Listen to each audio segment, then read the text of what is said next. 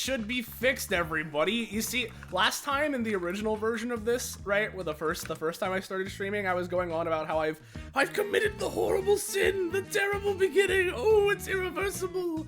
And what I didn't realize is that was me cursing the stream with like a hex of only me. I was in a hell of my own creation. I was, you know, I was alone. What a shame. I was stuck. What a rotten way to But die. now everyone should be audible, I believe.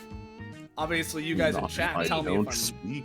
You guys in chat tell me if I'm wrong. But you should be able to hear all my friends and the music now, so you can hear everyone's favorite casual track.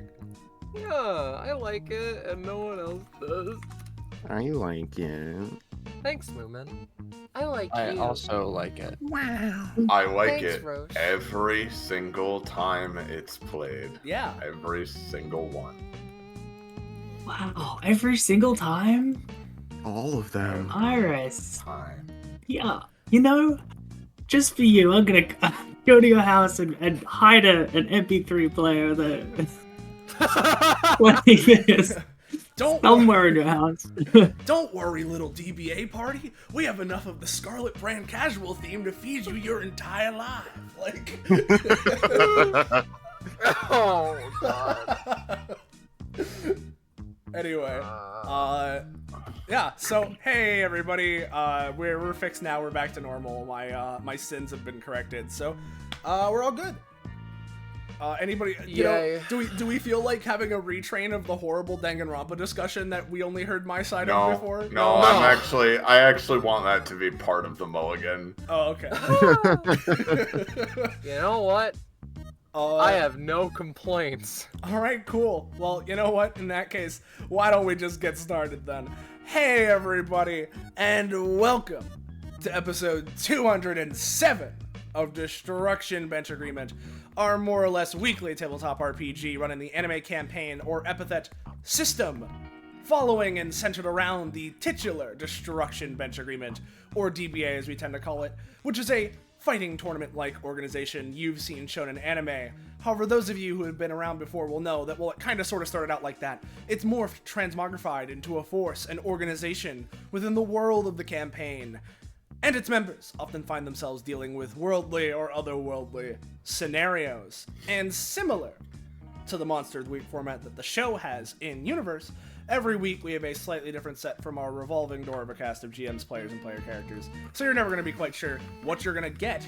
That is, unless you keep goddamn listening, because we always introduce the people immediately after I say that. Starting with our GM for this session, we got Scarlet.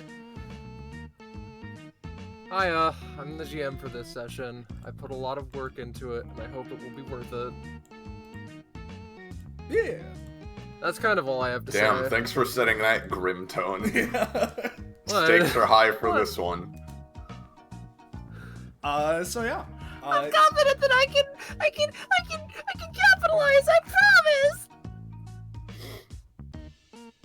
So we got our capitalism. players. Hey everybody. I'm player first being introduced. I am Patronic Soleil, whichever you prefer. I've been, talking. If you were here for the first version of this stream, you heard exclusively me talking. But now I'm just here as, a streamer. I'm primary streamer, and I'm here, and I'm streaming, because that's what the streamer does. If there are any issues with the audio or visual, such as what happened in that first stream, make sure to let me know, because oftentimes it's easy to overlook things when, I'm just sort of doing things and everything seems fine to me. So thank you for letting me know about the previous problem, and continue to let me know about any more. I'm playing Bishop and Cardinal, the Reaper Librarian twins. They're here as part of their continued investigation into the, let's say, the circumstances and situations, the matters, the whatever exact term you want to use, the specific goings-ons, however you would say it, of this thread of DBA things, most recently seen within episode 203 not too long ago. But yeah, they're here again. Up next, we got Roche. Hi everybody, it's me, Roche. You can recognize me from my distinctive reptilian scaly sheen. I'm here playing notably a character that resembles almost none of those qualities. Aika. They've shown up frequently, just like Bishop and Cardinal. The last episode they showed up in was just a little bit ago. The Jimmy Neutron character's full name is Reptilian Scaly Sheen. Yeah, I was thinking the same time that, you know, Roche said, like, oh, my character, you know, shares almost none of those features, right? And I was just picturing that, like, as they said that, like, Sheen from Jimmy Neutron had his face overlaid on top of Aika, you know? Yeah, but it solely fades that she is not the same. And she is not the same, yeah. Never heard of Ultra Lord. Hey, Gecko, who are you? Huh? Oh, I'm Gecko. And I'm playing hit character Mocha. You know, from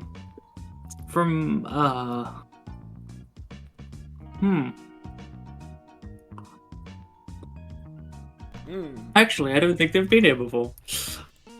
You know, astute observation, Gecko. Yeah.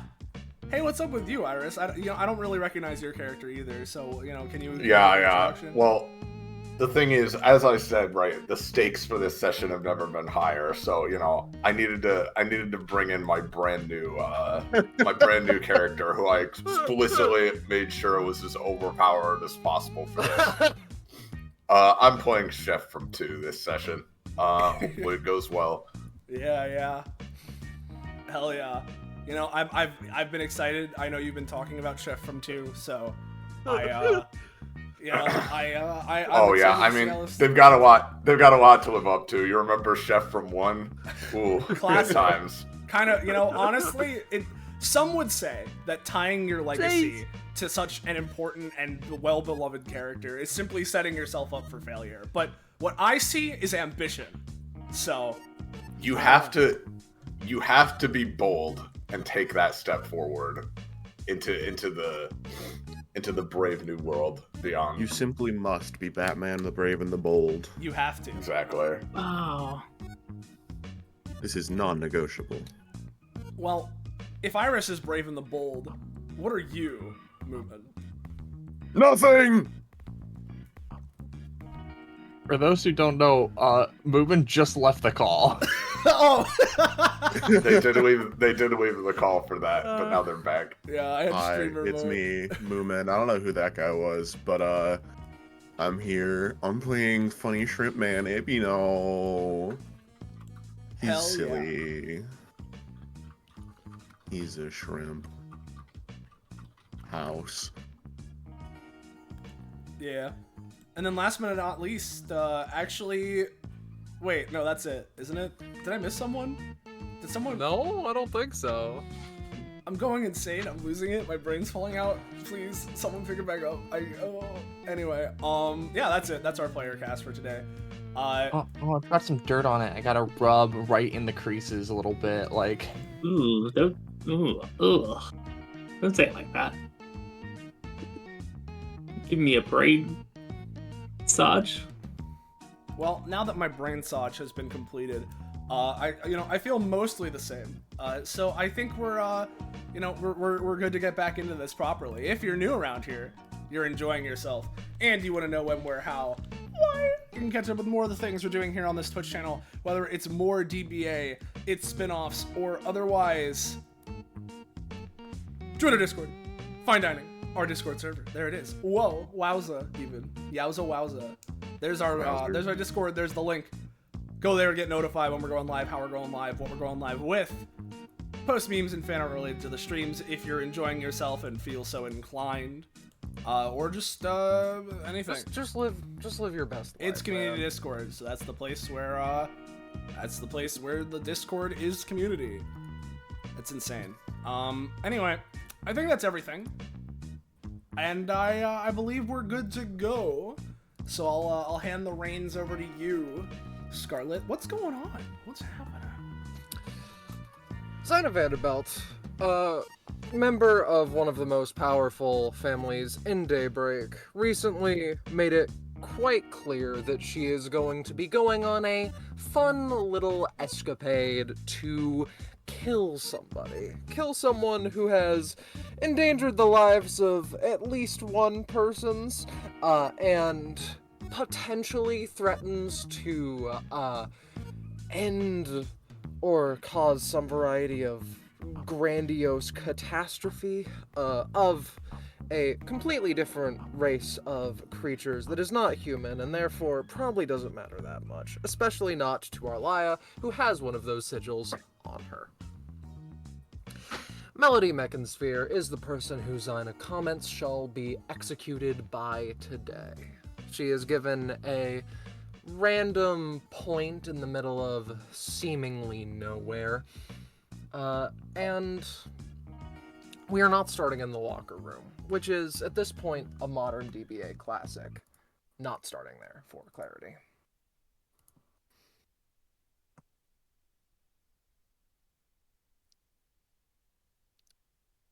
It is a sort of quiet day.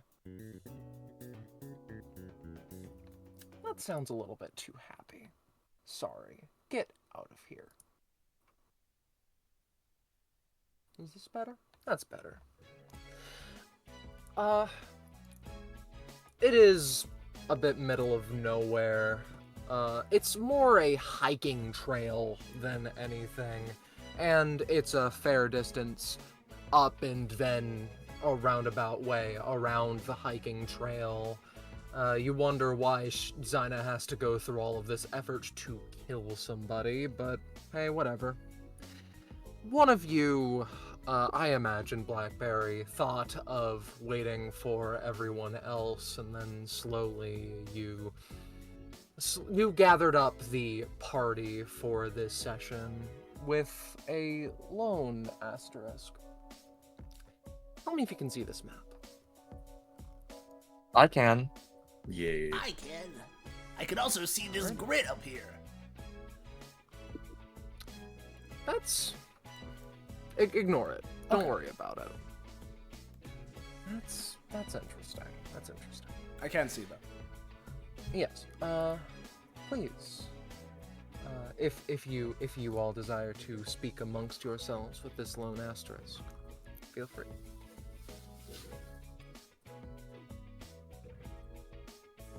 Right. Aika is sitting where she is, and for lack of a better term, she looks very uncomfortable, as, you know, like, one of her hands is kind of like gripping into her knee, and her leg is just kind of tapping on the floor. Or her foot is tapping on the grass, I suppose, would be a better way to phrase it.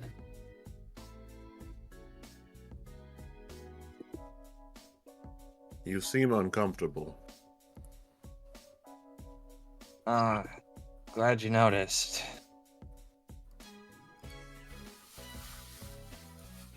Epino, kinda- meanwhile, is very relaxed, arm slung back over the bench, legs crossed.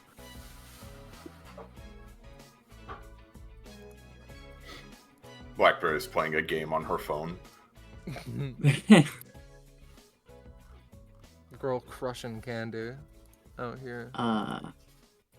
Emerging Day Mansion. Emerging magic. Yeah, Mocha is as I'm unsure exactly of to the extent that Blackberry has had contact with them, but presumably they were shoehorned in by the DBA itself. But they've got a Chinese straight sword on their back, which is a kind of a stark contrast to their sort of barista get-up.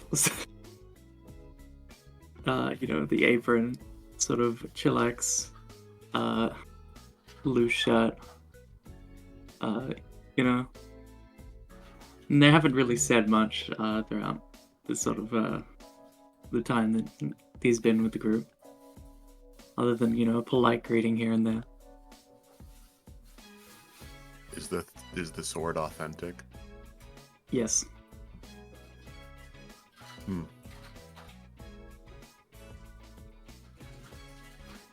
You guys have all got some pretty cool blades. I'm glad you noticed. Ika's eyes like flit to Blackberry for a moment. Her scythe is not out at the moment, but considering the two of them have met before, she imagines it's a matter of she just knows Ika has a thing on her. Yeah, yeah.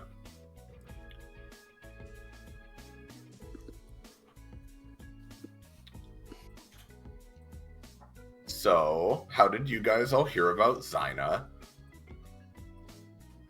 Met other day. Same. So, you know, she frequents my coffee shop now and then. Oh, really? That's not suspicious at all. That sounds what, sir? No, Ika, like, under her breath muttered, "That's not suspicious at all." Oh, I see, I see. Well, I mean, he kind of just shrugs. So you are proper acquaintances with our benefactor? Oh, no. Of course not. We've simply talked.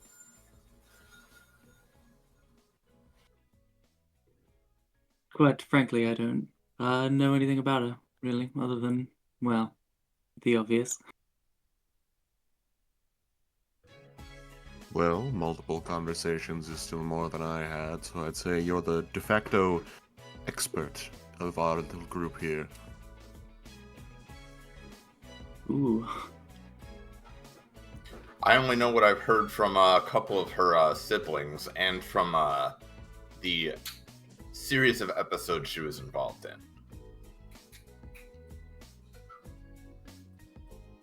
in.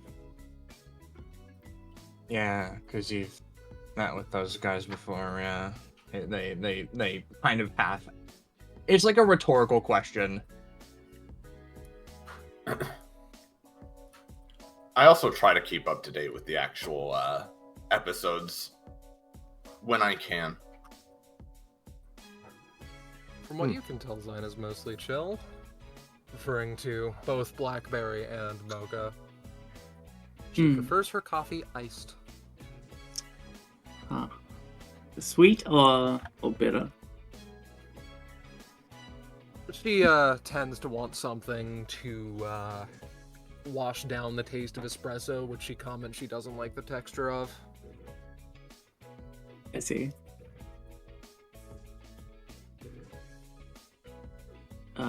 Sweet Sort of too, almost- isn't clear.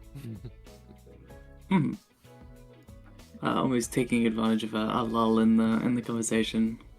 Mocha sort of gracefully gets to his feet and sort of motioning to Ebony first. So, would anyone like a beverage while we wait?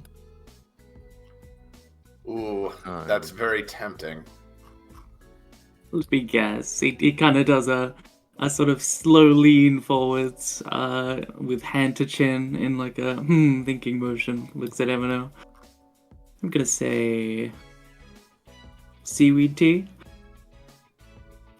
Seaweed. Yes, it's quite nice. I'd say a salty, robust texture to the tea when I'll take Given an enough English time. breakfast. Oh. Didn't strike you as an English breakfast. Well, you know, I might be getting rusty, he says as he whips up a beautiful brew. A nefarious brew. I saw your dice rolling across, and I thought it was a boulder coming down from the sky. Kills you with a bother. Dude, imagine. Anyway, Uh-oh. yeah, no, you create the English breakfast in a cup. Yeah. He'd do the same for each person, essentially. Like, putting his quote-unquote barista skills to test, sort of guessing. It's like, Let me see. You struck me as Have you ever tried Rocky Road hot chocolate? Ooh, that sounds really good. Oh, it is. Coffee Yeah, it tends to tends- make me really, really jittery, so maybe something with a little less. At least for now. I mean, we gotta stay focused. Just a little something to keep up the old salt and sugar reserves. You know, your body needs it to run. He'd do the same for them. I don't need to roll. Debatable, but thanks. And then Iga. Ooh. Her eyes like lock onto you. Ooh, yeah. You're a triple black, extra shots kind of person, am I right? I don't drink coffee. Coffee doesn't work. Alcohol doesn't work. Nothing works. Well, how about some fresh fruit juice?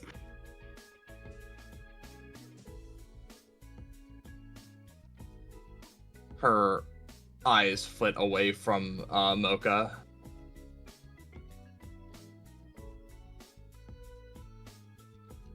Well, if you don't want anything, that's fine too.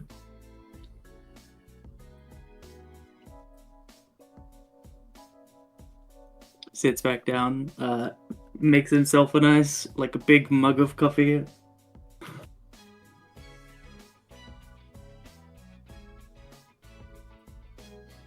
So, this isn't related to the mission at all, right?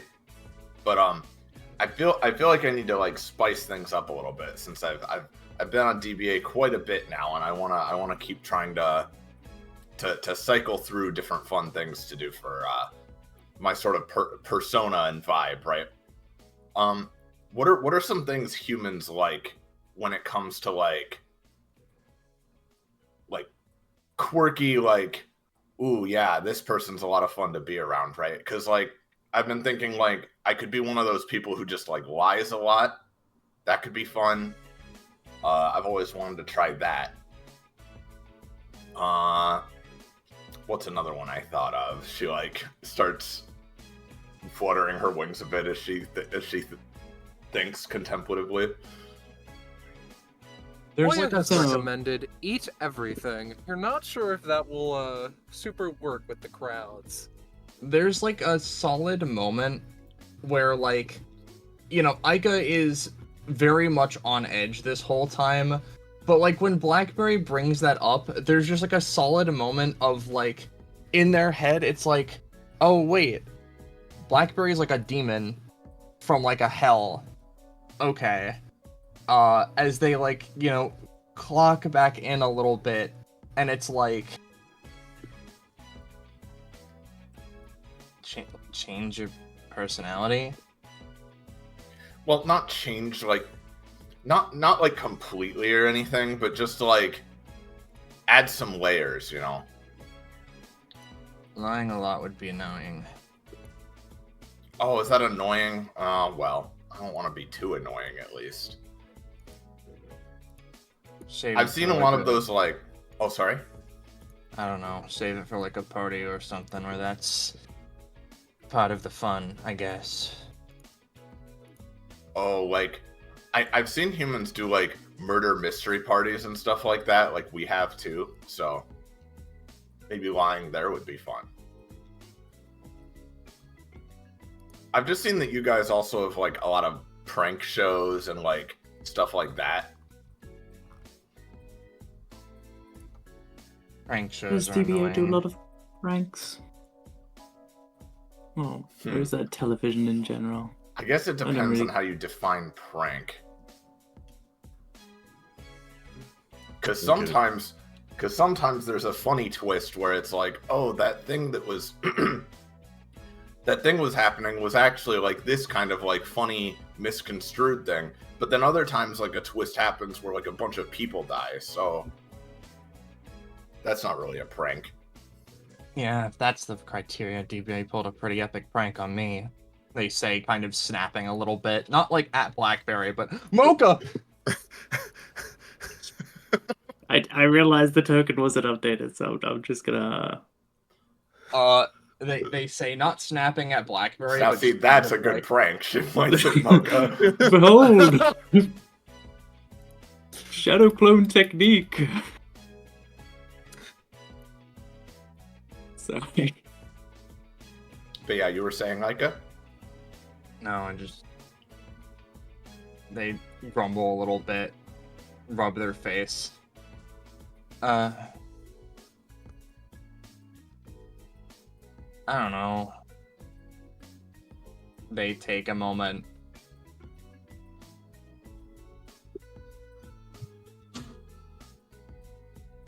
Did something happen between you and DBA? She like looks at BlackBerry, and there is a solid moment where it's like, do I explain this like right here in front of these guys, or like do we wait on this or something? She currently decides to answer like, I don't know, maybe being like more inquisitive about things would be a fun trait, or maybe like, I don't know. I'm not certain of things like that nature. I mean, Like asking questions just all the time. Ooh. that might get a bit much. Actually, you know,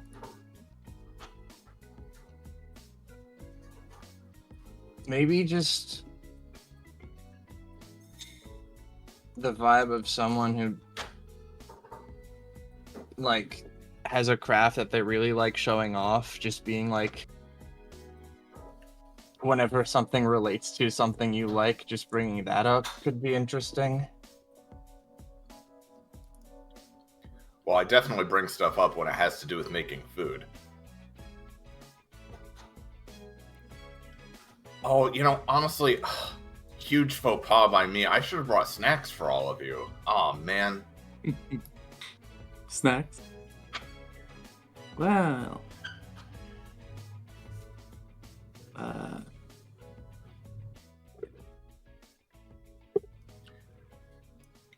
I was just so focused on not distracting myself with this whole thing.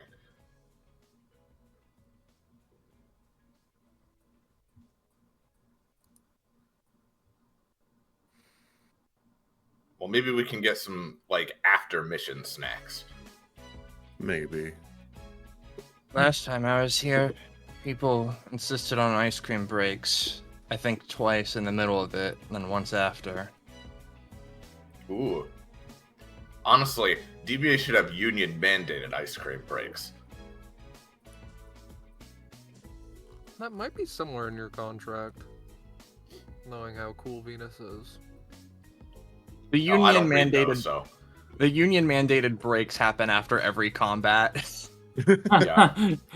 That's what they wheel out the sabotage. Yeah. I would All right, prefer come not on. to have ice cream breaks. It makes my teeth hurt. You know, I have donuts if you'd like. Yeah, I mean, there But shouldn't just be ice cream at the ice cream breaks. Such limited thinking. I'm not particularly hungry at the moment. You're That's from fair. a hell. You're from a hell, right?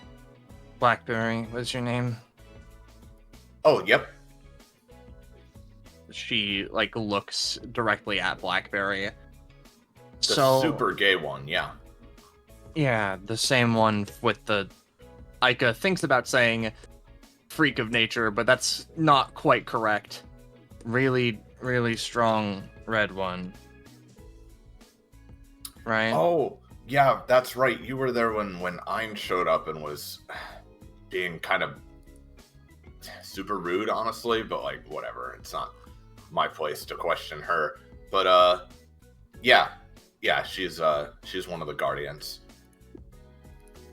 There's an expression on Ica's face where like, you know, It's maybe clear she expected a separate response than the one that Blackberry gave, but she is pleasantly surprised by the one that Blackberry said.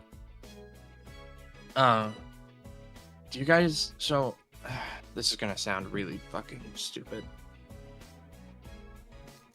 So, how much is the devilish, demonic part of things more than just being gay, I guess? Like, are there pacts and summonings and things like that that people do with the people that come from your place? Probably here and there, yeah. I know that there's some like, you know, niches of people wanting to like visit other realms and stuff like that. But I know that the Guardians want to keep that stuff as limited as possible because there's kind of a pretty bad history between humans and our world and them trying to do bad stuff there. So they just don't want a bunch of people showing up without them like knowing about it, or a bunch of people leaving without them knowing about it, you know?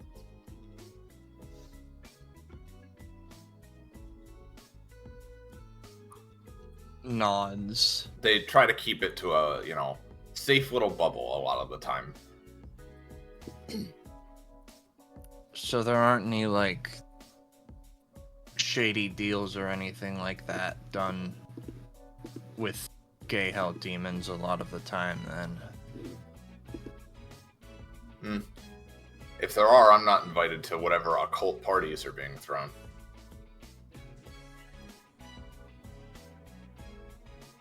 They pause. They go a little quiet.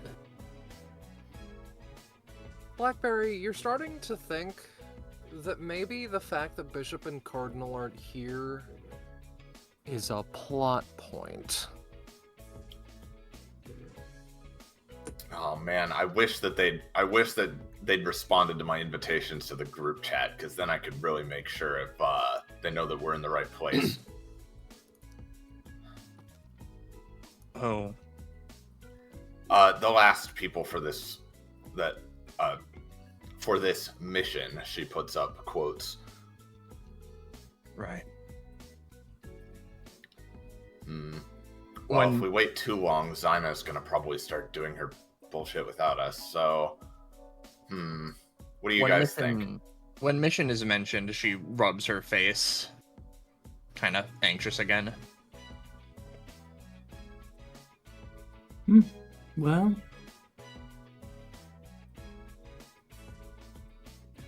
Yes, I suppose we should get going. Get going where? Wasn't this the place we're supposed to be?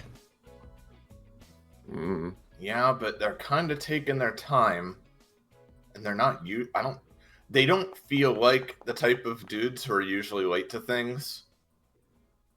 You know? The location that Zyna mentioned is further into the forest, if that wasn't clear. Oh. Yeah.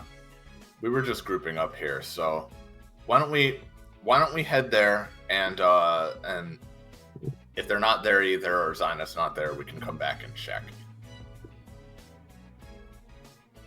Sure.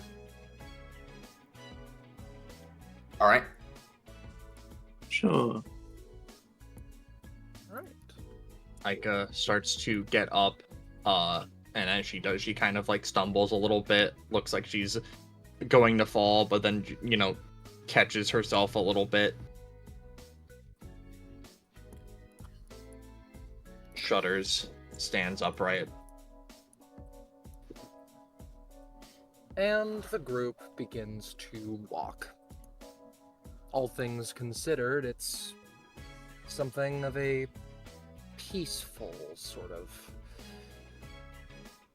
It's on. It's nice.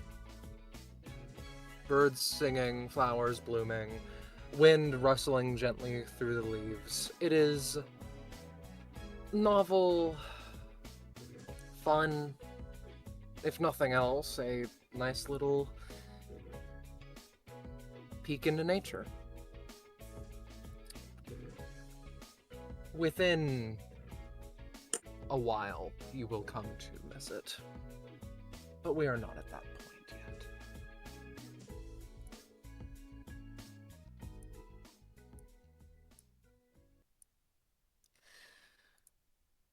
The camera cuts deeper into the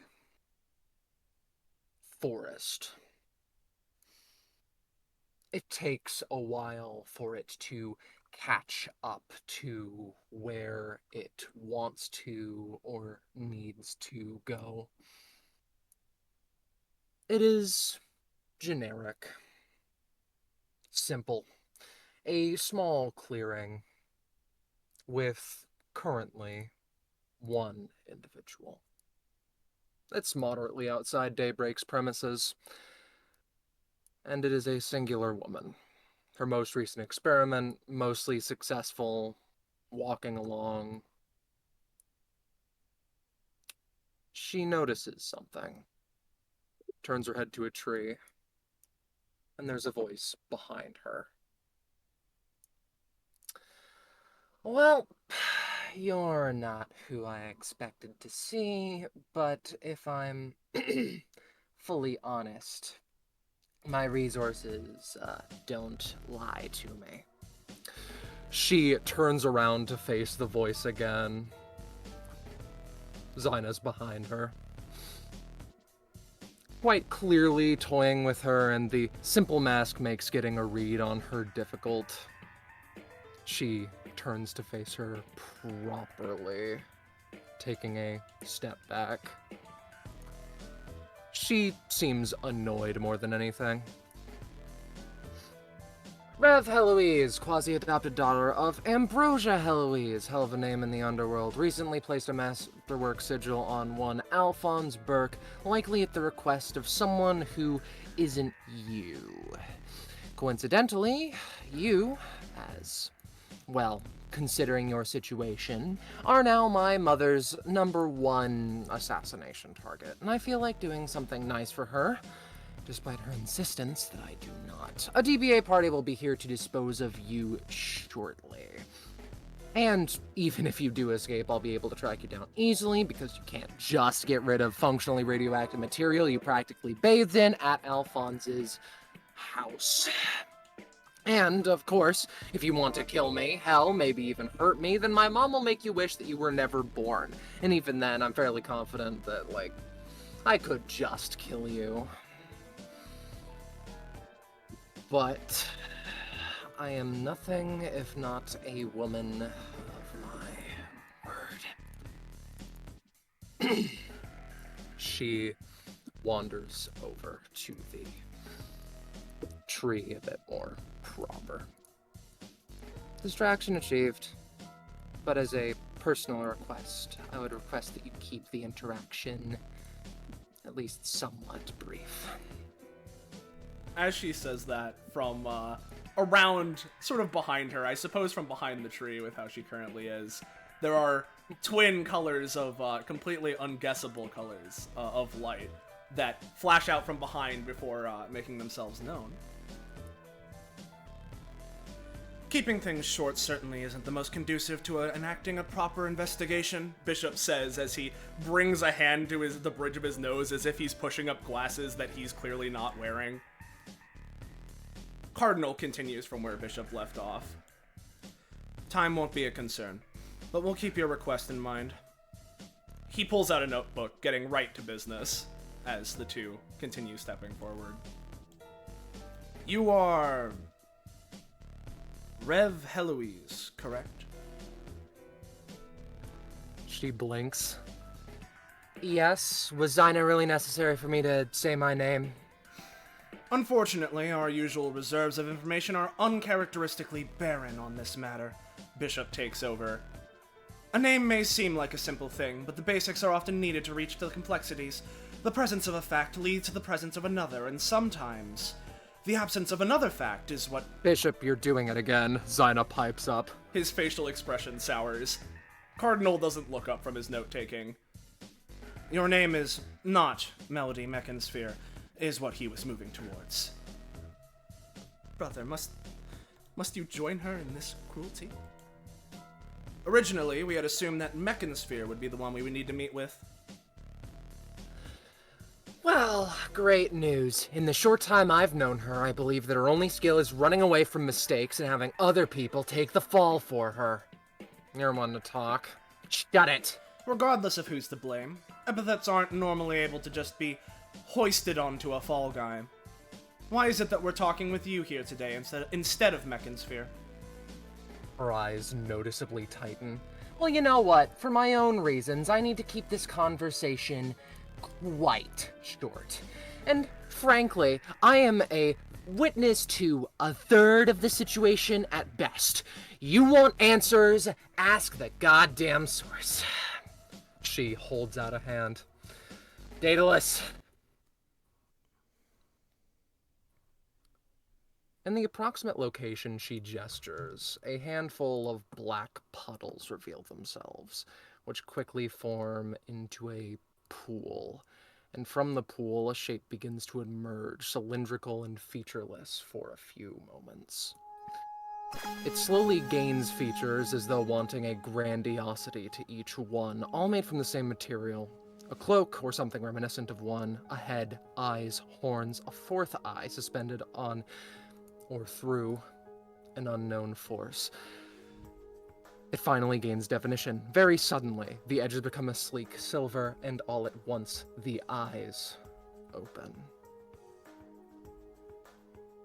For a moment, one could assume it is a beast, something that lacks the capability for speech, especially considering it doesn't have a mouth, but it communicates nonetheless.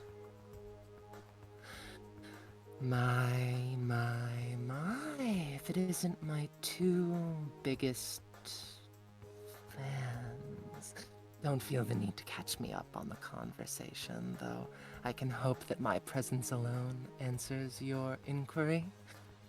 It speaks the final portion as though it's something the brothers should know.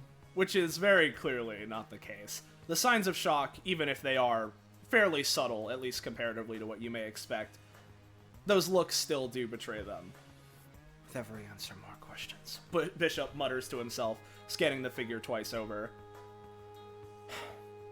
Your presence does bring potential truths to light. Your name was said to be Daedalus.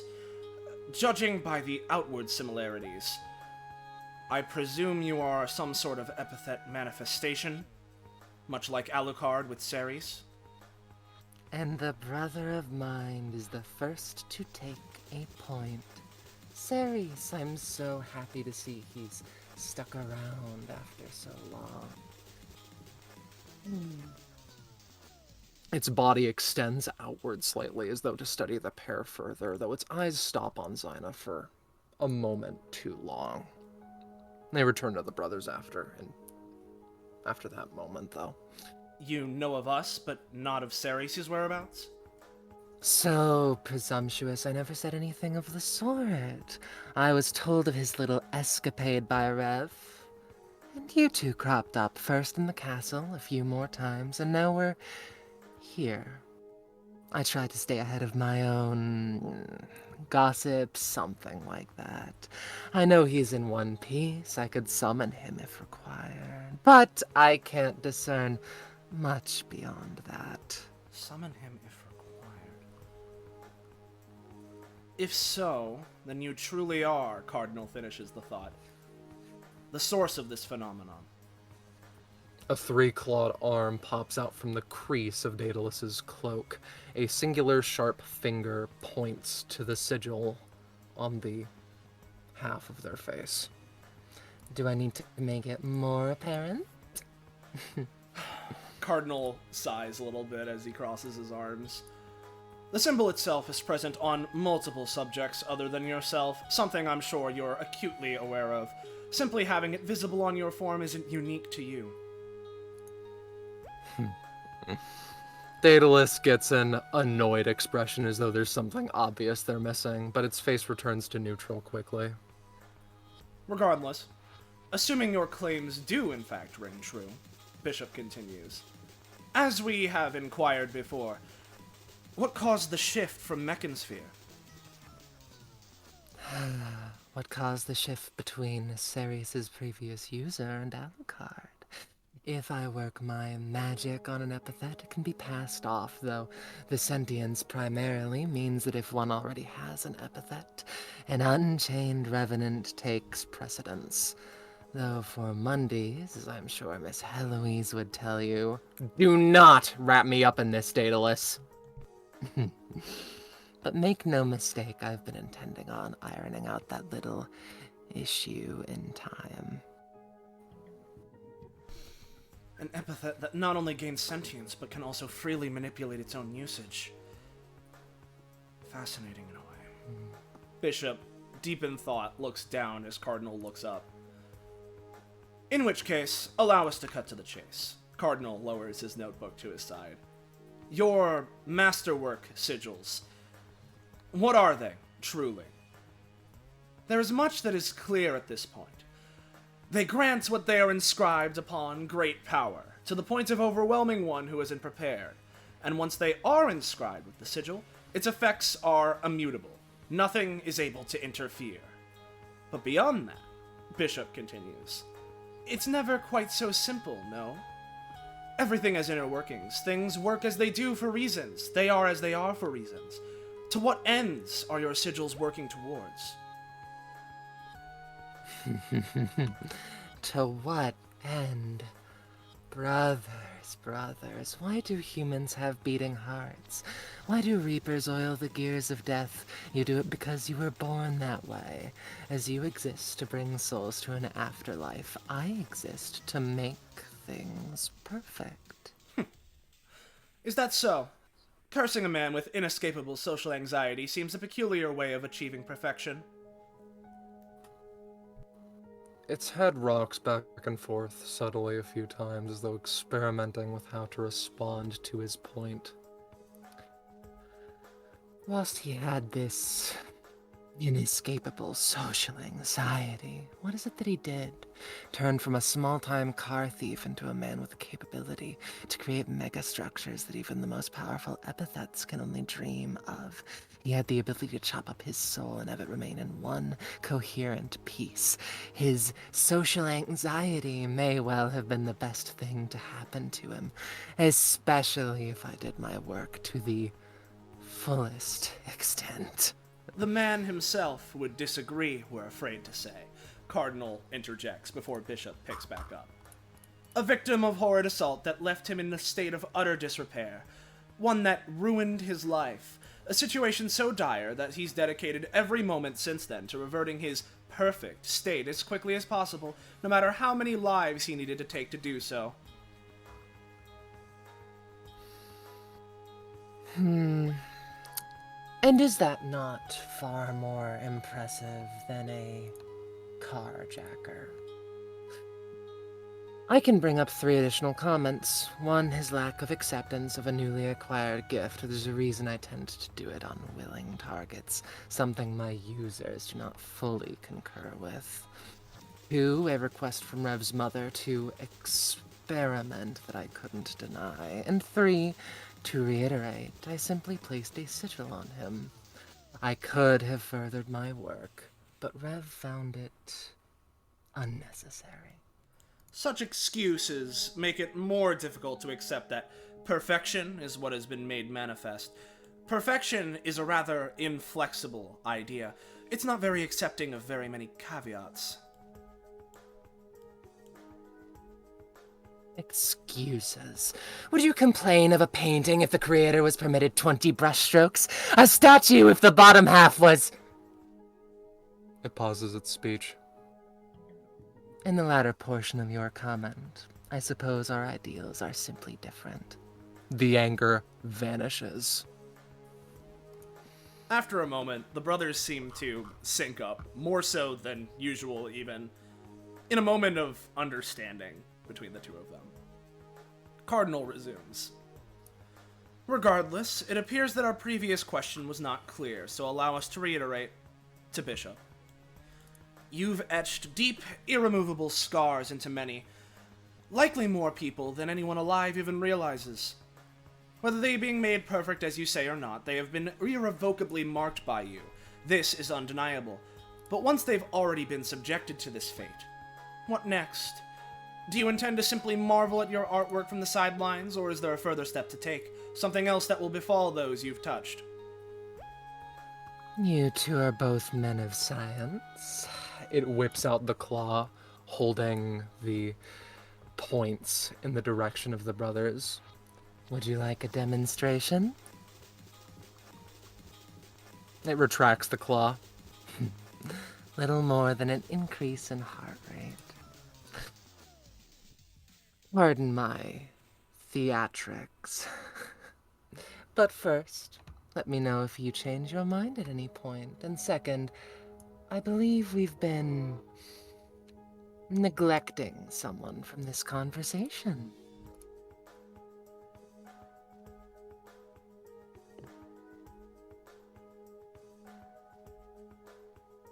Its eyes turn to Zyna, as though expecting her to speak up.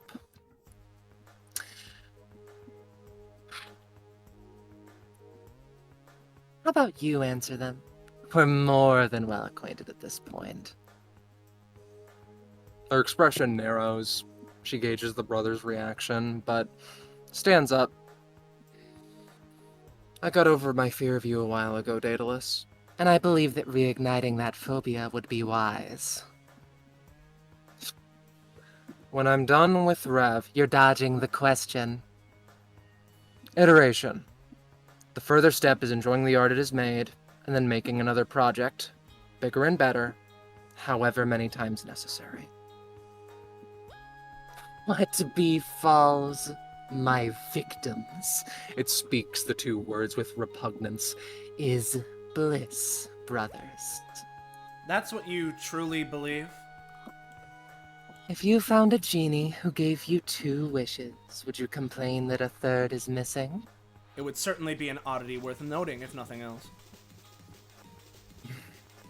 I believe were I human, I would thank him and leave it at that. While a kind gesture, if you are in the presence of a djinn, it is common knowledge that you need to be exceptionally careful before making the proverbial leap of faith. Notoriously, said wishes have a tendency to come at grave costs, such as having it twisted in a monkey's paw scenario, or additionally being afflicted with something such as, perpetual social anxiety perhaps, so any oddities involving the djinn's behavior or the nature of their deal is extremely important to consider, no matter how minor. It sends out a claw again. Alphonse at no point told me any wishes, but if either of you care to whisper your dreams unto me, I can elucidate you as to why so many have taken my offer. But you see, language is a fickle beast. A djinn who gave such a claim could mean that in earnest, but just as likely, the moment that Cardinal and I fell to temptation and sin, you could flood our minds with unwanted memories of every one of your previous masters, all of their wants, desires, struggles, and the paths in their lives that led them crawling to you. Once the 2 of us were finally out of that stupor, in an indeterminate amount of time, might I add, if we were to complain, you could simply say that you did exactly what you said you would, a classic Fey-like trick. I find myself dejected that you believe I would so quickly scorn the opportunity to work on an actual Reaper. Has my first impression truly soured you so swiftly? Rev's eye twitches. Our nature as Reapers is irrelevant to the hypothetical that I am proposing. Au contraire, would you scorn the chance to paint with colors unknown by any race? Would you turn down the chance to taste ambrosia? I recognize when opportunities will not come again, Bishop. Such is why I've allowed us to speak for such a length of time. But you see, the idea that such ulterior motives are potentially a factor in the djinn's decision-making is precisely why caution and attentiveness is paramount. In fact, it is the exact line of thinking. That is why, in the first place, we are asking you all of these questions. Daedalus! You and I both know that we need to get back home and fast, and I believe I've given you more than enough conversation time, considering our notable crunch. I suppose so. A thanks is in order, though the Vanderbilt makes escape quite impossible. Not the word I'd use. We simply need to perform this with more of a fine-tooth comb.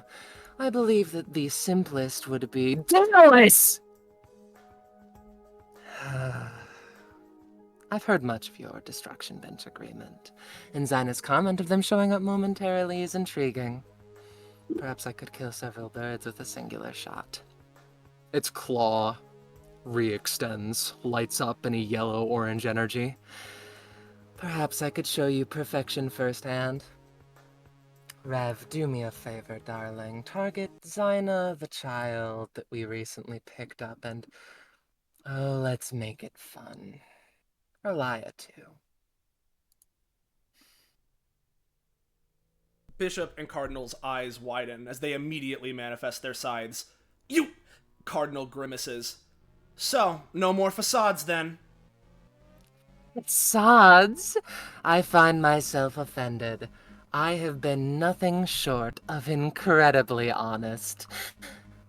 As it inhales, 5 things happen at once. First, Zyna takes her scythe, gets into a crouch stance. 2, uses her outclass. 3, her astral class. As the astral class is charging, she moves forward in a flash. With no hesitation, Daedalus is sliced down the center. She teleports nearly to catch up with the scythe. 4 would be moving forward.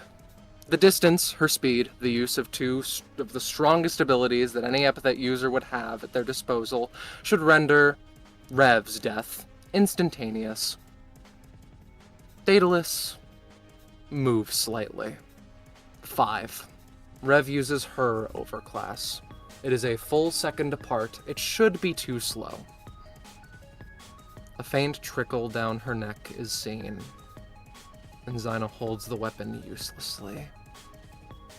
Handshaking expression, unseen by the brothers in camera, like Rev's lone visible eye, giving the masked woman the look of someone who has won a long battle between siblings. Daedalus wanders, and with no hesitation, grabs Zyna as she vanishes into the black something that it is. I was hoping you would take my request to reignite your fears seriously, but you've not awakened yet, so I can only partially blame you. And if it is a distraction that Rev requires, that is more than manageable. Perhaps our friend could dispose of the brothers for ease of all involved. And, of course, you all see only the tail end of this scene. Speak of the devils, I do suppose.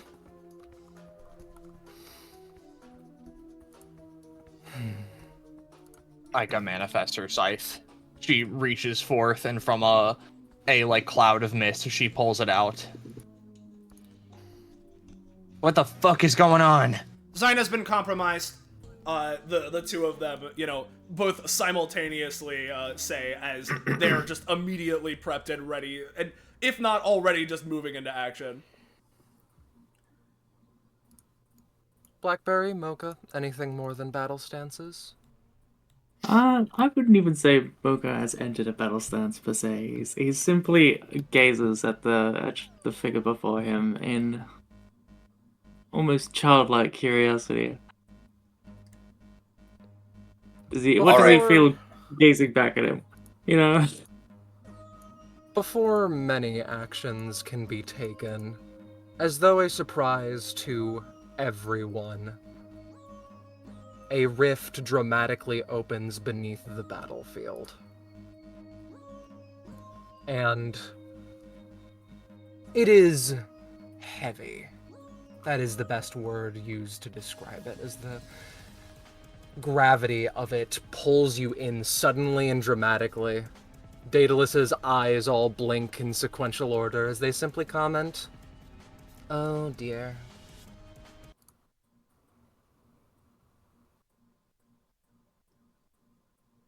And thusly, here, the scene ends.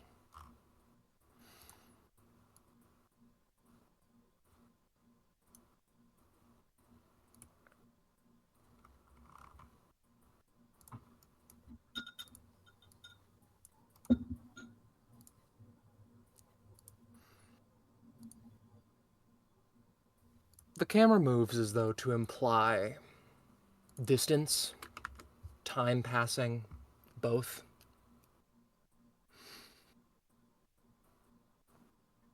The place that the party would find themselves is odd. Macabre. Though, then again, perhaps even calling it the party would be disingenuous. Bishop, Cardinal. You are not sure how long has passed, but what you do know is that you are awake. Loading somewhere. Let me just... If anything, in fact, you dart awake. You find yourself in a place that you were not near, nor were.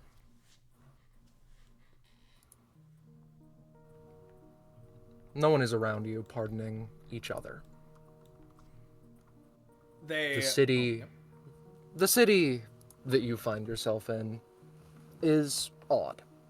As Reapers, you know what the underworld is. And it feels like you're back home. But all of the furniture has been rearranged, or you woke up in a place where you shouldn't be, or something, one way or another, isn't right.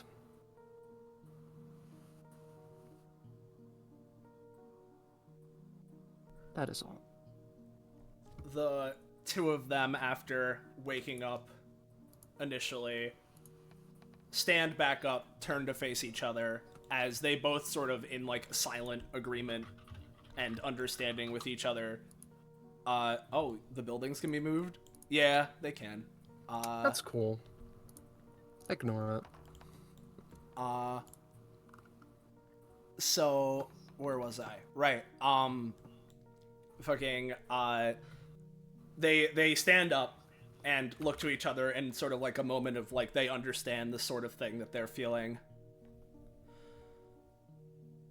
Brother, I assume you do not recall precisely what happened? Other than the fact that we were, well, dragged into whatever that abyss was. Past that point, no. I believe we have the same amount of recollection in this case, Bishop says, turning, around and looking and observing the environment. I'm gonna assume that none of the other DBA, like any of the rest of the party, or even Daedalus or anyone else, are like, There are no people here, let alone people who are compatriots of yours.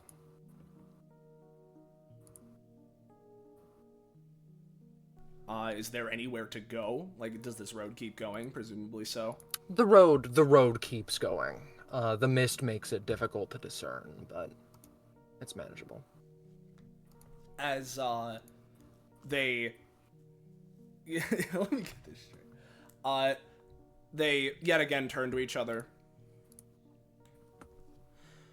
Well, regardless of the situation, Cardinal says, we need to figure out precisely what's happened. Find the others. They, sort of take their hands, lay them, at rest to their sides, look to each other again, nod. And, nothing to it but to start moving. So, we're gonna go ahead and, I'll choose north or south, I suppose. Let's choose north.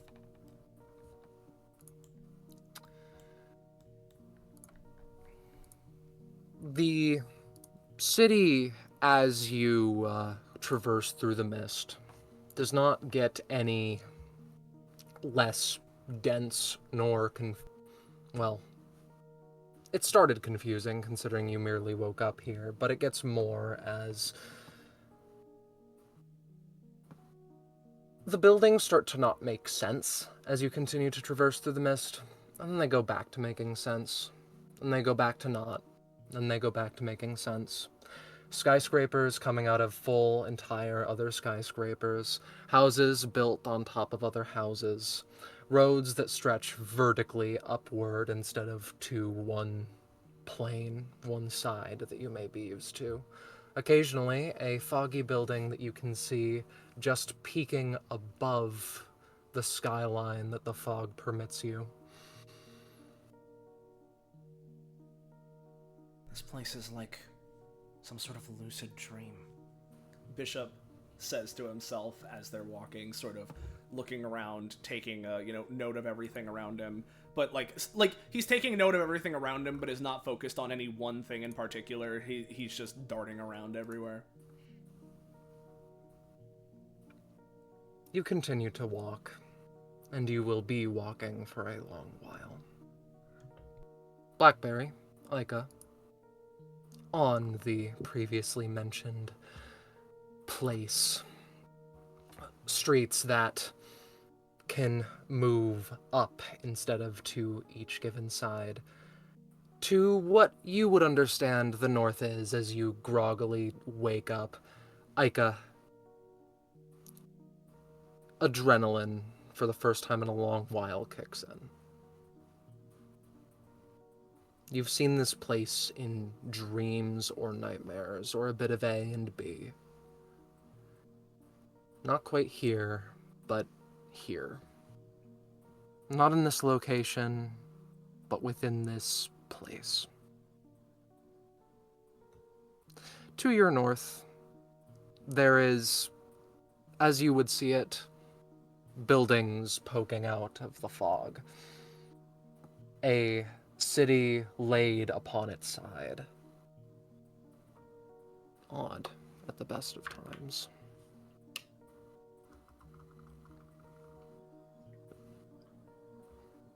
Oh man, just once I wish that DBA's whole put you in the dimension thing as soon as you get somewhere wouldn't happen to me today.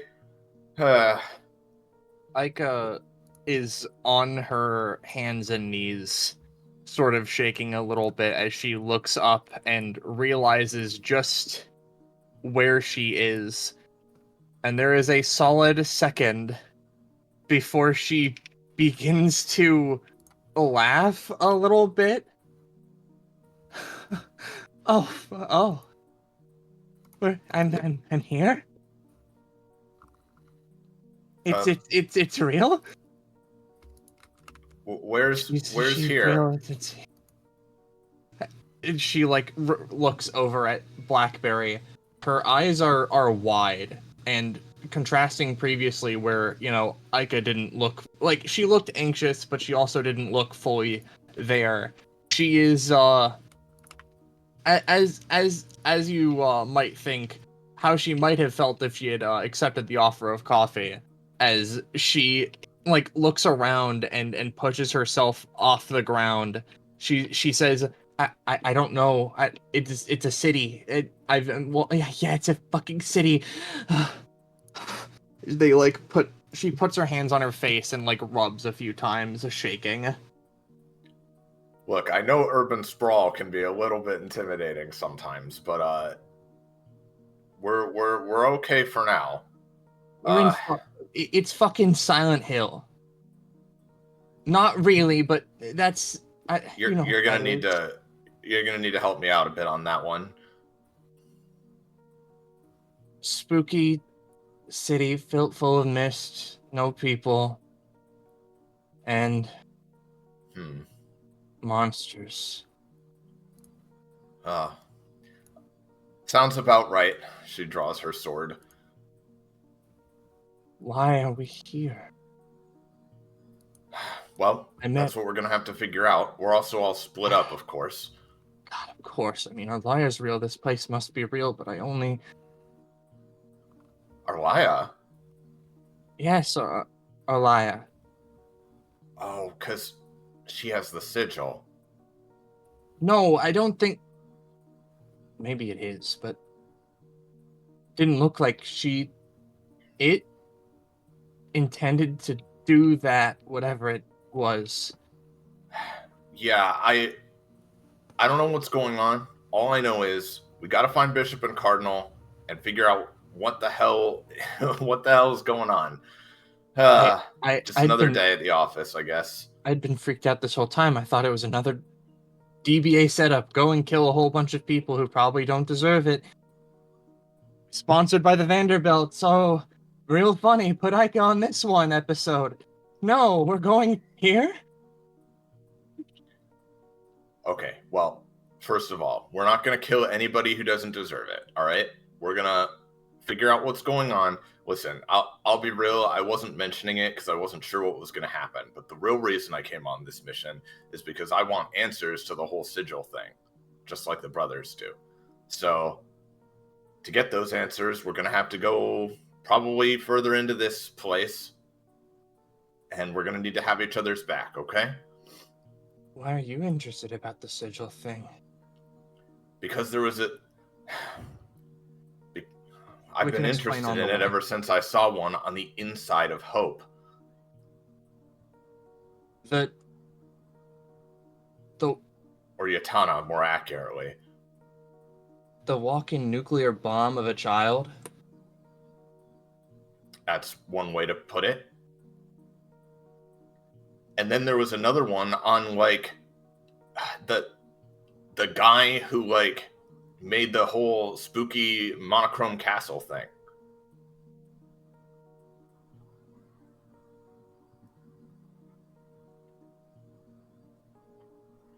Him, Aika says, thinking a moment. Some faint recognition in their eyes. They shake their head. It's all connected, and, you know, we've been put here to solve the mystery, clearly. So we're going to do that, okay? Okay. And again, Yeah. I know that this is a little freaky, but all we can do is try to protect each other, okay? Like, if her scythe had demanifested, she would go and try to reach out and grab it again. Hey. Assuming she's not stopped. Mm-hmm. She takes a step closer and gives a little smile. Can any of the monsters fly here? Depends. The ones I saw look kind of like big cats or deers. Well, I still think this is worth a shot. Right? Vaguely. She takes Aika's shoulders if allowed. And if she does not react poorly, she starts flapping her wings and takes them not like super high up, but just enough to have a decent vantage point of the surrounding city as she starts looking for anybody else. I imagine, like, as they are like flying about, they can give additional like information to each other, like share their things. Like, would at least, you know, impart why they've been roped into the sigil nonsense, but we can shift along. Yeah, Blackberry would be asking her more questions about what she knows, but we can move on. Well, before you move on, there is something small. As you do fly up, gravity quite suddenly shifts. And then you are facing downward to the city as you see it. The fog makes getting a good look of this place nothing short of a nightmare. In the corners, you can see wolves of some variety dash off, but no one human. No one that even resembles human, furthermore. But you fly around.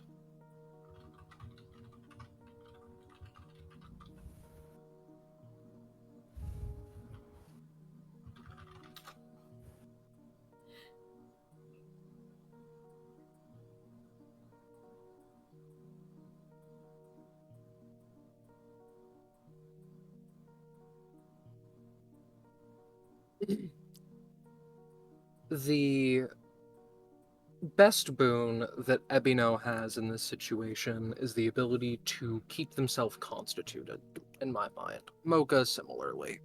They do not have insight that, the other two individuals, the other two groups could potentially obtain. But you can at least keep good track of time. It was like this place tried to take consciousness from you for a moment or two. Like it tried to trick you into thinking you've been asleep for 12 hours and overslept a bus ride. It hasn't been more than 15 seconds when you properly piece yourselves together.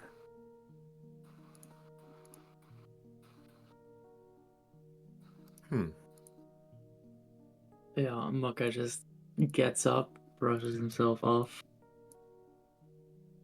sighs. Well,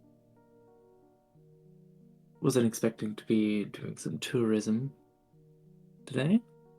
Looks around. Me neither, says Ebino as he gets up just off the ground. Is it just the two of us? Mucka casts his gaze around the area. Seems the part. He gives a nod. And he'll draw his blade from its sheath. It still seems to be tinted a deep brown, and there's like a dragon inscription sort of running up the length. He taps it on the ground and does a quick swipe, just to see how the terrain reacts to an attack.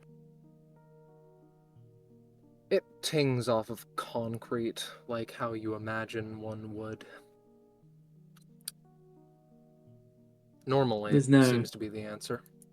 There's no strange vibes, as if attacking the terrain is reflected in the atmosphere. Not in some paranatural way. Mm-hmm. With one swift motion, he just resheaths his blade.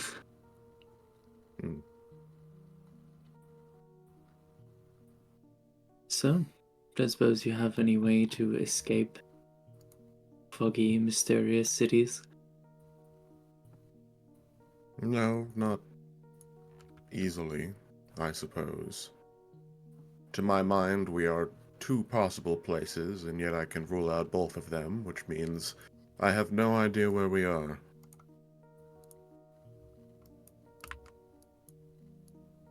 Well, I do hope this isn't purgatory.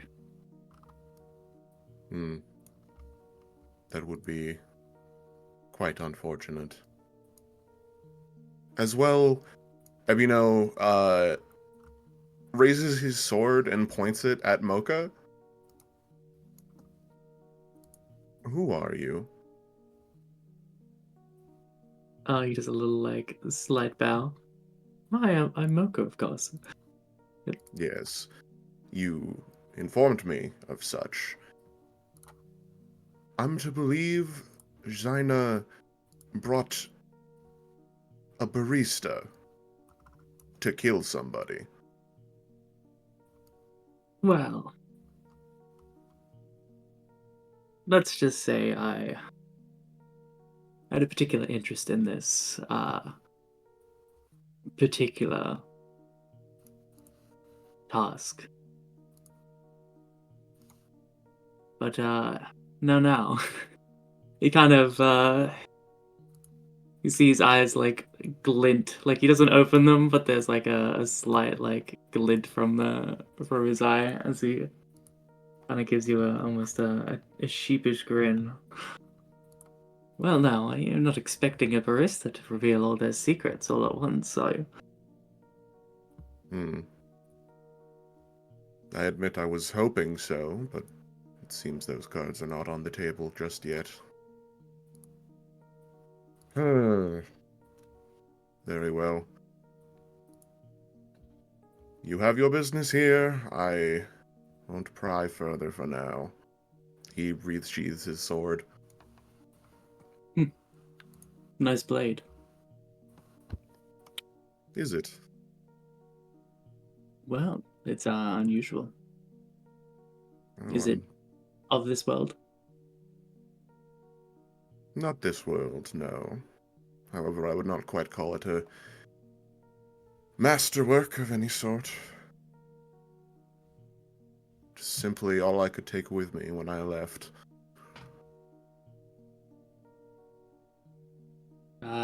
You obviously can't see where he's looking, but his gaze seems to lock under the blade as if studying it. Before he begins slowly sort of sauntering in a direction. Almost it does like a little eeny meeny miny mo, and then just picks up like a... Oh, I control both of us. Apparently. Odd. You have to I deselect think- everything. Yeah. basically. Yeah. Well, best to move than to stand still. Although, I hear it is best practice to stay right where you are when you're lost. Eh. I don't really care about that. Neither do I.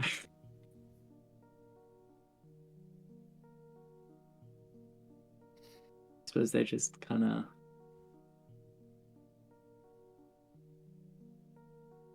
We Fair walk. enough. Gas stations with malfunctioning pumps that can't help but spill water. Water from those pumps that tilts off at odd angles. Wells of ancient make that have seemingly withstood the test of time.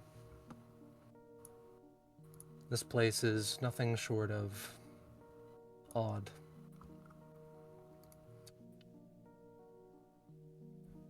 Give me a moment.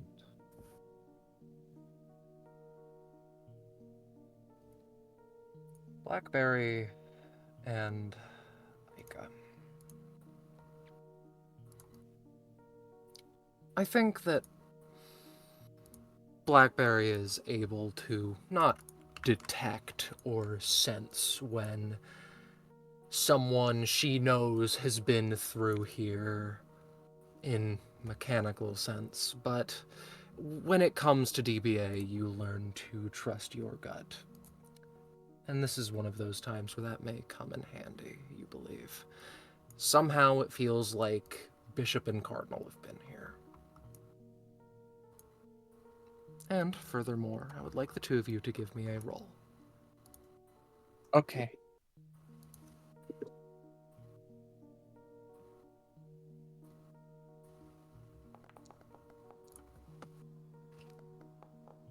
Okay. Well, isn't that funny?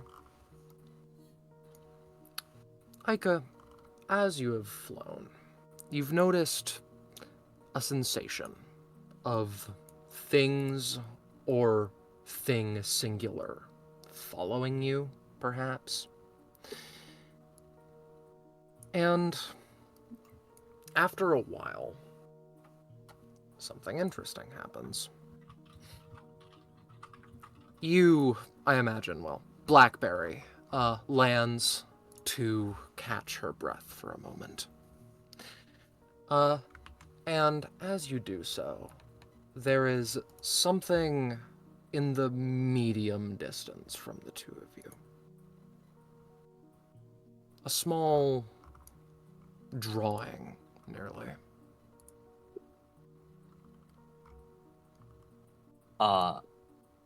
Ika, the second they land, she twirls her scythe and turns directly around. There is nothing. Not right now, at least.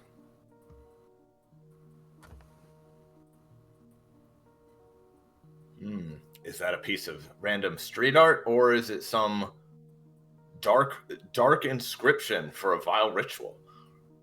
Don't know, but would be entailed. Oh yeah? She No, turns to look as well. I should mention that the odd paint-like structure is floating in the air like a 2D image that perpetually faces you. It seems the kindest thing so far, dare you say. Has Ica ever seen anything like it before? With the 20, yes, once or twice. I imagine that your interactions were brief, but so long as it was with you... So long as it was with you, you weren't attacked by things.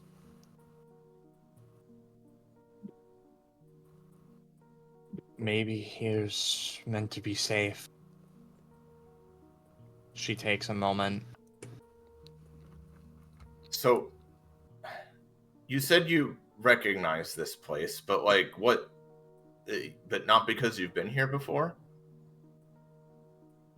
Difficult question. They answer. I'm not. I don't. I wasn't. I never. Not like this.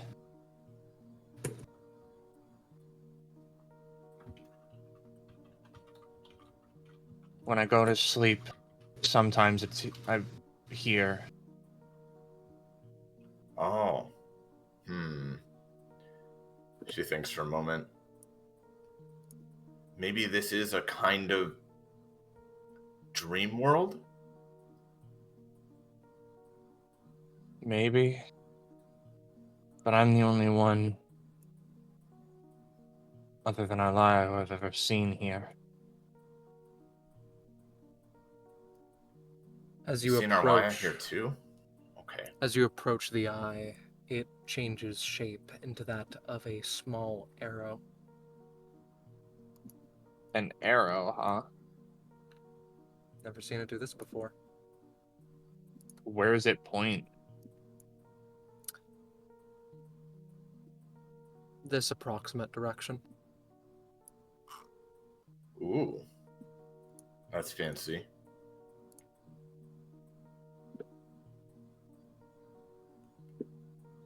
It's small enough to potentially snatch out of the air if you wanted to. Can they touch it? Yes. It's odd. It's like... Imagine chalk on a sidewalk that you were to touch and your hand were to pass through, but the sensation of that chalk does not move from your hand, as though it coats it or as though it is stuck in a plane of chalky sensations. It feels alive in some macabre way.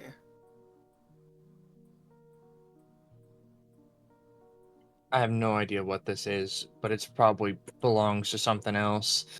And in that case, there's probably nothing good that comes of holding on to it for too long, or maybe there is something good that comes of it, but for right now, I guess we're holding on to it because it brings us directions. Yep. It's just a matter of if it's leading us into a trap or not, but either way, we gotta follow it at this point.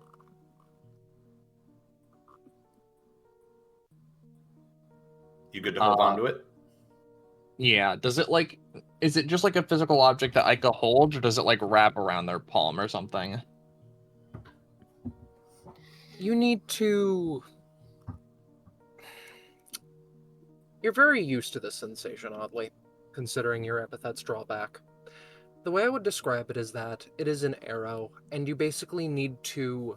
It floats where you, leave it. So, were you to want to grab it, you would basically need to move your hand, grip onto it, and pretend that you are moving it around, and it goes along with you.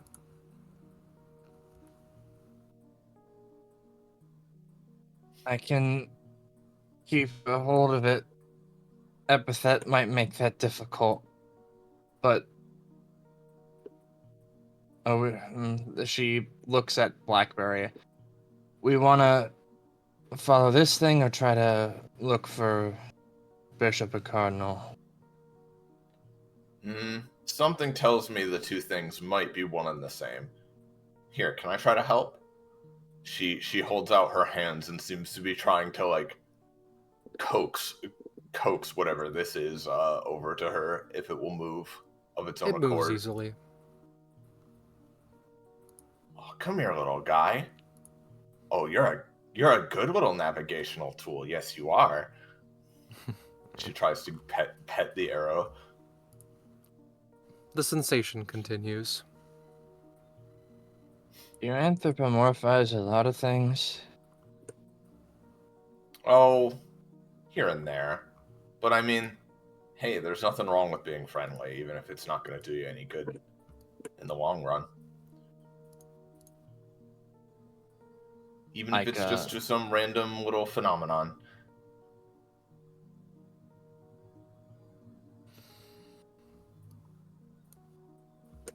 Like,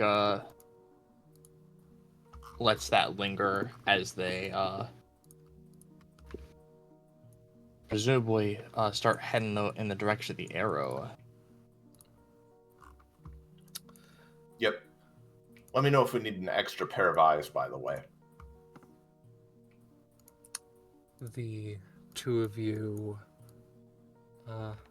for better and for worse equally, miss the two wolves that have made their presence known.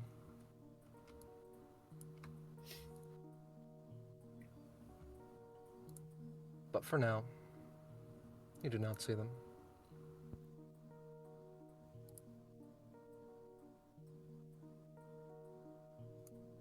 Houses that fractal in on themselves. Skyscrapers with pieces removed that shouldn't be together, but still somehow are. Careful, Ika. I feel like the whole world under our feet could just shift at any second. Mm-hmm. It does once in a while. It's how I feel always. Not much different. I mean, maybe it makes things interesting at least. Difficult. I've been there, sort of. Okay, that'd be no.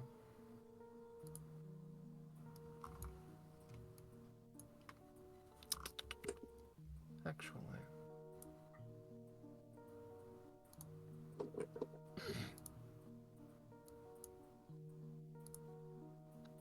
This one isn't revealed, is it?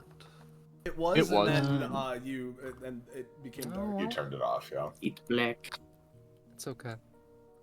I'll also do have not- you do know, not right, concern while we're yourself. in this part, I don't know if this is intentional. We have been able to, like, see past the grid in the fog in all of the maps thus far.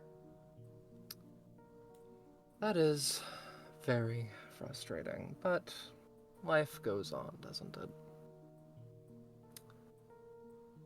There? There we go, and now we can't Yeah. see past it. Yo. Whoa. Odd. Okay, else. Exceedingly odd. Continue, What though. was Equisteel? I think you have two settings mixed up for what you think they do versus what they actually do, but it's fine. It doesn't matter. Alright.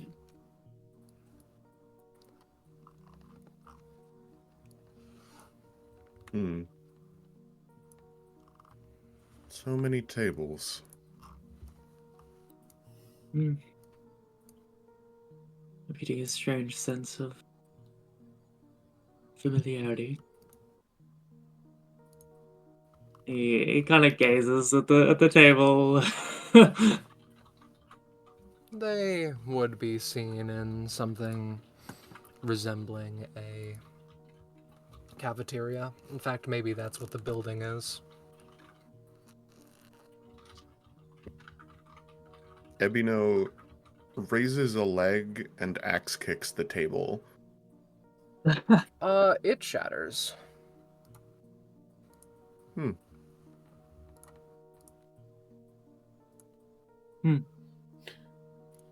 Couldn't have been more than $10. He sheathes his blade.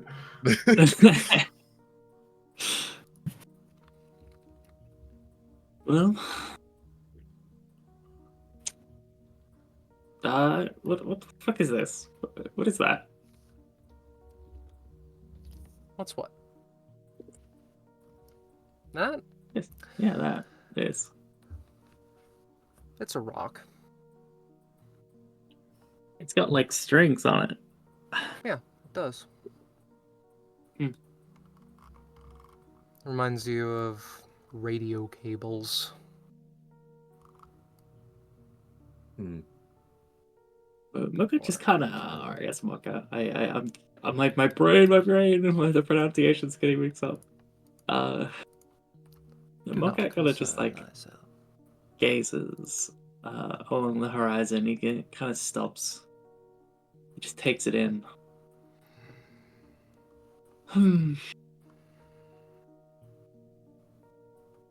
This place,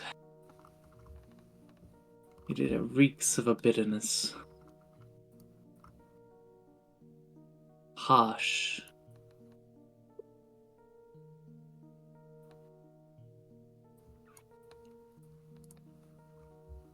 You'd agree, yes?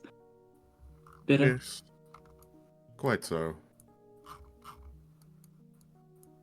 I wouldn't say dry. He kind of like looks around with like hand on chin. A bit too foggy for that, I'd say.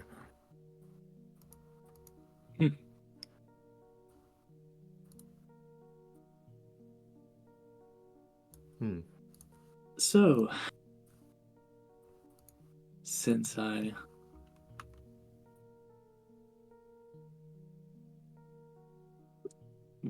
I figure I might as well bring this up. That sword, I can't help but think of it again. You say it's not from this world. Does that mean it's made of another worldly material, or No, quite simply, it forged of is steel, but from blacksmiths of what? A hell, or meteoric iron. oh, fascinating. It was part of one of my siblings' experiments, attempting to subdue matter down into a more compressed state. Very interesting. He again strokes his chin.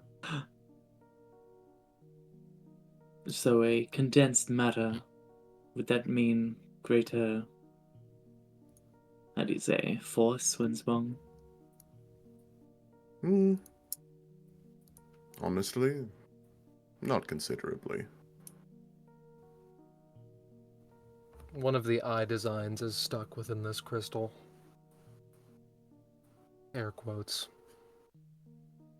It's striking because it is not nearly as iridescent as the rest of it. Mocha just steps around, seeing if it follows within. It does. Hmm. And then the thing slips to the edge of the crystal, and then it pops out, continuing to stare at the two of you, as it were. Seems we have a spectator. So Something would. along those lines.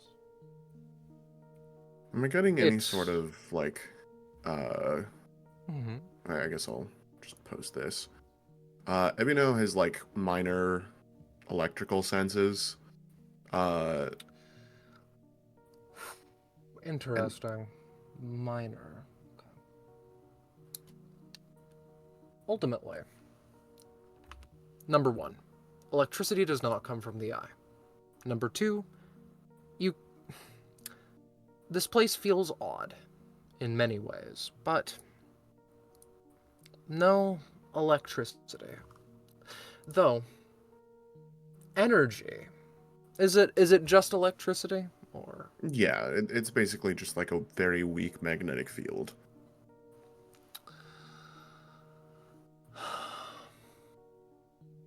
I believe that is all that I will say for the time being, then. Alright.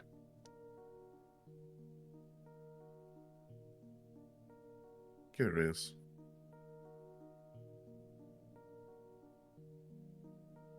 Should we leave it be, or experiment some. Well, Luca sort of moves around and back and forth. Turns into an arrow again. Points in bottom right-ish direction. Seems it wishes to guide us. Well, who am I to deny a direction? Will you guide me to perfection, little one? He looks down and I hit it. The eye does not respond. Or arrow now. Well, bottom right it is. I was going to say I don't trust it, but sure, let's follow it. Epino just says that under his breath.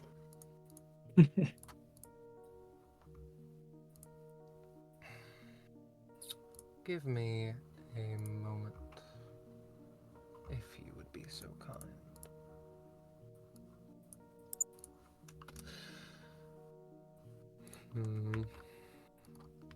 Actually, there is one thing Epino's gonna do before we leave. Feel free to do so. He's gonna slice one of these cords coming out of the crystal. When you are Or at near least attempt these... to. Number one, these crystals feel different than the more prismatic ones. You can't quite discern why. Well, I say that. It's a sort of... It's the sensation of, like, just blanking out mentally. The best way I can describe it. When you're too close and you don't focus super hard. Nothing much more complicated than that, though.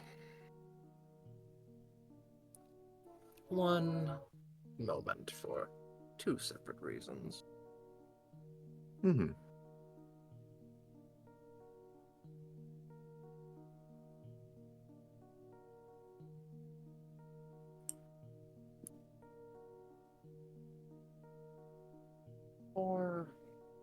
For the sake of it. Bishop, Cardinal, Soleil. Yeah. Would you The continue three wandering? brothers. The three Would you continue wandering in the same direction? I mean, unless something was to prompt them to go the other way, I don't see why they would change. Fair enough. Buildings created made of that of basket weave and sewer systems upended and reversed. Can you see I'm blind. the creature on this map? No. Very interesting. I do not know why that isn't working then. I will... Actually, wait a moment. Well, you know what? While you're getting that creature set up, right? Bishop and Cardinal, as they're walking through, Bishop's like, so very fascinating. This place, the way it's structured, it's... Cardinal interrupts him. In a way, it's almost non-Euclidean. It's familiar to some extent, but nonsensical in others. Truly, truly fascinating.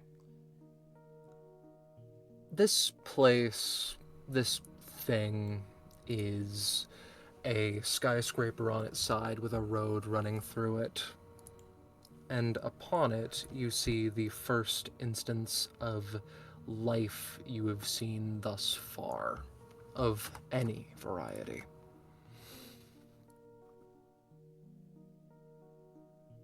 It is a barn owl adjacent creature with a large cloak. Sadly, trapped on the wrong layer, but worry not of it.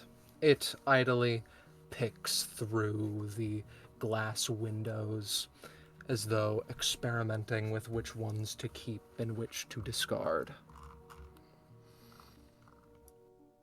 Speaking of, it picks up another, places it back.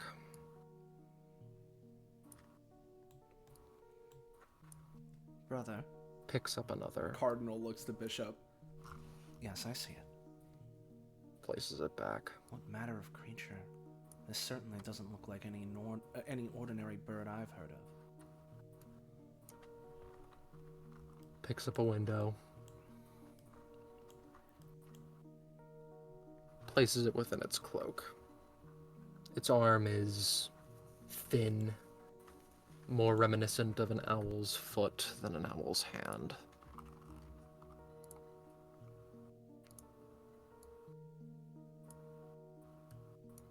It pauses.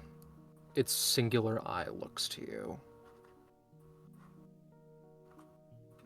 Its expression does not change.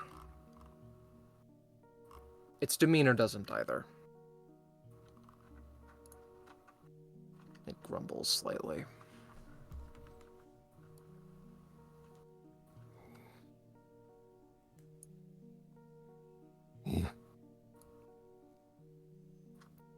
Picks up another window and places it in its pocket. The Space. the two sort of Something. like take their hands and like place them behind their backs, right? And sort of like in like simultaneously in fashion. Can you understand us? Speakers. It mumbles slightly. Like the humans, but not quite like the humans either. It talks. Bishop, says, sort of, another look of like, fascination and satisfaction crossed, just crawls across his face.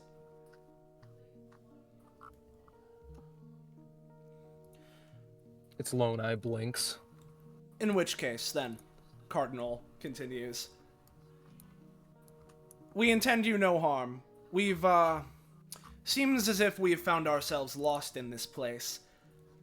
I don't suppose you would, have any information regarding precisely where we are? Many things get lost here. Has to collect them.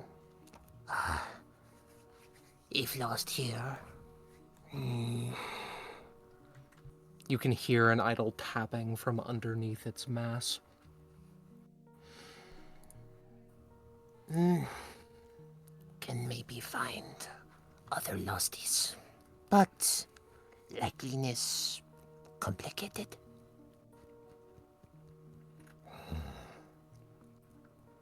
His door is not gotten out despite his plethora of attempts, so help is likely no. But if desire, his door can supply wares. It takes a couple of more brave steps closer. Wares? Such as what, perhaps? It takes out a paper, thing. Oh, Lupin ran out of ink, does not have much more left. Has expanded stock, but this is best can do with little ink to assist. Brother, look, Bishop says, going through it. At the very bottom there, if you read through the handwriting, I believe that mentions that one place that Arlia's spoken of. Hmm? Ah, yes, that's what that says. He, squints a little bit reading it. There's also that other thing she's mentioned. Cocaine, it was called? That too, yeah. I've heard much of this cocaine. Hester has obtained wares from her once. Obtained chips. Cone-like. Can place on fingers. Very fun for novelty purpose.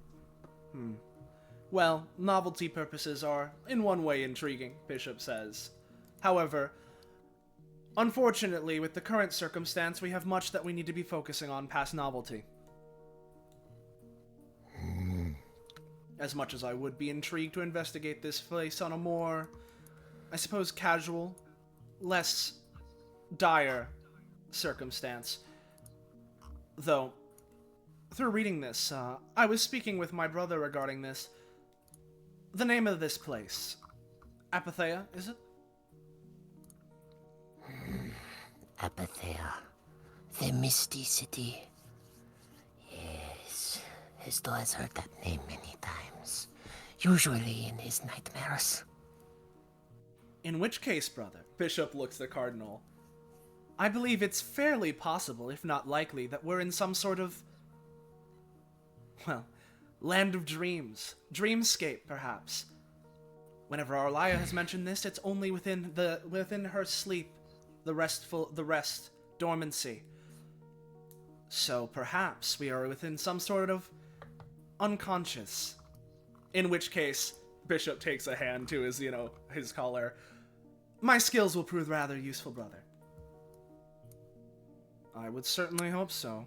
He, continues looking through the list.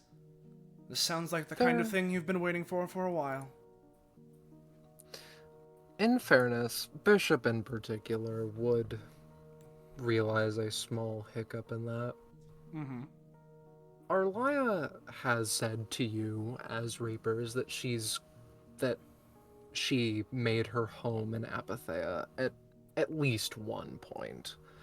So making one's home in a place you can only visit and sleep feels a bit odd, but take conclusions as you shall. It is a bit odd, of course, but, at least in terms of thinking, it's like, there's a bit of inconsistency, but just... It is the best theory. It is the best theory, plus, as DBA has shown, and, Bishop and Cardinal are at least somewhat, knowledgeable on DBA. Just because a place has a strange method of getting to it doesn't mean that it's completely inaccessible. See episodes such as when we were entering the dreamscape for an extended period of time. True. Or perhaps the Lost and Found.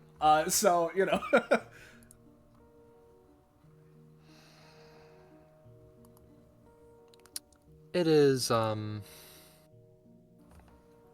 otherwise quiet, though Hesto takes a moment. Histo usually demand payment for wares, but also, He holds out an eye like the group has seen before. Histo knows when wares belong to other people. It is why Histo is so good at trade. Histo believed this one belonged to you. Desired to get out. Usually Histo eat it as little snack. Tastes like strawberries. You've found our desire? The desire has found you. It holds it out, the tooth-like zipper, parting ways for his still, 3-taloned hand holding the eye. Wants to get out. Usually, has to eat it as snack. Perhaps it desires life. Perhaps you are who it requires. Histo does not know. Histo simply buys and sells. Glass will be useful. In which case, might we request that we have our desire back, Cardinal says, or will we need to be purchasing that from you? This one... free sample. He begrudgingly says. The two would hold out, both hold out a hand then. Hesto seems paralyzed to who to give it to. They look to each other. Cardinal's rolls his eyes a little bit. Fine. Bishop, keeps his hand extended as Cardinal retracts. Would you like barbecue? Also? Barbecue? It is on list. Yes. No, I see it on the list. I suppose I've never tried barbecue before. If it's being offered for free, I can at least examine it. You break it, you buy it. He takes out an entire barbecue. As in, Not the food variety, just the thing to prepare barbecued food. So a grill? Yes. Brother, I do not believe that this is the food they eat. No, it's the implement for grilling it. Ah, yes, yes. A grill. Not much ink could only say so many things. Brother, I believe we need to grill, for God's sake. Now, just to clarify, right, was that the thing they were handing out, or was it the free sample of their desire? Well, The free sample is the eye that the other two parties have interacted with. Oh, okay. This is barbecue. all right, and is the eye the desire? The eye wants to go with you. No. So they So say. just to clarify, unless this is what Hesto was saying, and I'm misinterpreting it, right? Hesto had, quote, our desire to get out, right? Did I understand that correctly? Or... It is the eye's desire to get out. Oh, okay. Not my Hesto- desire. Yeah, or it is that desire. you are the desire. Alright, well, I'm gonna try and understand what that means, as I... Oh, feel free. Bishop, presumably is granted the eye, which he holds up sort of in the same way that the others are presumably doing so, but sort of like with using his psionics that his epithet grants him, right? Sort of holding it more so that way as it hovers above his hand.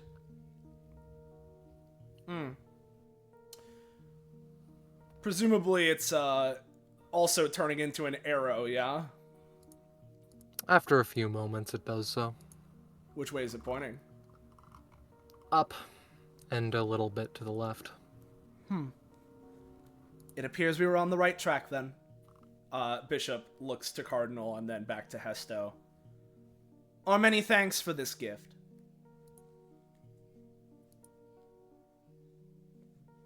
Yes.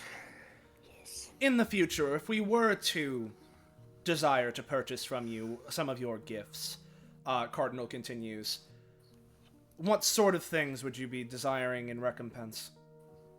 Hesto can take things, do not worry. Yes, but is there Also curiosities. Things that other people may find useful. I trade up. I see. A bartering system. Something like that, yes. Well, if what you said is to be true, then certainly there will be some sort of cache of lost artifacts scattered around here. Cardinal Yes, much glass to go through. looks around. Need to be picking up more of it. Might I ask, Bishop, says, looking through it, what are the two bags of power? What do they contain?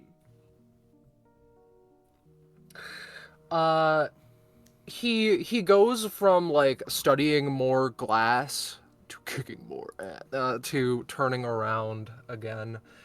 He rustles slightly, and the best way I can put it is that he takes out a Ziploc bag of a crushed up crystalline sort of powder. It is very bright and prismatic. No, I won't say that. Simple as that, frankly. Hesto has much stock for himself. So Hesto sells some of them sometimes. When the wolves do not want to be put in the box, sometimes larger wolves buy them.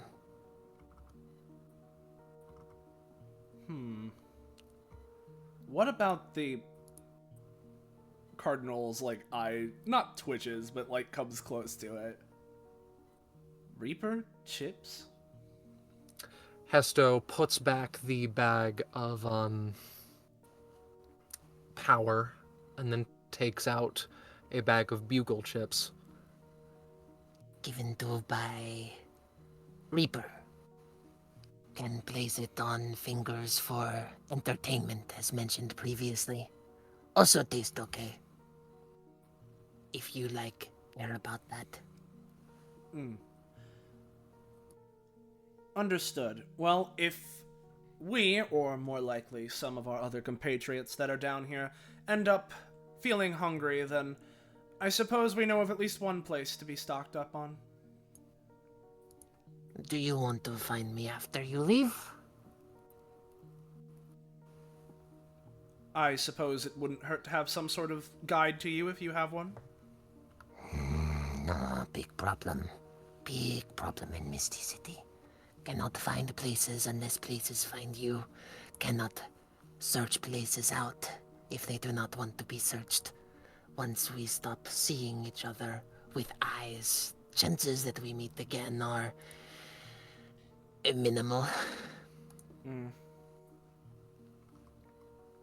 Hesto can only sometimes get to big trading places.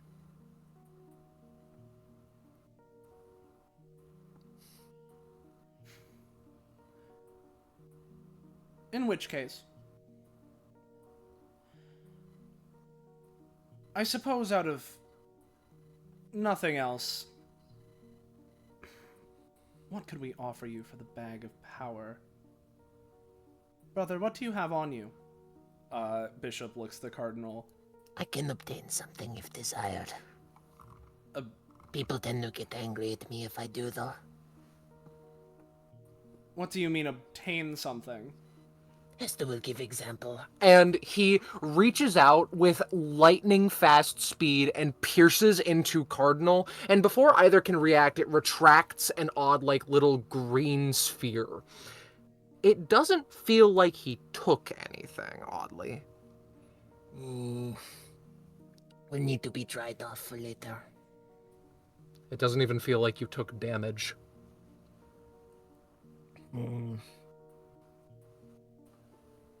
Hesto have ability to always be able to start from nothing and create something.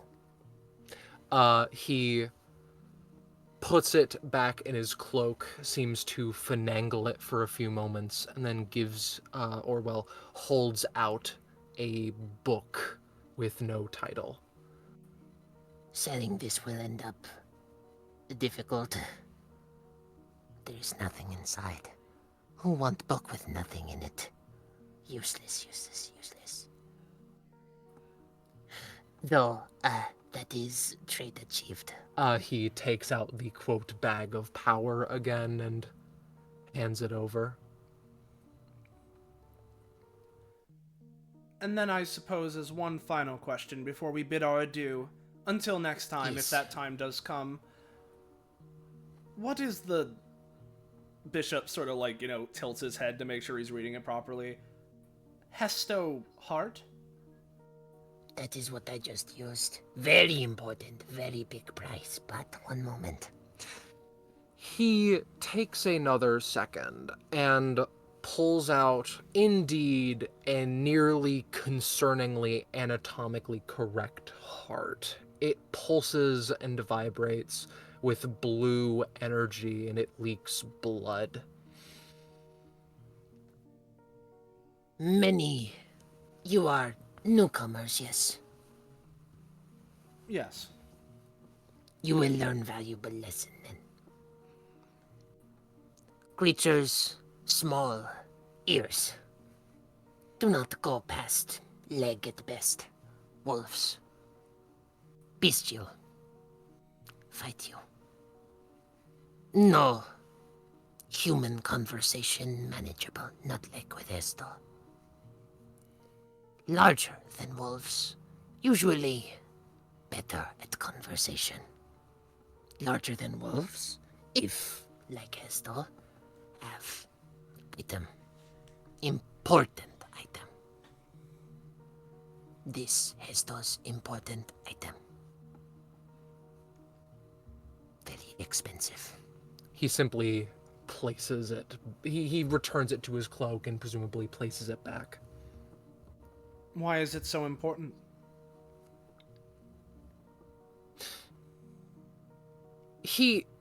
Hesto's beak opens a couple of times, creating false starts of sentences. And he, after a while, lands on, It's important for Hestel because Hestel trade. If Hestel no longer have heart, Hestel can no longer trade. In which case, Cardinal starts this time. I believe it would be rather foolish of you to continue advertising it as something that can be purchased unless that ability is something you want to be rid of. Hestel once told, sell everything, get money, obtain bitches. Hestel is yet to obtain bitches in his shop. Hestel is curious. Yes, we have read much of that philosophy throughout human history. Cardinal places his hands in He his nods. pockets. Interesting. In which case, this time, let me restart that. You sell as your heart desires, or, I suppose, no, that would be prudent, if it is truly the heart's desire and ability. Yet again, thank you for the information and the power. But for now, we must bid you adieu. Adieu indeed. Hestel hopes item will have more actually, source of paper. Hestel just needs source of ink, can start writing it out again. Do you not have your blue pen that's listed? Running out of ink, otherwise would have added I that I gave you. And glass. Infernal thing. He picks up another window.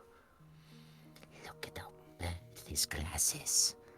Who made this? Disgusting. Cardinal's gonna Try to reach in. deceive me that it is food. He's gonna reach into his pocket, right? Because, as mentioned, he has, like, a notebook on him, right? So surely he has a spare pen. You take out the pen. He continues muttering about how worthless the glass is, though. Bishop, then, if he hasn't noticed, right, Seat. is going to just, psychically, telekinetically grab the pen and just, like, dip it into his one of his pockets, as in one of Hesto's pockets. Yeah. You, like, it is not that you find a pocket, it is that you find a crease. I suppose that works. Of the fabric.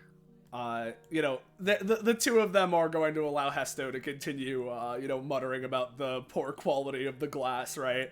As, He takes a distinct chomp of it and spits it out. Deceives me that it is food. Blech! Brother, should we have gone for the Hesto hug? I'm curious, if he sold that, would he no longer be able to hug anymore? I'm unsure. Cardinal says, looking to the side. Normally I would assume it's some sort of, like, either a scam or a free hug, but it's clearly not free. You have to exchange something for it, so... They continue mulling that over as they're gonna follow the direction the eye is taking them.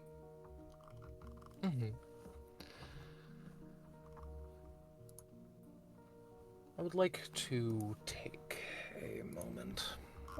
I believe that this should be fully revealed.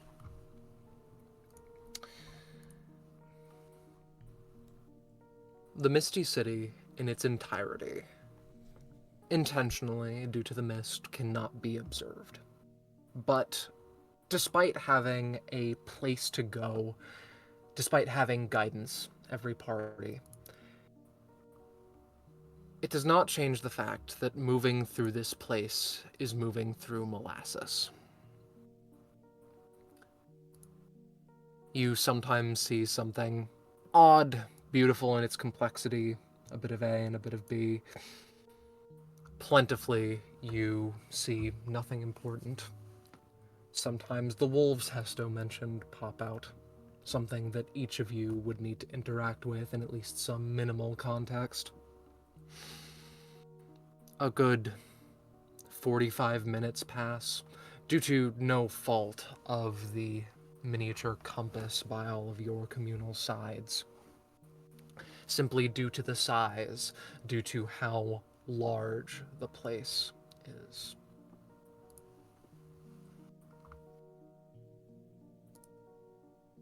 Blackberry and Ica. You two would be the first to properly find where it is that the eye is taking you. It is an old church, dilapidated. Ancient, seemingly. There's a sign out front, but it does not have any text, any implications of text. It is more fog. It is darker than usual, but it's oddly comforting. It is, for reasons that you cannot describe or explain, the most comforting thing that this place has offered. Well, then again, perhaps it's simply the lights.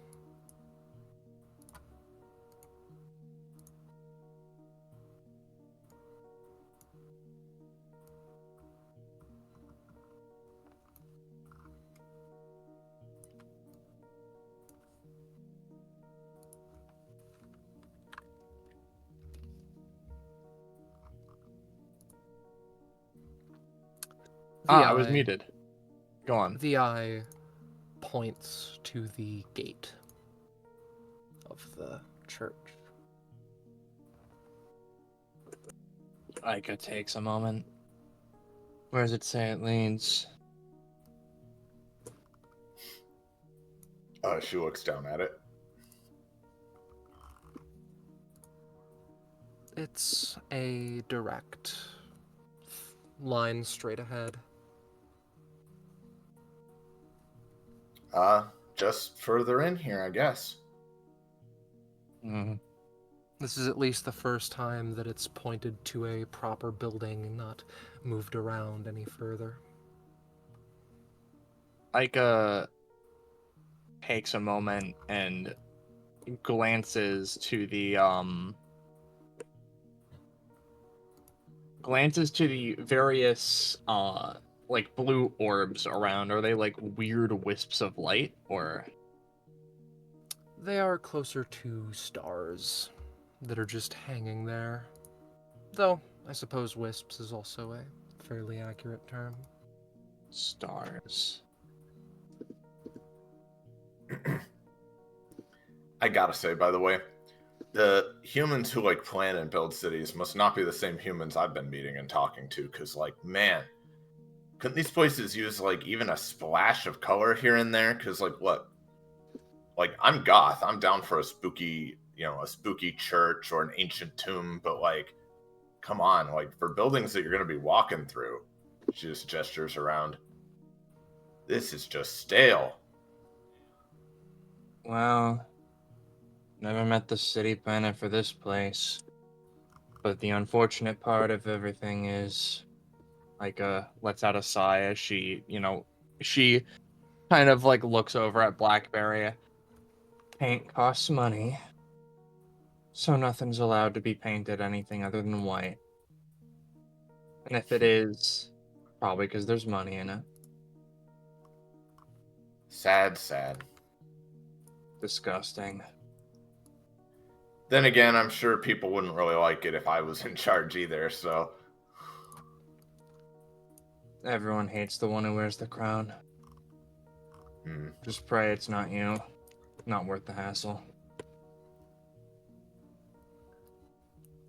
She seems to have, like, even more so than, like, the sort of serious situation that they're in right now, right? Like, it's not like she's just been totally happy-go-lucky or goofy, but, like, still, she's been, like, staying optimistic. More so than anything else, she looks very much, like, deep in thought after Ica says that.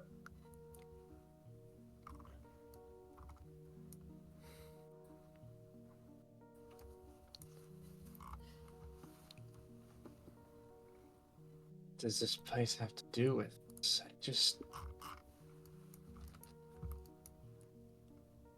What was that? I'm trying to figure it out.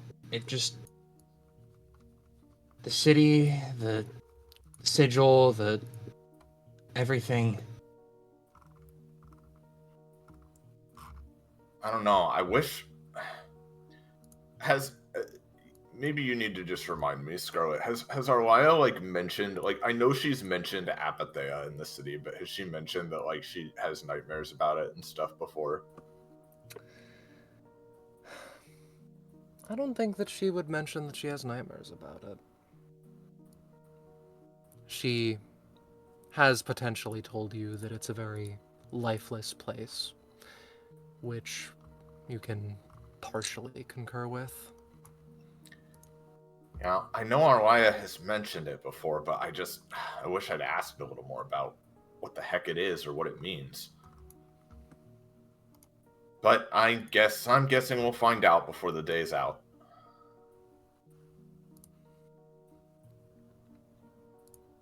Wish the Reaper twins were here so we could ask them what the fuck happened with that thing. For real, they're gonna have a lot of explaining to do, but I'm pretty sure they like doing that, so.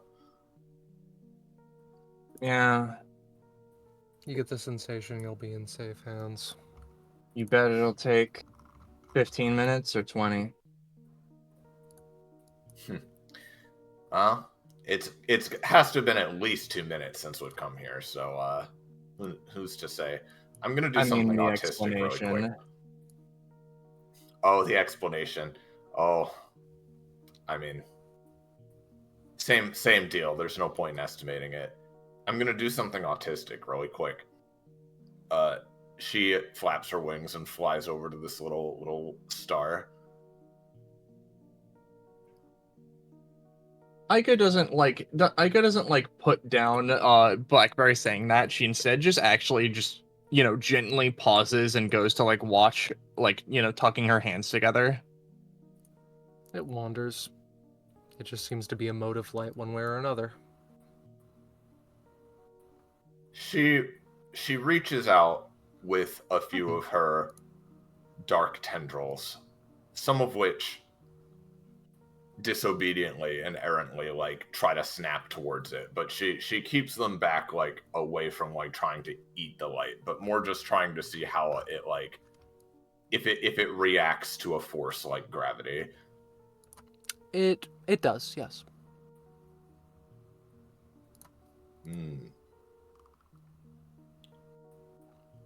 She has one of the maws taste it. I imagine that Blackberry is used to tasting light. And Oh, sure. This tastes like standard light with the asterisk of in a way that you can't describe. No, the closest you can get is it feels like light in a pool of blackness. A near sort of dash or aftertaste of complete pitch dark beyond it.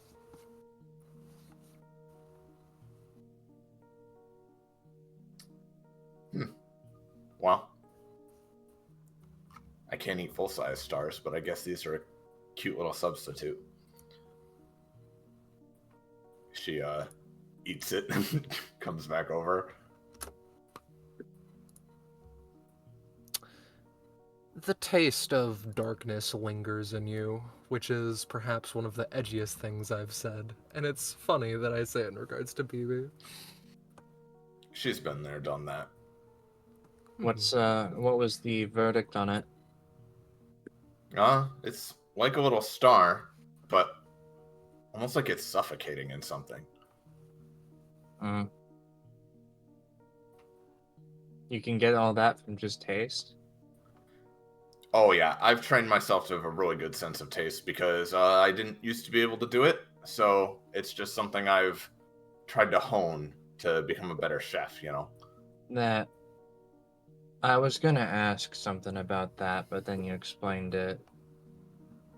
Because you're, I guess, Because you're one of the popular faces of DBA, I know Oh, shucks. a handful of things. You're a black hole? Pretty much, yeah. I've got, like, there's a whole mess of things going on, and, I don't need to bore you with all the details if you don't want. I misheard that as bore you with all the details, and I was about to be very scared. Bore me the details, Yeah. Is quiet a moment as they sort of shrug. Demonology is a thing I'm kind of interested in. Don't know if that fully relates to this situation, but... Well, certainly not this situation, and then even then, I'm kind of like not really like a lot of other demons or like anything else, because it's a bit of a long story. And again, we should stay focused, so. But if you want to tell me anything more about you or your history with this place, or whether it's relevant or not, I'm interested to hear. Ika stops short of laying a hand on the door as she I want to ask, actually, is there like a knocker, or is there just like a handle? It is very old make and model. There is an ancient, ill-kept knocker. Ika would probably like use the knocker first before anything else, but as BB says that, Ika, her demeanor almost seems to shift as she like pauses a moment, gives a side eye, and just goes, only details about myself, other than what I know about this place, that matter,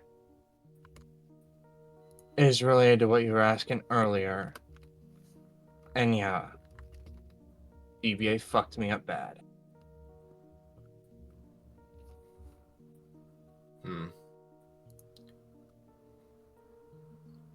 Do you want to talk about it?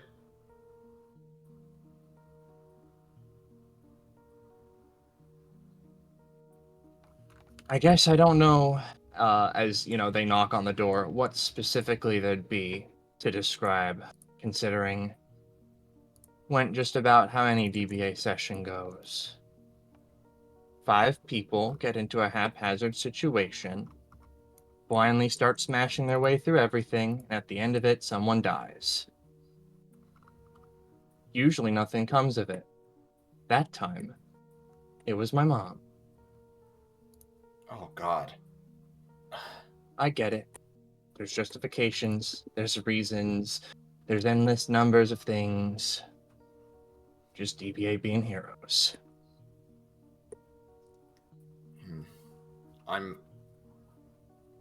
It wasn't something I was involved with, right? Oh.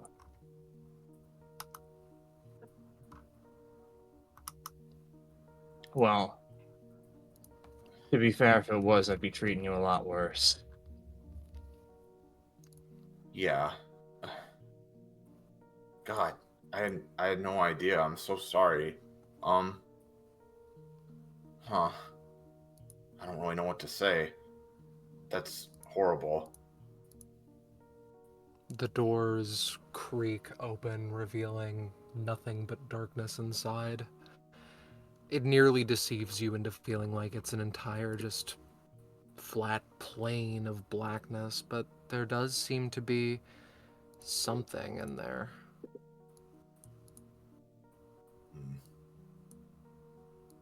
Ika, as the door creaks open, just looks to Blackberry and says, "We don't have to focus much more on it. It's fine. I'm just gonna do what I'm gonna do. And I'm using this as a way to get better. Blackberry steps over and somewhat hesitantly offers a hug, spreading her wings and arms. There's a moment of hesitation before they sort of jitter forth and like lean up against Blackberry. It almost looked unintentional, but like not so unintentional that's like, oh, they stumbled. It's like a really weird sudden movement. She just wraps her wings around her and rubs her back a bit. Well, I can't really say much that relates to your situation or, and I'm not very good at words of comfort with this kind of thing, but all I'll say is that I'm really sorry that happened, and just, you're right that there probably were reasons, and that they, the DBA people just do their best and they get wrapped up into crazy things like this, but part of the reason I came here is to make sure that not something like that exactly, but just something bad wouldn't happen for no reason, at least. And I'm going to do my best while we're here to make sure that things work out in the best way they possibly can, okay?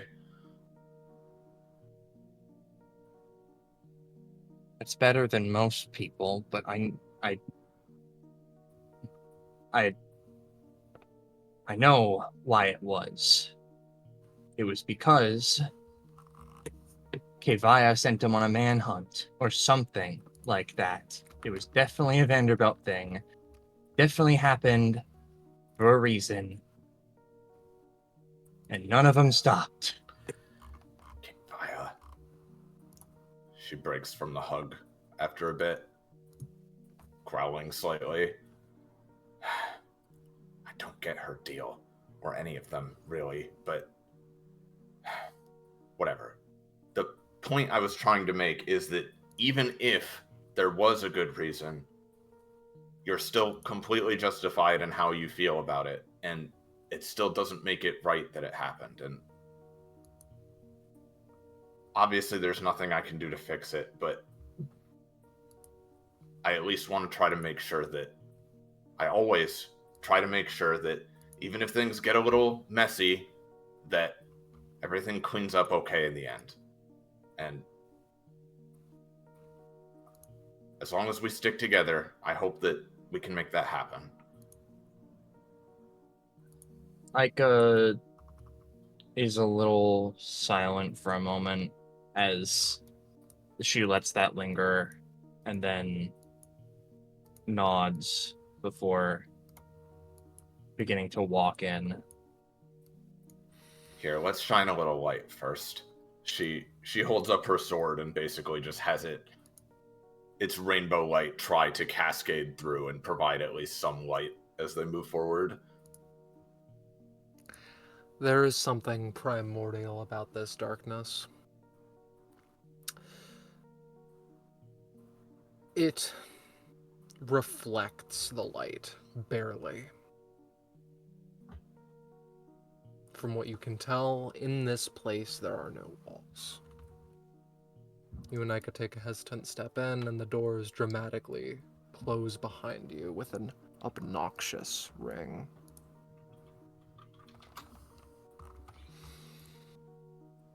Epino and Mocha. An indeterminate amount of time earlier or before, it's difficult to tell for certain, but you've arrived too.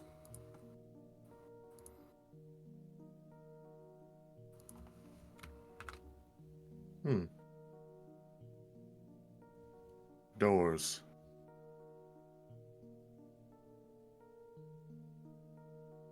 Whoops, muted. Yeah, Mecca looks out. Does indeed. The arrow points to the church. Ooh. A church. Not the biggest fan of those, I'll be honest.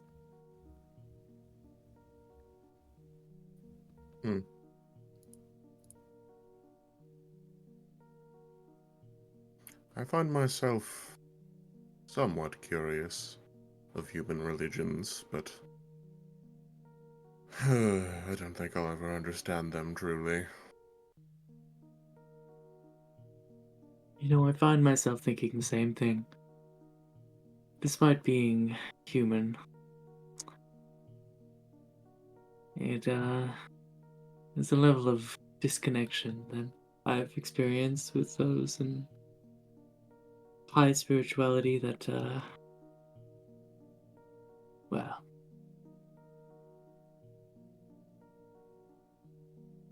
I don't quite know what to say about that. But yeah, he just kind of like, he seems to like, look off to the side as if like not wanting to really like continue the thought.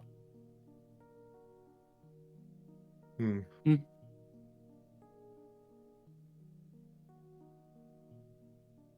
I do sometimes find myself wondering how other deities feel about worship. As somebody who has sat on that side, I did not enjoy it. That in particular seems to pique Mucka's interest. Deity, you say? You are deity? Or ex-deity? Yes. Oh, you should have said something before. We could have talked about that on the way. I'm not one for talking about my past. Partially because it simply physically pains me to recall. And not in your weird human way. It hurts me. Like physically? Yes. Curious. The doors open of their own volition this time. Courteous. Very welcoming. As Mucka steps through, just casually. Maybe moves his hand sort of towards his sword as he steps through. Ebino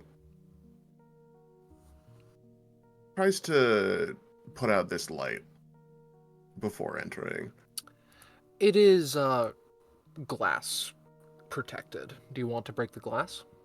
Yes. Give me a roll for the sake of it. Make a death saving throw. Oh yeah! Oh yeah! You succeed at time. Interesting.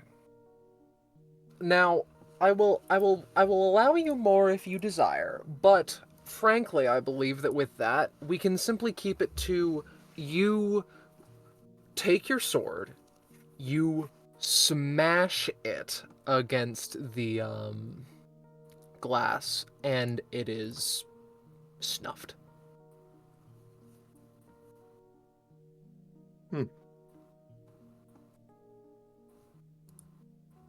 A sign It feels- for our companions. It feels better this way in a way that you can't pinpoint. It feels like it was made to be like this instead of how it was.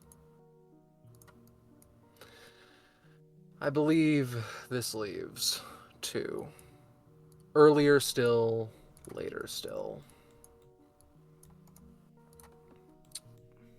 We have the brothers. The brothers? Oh yes, we do. You brothers. It appears that our handy-dandy eye has led us towards a church. Bishop says, sort of, looking from the arrow up to the church. What form of worship do they practice here? Cardinal crosses his arms. Well, if Hesto and, to an extent, Arlaya, if either of them are anything to go off of, I find it difficult to believe that there'd be any one singular practice. Perhaps this is just a general place of worship. The two of them look to each other and then forward. On that, brother, Cardinal turns to Bishop. Daedalus mentioned that they were to target Arlaya. Do you believe that that's why we are here, or, Bishop interrupts him, taking over, that the reason that Arlaya has this connection to this place in the first place is, instead, the culprit? Daedalus is what causes this place to exist? Something of that note? Which way the connection goes, that of which I am uncertain. But there is an obvious connection in some way.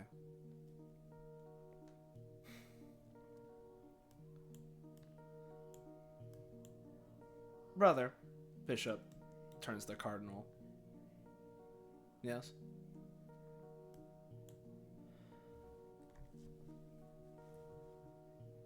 Do you believe that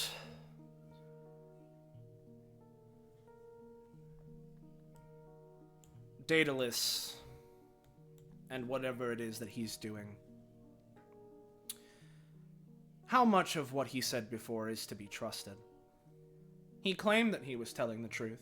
However, clearly, not only just through his own words, but also his actions and what he's done here, he has hostile intentions, grand motivations perhaps. All of these mysteries are incredibly exciting, however, given their context, Cardinal interrupts Bishop.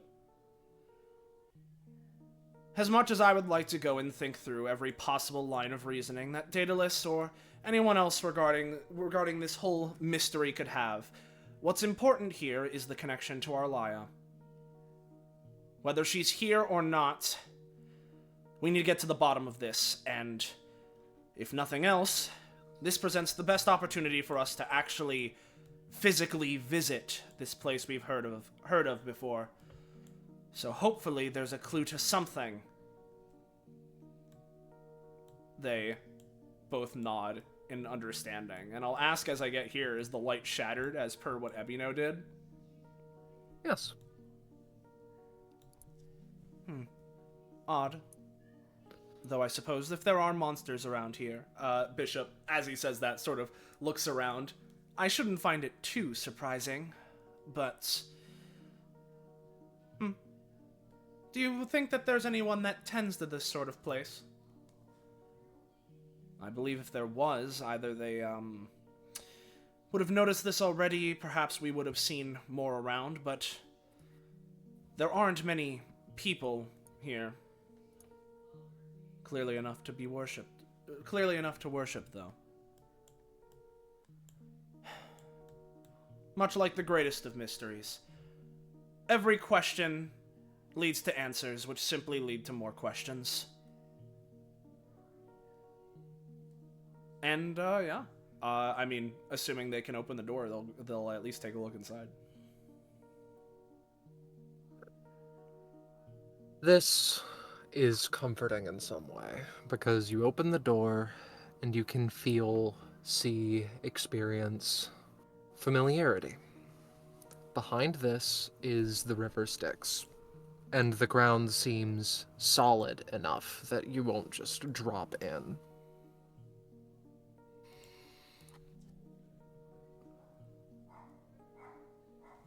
And the dogs are barking, dude. Sometimes you hear Freaking animals. dogs. Oh my here, god, did they bark? But Yeah, you can never fully hear them. exactly. You can never find the source. It's truly impossible. The Styx? Bishop says. I presume. Oh. I presume. Oh, sorry. No, I mean, if the question was simply if they're going in, I mean, after saying that, yeah, I mean, I suppose so.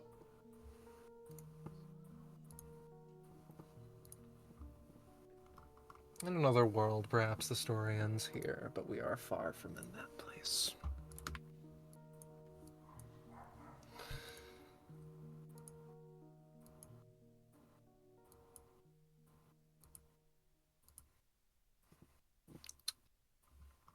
You all enter the church. You all wander around for a while. And then it is dramatic and sudden. For each of you, it is as though a set of two separate doors manifests, opens, and spits out familiar faces.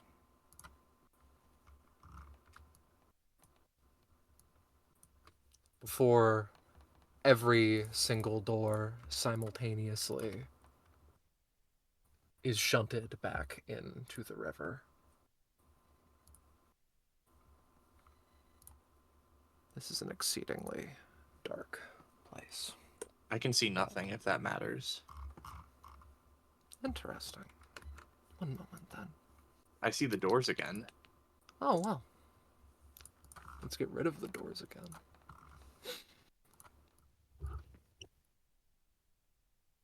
There is intentionally nothing on this map, but can you not see each other?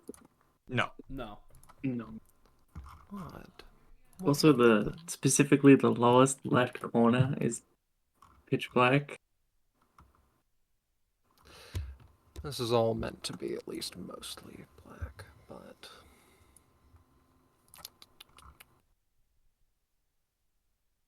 give me a moment.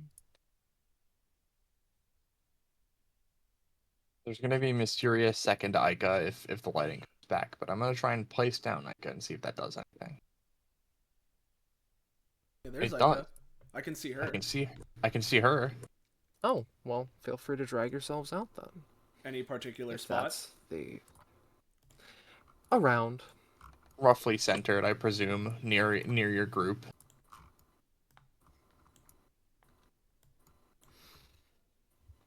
Indeed. The doors appear, the doors demanifest. And you are among friends again. There you all are. Oh, thank God. She Ah. flies over. We've all caught up then. Ah, the void. How lovely. Yeah. The familiarity does not stop at the sticks. Bishop says, as both of them turn towards the greater group.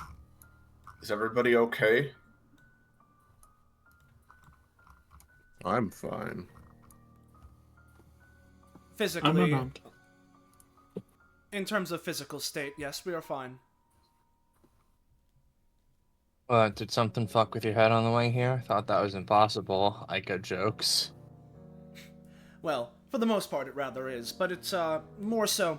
I was more so talking in reference to the general scenario that we're in, because to some extent, how alright we all are is very dubious. Well, what we should do first and foremost is exchange information. And I assume everybody explains, the broad strokes of what they've seen so far, and Bishop and Cardinal give their explanation. Yep. Indeed. It was very strange. The information. It was very strange. There was a Hesto hug listed, and it was only after we left that I had figured that perhaps we should have inquired more about that particular option. Was it true love, genuine, or simply something to be sold? That of which we will never be truly certain. Bishop keeps going. Did you ask him to come with? He seemed to have his own agenda. He doesn't sound like a fighting type. I have a question for the GM. Would Ica know of I suppose Hesto, but also if anything here spoke? Not in your experience. It was usually deer or wolves.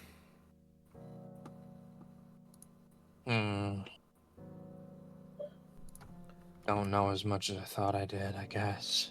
But you have been here before, is what you said, yes? Yeah.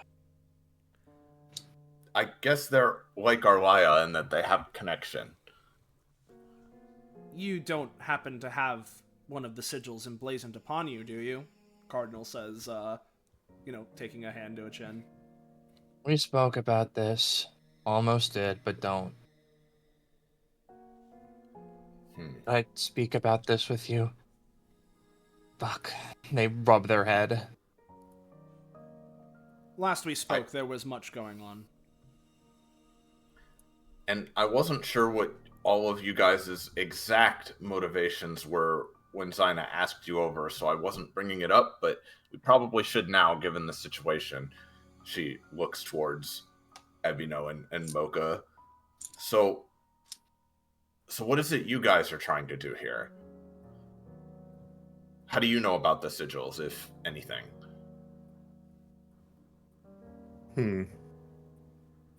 I admit I don't know much. But I have encountered Arlaya. I find the situation very intriguing.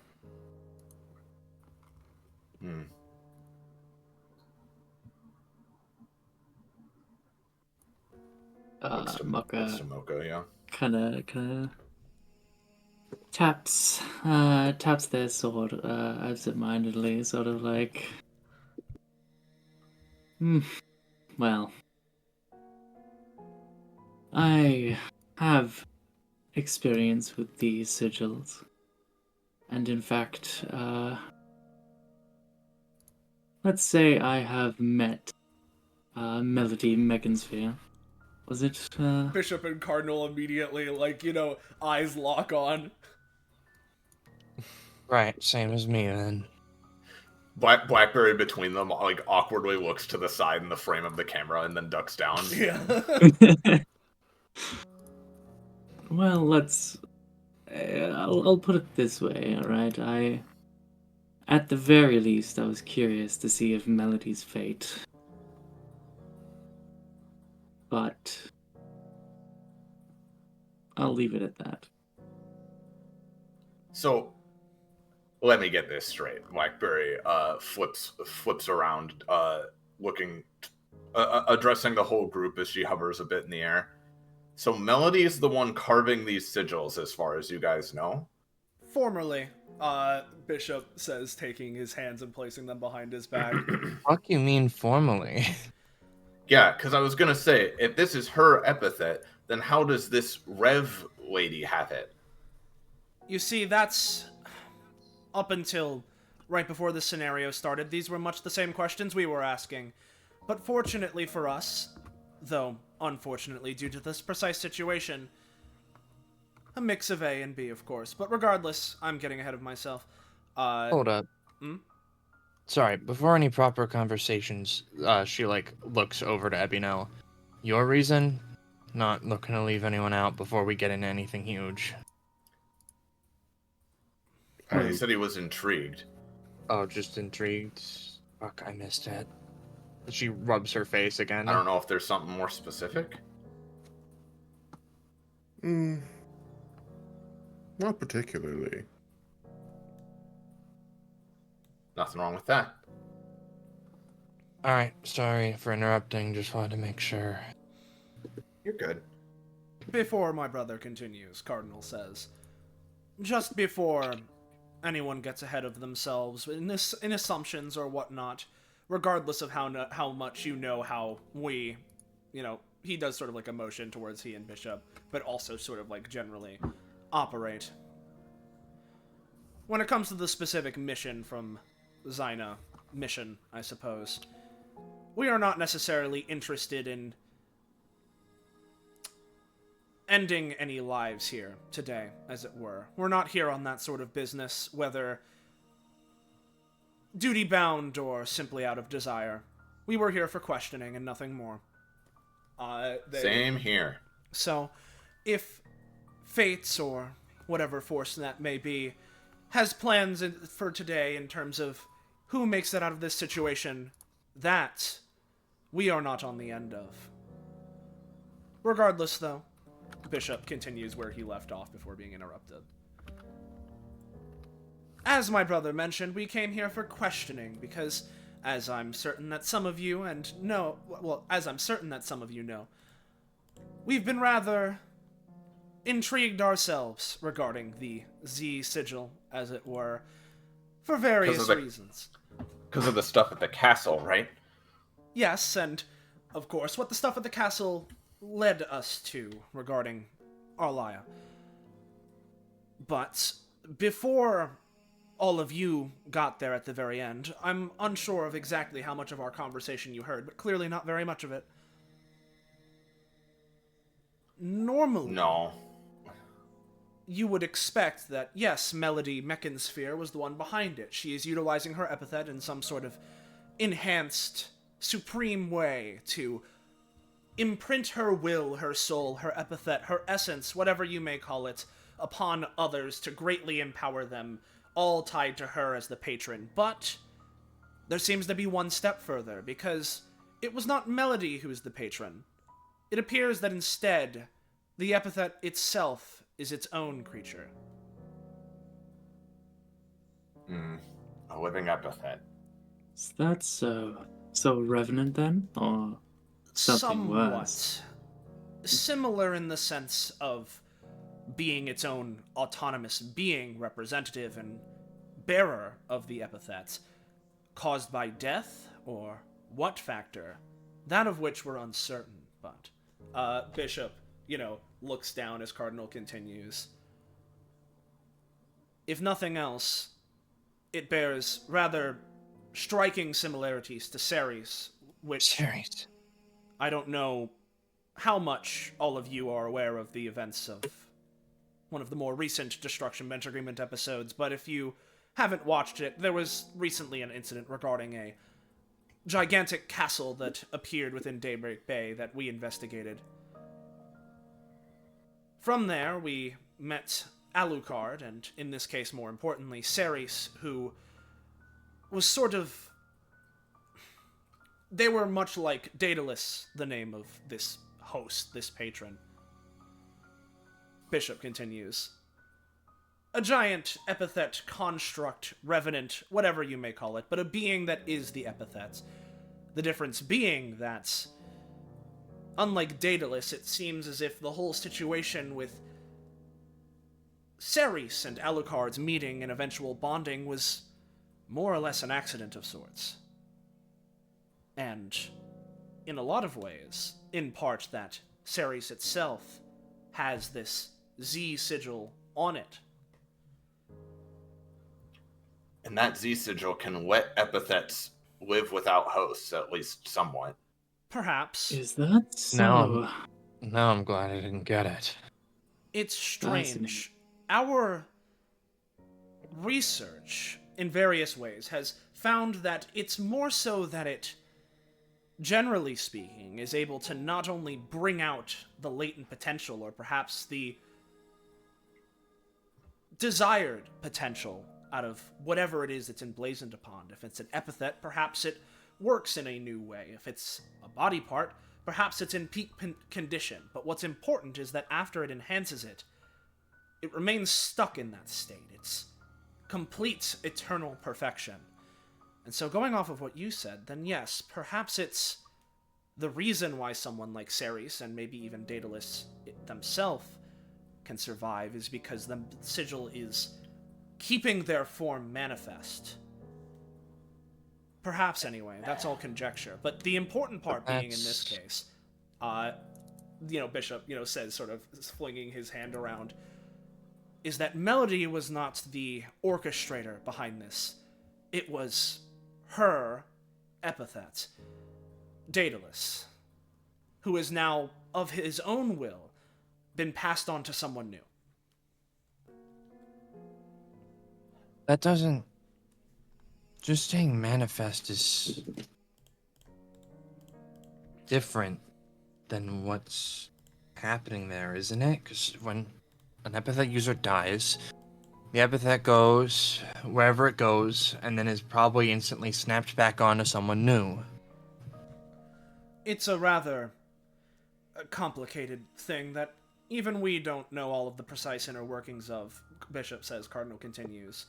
You can tell Aika was going to say, like, oh, shouldn't you know something about that? I mean, and then he says that, and she... Yeah, Cardinal continues. Much of it is... Oh, yes? If I may, it is not always an epithet will immediately find a new soul to be inscribed upon. I myself know of several examples of which epithets simply exist without a host for some amount of time. Okay. Yeah, I guess permutations of a word might not find something suitable or whatever, but... Much of it is guided by invisible whims of itself, the soul, fate, destiny, whichever force may be enacting upon it in that particular instant. Well, You and were language saying- is always changing, too. Precisely. As What, Aika? intriguing and fun as it all is to understand and try and get to grips with, it does often lead to an intangible property that's hard to track. There's something else I've been meaning to ask you, too, which, by the way, nice to meet you guys again. I really love the new haircuts. Thank you. You'll look through each other. Bishop is like, they were right. These looks, they work much better. She continues, do you two know about the whole thing with Yatana? Certainly to an extent. I mean, quite frankly, it's a little bit difficult for Reapers to not know of the havoc that it was causing. I figured, but did you know about the sigil? I believe we had heard about that at some point, Cardinal says. Yes, vaguely, Bishop says. We were aware that it was present in some form. The exact circumstances, not exactly, but the presence of it within Yatana, that was something that we were aware of. Yeah, and I don't know if that's what caused that to happen, or when it even happened. I mean, I've asked Hope. She doesn't remember anything, of course, and I don't know when it even could have happened, but whatever. Basically, yeah, that ever since that whole thing happened, I mean, if the sigil's even somewhat related, I mean, you said, you two mentioned that this daedalus guy was all about power at any cost, and, whatever consequences that might bring is just, incidental, of course. I mean, this power just completely goes out of control, like, beyond what the original user can even deal with. I mean, there was Hope, there was Alucard, and, I mean, I'm not even sure fully what's going on with Arwaya, but... I believe a stranger speaks, that in this circumstance, revealing myself would be pertinent. Tenebris once again forms into a more solidified shape for the second time today, perhaps putting the brothers on edge. It is more like darkness is being torn away and unfolded from a figure. The requirement to need to speak is one that I am not used to. It has a long cloak, tight-fitting black clothes, and hair of a nearly alien teal. But for this, I will permit it. I believe introductions... Hello. I believe introductions are in order. I have gone by many titles through my life. Of 1,000 Ages, the Eternal Witness, that which is... She thinks for a moment. That language is long since lost to time. Interesting. Nonetheless, I am Zaxavian. You all would likely know me best as the entity that created the Shadow Realm. Oh my god. Blackberry lowers her sword for a second. Created. You know, You they like fuck? look between each other, just like immediately, like, you know, like muttering to each other about, like, you know, in this tome, in this book from the, you know, like, Blackberry is just face palming. You reek Can't of believe it. one of my ilk. In a nice way, believe it or not. I may speak momentarily, I presume. First, I believed that giving you a method to traverse Epithea, the eyes that you may have noticed, would be a due kindness. They look to Bishop and Cardinal, for your kind has treated my blood with the utmost of respect for a very, very long time. I thought I would do something akin to paying it forward. Epithea is not impossible to traverse, but without guidance, it borders on impossibility. and you've been For your... trapped here? She blinks.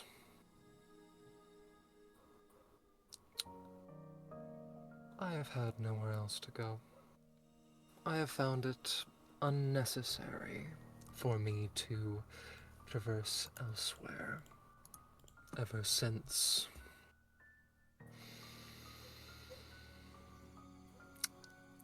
she does not follow up on that thought. Though, yes, we are equals here. I'll do respect. Just want to make 100% sure you're like the dragon god, right? That we heard about at Bifrost. The no.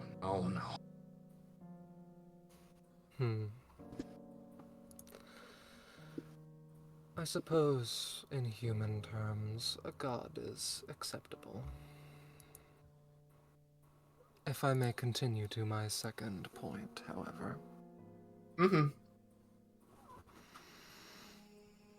On Yatana, the great toothed beast, I may speak. Several years ago, time blends together for me. I care not to measure it. I carry time.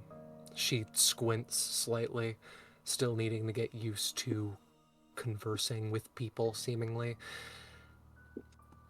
Yes, I see time more as a series of events, but nonetheless. Epithea, through coincidence, was a name given to a city upon the outskirts of Daybreak Bay, I believe it was called. And through Yatana's first rampage, my presence, and a child with an epithet more powerful than she could ever understand or know. You could see it as created a blur. Epithea, the concept, the afterlife, and Epithea, the city, were one, and at once zero. I imagine that any evidence of its existence has been wiped from your plane for some time. Just I sorry to imagine, interrupt, but you're getting really hard to hear, Scarlet. More than fine. Might want to be a little closer to the mic. Sorry, just continue. Yes. No, this is important. I appreciate the interruption. The place and the plane were at once combined and blurred together, resulting in what you have explored through. A combination of grieving souls in their last moments, an afterlife and concept visited by the Reapers few times, considering how autonomous it is, and my current home. So this, you know, Bishop starts sort of looking towards the ground, his eyes darting back and forth. That feeling of familiarity, it wasn't just vague or some sort of coincidence or happenstance. This place is... It is an organ of death, one that thus far has shown no intent to break from its usual purpose. Such, your records have lost it, not fully, but plentifully. So it used to be a normal city, but also not a normal city, and those two things were bridged? You could see it as such, yes. Now, instead of being a city and a place, it is smudged together. One cannot exist without the other at this point. My presence is partially to blame. I tend to bring sentience to places that I visit. That sounds inconvenient. They Yeah. are like my children. I guess if you like them. And how did Hope make that happen? I don't see what she has to do with this. Fear. It was not the child that you know, it was the beast. It was a communal desire to be anywhere else. A child's epithet to make it so that you could be anywhere else. And to reiterate, my presence. So, there was some, as you mentioned, there was another child here that, with their power, when it met with Yatana, who presumably, or perhaps because of this incident, gained the sigil itself, created not only this strange ghost town that's tethered to somewhere between the mortal plane and the underworld, but then, due to the nature of all of this, it's been inherently entwined in this scenario? Yes. So wait, Though a for child... clarity, Oh, yeah? I am, in many things, omniscient, and I can assure you this. At the time, the beast did not have this Z sigil you speak of. I should note similarly that Daedalus, or an offshoot of it, is currently trapped within this place. It is a hive-minded sort of creature. I've distracted myself. Epithea is trapped in a liminal space of grieving, of being in afterlife, of 1,000 different things. What its original purpose was supposed to be has been lost. Continue. There was... Are you saying there was another child besides Hope? Hope isn't the child you're talking about? Yes, 2 children and myself. Oh, your children? No, just children. Okay. Sorry, you're hard to hear still, I suppose it would more be Yatana, a child, and myself, if you desire to see them as different things. And all of that happened at once? It was more slowly added to a cauldron. Hmm. Jeez. Thus is the place that you are within. A place truly wiped off of any record. Somehow closer than anywhere else we could have gone, but Cardinal continues, completely inaccessible. Alaya brought you here. She blinks. I presumed that you were a collection, considering a variety of different details. So Orlaya's here too? Yes.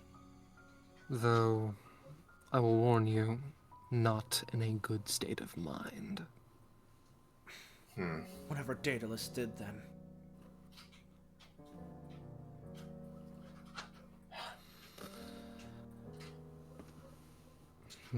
I was gonna bring this up earlier, but you said Daedalus grabbed Zyna? Daedalus, I suppose it'd be more accurate to say that when all of you had arrived, and immediately before we were brought here, Daedalus told their current user, Rev, to target Zyna, a child they had recently snatched up, and Arlaya. So, if Arlaya is here, and she was targeted, then in some way, unsure of precisely how, but it appears that Cardinal takes over, Daedalus has in some way managed to use Arlaya for himself. He was already claiming he could summon Ceres, so I suppose there's a chance he summoned her. Well, it's because of the sigils, right?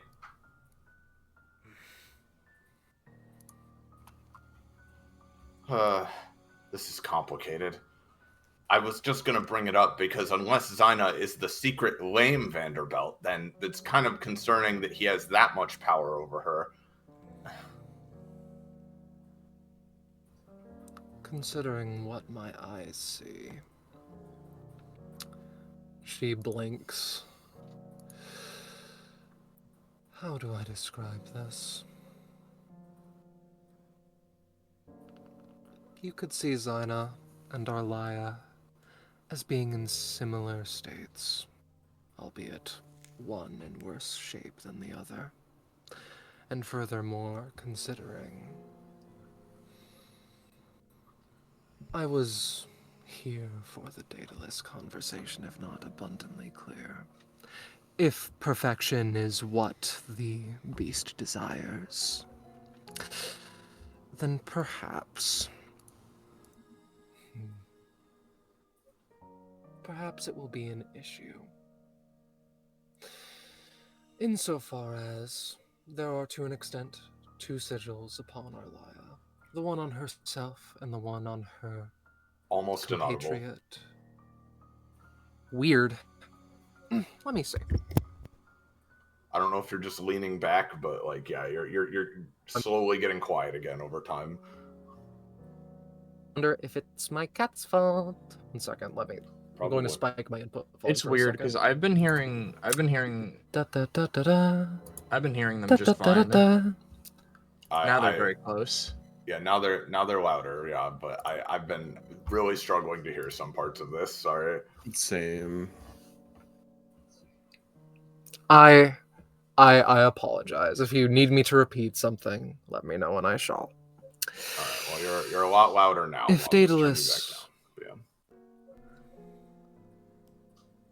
If Daedalus desires to keep things in a perfected state, I presume that the one with two sigils would take higher precedence.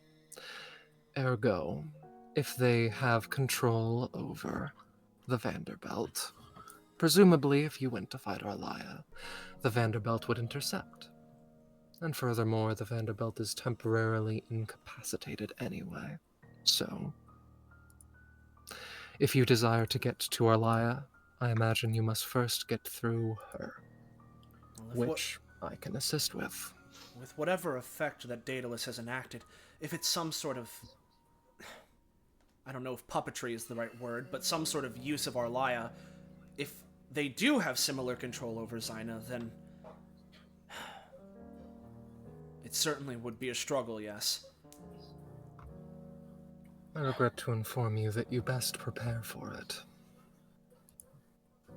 If we defeat Daedalus, will that untangle this mess? She blinks. No, not in the way that you would presume.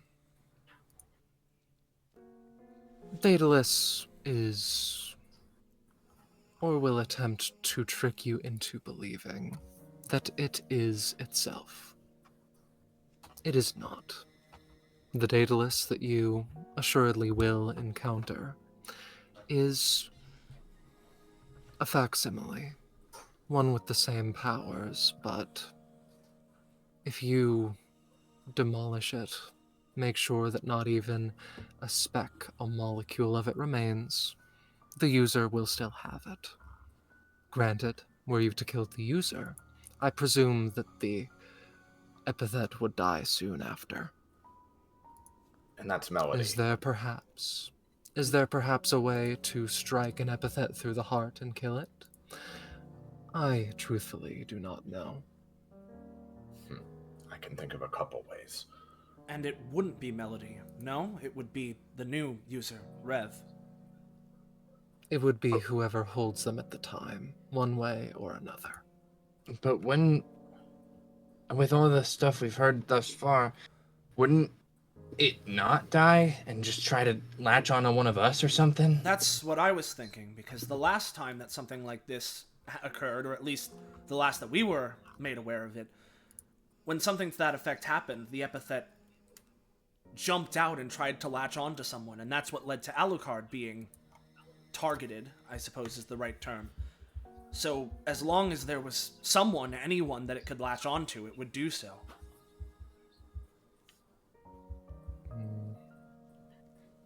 It is a... It pauses for a moment. Curious beast. Though, I believe that consent may be at least some portion. Consent is very important for things of my ilk, trickstery and otherwise.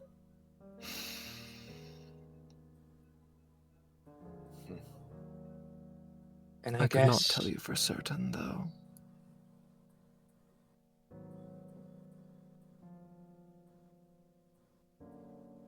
Oh, that was the end of that. And Ica takes a moment. I guess for another matter then. She lets out a sigh. How is it that Arlia and I were here? What is it that calls people to the stream? She looks to the brothers and comments under her breath. I like the wording. It is many things, though I imagine that Epithea's sentience is among them. You could see it as a child. It cannot, per se... How to explain this in human-adjacent terms? You're saying your kid likes me? No, not necessarily. It is always looking for something new to play with. You have not, and will not, as per Apithea's demands, see a small colony of humans that have made their lives here. It is... Yes, that's a good way to put it. It is... It only lets go of toys if it knows that they will come back here eventually. Arlia is one such toy.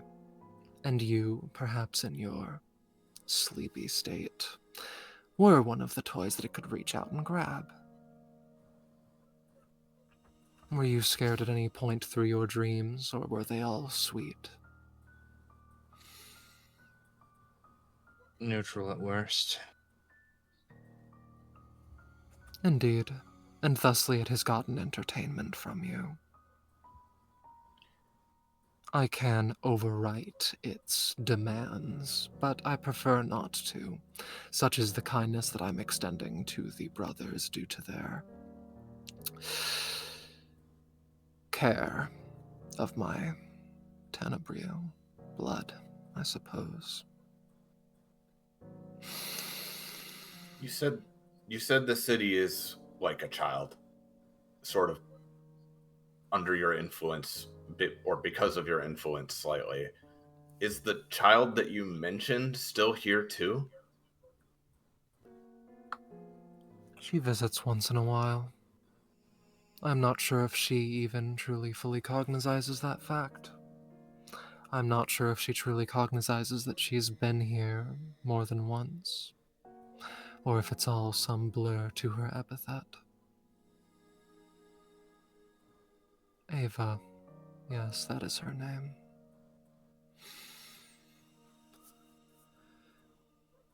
Some people can get here, one way or another. Oddly,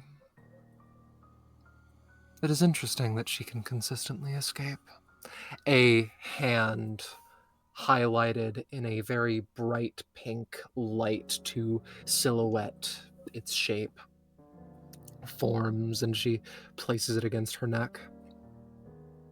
Similarly, in fact, Arlia, a soul from elsewhere, a being that does not truly belong, or Aika, someone who struggles with knowing if they are awake or not.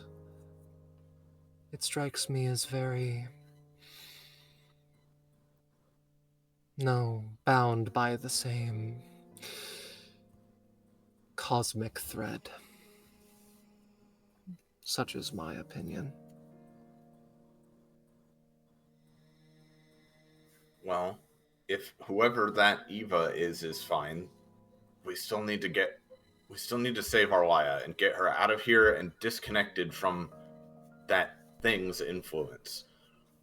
That Daedalus, yes. that last point especially is, at least with how things are proving out to be, if Daedalus does have control over Arlia, her power and whatever else that may be connected with her, and similarly has plans of such a grand nature or deceits as have been proven, then I believe we're beginning to see part of what Ostavier was meaning.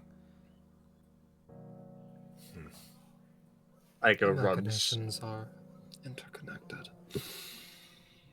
Aiko rubs her head when Ostavier is mentioned. Nonetheless, I imagine that for every single one of you, time is of the utmost importance. If absolutely nothing probably. else.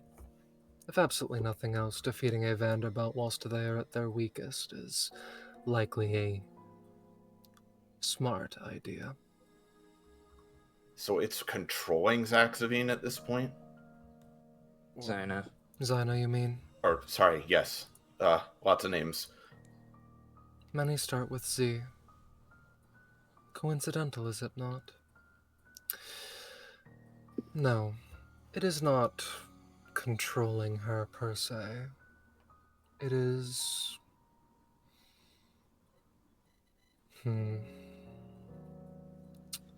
Would you say that an artist, were they to create a statue of clay, took control of that clay? I Sorta? suppose I would. Aika kind of like gives a shrug. They manipulated it, at least. Manipulation, then, may be a better term. Yes? This question does interest me. I would say controlling is perhaps the wrong word. If an artist is shaping their clay, wouldn't it be an act of creation rather than manipulation? An act of art? In that case, she is being created in your context and manipulated in others. Such is the best way I could describe it, without going into the duplicitous nuances that I can see that most humans, demons, reapers, and gods cannot. She says gods, and then Ica like looks around, like what? You hope she's referring to her. Wait, that doesn't make sense. Well, it sounds to me like we need to find a way to separate art from the artist. She smacks her fist into an open hand. You know, Zaxavine, like, that's the most she's laughed ever, maybe. In a trillion years, finally a good joke. I can assist, as mentioned, but the process will still be roundabout. Can you get rid of the sigils then? Or do you at least know of a way we can? Yes. But Another question. yeah. Is it wise to? They're affixed to the soul, right? That sort of separation wouldn't be pleasant. I have seen many things in my hundreds of thousands of millions of billions of years. I request that you listen to your elders when I comment the following. I fully believe that you will learn what to do to a Z-sigil, or at least get farther along the process of learning what to do before the end of your journey through here. And for the sake of your own catharsis, I believe it would be wisest to allow you to experience it with no spoilers. That's a good term for it. Sure. Is it wise? Is it wise to spread or destroy or remove a sigil when it is freshly laid? No. Is it wise to remove a cancer cell if it gets too big through use of fine craftsmanship of a knife? Yes. That is what I will boil it down to for you.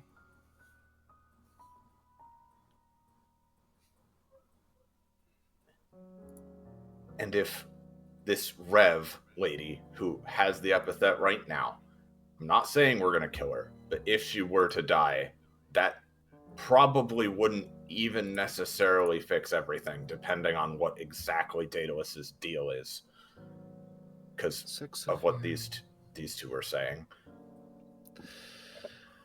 You can cut off the head of the Hydra, but if absolutely nothing else, if it will not create another, it will at least regenerate quickly. Yeah. That is my belief. This All right. epithet is a monster. Nothing short of it, yes. More than a monster, it's a chimera. It's not just one, it's... This entire scenario is born out of the congealment of multiple. And all it wants to do is make more perfect creations like itself. You said... Alright, this is going to be contextual, dragging together a lot of different information. She shakes her head, kind of gets herself in the game. So, Arlia's here. Zyna's here. All the people that we saw previously, all the players are on the stage. Arlia's not doing the best right now. Bishop and Cardinal, you said this Rev lady did something, targeted a bunch of people. Arlia, all of them. In that case, what did she do to them? And who's the kid?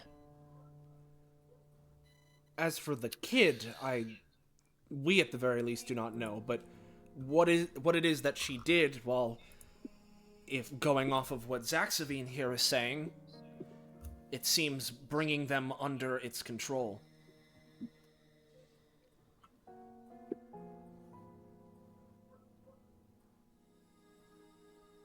better not be. We need to find a way to save Zyna, save Arwaya, and get out of here. And even if we can't permanently defeat Daedalus or whatever this is while we're here, hopefully we'll at least be closer to it. I've witnessed the brothers attempt to create a cut to traverse space. That is not something you can do here. Again, Epithea enjoys its toys to the best of its ability. Arlia is different. If you can rescue her, then you can get out of here fine. No issues. I can insist that much. Okay. In which case, it appears we have our goal then. Yes, so... Sorry, and she said Arwaya, just to be clear? Yeah. Yes. Arlia can escape this place, yes. Okay, just making sure. So Just like she brought you in here. we seek out Alaya then. That's our goal. We fight Zyna, wrest control, and then escape. Otherwise, Kavaya Yes. will get really pissed at us. She mumbles. Yeah, there was a solid question. There was a solid moment where it looked like Aiko was going to say something along the lines of like, "Oh, why do we need?" And then Kavaya would be mad, and Aiko simply says nothing. I have two pieces. One more question. Yes. You are the creator of the Shadow Realm, right? This is what you've told us.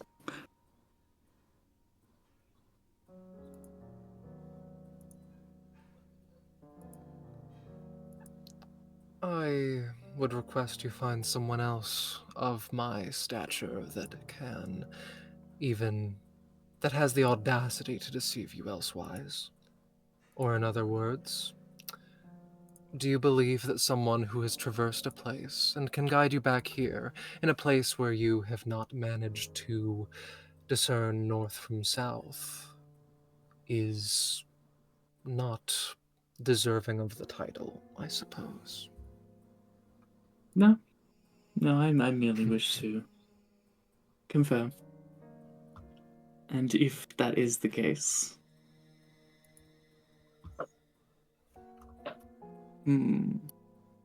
perhaps I'm being too brash, but I would love to see your how do I put this? True form. Skills? Either or.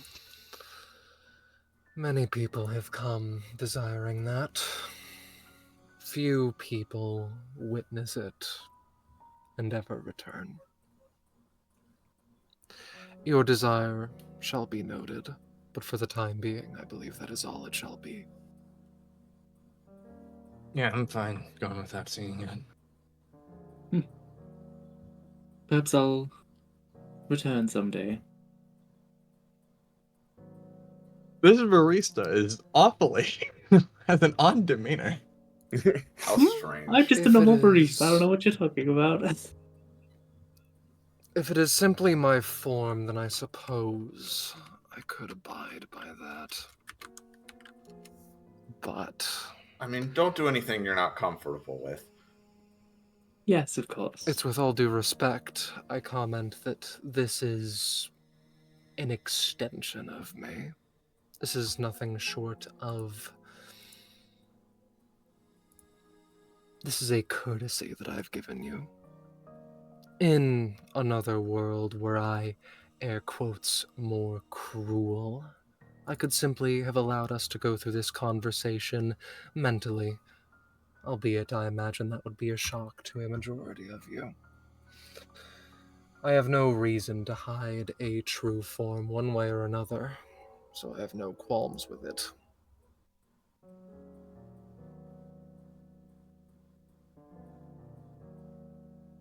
I like dragons. I simply can't help myself but experience all that life has to offer. It would True. be an honor to see the true form of who it is that's the originator of the sticks.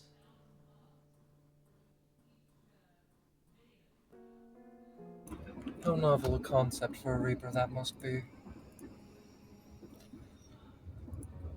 Fair enough. Fair enough. I've not uploaded this for several reasons, but with something below a gesture, something below a thought, the space around you buckles. A bubble of darkness is done away with. Beyond it is stars, a sky that is dotted with stars that glow darker than the surrounding pitch. And in what I can best describe as a middle distance is a hulking monstrosity, which I will place in voiceless for your enjoyment. Alright, stream, let's pull it up. Ooh. It is of a terrifying distance away, and nonetheless, it is still colossal. But the ping. As an estimation, were you to be adjacent to it, you would be a tenth of the height of the tail at best.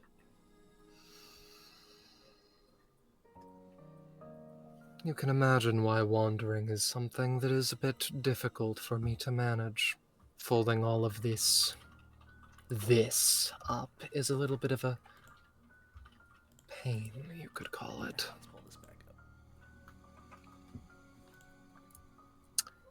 Nonetheless, as I commented, time is of your essence. May I do one last final thing for my sake? What is it? If you wish. It is for the sake of my... The darkness has a desire to understand the light, for then it can multiply in some variety of way. I simply desire to retain my sight on all of you. For how long? At least until this adventure is over. Perhaps I can coagulate a more full human form, considering how long it's been since I've practiced it. Nonetheless. Whatever you'd like, Of course, you're more than welcome. Your I'm Majesty. excited. Thank you ever so graciously for the assistance. As I have mentioned, we are equals here. But perhaps there is some part of me that misses worship. From the river, the door manifests again. To reiterate, it will be a bit roundabout, but you will get there. Sure. On those that would consent, you feel as it were, you feel something start watching you. The people who would abide by Zaxavine's request take 2 true damage. Okay. Edmino notably will abstain. Abstain. Noted. He stains his abs. He stains his goddamn abs. Use Ooh. paint. Damn. Aika will take the damage. Yep. As she idly comments, "Gonna deal with the god of the Shadow Realm. Wondering what my mom would react with." Your mother would be proud. Yes? Your draconicness. If there's anything that potentially, we or our allies or whatever can do to repay you for, all this information and the favors you're doing, just let us know. And she's saying it with the tone like she perhaps has an idea of what favor they could potentially offer, but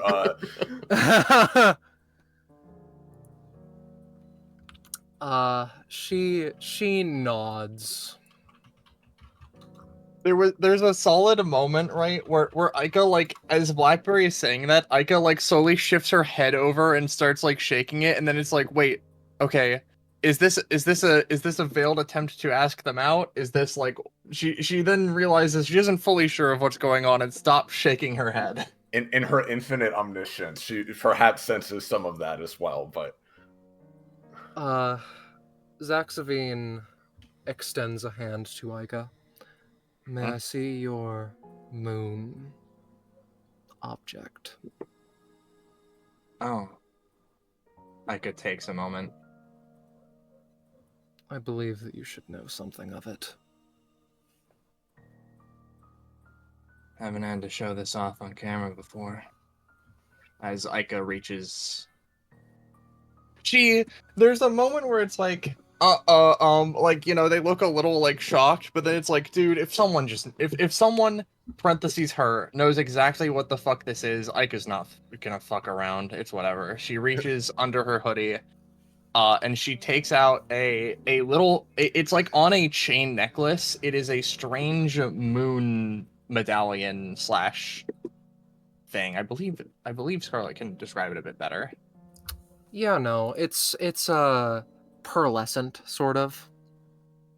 It is moon-shaped, as mentioned. Zaxavine holds it in her shadowy palm for a moment. In regards to repayment, potentially being able to exit from this location would be a nice starting point. Anything else you have in mind, I would abide by hearing out. She makes distinct eye contact with Aika. Your mother traversed here once in a while. Thought that Eyes this wide place, open. Thought that this place held a one-way ticket or a key to exiting from her mediocrity. That is her thought, not my opinion. So you're saying that... This is an artifact from one of the creatures of Epithet. All creatures have something close to them. Something that humans could liken to a soul. This is one of those objects. Similarly, your scythe was taken from here as well. It is a key to the clock tower, but it will not permit you to go there. Not yet.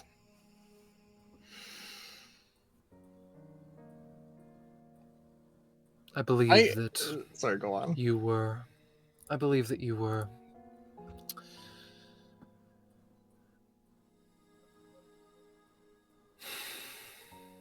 It would be best for you to know that. Your mother would want it. And I know very well the sensation of a mother's desire. There's a sense of, like, you know, it's like, oh, these are things I suddenly have knowledge of. Like, she kind of, like, you know, pulls her scythe out, looks at it, like, guess it makes sense it's from here, looks at the shadowbound moon.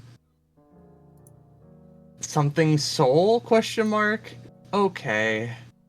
As she returns to her regular expression. Well, thanks. If you have further desires to speak with me, you can find your way back here. Swiftly. I will make sure of it. Well, that's a lot more so now.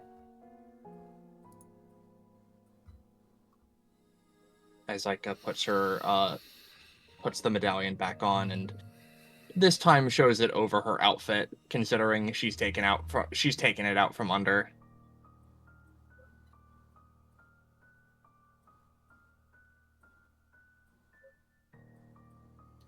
The cloak of darkness at some point returned, only the human form question mark of Zaxavine visible now.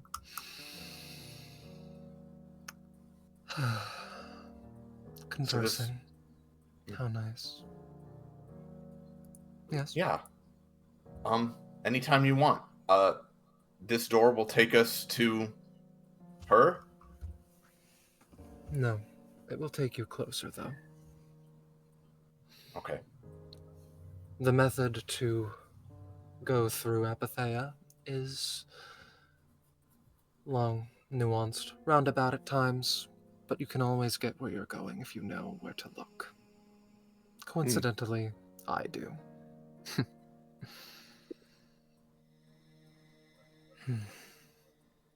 Well, thank you again for all your help. I'm sure we'll probably need more of it as we go. And at a time, once the situation has been resolved, assuming that in some way this kind of encounter is not limited to here, we would be ever so curious to hear your thoughts, emotions, reflections regarding things that we've heard legends of for as long as we can recall. Bishop starts as, Cardinal follows, similarly in suit, just like matching his, mannerisms. I can assure you, most of them are true, but if details are desired, then I have no qualms with letting my experiences be writ. We would want nothing more in the world than to do something such as that.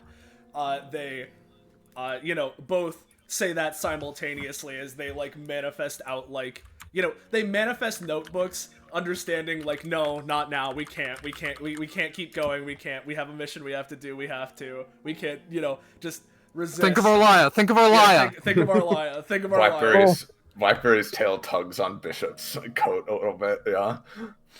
Ooh, must lick boots a little bit, but Arlia. Yeah. But of course, as much as the chronicles of, well, just about anything we can think of are utterly tantalizing, we have a mission, a goal of the utmost importance. And so, once the world has deemed that it is truly time, I'm sure we will all meet again. As, they're gonna start walking towards the door at least. It opens with little hesitancy, air quotes. Mocha gives Zaxaphine a deep, sort of bow, I hope to return one day to see you and your... She nods.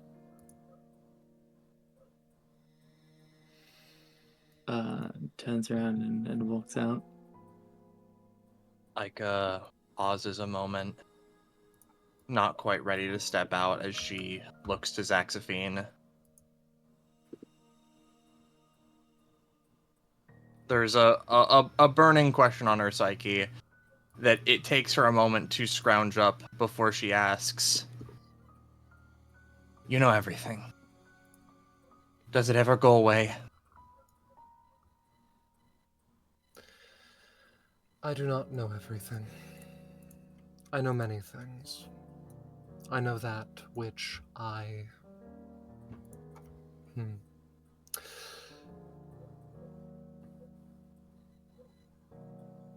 Ica.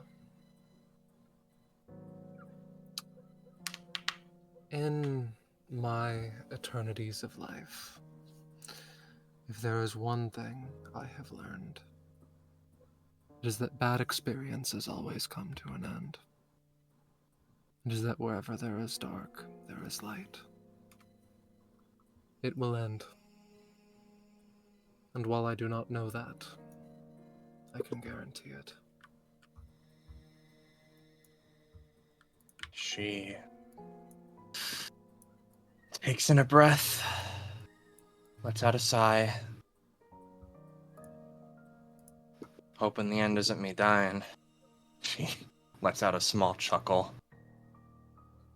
I border on offended that you go to that first thought.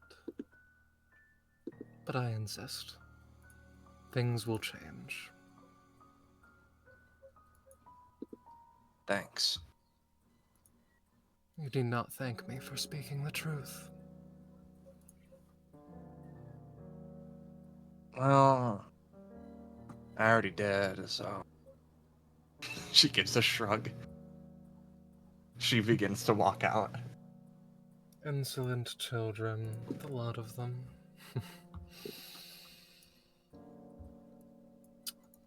With that,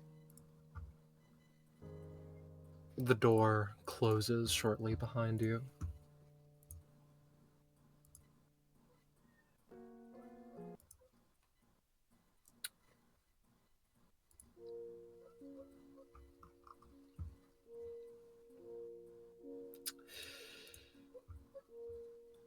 The first place that your group goes is one that is familiar slightly.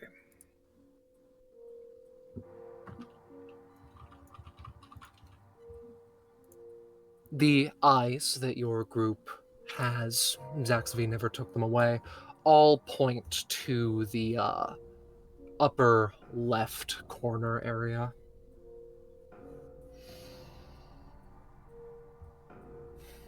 All these tables. What, people meet here or something? Well, no one's got to comment on the fact that we just met the creator of the Shadow Realm. As you know, as Maka is saying that, right? Like fucking Bishop and Cardinal slightly off to the side. The legends, they are true. Bishop says, Cardinal, brother, we've seen the proof in person now, in the flesh, or the closest to it.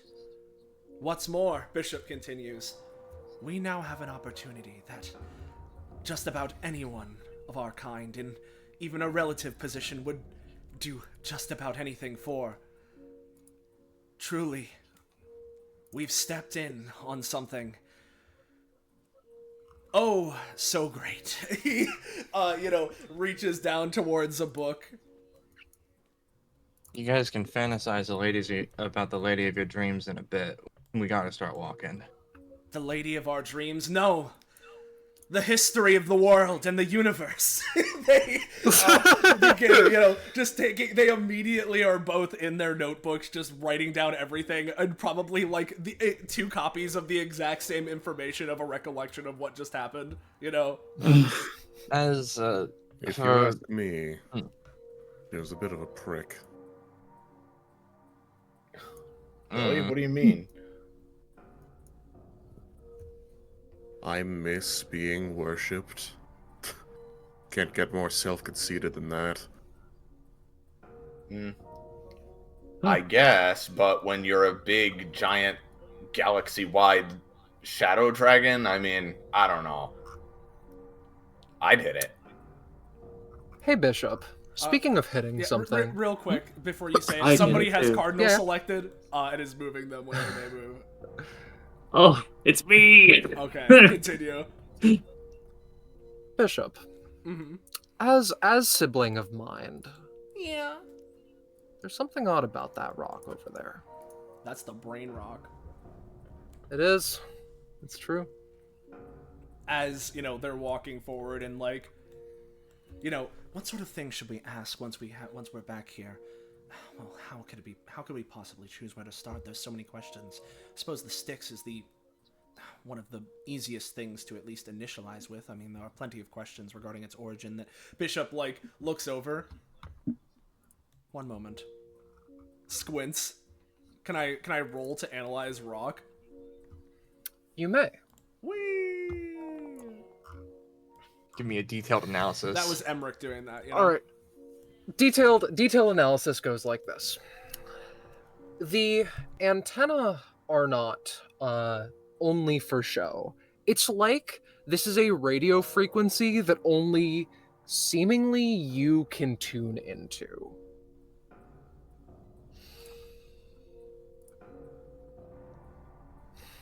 Coming from that rock. Originating from it.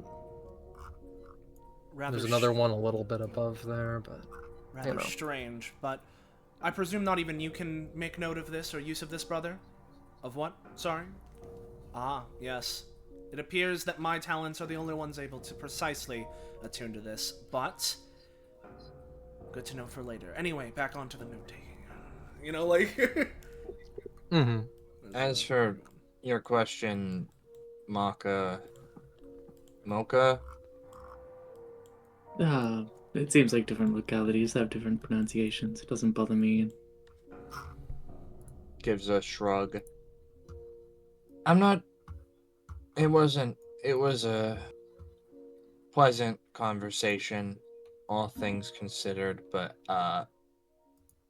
I regularly experience whiplash on time and place. I can't focus on that right now. Interesting. Don't say interesting to that. That's creepy. Well, I just haven't heard of a condition like that before. It's, you know, it's interesting to hear about. Are you an assassin, dude? Oh, no. Not an assassin. Just a barista. With a sword. Who With a wants to sword. see the true power of a shadow dragon? Who Zaina came to hire explicitly for a job where we're trying to kill someone, or she's trying to kill someone, rather. If he was Well, an I mean, maybe you just signed assassin- up.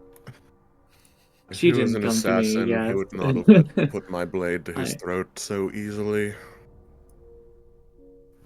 I guess that's fair. Were you guys having a like a duel? No. Simply asking questions. Oh. With your swords. My sword. Yes, I do want to clarify. I came to Zaina, not the other way around. Oh, well, fair enough, I guess.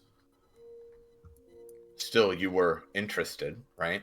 So, Of course. You As know. I said, I have past experience with Melody. As I said before, I simply want to see, at the very least, how her fate would play out. all I'm saying, right, is that DBA is a place where exceptions among exceptions go to all intermingle and form new relationships and grow and change. You can be a little bit masked down if you want. At that, Aika does take a moment and then like rubs her face and goes like, "Yeah, sorry, it's not my place to try and just figure out your deal. You don't need to say shit." That's true. No, I do appreciate that. I suppose I don't really feel the need to explain my deal. I am a barista, and I am seeking perfection. And that's all there really is to it, as far as I see. Well, I hope it's not Daedalus's idea of perfection. I assure you, I purely seek my own form of perfection, whatever form that might take. If it aligns with Daedalus's, then, well, that would be a coincidence. But I highly doubt it does, considering what I've seen. Mm-hmm. I really, really want to eat this rock. Eat it. It's so pretty. Do it. You can Eat feel the rock. free. Hey, actually, well, actually, no. You do this first, Blackberry, if you want to eat it. Well, I don't want to ruin the beautiful sort of formation of it. So Mucka slides in. But it does look so tasty, doesn't it? yeah. She takes one crystal piece of it out. Mm-hmm. You can easily break some of it off. She makes quote unquote eye contact with Mocha as a reality rift just cracks off of her form, and she tosses it in.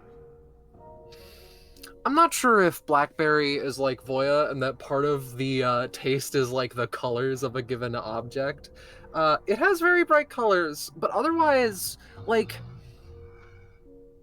this tastes like eating alien food and your body can't process it.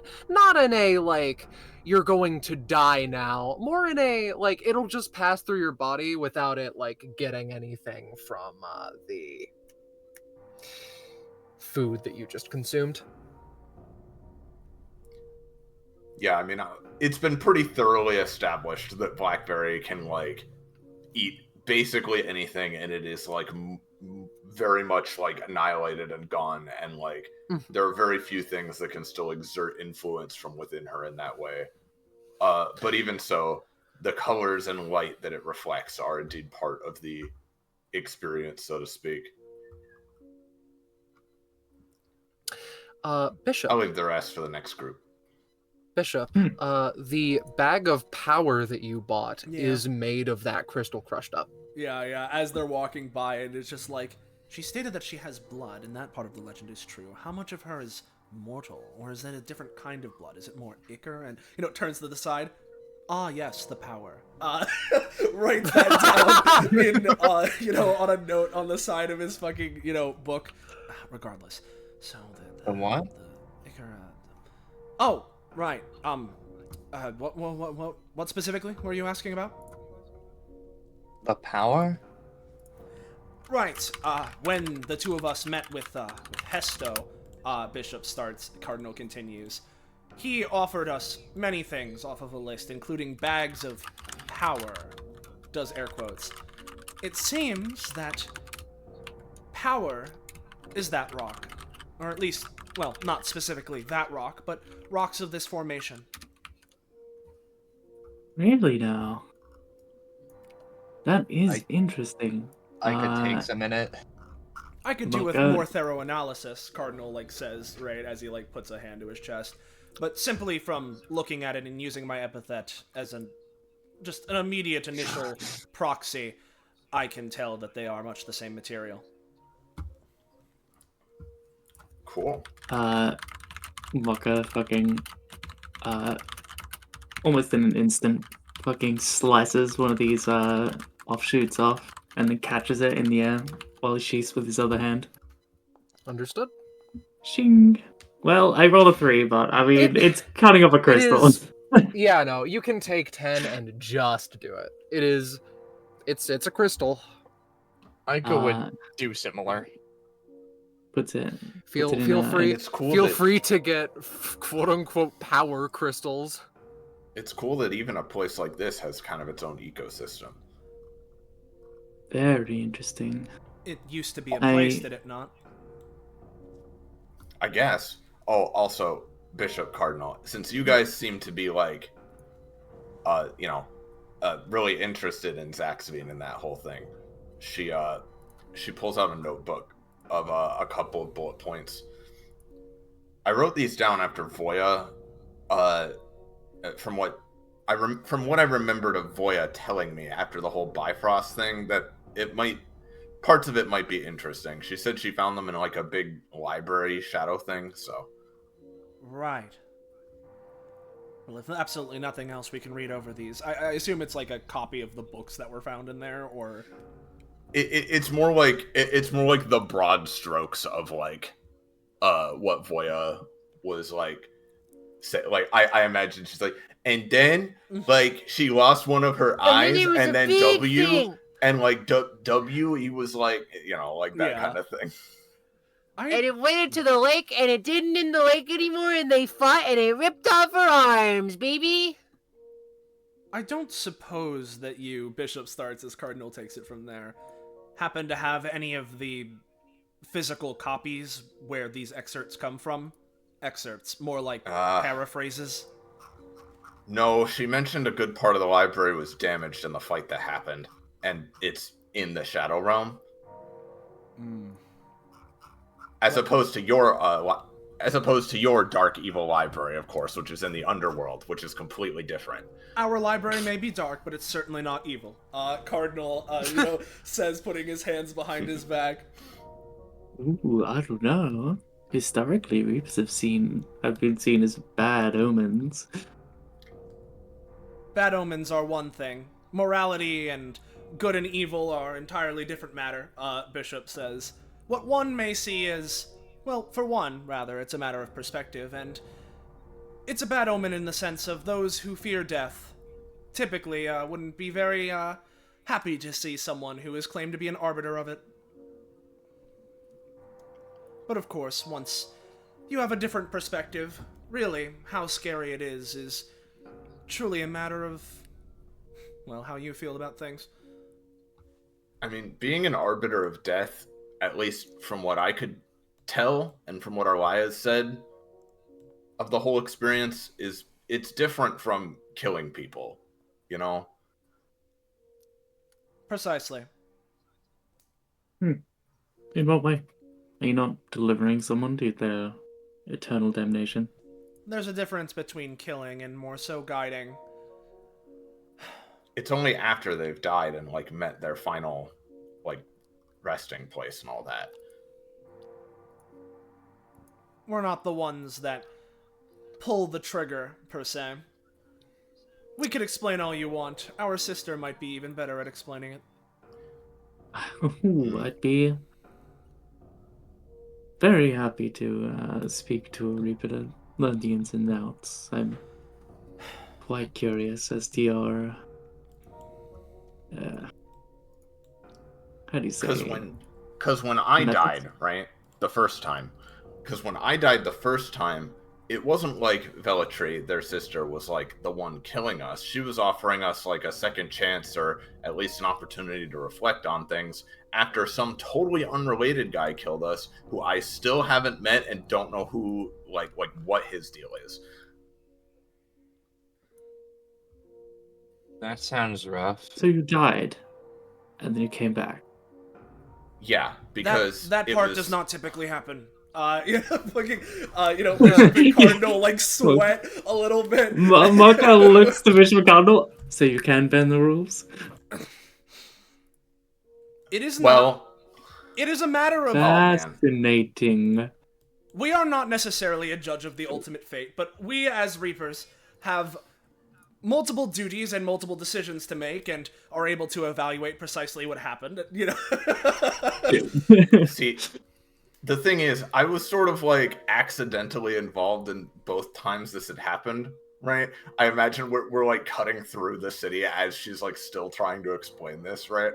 Like, see, the first time it happened, it was like, well, you know, I don't think it's your proper time. It was too sudden and like all of that kind of a thing. But then the second time it happened, it was like even more sudden, but because of the like really weird specific circumstances with us being in the lake and it being like a kind of not real but kind of real thing, a different Reaper was like, well, if you give up some of your memories, you can have one more chance. And then the Fates got really pissed off and basically said you can't do it anymore to DBA. They were really annoyed at everybody, and I wasn't there for that whole thing, but it was like I don't know, they just seemed really grouchy and really rude, the three of them. So what you're saying is being a part of DBA has disqualified me from getting a second chance from a Reaper as well. I wouldn't say that. It's more like that DBA just has a lot of weird exceptions like that happen. It's just that stuff specifically, like, I don't know what the Reaper like system of their leadership organization is like, but it really pissed some people off when that happened, basically. I understand. If stuff if happened the underworld once, is a well-oiled machine, I imagine pulling a gear out now and then would make a difference when in the long term. Yeah, but DBA is full of all kinds of weird stuff, so like who knows what'll happen next, you know? Sounds exciting. Our family has been ellipses over both of their heads. in the spotlight, I suppose is a way of saying it. Celebrities. Not quite. Well, it was a different lady the second time, so.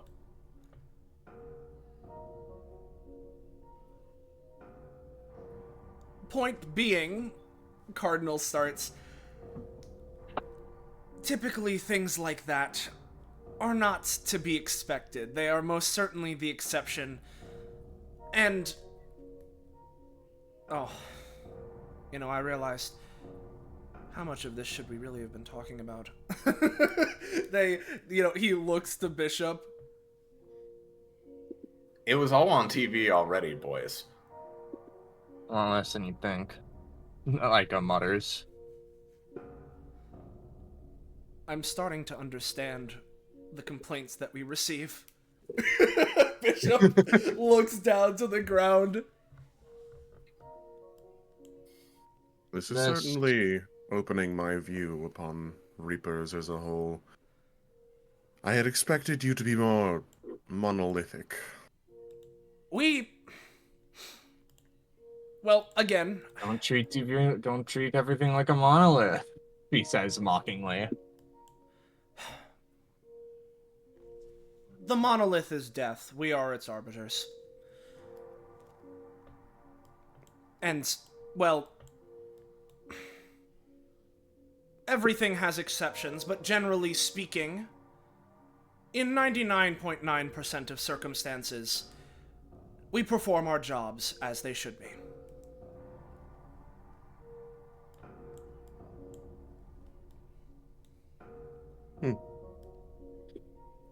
I see. This is unrelated, but you just have a passing interest in the sigils, yeah? Abhinav? I suppose I did, but having heard more about them now, I can say it's more than passing. I find it interesting. The circumstances we find ourselves in seem to be very oddly familiar. Ika thinks a moment. Well, guess what I was gonna bring up is a little moot now, but I was gonna ask, I guess. Because you were also at that temple, at the behest of the military or whatever. Like, I guess I was just curious, did you have anything more than a passing interest for that?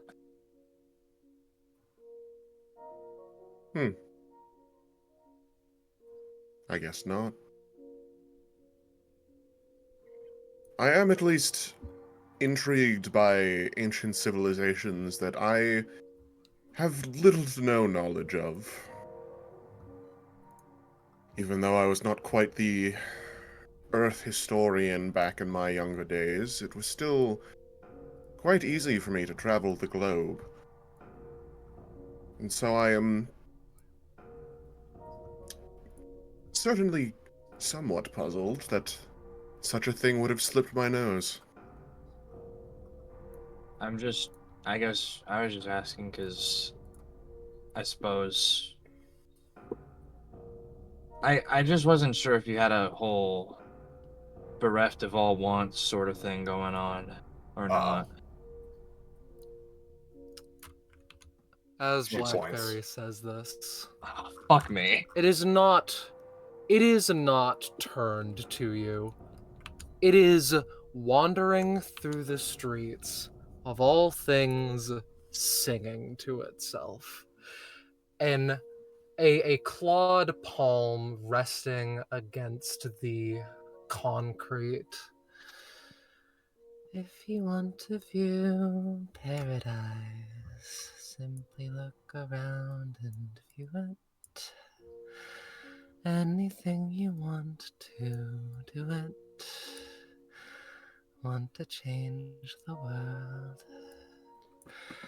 There's nothing to it.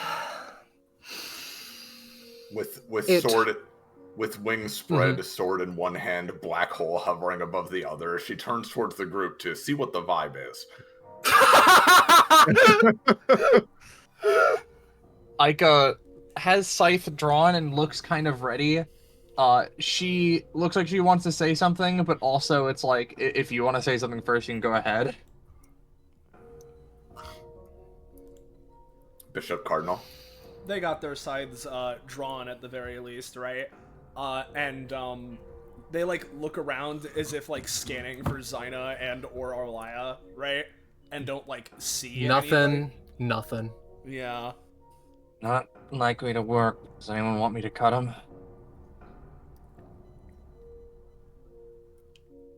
Blackberry simply nods once and turns towards it. She starts flying, not at full speed, but somewhat closer to him. Sword still drawn. Do you make the slash, Aika? She's ready to, but she does not. Ebino Daedalus has a slight grin as he approaches. That's all. Blackberry, All as right. she flies above the traffic lights. Hey, you! the thing turns around. Blackberry. As you cross the Gecko's threshold, just getting back. I want to know. Oh, you're as about to you find out. as you cross the threshold of the stop sign, still on, all red, a monster jumps out at you and like stamps their jaws against your torso. Daedalus whips a hand to it and just with a concerning lack of emotion, down, boy, as it is moved into the ground and vanishes. I was hoping that you all would simply announce your presence, but if that isn't how we're participating, then so be it. They move with a fascinating speed as they Detroit become puddle and just start going. Aika, at this point, would try and do their slash, basically. Yeah, give me a roll and I'll get back to you on it. The arrow, the eye continues to point northward. Oh, fuck. Yeah. You do slice it. A portion of its goop is lost against the lone building. Won't work like that more than once, but It's going the way out. don't enunciate that. It Okay, doesn't know. Mocha flips pages, or rather holds their hand out and a menu appears and flickers through a few pages before landing on a golden page. And they seem to their blade sort of rattles and shifts shape, becoming more almost like gold crusted and sort of fancy, I guess, for lack of a better word. They're doing something, but don't worry about it. Understood. So, Shall I I think we know simply that, but- move you to the next area? Yeah, I mean, unless someone's stopping them. If you're, if you're chasing. So Jeez. instead of what you are used to, instead of the eternal fog, the place that the eye points you to is in the midst of a apartment complex. It is, it surrounds a sort of little garden, and the fog is gone. It is absorbed, in fact, by a horrifying expanse of a ring galaxy above it. This is not an overclass sensation. This is an astral class sensation.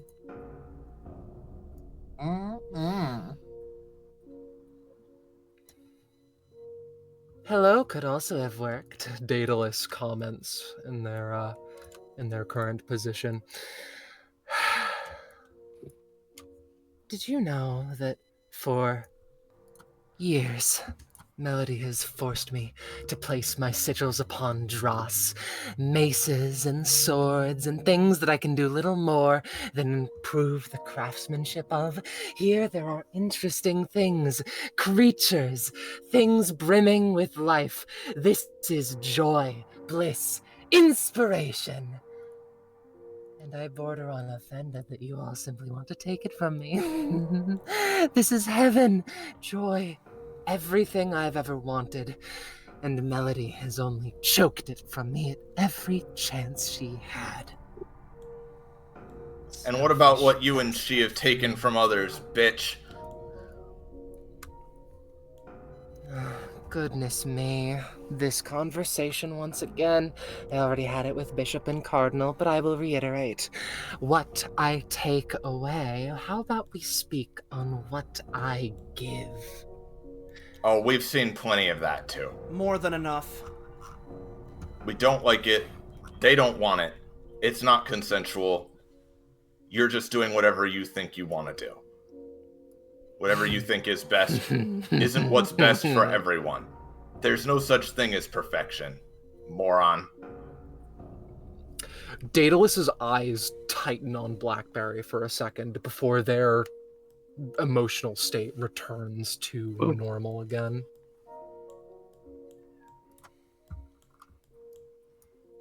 Can you erase the sigils, or are we just gonna do this?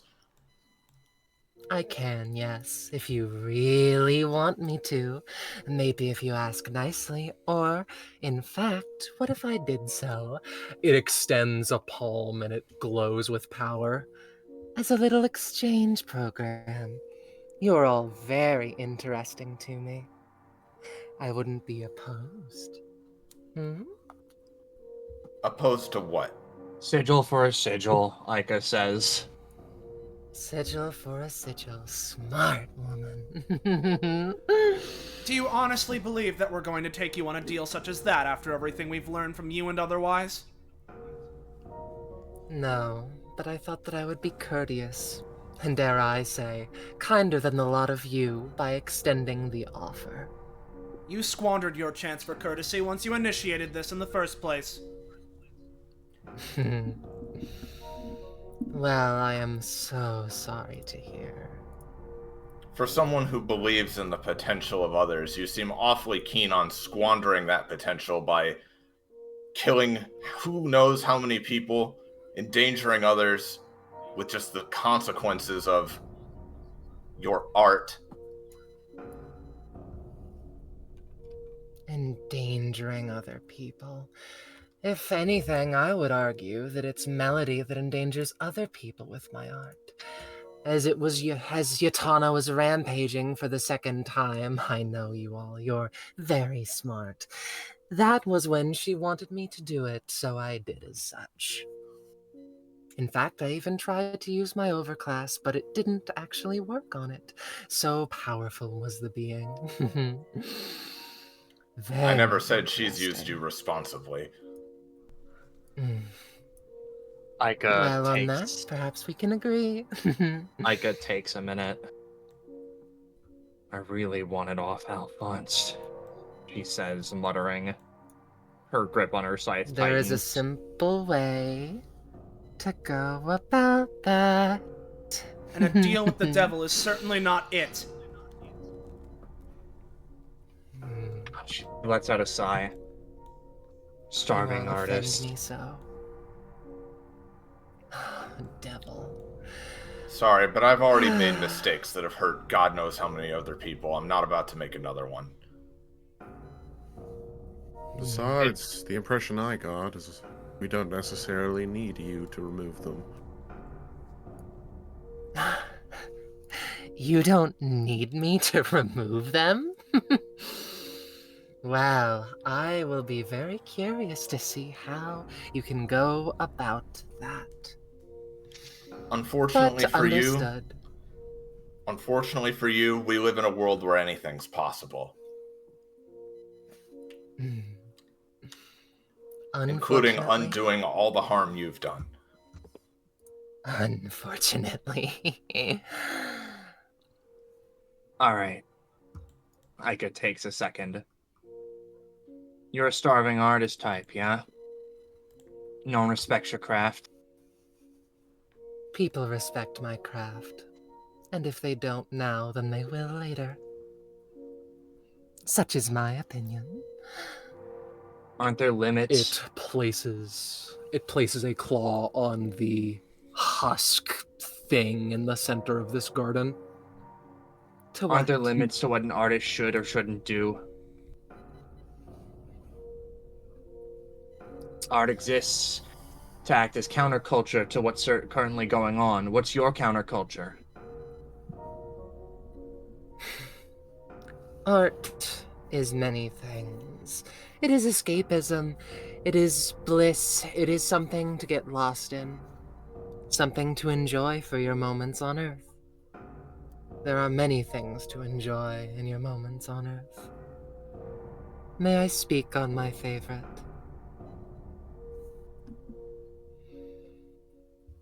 Perfection I'd is at the very least fleeting, be yes. interested to hear. I believe that if nothing else, it would come to allow you to understand and appreciate my art better. Interviews are all the rage these days, aren't they? Please take positions. I will be nothing but joyful to witness this occur. See the indestructible destruction bench agreement go up against one of my masterpieces. Even if not all of them are designed for war. I do Imagine have- for a moment. Yes. They Sorry. roll their eyes slightly, but a question to it seems more interesting. I do apologize if this is to bore you, but what happened to Melody Mechansphere?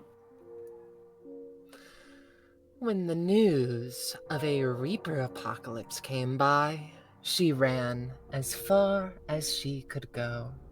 She came to Ambrosia Heloise, who you may not know, but I know well as someone who created protozoan aliases. She struck a deal. The ability to place masterwork sigils on anything in exchange for protection. She has Rev to go along with a lot of her requests. And, truth be told, my time with Rev has been far more positive than it ever has been with Melody. Not to mention, I can actually do things like experiment with aliases. Something that I've been longing to do. But no, Melody must perform her usual act of placing upon... I would like you all to imagine something for me.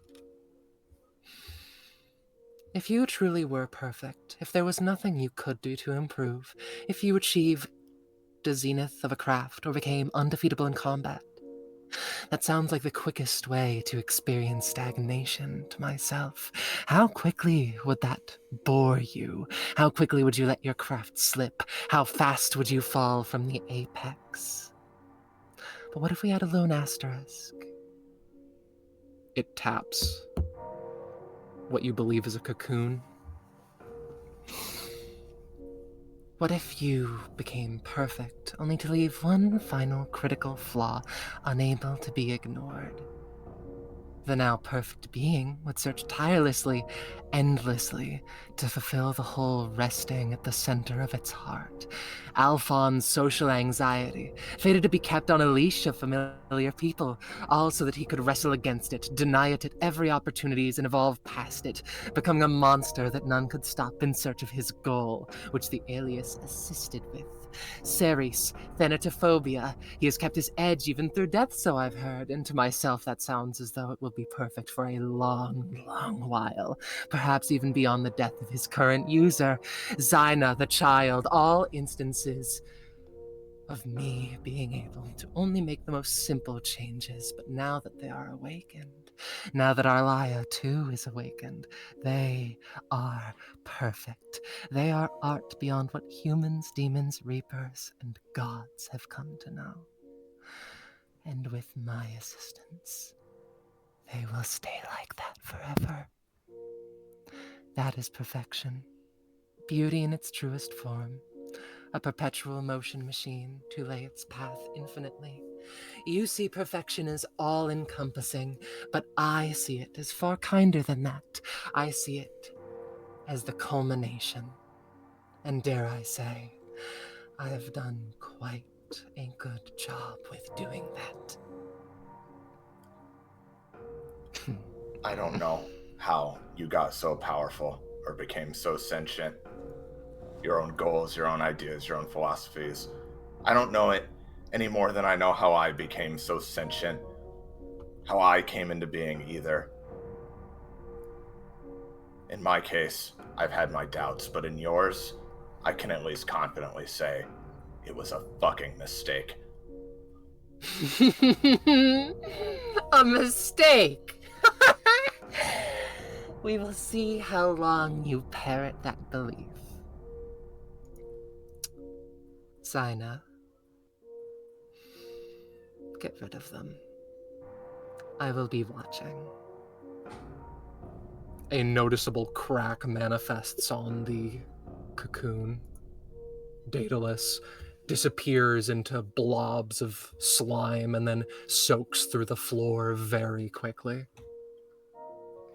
Non-lethal, everyone. I would like all of you to center your camera upon the cocoon, such that the entire stone circle is visible. Okay. It cracks. Once, and then twice. And then there is a faint sound, scraping against scraping. Something pierces through. Something breaks through.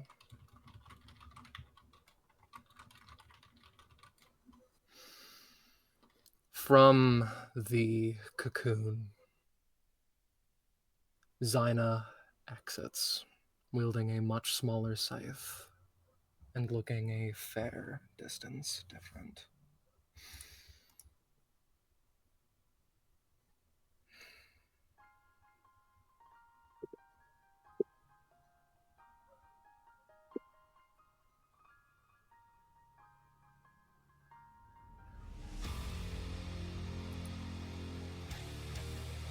Oh, fuck. Its wings extend outward. The slime that it has upon it expunged, dried within an instant. It flickers for a moment with a sense of familiarity, recognition, something along the lines, but its pupil constricts, the orange cracking to either side. Fragments are left behind, and only the butterfly in question remains. I would like all of you to do me a big favor and roll initiative. Whoa. There we are. We should start Pleasure. the encounter. So you hit the begin encounter button. You put us all on there. Oh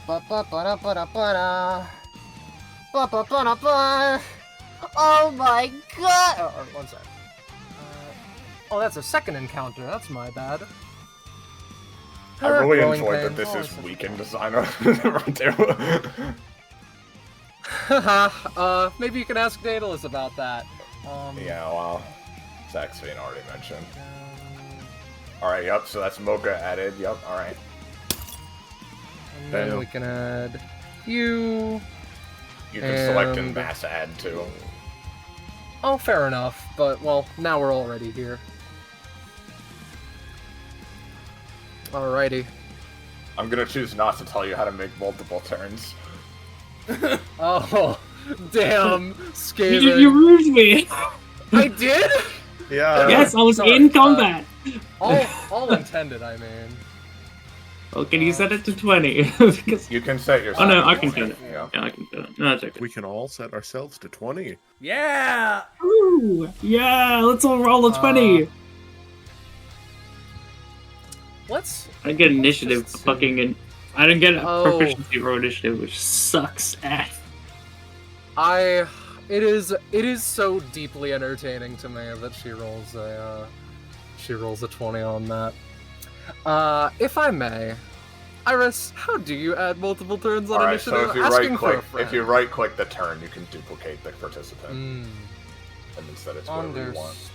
understood. Okay. So. Yeah, but only do that once though. If you do it anymore, Foundry explodes and kills you in real life. So the good news is actually that she only does have 2 turns. That's great to hear. Don't worry, guys, she's at her weakest. Listen, I mean, You- genuinely, this is gonna be. I mean, yeah. It's just All right. this is alternate Zyna, not strengthened. so I should introduce a couple of things, probably.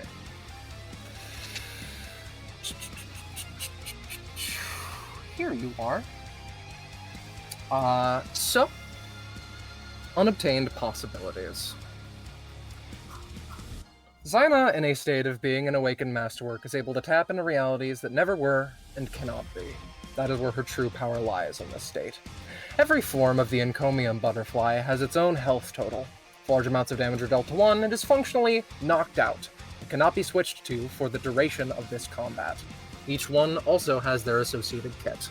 It does not explicitly say so, but she can start at the start of her turn, she basically chooses which one to be in, if applicable. Lay down your life, just in case Masterwork or Rev were here. Oh my god.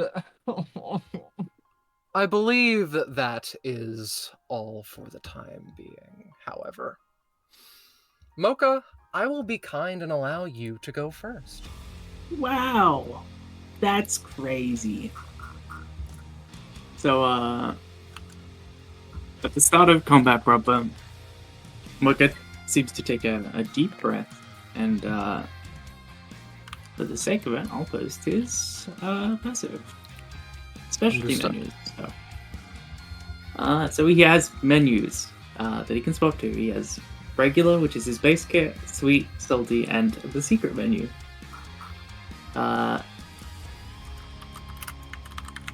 So there's several different little mini kits, and he's also in search of the ultimate flavor. Whenever he gets affected by something, he breaks it down into tastes and aromas. Understood. Make coffee recipes out of it. Okay. Get that out of the way.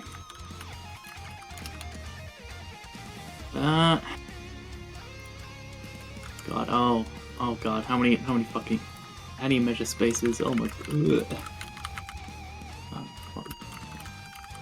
5, 3, 4.5, 5.5, 6.5.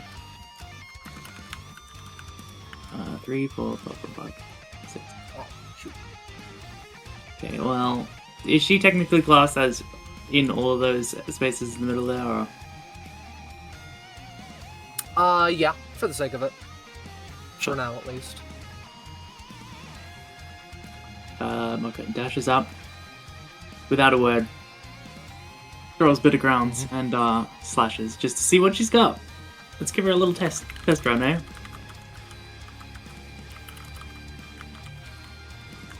Alright. Is that a request to try and bait out at any time? Well, Or- he's striking and seeing how she reacts. This is just him doing his attack and seeing how it goes. Fair enough. I believe that for the time being, I think that she simply allows it to go through with no issue. He slashes at her form. It It's draws sort of like blood. the blood is electrical or ambrosia adjacent, maybe.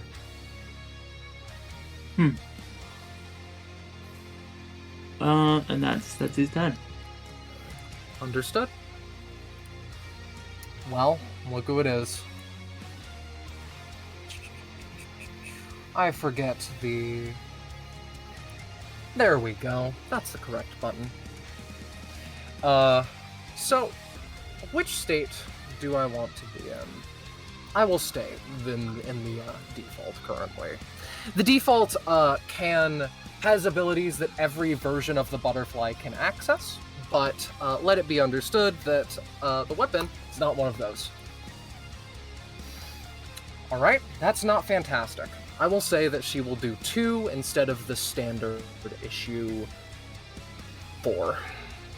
And furthermore, I'm going to say they're both on Mocha, as they take the scythe and move so quickly that you can barely notice as just once and then twice. 8 damage, Alright. providing you don't do anything about it.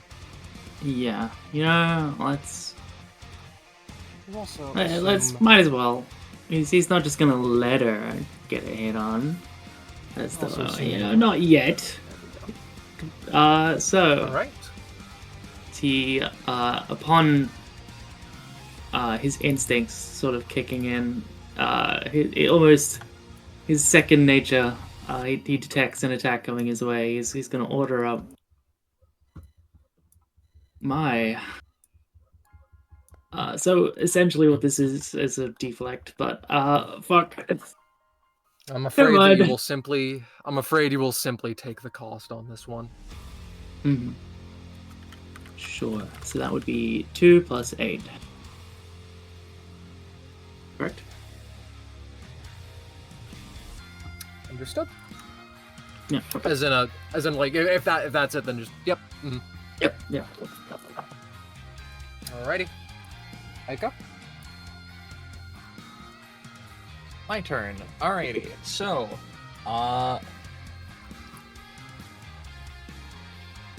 from here, can we see where her sigil is? No, but that seemingly leaves only like what is covered by her clothes or potentially the spine. Hey, I don't really have a particular plan for that, but what Aika's gonna do from where she is honestly, she's gonna basically make like a pair of attacks with her scythe at Zyna and effectively go for her scything hand to try and disable a little bit. Understood. Yeah. This is the first one, and this is the second one. Alright, they're 3. They are 3, brother. Despite the fact that there's no real tell to you going in for an attack, she still manages to dodge each slice individually. Aika clicks her tongue. Fuck.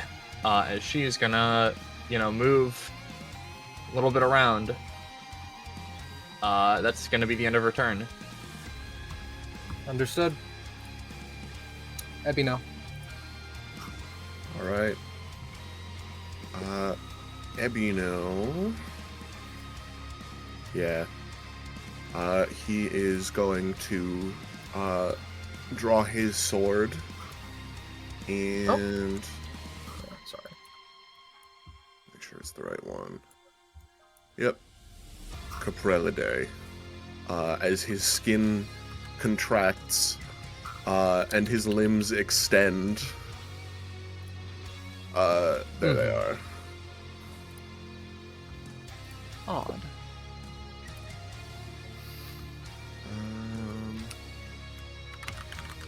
Let me spend 1 Krangen.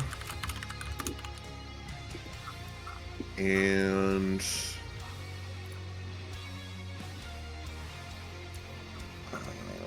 shoot, right. I'm being silly. How far away is this? 40 feet. Divide by 5, that shit is... Come on, I should do 8? 8. 8. Okay.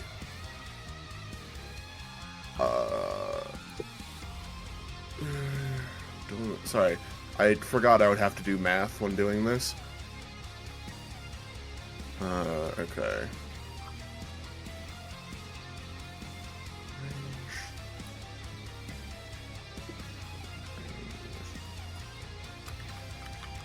Oh, okay. He then, with his freakishly long arms, is just going to, basic attack her. With Alright. Mune. So this would be... Is basically away. Yeah, this wouldn't deal any extra damage. Oh, it very nearly did. I am afraid that that too is simply deflected by end state. Alrighty. Well, that's all for now. Alright. There is a due process to this. As they hold up their hand to the astral class ring galaxy. And it is as though it abides by her commands. Why do you keep on disappearing, lady? And from the ring galaxy, there is a black lance that is granted to her in some way. And furthermore, we're going to properly change the name, we're going to change the icon, and we are going to read thusly. An indestructible lance that is corrupted by an alien force moments after being manifested. It climbs up the butterfly's body until it takes over fully, split down the middle between an alien mind and a human one, yet both with a desire to study, advance, evolve, search until there is nothing left to be found at any cost. Tentacles at the end of the lance are eager to writhe, dissect, and learn as necessary. Unified Butterfly puts stacks of study onto people and evolves if they attack someone with study. Speaking of, they turn to Blackberry, and I'm going to use Weaving Needle. Or so I would. How do you deflect this bullshit? I think that she's just in this moment particularly locked in. She sees the lance coming and just knocks it to the side with her blade as hard as she can. It is indeed knocked aside. They keep it close, but need to sort of re-enter into a fencer's stance. Though, interestingly, I will apply one study to Blackberry, but otherwise, that is, for better and worse, the end of her turn. Alright, so that means it's Bishop. Bishop.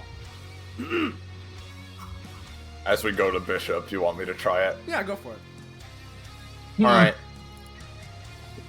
It is simply up to you two what happens here, but she's gonna snap her fingers and try and give it her best shot.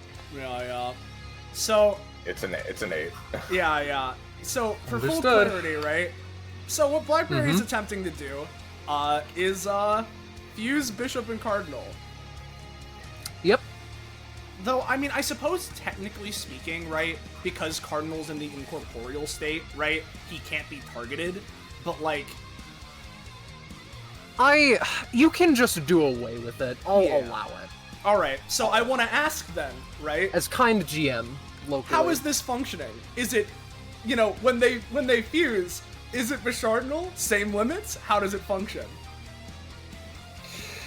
Or is it a different kind of fusion? Are they a different one? So, my answer to you is I believe that this would basically be the Tinder of Bishardinal without the spark that actually combines the two. They are fused in like how Blackberry would fuse them, but they would need to go into true Bashardal mode in order to be Bashardal. Yeah, you know? okay. In which case, yeah, if fucking Bashardal is Fusion Dance, this is Patara Earring, or vice versa. It's one or the other, right? Yep. And so, Yeah, I'll trust your judgment. well, and then I guess I want to ask you, right, if that's the case, right, Yeah. like, just before we properly initiate this, right, I assume it's working like BlackBerry stuff, so instead of having the direct time limit, Yes. it's, you know, however long it lasts with, you know, how synergized they are, which, needless to say, I think the two of these guys are rather synergized. They're fairly synergized, yes. Right, they're rather synergized with each other, right? And do I have access to Bashardal's kit features? Or, like, any of the increased action economy? you would need to go Bashardal mode for that. Okay, yeah, alright, so it is purely functioning off of BlackBerry's mechanics, but... Blackberry, like, kind of dramatically turns to you know, the butterfly Zyna, kind of flips her hair a bit. It's ketchup. As, you know, Bishop was about ready to, like, you know, start, you know, going into action, right? As he feels this effect coming into place, and just wordlessly looks to where Cardinal would be as he fucking, you know, re-manifests, and the two, in a different manner than the way that they usually fuse together, right? Just meld and congeal into a singular thing, a singular little, just a singular form, right? And I'll use Bishop as the base, because that's where he's at right now. And let me just bring... No, I mean, I should just keep Cardinal here. I'll bring, like, this. Yeah, there we go. Bishopal, you know? Yeah. As, you know, they fuse together. What do you think, I'm stupid? Continue. So this one's different. Almost the same, but not quite. Karship? No, we'll have to workshop a better name. We'll get back to that, though. As they turn to, Enjoy it. They look up. Oh, we very much will. Oh, Daedalus. How so close yet so far you are to understanding beauty. In another world, we might feel more sympathy. Unfortunately, you're a bit too much off the mark. As they manifest both sides simultaneously, again in a manner very similar to as they do when they are Bashardal, right? And so, what I think we're gonna do, because if it's functioning off of BlackBerry rules, instead of having, like, well, it's BlackBerry rules, so, like, we still have the passive, though, right? So I would assume that I can do a thing where I have, like, the secondary basic attack that would be, like, maybe? I'm fine with it. And then I can modify one's actions with the other, right? You know, let me actually, I was here, right? Was this where I was at? Let me actually fucking... Yeah, I can get here. As they're going to fucking, you know, zoop up, right? And what they're gonna start with is... You've helped us out plenty in the past, more than we could have possibly asked for. Allow us to finally return this favor. As what they're gonna go for is Bishop, or rather, you know, well, you know, I don't want to say Karshop. That doesn't sound right? The fusion. This new fusion, right? I really like ketchup, but yeah. Are going to use the Thinking Man, Bishop's ability, as their primary main action, right? And what I'm going to try and do is, you know, utilizing this, I'm going to try and use the memories of shit like Monochrome Castle, and try to have the effect be to fucking try and return Zyna to her senses. I know you're in there! Yeah. Do I know you're in there, right? To try and fucking, like, psychic attack her with memories of, you know, not being corrupted by Alien. And since I'm able to fucking combine this with one of Cardinal's main actions, right? I suppose the way I'll do it is that, like, as Bishop is creating this area, right, Cardinal is gonna use Alchemist's Paradise, right, to, like, create a bubble around, like, Zyna, right, by, like, terraforming the ground around her to, like, just, like, fully encase her in this effect, is the intention. So let me go ahead actually pull up the goddamn sheets for these two. Here's the Thinking Man, which has a +3, right? Because that's how Blackberry's fusion works. Yes. Pretty sure. Yes. And then here is the Alchemist's Paradise that would be modifying it.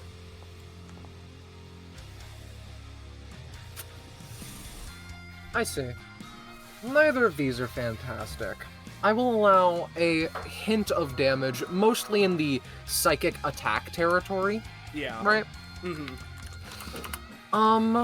Let me just... Sadly, I need to keep track of all of this outside of Foundry, so it'll be a little bit of a pain, but it is of no matter. So, I believe that the best way I can put it is that as you place her in this, like, state, as you try to remind her, it is... It is very odd that you do so and, like, rub up against a, like, immutability effect, but you're not quite sure what it is trying to prevent you from doing. Nonetheless, different memories. Actually, one detail. Mm-hmm. The butterfly and Zyna feel like two oddly different things. Like how Samsara would be.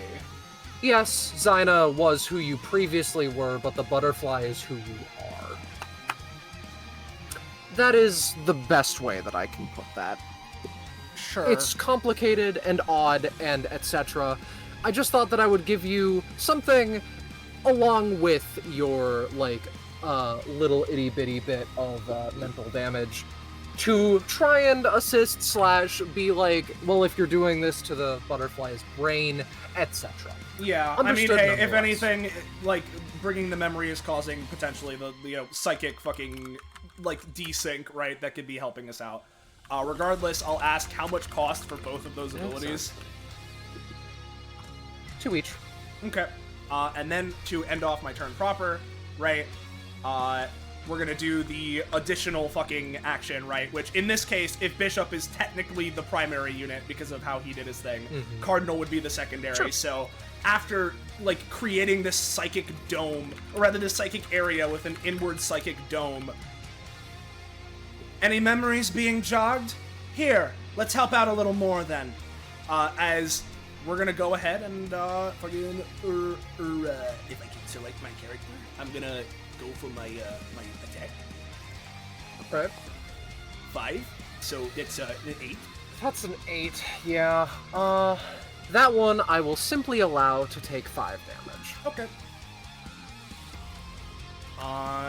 Alright. I guess I'll ask, right, as well as one final thing. Because this can take in matter that, like, is around it and touches, is it able to fucking absorb in any of the material from Zyna's epithet, considering that it is, like, that's, like, the whole premise of her epithet? Oddly.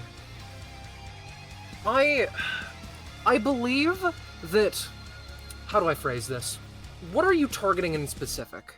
Because there are still, like, cocoon shards around if you want to target those. I'll say yes. Okay. I will get back to you on that in our DMs. Okay, that's it for me, though, for real. Yeah, that's interesting. Hey, BB, how's it going? Hello. Hey. We're gonna start off with, we're gonna main action give one of these to Ebino and the other to Mocha, I think. Understood.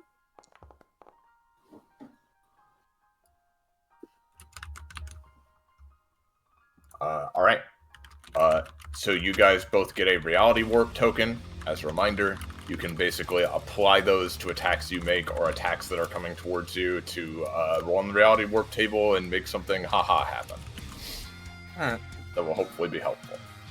So just give yourselves one of those. And let me put up my hunger all the way up to here. which will make me ravenous. So hold on. Understood. And then, with a bonus action, we're gonna try to get Sister out here real quick. Understood. Get out here, you scamp.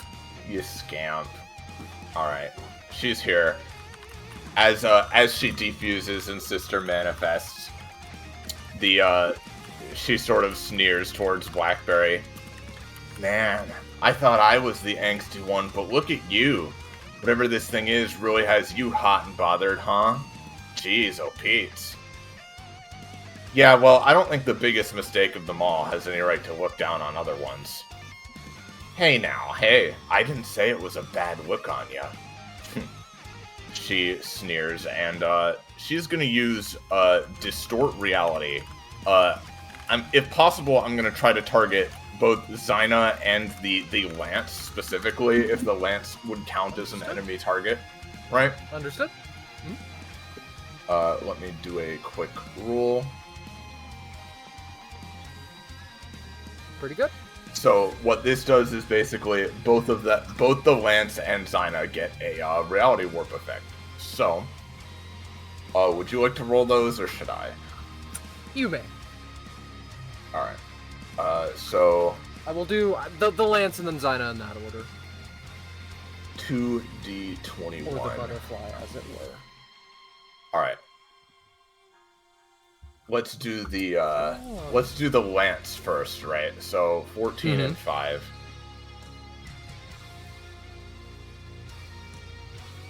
Yeah, I think 5 is what we should go with here.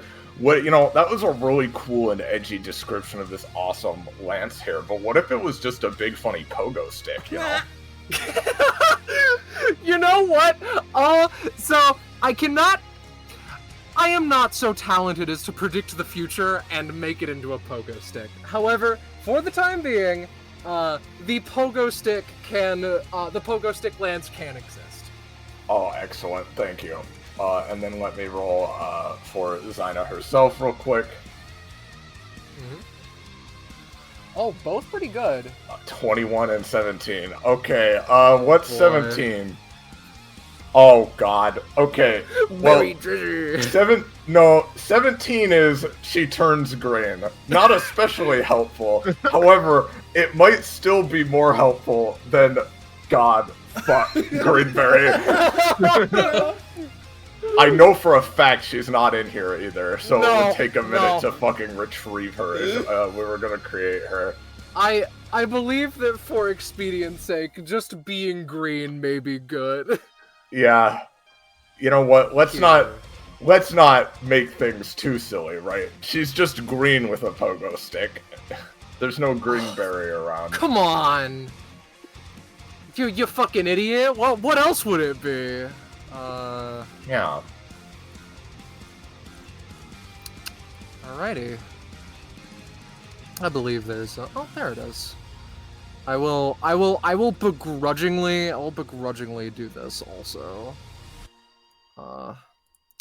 Anyway, is that the end of your turn? Yep. I actually cannot change her tint color, which is odd. But pieces are green at least, you know. Anyway, back to Mocha. Right. Well,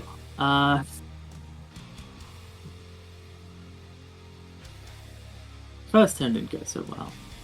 That's okay, it's just warming up. So, let me just double check what the action economy is. Again, it's bonus action for 2 stamina or a movement action. Okay. How about...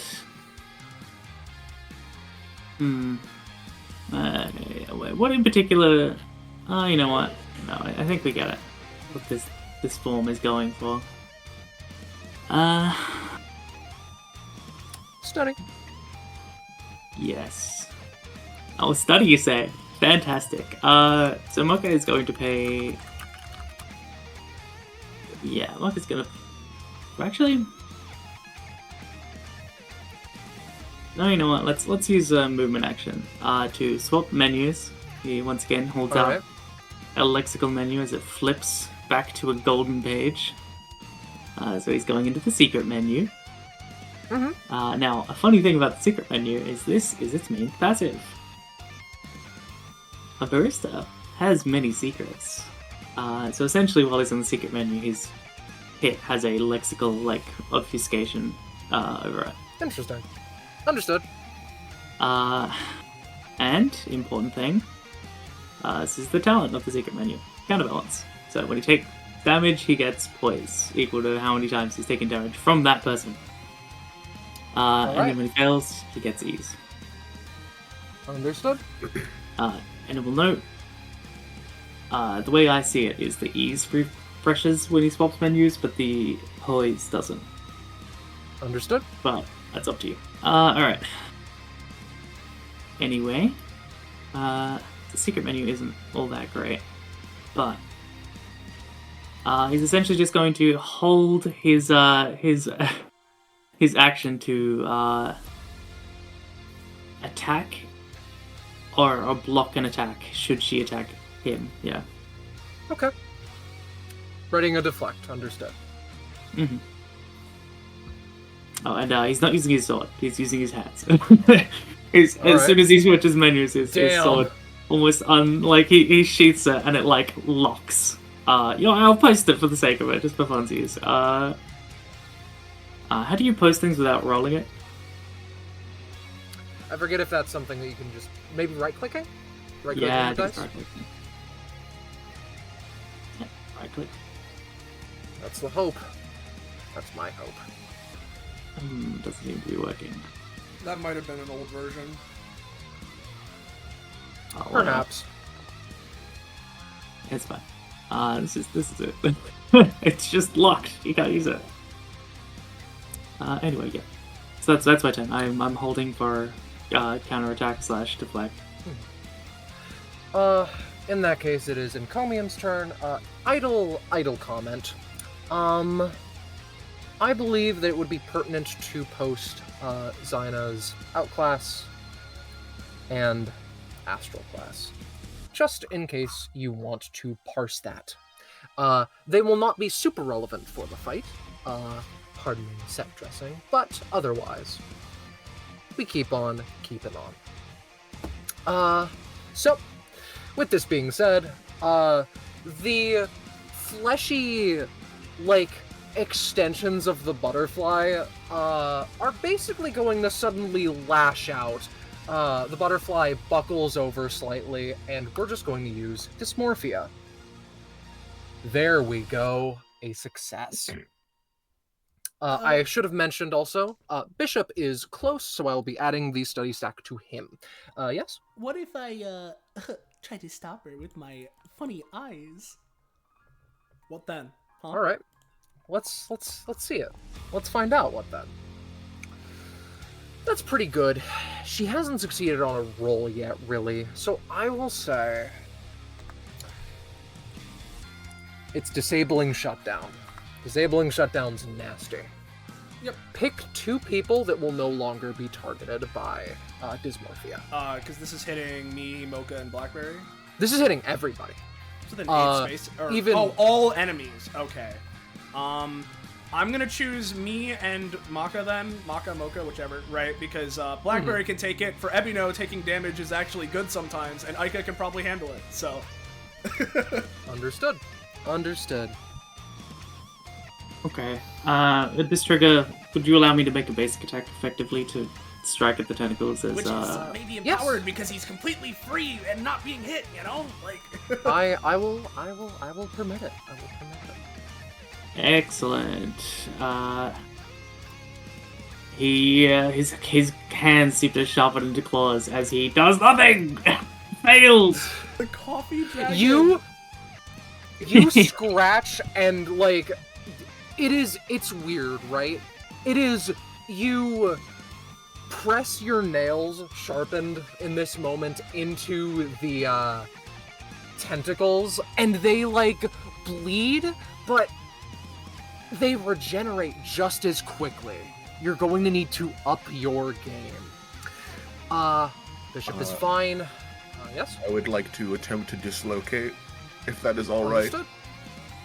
I just have to Feel beat free. the I imagine it's just an any time, so. It is whenever I get hit, I can attempt to dislocate by rolling above the number that hit me. And that Which is you do. Yes. Alright. So. In that case, Blackberry, Ebino is dislocated, and I do not know if that like makes them take less damage or what have you. Blackberry and Ica, what about you two? This attack is just coming in the form of, it's like a big tentacle attack. It's a big tentacle strike, slap, maybe pierce. 8 damage. I'll just take 8, to be honest. In that case, the encomium butterfly evolves. My I have a question mostly in that I don't believe I can do anything right now, but I am concerned about my timing and whether I would miss it, TM. Because it's like, my question is, I can't use it right now. Would I be able to use it, like, after this resolves in order to like do it, or would I have to do it on my turn, eating up into my usage, basically, for the next round?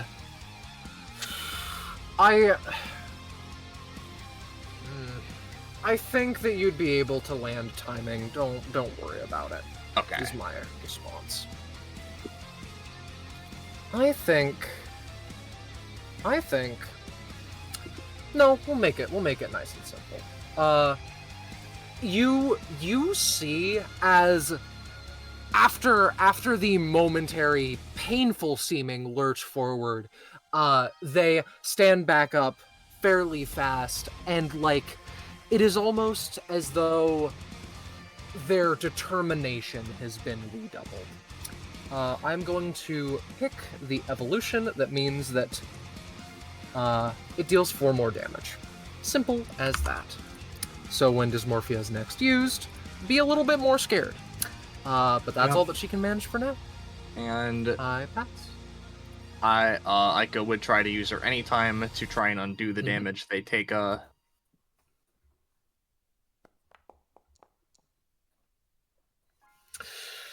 For Ica specifically? Yes, it would only be for her. I will allow it. Okay, so I'd just go -3. That's fine. It's now her turn. She has her usage. I take down my number by 1. I gain study? No, you do not. That is a stack that the butterfly places upon people on the start of their turn. In this form. Okay. So. Well, we're here. We're in this situation. Ica can't necessarily do a lot of her more weird things with her additional weapons and so on. But currently, what she's thinking of doing is, because I just want to stack up some sin on her just to begin, the butterflies are additional targetable units. Is this correct? How do you mean? I mean, they're flittering around. It looks like attacking them might do something. It is only the one butterfly. Right? Okay. In which case, Ica just mutters to herself, second time fighting a Vanderbilt, god damn it. She, twirls around her scythe, and she usually tries to go for attacks from, someone's back, because they're not expecting it to come from nowhere. But, last time she was going for the hands, so this time she'll go and try to leave a couple of cuts along the butterflies, she'll go for one on her back and go for another one attempting to scrape at the mask she's wearing to see if that has any sort of effect on it, but we're gonna go for back attack. And then mask attack, 13? Oh, well, 13! Look at that. Special number 13. Is that anything more than Nope, Ica doesn't have a crits on 13. Okay. In that case... Not yet. Upgrade creator. Understood. They will simply take both instances of damage. A free hand is momentarily brought to the mask as though to correct it slightly, or as though potentially it is nervous that it was about to fall off. Aika only then later on realizes, oh wait, yeah, no, at least half of that is the half mask that Zyna always wears. Maybe that's a source of anxiety. Either way. Great question. That would do 8 damage total, and then she would get 2 sin on her. As I will keep track of that. in all honesty, Aika kind of wants to use the Shadow Bound Moon. However, the problem is that it leaves scars on people. There's a lot of things here that are like, man, this would be awesome if it didn't do this. I do at least want to bring up a thought that at least someone may have had. Would you be mad at would Kevaya be mad at you or Daedalus right now, as it were? Well, she's thinking Daedalus. Do as you shall, nonetheless. But she's more concerned about Zyna being like, damn, I got a scar now. However, she's going to save it for now, as she's going to go ahead and, like, you know, again, move a little bit to the side. It doesn't quite matter where she goes, considering that fucking thing can reach for miles, readily, but, like, that's the end of her turn. Understood. Ebino. Ebin. Ebino, yeah. 20 feet. Okay. Ebino, move. Wait a minute. Now Ebino, move. Was this? No, too far. One more. There we go. Ebino is now going to Masa style, fucking attack her. This will have 8 damage instead of 5.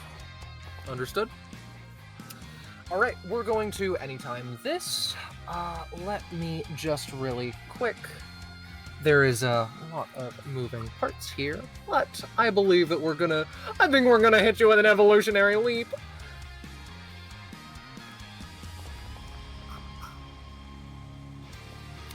That is scarily close to one another. Okay. 8 damage. I will say that Encomium will take 5 instead. As they jump backward. And furthermore, actually, I'm gonna make this work. As their wings flap, they're going to unlock True Flight in Unified Butterfly form. Oh, fuck. Which is something that they have on their passive. So you want to read it? Real quick. Free flight. Mucka's gonna, as they dash, everyone blinks as Mucka almost seems to disappear from view. Oh, I can roll a 4. Never mind. I apologize for the time being, my compatriots. I don't have any roll buffs that aren't fusing you. Oh, it's okay. I got 2. Oh wait, that would get knees. Because I failed the last roll, so I add a d6 to that. Actually, speaking of Blackberry things, I would like to apply my whatever it is. Oh yeah. So just roll Understood. a d21 then. Alrighty. Yeah, so Oh, and yes, it's 2d21 because it's rolled with advantage. Yes. Huh. That's 2 twice. yeah. Well, then you have no choice. You simply must alter the state of being of your target. Huh. Or you can change the elemental affinity of the attack and stuff like that. So can I finagle this to morph the butterfly back into a larval state so she doesn't have true flight? Honestly, that's too funny for me to take away from you. Oh, fuck. Alright. I've used the element of surprise. It keeps the wings, but like, Ebino, the unified butterfly looks at you. It knows what you did. It is, furthermore, not happy about it. I imagine that is it for now? Yes. So, I forgot I had ease from the talent, so it would actually be a 9. What is it rolled now? So it's a 4+5, so 9. But damn. All right. What does your attack usually deal with then? Well, this isn't an attack. This is an anytime where it's effectively disappears from vision, just in general. Like. Okay. Well, you can do so. I have no complaints. Cool. And then appears behind, and so effectively, how this anytime works, real quick, is just he disappears. He can do something while he's gone. Mm-hmm. Yeah. But if he doesn't, he can immediately make a basic attack with advantage. So. All right. What are you choosing assuming, of course, they have no way of seeing a more like instant reaction speed sort of thing. Otherwise, it'd just be a straight roll. Got it. Regardless. Whoop, that's the wrong fucking one, but alright. Still a 2 anyway, so. Plus. I'm just gonna say for the sake of it, because counterbalance giving everything 1 ease is really fucked up. I'm just gonna say it's like 1 per turn. Yeah. Like, I can spend any amount for like. Makes sense. And I've already spent it, so. But I get another one. Alright. Well, that sucks. He disappears in almost like a blink, and then reappears, and then fucking misses like with a thrust. It is a shame. You simply predict that she will move one way, and she does not. All right. Good for me to continue on to the butterfly's next turn. Yep. That's me done. My anytime. All right. We're going to go through the process again because step 1. And then step 2. This is important. And step 3. Instead of the thing like de-apparates the lance, and in its place there is a hammer. Their family wasn't always like this. It was taking in the steps of the mother, and slowly, one by one, every child walked that path without knowing why. She doesn't want to be seen as that, a villain, no matter how childish the title may be, and yet she returns to this fantasy consistently. She could be so much more than her siblings. She could rule an underwater civilization and strike fear into the hearts of thousands, and some sick, twisted part that she tries to keep quiet whispers she could do so much better than that accursed soul gravity. The Vanderbilts have brought a second black hole to a fight with Blackberry. When will they learn? They are going to raise the hammer and just bring it down on Mocha, I'm afraid. Oh god. Well, you just used your anytime, pal. I can try something. Sure did. I don't think there's anything I can do. Yeah, I'll give it a shot then. I'm aware that this is a black hole. I am primarily trying to target the hammer. I understand. Hammer with which she is swinging, meaning that, bada bing, bada boom. Let's... What if that hammer started melting a little bit? So you can't... It's a little hard to swing that hammer, we're going to state shift. Understood. I will say Mocha will be taking 10 instead. Okay. 10. Excellent. Uh-oh.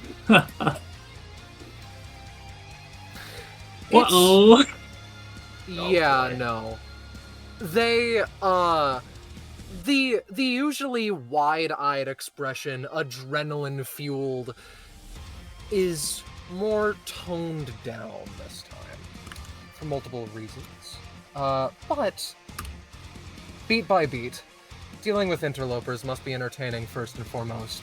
You can break out the most destructive tactics if they prove too rowdy. Whilst in this state, every time an action is done successfully, it is added to the beat, no matter what its quality. When 4 beats are written down, she goes through all of them again in that order, and it resets. While powerful, the mere existence of this form feels disingenuous in some odd way. Tyrant Butterfly takes more damage and can be forced out of this archetype with a strong enough attack. If this is done, beat by beat is fully reset.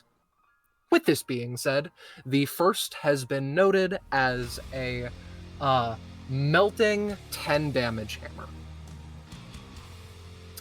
Continue on your way, brethren. Is that to say that it's my turn? All right, cool.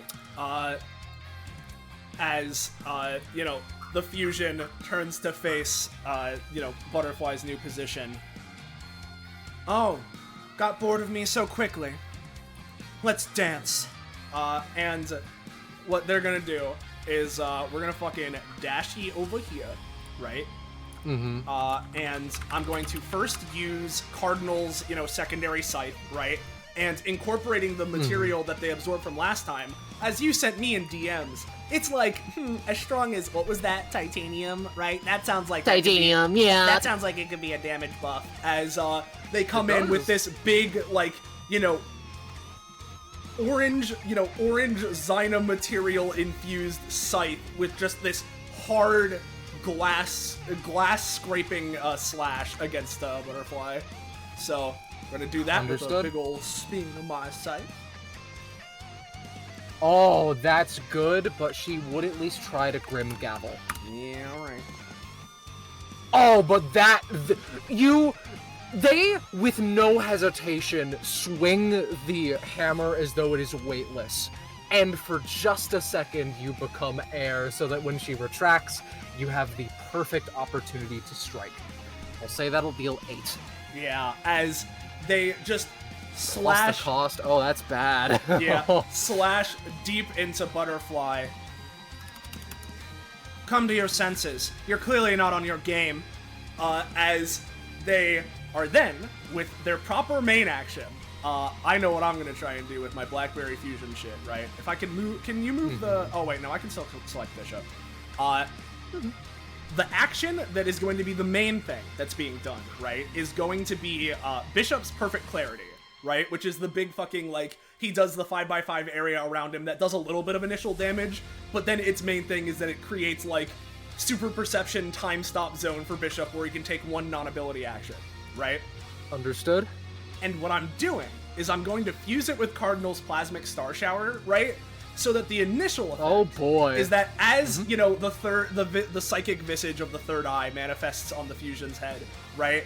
And they, burst out this wave of energy, a similar wave of meteors as if from Plasmic Star Shower is going to explode out, right? And they don't need to do anything initially. If they do a little bit of damage initially, that's great. But the main thing is I want the meteors to explode out and be present as time is slowed. So... Understood. I won't say no to extra damage, though. So, here's Perfect Clarity.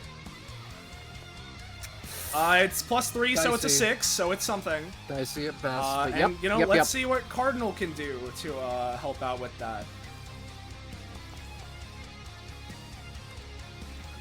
Okay. That's at least a substantial ways better. So, reiterate, this is just to set up the stars functionally? Well, okay, so the first part of it, right, assuming that it would work, is that it is Bishop using stop time. Is Bishop using Perfect Clarity, right, which initially is a 5x5 area centered on them, dealing 1 to 2 damage and doing the time slow, right? On top of that, it is adding the meteors around for maybe an additional burst of damage against Butterfly, but if nothing else, I was aiming to have them present for the time stop. They are. Okay. Does it go through? Do I get my, follow-up and what have you? Yep. Okay. In which case, as they do this initial burst wave, and in this moment, their eyes flicker to life, they twist and crack, their wrists and their hands as they bring them up into the air, and utilizing Bishop's passive bonus action that he gets, from fucking, or I guess, taking from the passive bonus action that he gets from being the primary quote-unquote unit, right? I am going to grab onto as many of the meteors I created as possible and just fucking psychic toss them all at once in a barrage against Butterfly. And so, with Plasmic Star Shower, its initial damage is 6 to 9, right? And the whole idea behind the follow-up with Perfect Clarity is that, Bishop is enhanced with pinpoint accuracy and can perfectly, he can see the runes, he can see them, he's doing Sherlock calculations and enacting the trajectory of everything, right? So I'm gonna go for, big, perfect, psychic projectile throw volley, So, hopefully, a little bit more than that 6 to 9 initial damage as a psychic attack! Pretty damn good. I will say that will deal that number of damage, 13. As, That is... Yeah. That is noticeably, the... You witness the butterfly, shift slightly as though you dropped something in a pool. Not quite strong enough to knock her out of this form, but still. Yeah. In which case, if I could be so kind as to ask actually for you to move the hammer, because I can't properly select my guys under it. That is okay. Thank you. Is that better? Yep, because now I can take my stamina costs for each of them, because they would each need to pay for that. Let me go ahead and do this. Coolio. As that will almost be the end of their turn, but as one final thing to kick it off, as time resumes and all of the fucking, meteors hit at once, they snap one of their fingers, not giving Butterfly a moment to breathe. And I'm gonna, post the one part of Thinking Man, right, which is the prof upgrade, Mimetic Expansion, right? And I'm gonna have a derivative of the Zyna, you're in there, right? Form beneath Butterfly's feet to, make a version of the effects happen again and further drive it home. So here's the roll for that. And it there was cost at me least.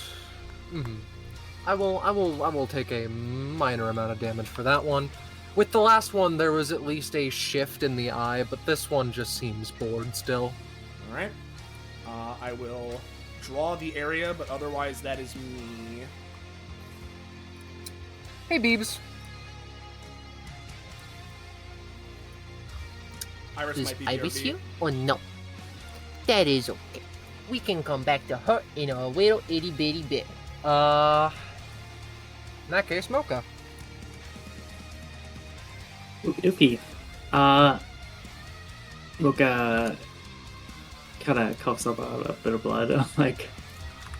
Looks like I've been slacking on my training. As he spends his movement to switch stances, he pulls back, holds onto the hilt of his sword as the menu forms in his other hand, and he swaps to the salty menu. So, what happens now is his sword grows to a huge, colossal size. It is guts a D-grade sword. And very simply, first of all, while in salty, all of his abilities have non-committal, meaning if he fails, he doesn't have to pay the cost. And he is immune to all generic status effects. Understood. So, with that in mind, actually, you know what? This is kind of bad positioning. Let me just check this. That would be, yeah. That is not ideal, but all right. He's just gonna strike with bitter grounds. So. Mm-hmm.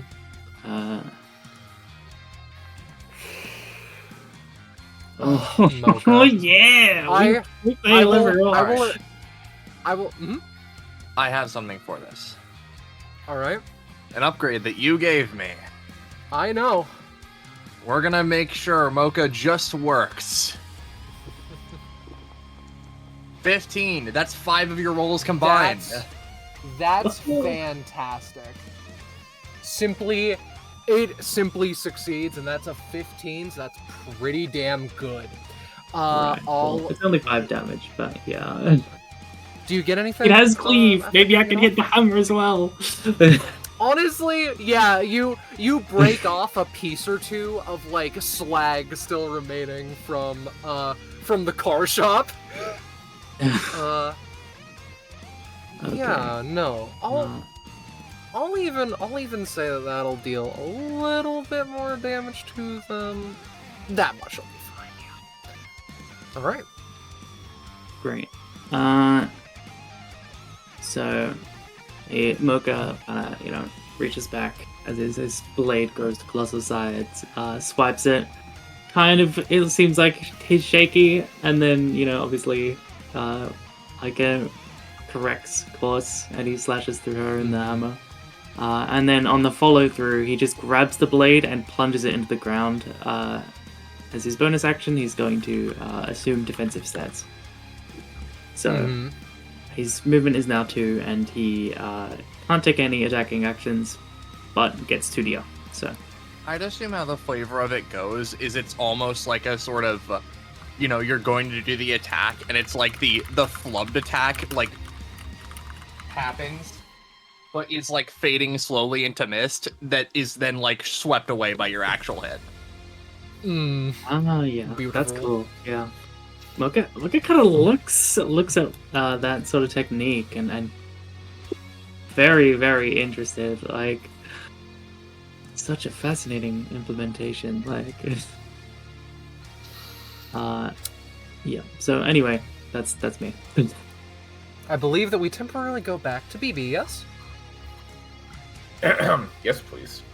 Sorry about Alrighty. that. You're right. That's all fine. Well, first things first. Much like myself, she is reaching the limits of her hunger. So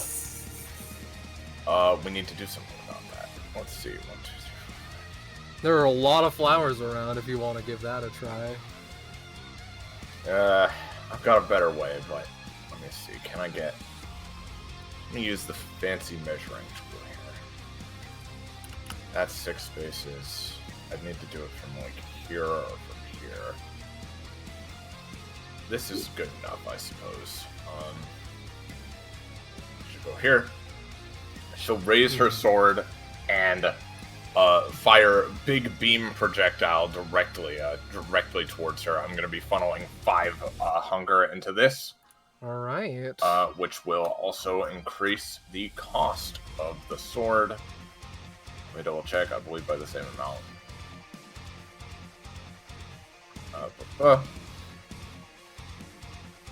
Every point of hunger, yeah. So I do 6 cost. All right, let's roll it. Exactly average. That means that it works, but I will try and do something against this if you It is a do not 12 mind. also, but yeah. Fair enough.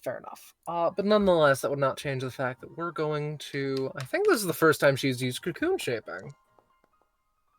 And it will not be Sorry, the last. used what? Sorry? Don't worry about it. A portion of her wing coalesces, but is quickly cleaved through by your sword beam. How much is this again? Well, You said. at base, with the range and damage increases being taken into account, it would be, because she's 2 away, the 11 damage. from this beam. 11. Interesting. And The hammer she'll be starts dragged to closer break to her, somewhere. potentially. Do you want that to happen? Yes. I see. Interesting. I bring it up because... You know what, actually? No. This singularity, she seems to be able to control the gravity of it, and she lets you pull her closer. What's up? Alright, well, she's ended up adjacent to me, so Blackberry, as the gravity pulls her in, Blackberry's other fist retracts, forming into a miniature black hole itself, and she just punches her square in the face. Uh-oh. Iris. I know exactly what I'm gonna do with this, I'm afraid. They, with no hesitation, bring the hammer to meet your fist, and the soul gravity, the hammer, like, you crack it, and all of a sudden there is a vacuum. You miss the singularity, but, oh jeez. You miss the singularity, but soul gravity with that is quickly absorbed into the black hole, which the tyrant reaches out and grabs. Let me post the mini phase 2 beat within an inch. As the hammer is torn away and eviscerated, the butterfly reaches into the glass and snatches the singularity, and it crawls across her being. Part of a plan, the masterwork sigil, stupidity that just so happened to work out. Who knows? Who cares? She gets an updated kit now. Okay. So she's absorbed the black hole hammer, basically. She's absorbed the black hole absorbed the hammer. She has absorbed the black hole. I see. Now, now you yourself pointed out, right? I know. Black hole, that Blackberry, the black hole, and Blackberry, right? So, so I imagine that as the black hole goes towards her, right, that perhaps, just maybe, under certain definitions, that black hole could be considered a projectile of some kind that's moving towards her as she absorbs it, yes? I would not say so, because it is... She grips the black hole, and then it goes through her. That's fair enough. And you know what? And it also was a nat 1 that caused this, so... That's true, and that makes complete sense, right? It being a projectile, maybe that's a little too much, right? But what I can do instead is maybe I can try to fuse with the black hole instead of eating it. That's another nat 1. Oh, no! It's okay. I can dig myself out of this hole if I simply keep digging down. Just 99% of gamble is quit before they make it big. That... Good lord. Hey, what are the repercussions of this? Because if it's particularly bad, I might have an H-arm when it is. That's what I'm thinking about. Because there are drastic measures. Good. It isn't good.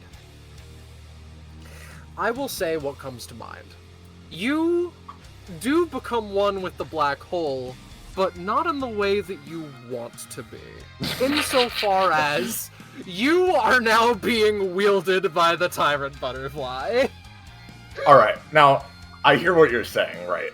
So, yeah. Clearly, this is a bad situation and I fucked myself, right? Iris, now, but yes. Hear me out for a second, right? Now, Okay.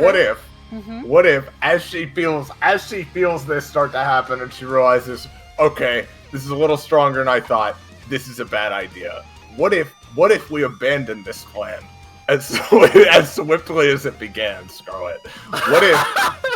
What if Blackberry senses this is about to happen, realizes it's a bad idea, and turns into rain to try to teleport away before she's absorbed? Oh, I saw that 20, damn it. I will This is simply to get out. I understand it's 2 nat ones. This is just to get to cancel out the consequences of the last one. I see. Okay, so you watch as you do indeed get out, but it still clipped a portion of you. I'm going to say that take 4 damage. It seems pretty low, Scarlet. They then manifest Technicolor Prisma. And I'll get back to you on that. Because that was still 2 nat ones, and you have managed to avoid a grim fate for the time being. That's However, true. I think true. I think that we should get to the Tyrant's turn. Fair? That's so cool. As productive as this turn has been so far, I do want to try one more thing to try to make it at all good, like in our direction, like serve us in some way, right?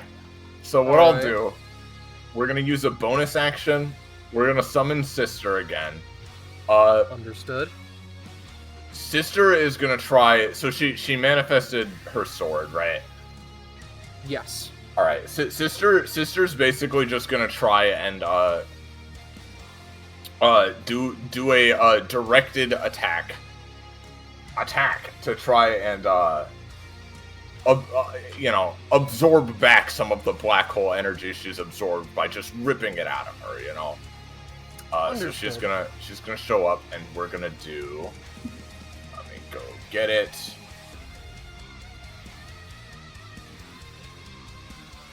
We're gonna do Infinite Hunger. So if this hits, it will do 8 damage to one target, which is her.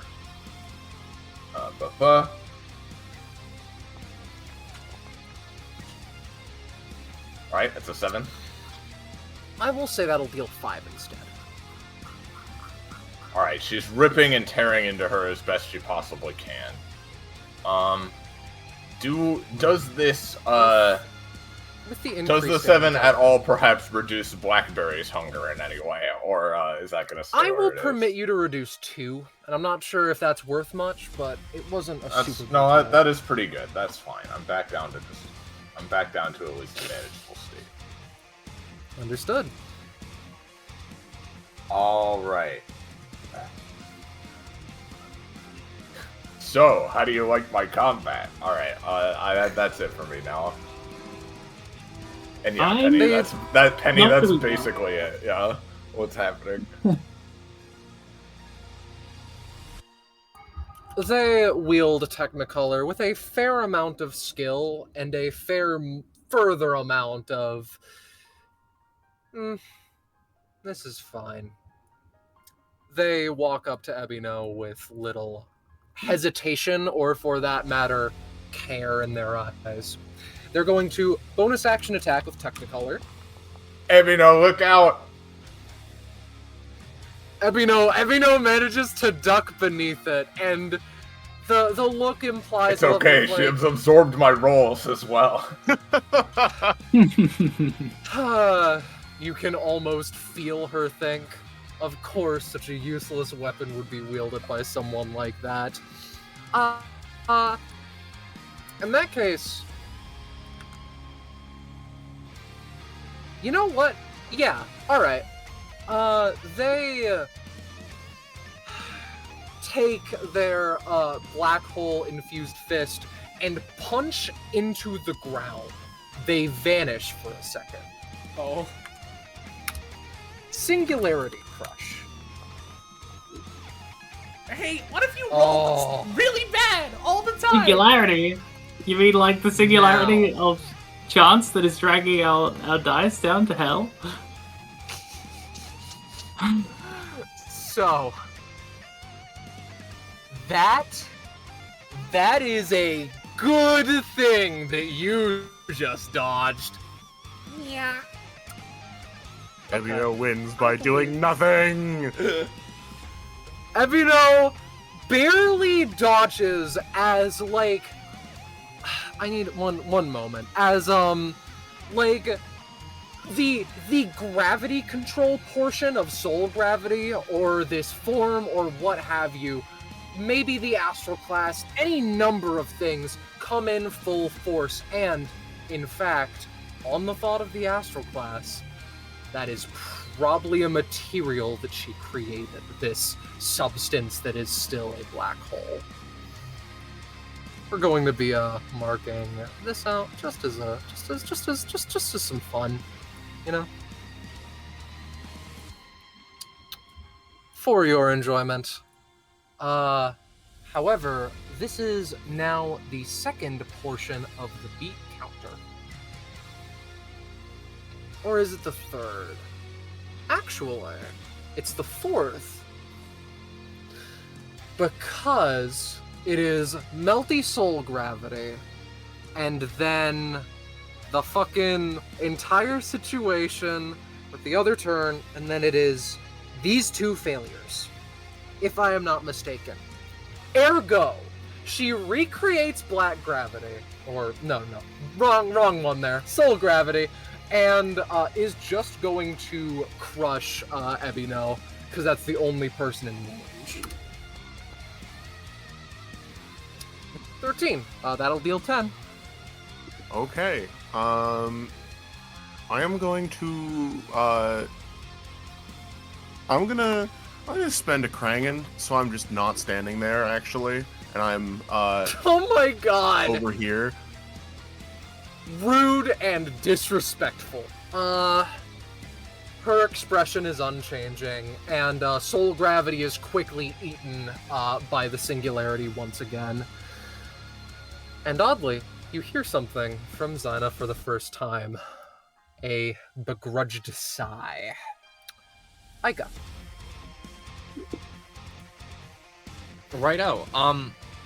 She's in a very good position, because she's near nobody, and I have Sin on her. And you know, theoretically, I could use Let's Get Serious this turn, but I will not. I'm just gonna tick that down to 0, so everyone knows I have that unlocked, but I will choose not to use it currently. I'm going to use Perish or something on her, because she's in a 3x3 all by herself, so I'm going to hopefully hit her, and in doing so with the AoE, maybe cleave a little bit more. Because, let's go. 7. That is not very good, 7. but it is something. It does however much damage.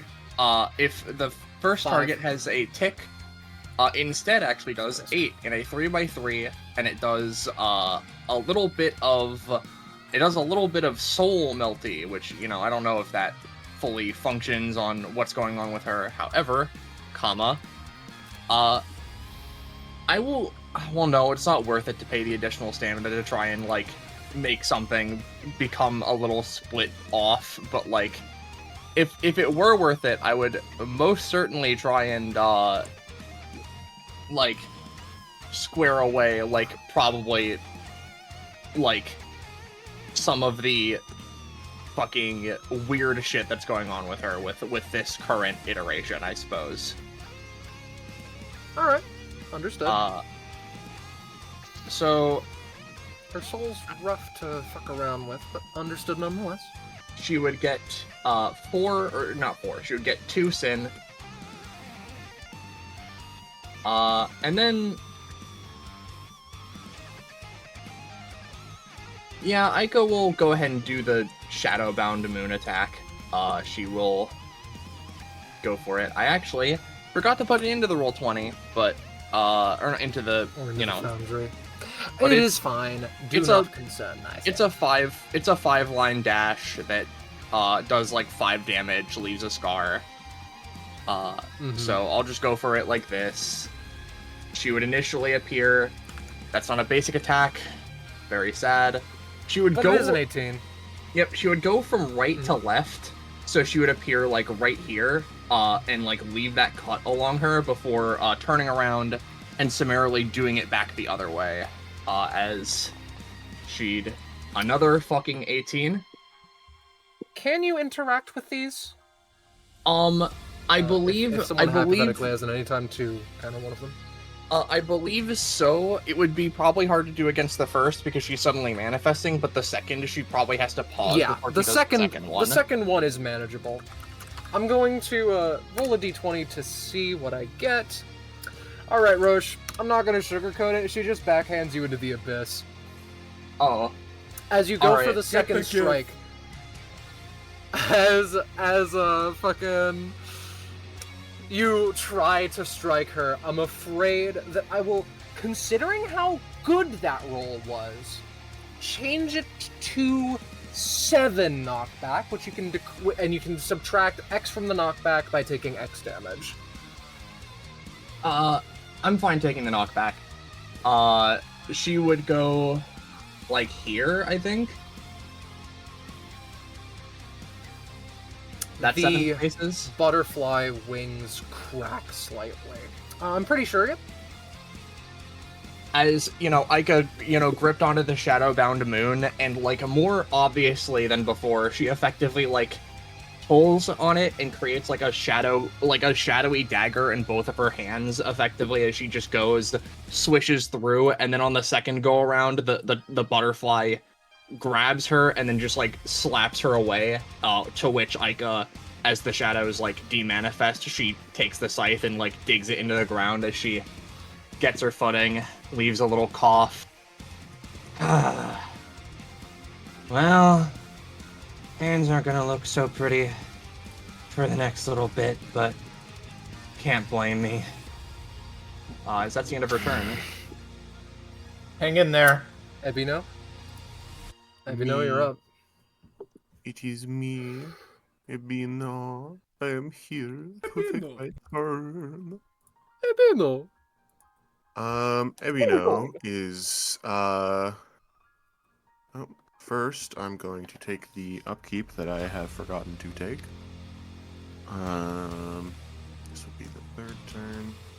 That counts as a successful action, which I will write down also for Tyrant's thing. Okay. And then Ebino is going to take his sword, and he is going to plunge it into this psychic manifestation field of Kabishoples. Yeah. Yeah. To coat his sword with "I know you're in there somewhere" effects. So much of this trying. Fair enough, though. She would assumedly appreciate it if she were still in there somewhere, Capo. That's a 19. Understood. Alrighty.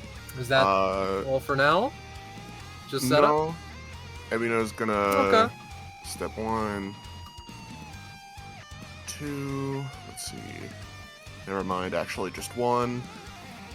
And I'm gonna spend another Krangen to turn my basic attack into an anytime for this one instance. As I massa for this would be 8 damage. Wait. Yeah. This would be 8.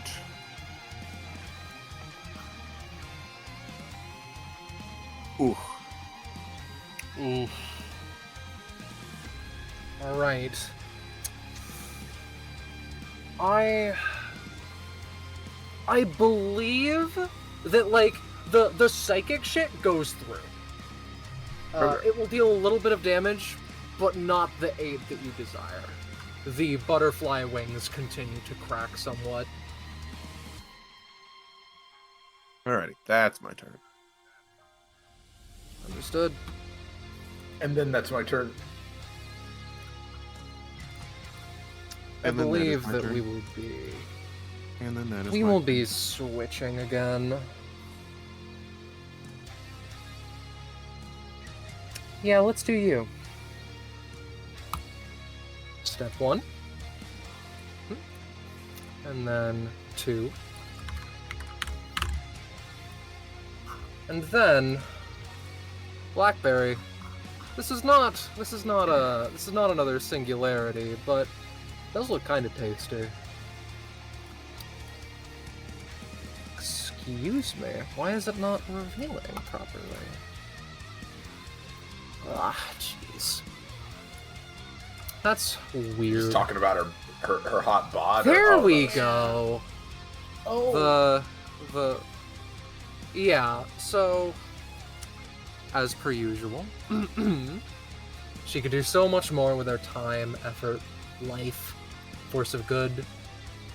Maybe that's still within her grasp, but she would need to fight her mother, family, friends, all of the above, most likely. She wishes she was brave enough to take mentoring from the other half of her family's coin, to learn things she never grasped, to be kind instead of blurred together with, well, who she usually is. Sunrise butterfly. Let me just make distance. More or less, they need to use their movement action before their main action. They can opt to go against this. However, that will make it so that they can't move. It also makes them roll with advantage. All of their things have basically infinite range, but at far enough ranges, they get dramatically worse. Secondarily, if Sunrise Butterfly is in the air and you attack them, they take increased damage. Usually it is for moments at a time, but nonetheless. They bundle the two swords together and are going to move as prophesized. She makes a practiced leap, and then... no, not all of you. And then the blades in particular are pointed to... I believe... yes. Blackberry's the one who looks healthiest right now. Background radiation. Acceptable. A material that makes more of itself, the swords that being. Light converted into energy, and with enough practice, the butterfly loads 3 arrows and fires them at the same target. It is less arrows, more they create light, and then the light becomes the same sort of material, the black galaxy stuff with an orange sheen, and they are all struck into you with lightning speed. This will deal 15 damage to you in an instance of 7, 4, and 4. Alright, I don't have anything for that unless somebody else does, so. The best I can, I think it's worth trying it, because, let's see, like, what's the path they're taking? Easiest. Just straight across. Would they cross, like, within... is this just barely out of range for me? Yeah, if it's 5 spaces, then yes. Yeah, it's just barely out of range. I can't do anything. That's okay. I can take it. Yep. I can intercept it, but I can only move 1 space.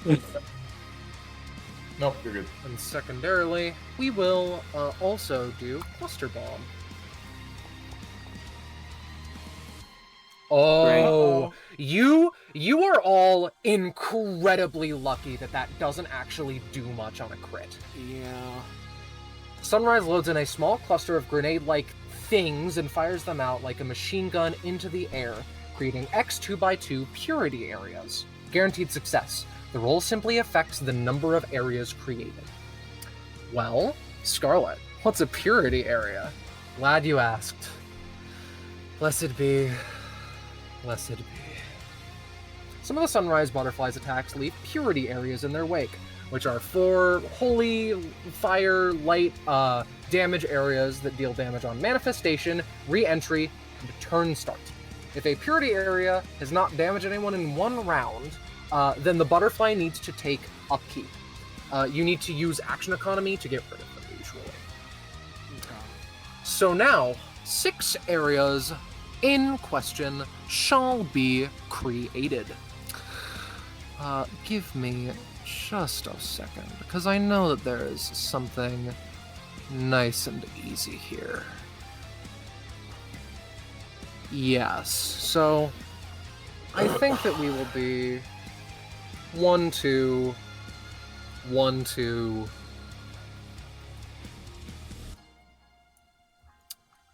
That's 4, and then we'll do 5, and then we will do 6.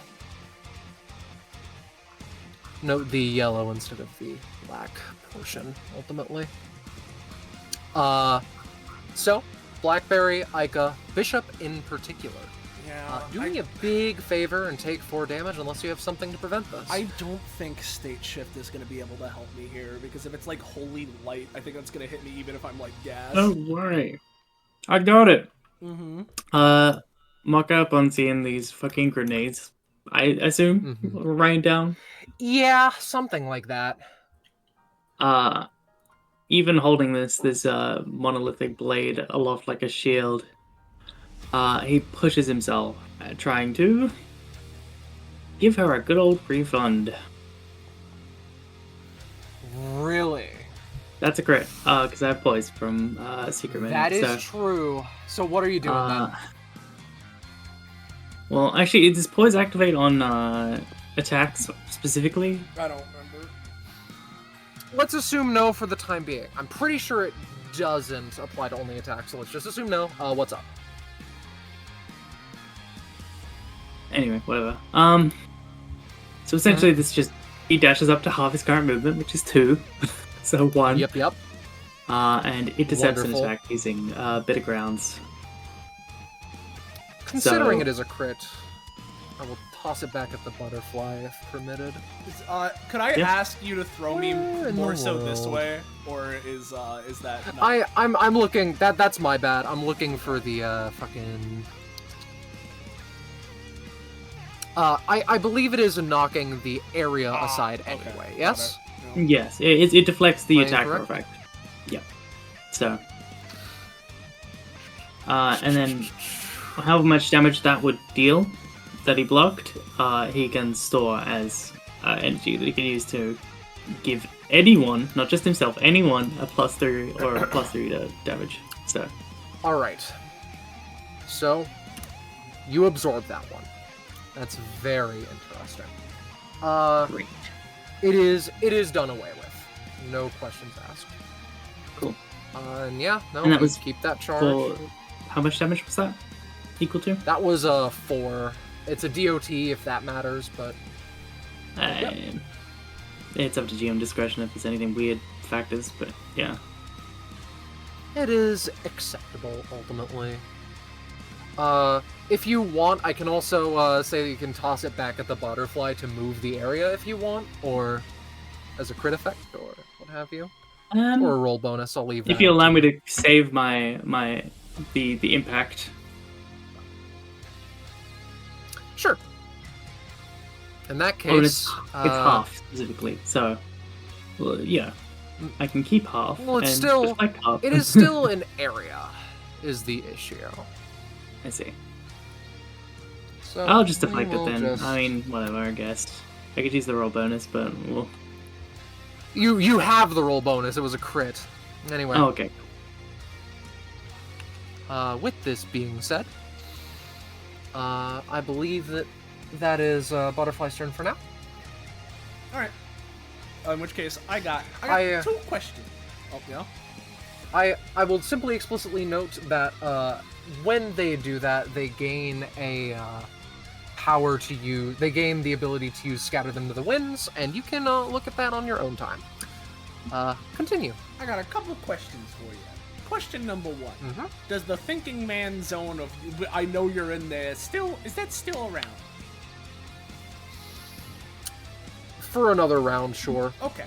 And then question number 2: Both areas. Is she in the air? Yes. She is not. She landed. Okay. In that case, let me look, because yep, yet again is in precisely the amount of range that makes this difficult. So let me think. Is there a way I can finagle this? I think There's some funky shenanigans I could try, but I think... Yeah, Mocha sees you, like, sees the... What, Kiship? The fusion, whatever. Yeah, like, kind of gauging distance and, sort of motions to his sword, like, if you, need, I can kick... You can use my bitter grounds as a kickoff. Sort of holding up the big-ass blade, like, sort of in the ground. I certainly wouldn't say no. He technically counts as cover, so... So, like, do I roll for something to kick off of it, or, like, how I mean, I was just saying, you can try to get some extra distance by flavoring, like, kicking off the... Right. Do that. Gotcha. I think, you know what? Here's what I'll do, right? With that being present, I've thought of a potential way to do something, right? I'm going to, for the sake of mechanics, because it's weird with, the fusion, but I'm going to switch to Cardinal technically being the primary unit, right? Okay. I also want to say you'll probably defuse after this turn. Alright, well, I gotta make this count then. As with Cardinal there, well, I'll make use of that as well as some of my own skill then. As I'm going to use my bonus action. Oh, well, no, if I use my bonus action, then I can't do the fucking thing. I guess there's technically 2 sets of bonus actions. It's weird. I'm gonna fucking try it. I'm just gonna do it. I'm not thinking anymore. I'm gonna use my bonus action I get from my fucking, my forking power, right? To create the cube underneath me, right? And utilize that along with Mocha's bitter ground, right? To just try and, like, propel me a little forward so I can get that 1 space of extra movement to be adjacent to her. Give me a roll. If it's above 10, you get a singular space of movement. Well, there you go. Congratulations! Congratulations! Let me make my cube. I have to configure my cube color. Scrumptious. Delectable. Yummy. Alright. Configure, and then let me draw the cube. It didn't create a fill. I'm gonna try one more time. Okay. Configure. Alright. No, alright, Foundry, you're not real.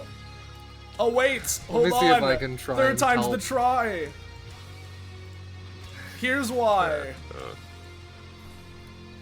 No, wait, yes, whatever, it works. Here's my stupid fucking cube.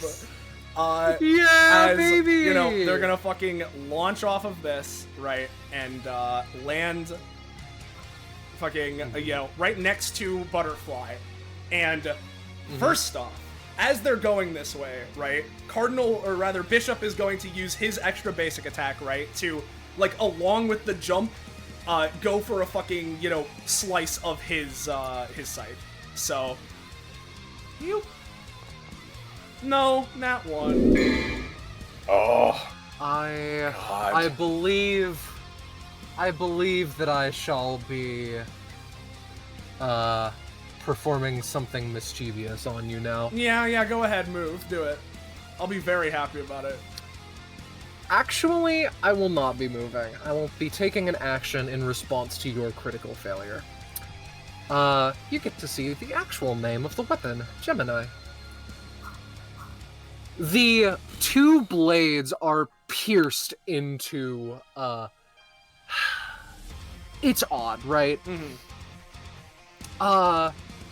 The butterfly clearly attempts to bring you 2 apart, but you are barely held together for a few precious moments.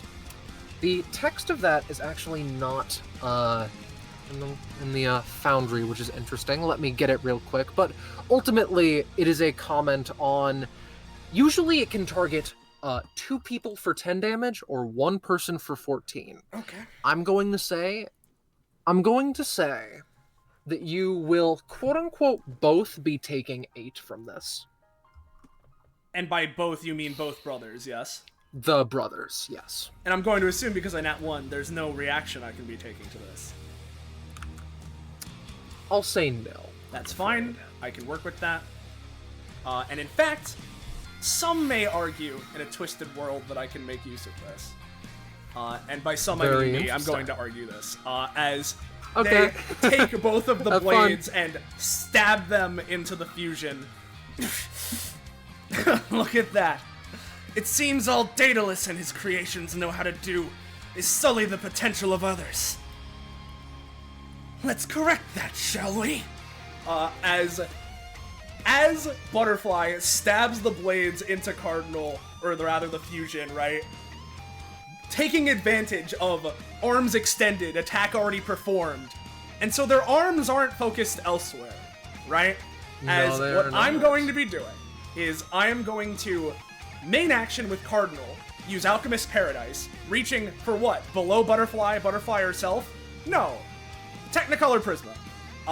And I want to ask, does she still have the black Yeah. hole material on her? She does not. The sunrise butterfly is functionally a sort of completely different entity. That's fine, because I'll do this instead. Where he's going to be reaching for Technicolor Prisma, and along with it, taking the maybe the power powder, maybe we can do that, increase a little bit there, right? Yes. And infuse it into it while also like extending it outward into like big lance, right? So such that like while it's perhaps at her side, it like extends and stabs into her as like an attack while it's being made and infused with this powder, right? And simultaneously, my additional thing I'm going to be doing with Bishop and how he modifies it is using his ability Autonomy Overdrive to, as Cardinal is, grabbing onto Technicolor Prisma, infuse Technicolor Prisma with, the facsimile of an animated mind, because this is his thing where he like turns an item into a summon, right? Yes. And give it to the command of working with your true master, Blackberry, to, to allow her to dual wield. well, specifically not only to allow her to dual wield, right? But as this sword is empowered by the fusion, right, and stabs into Butterfly, after it does so, to have it hopefully zoop over to Blackberry so that she can make use of her empowered sword, and also it's not in Butterfly's possession anymore. So, I see. all that being said, here's Alchemist Paradise. And here's Autonomy Overdrive. That 2 is a 5, Damn. so I tried. That's still a failure, I'm afraid. It will at least... Alchemist's Paradise and the associated attack will at least go through for a clean 8 damage. How much cost? 2 each again. Alright, and what's the thing, Aika? My thing that makes something succeed. If you want. Oh. All right, like if you want- I think you should want do it. that, yeah. All right. It's a little weird because this is, also sort of a mental sort of thing, but it's fine. It doesn't matter. It's causality. Two. Sorry, 2. But what if? Yeah, but what if? Yeah. Marvel's what if? In this moment, Enlighten me. in this moment, perhaps seeing what, Kishup is trying to do, Yeah. or simply because Aika is nearby and she wants to do it anyway, I'm gonna try to fuse with Aika to boost that 2 to a 7. Please, Give me a roll. Blackberry. Maybe. Alright. So, here's what happens. Yep. Very... Ooh. Okay. So, we're going to be going at this one thing at a time. Because as Bishop and Cardinal, or the Fusion, or what have you, approach, Yep. Alchemist Paradise goes off. Pierces into the sunrise with no issue. Autonomy Overdrive needs a couple of attempts, but is manageable.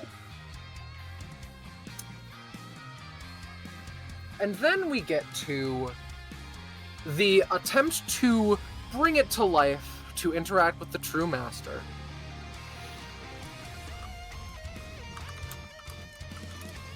Interestingly, a portion of the butterfly doesn't like that, as it seems to switch over in a angry kind of state, and it nearly as though to imply, this is mine. You do not take what is property of someone as ruthless and important as myself. You fuse. Technicolor Prisma forms along with the scythe.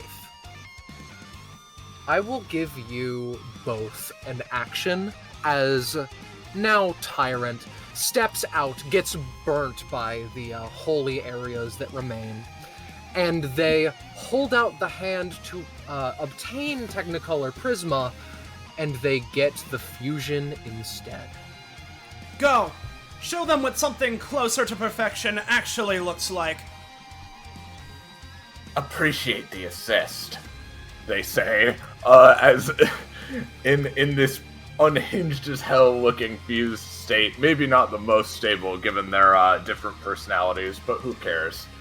Yeah, we'll I guess this dual tech has evolved into a triple tech, Roche. Whatever you want to do, I'll let you start things off. Sure.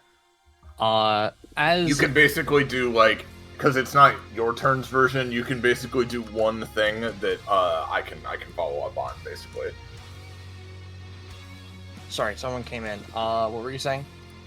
Okay, so because it's my turn's version of the fusion, you can do one thing to add to like whatever we're doing, or in this case, do one thing that I will follow up on. Okay. Aika will do her sigil strikes to create a trio of like sigils that will like, you know, manifest around them, so you can effectively dash slash through them 3 times as you're doing what you're doing. It's a 9. Understood. She Absolutely. sets up the sigils, which are lit up with mist and rainbows. Yup. And you said this sword is now empowered, correct? Yeah, so the idea behind what I was doing, right, was that not only was, like, you know, not only was I, like, extending it into, like, you know, even, like, sharper lance, so it's, like, piercing, but I infused it with the powder the rock powder I bought from fucking, why am I blanking on his name? Hesto. Hesto. I'm infusing it with the power crystals that I purchased earlier, so that it gets even more amped up. Amped. Fucking awesome. In that case, with Aika's fucking rapid dash slashes, Blackberry's just gonna... I'm just gonna roll you 3 d20 with the Technicolor Prisma, and we'll see what fucking happens, alright?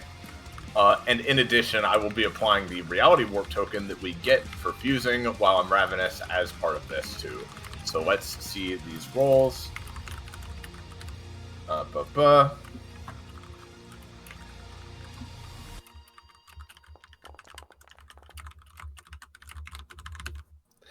One of those 16, doesn't. 4, 16.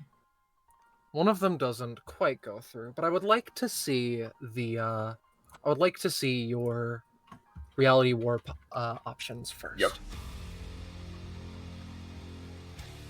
Weirdly similar Both? roll. It's Greenberry again. No. She's calling, dude. Don't do this to but me. you know what? She wants But to you know make what it. though? She done The other one still works because we have combat arena shrinks relative to the target area. Space warps and folds inwards, compressing everyone within it. Here's how I want to flavor this, right? As we're slashing through Tyrant Butterfly with this series of fucking slashes, the space itself, space and causality within this fusion, our respective domains, literally fold inwards and compress such that hopefully it fucking crushes her and she takes more damage, but also potentially sucks our allies a bit closer as well so that they can help get into better positions. Mocha and Ebino can move up to 3 spaces closer. The rest of you are at a fine distance, I believe. Yeah. Especially because, as you go through this, as they are, with no hesitation, torn to pieces, the cracks showing on the wings shift to that instead of everywhere. They climb across the thing. More cuts, more slashes. It looks like you're seeing it through a cracked kaleidoscope. And barely they manage to catch you with their singularity-covered hand. And then you pull in the scythe, and with no hesitation, behead the archetype.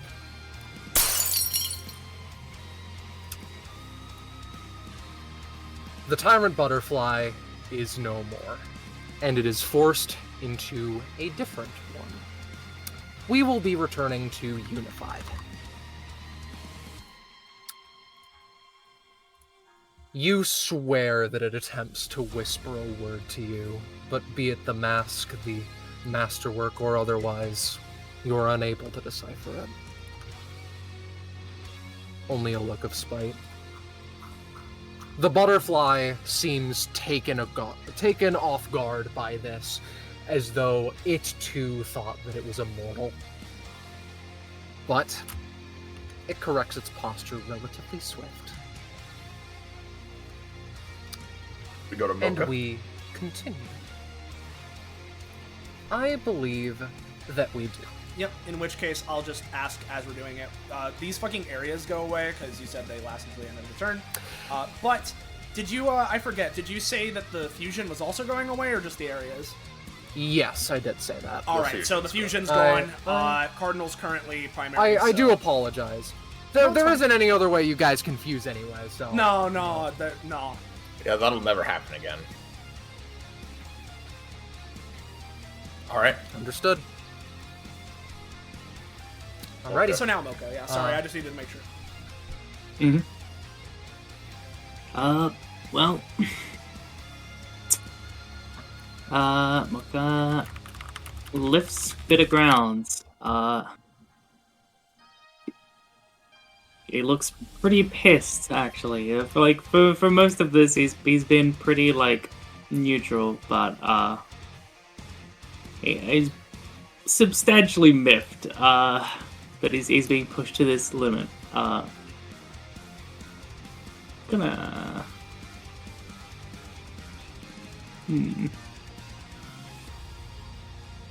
Let's stay out of the action a little bit.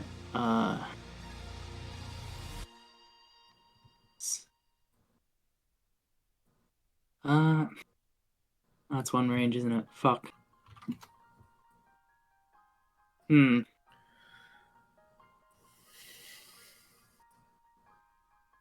to think. Let's just try. Yeah, okay. So he's gonna use his movement action to switch back into the regular menu. And let's... Oh, wait. Yeah, it's one range. That's fucked. It's fucked up. Alright, fuck it. Bonus action. Entry stamina. Then, alright. So, who needs buffs the most?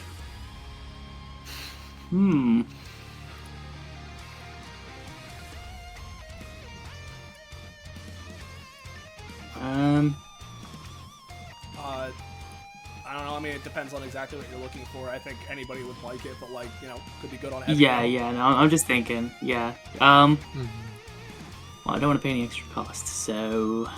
Alright, yeah, he turns to Epithet, is moving. Yeah. Mumi. Sorry. Hello. You want something, little buddy? Do you want another cup? Sure. Sure. Okay, so Mocha essentially turns to Everno and is like, doozy of a fight, huh? Maybe you could use a refresher? And, he pulls up a little notepad as if he's taking your order. Alright, so what'll it be today, huh? A start step? Dexterous? a drain.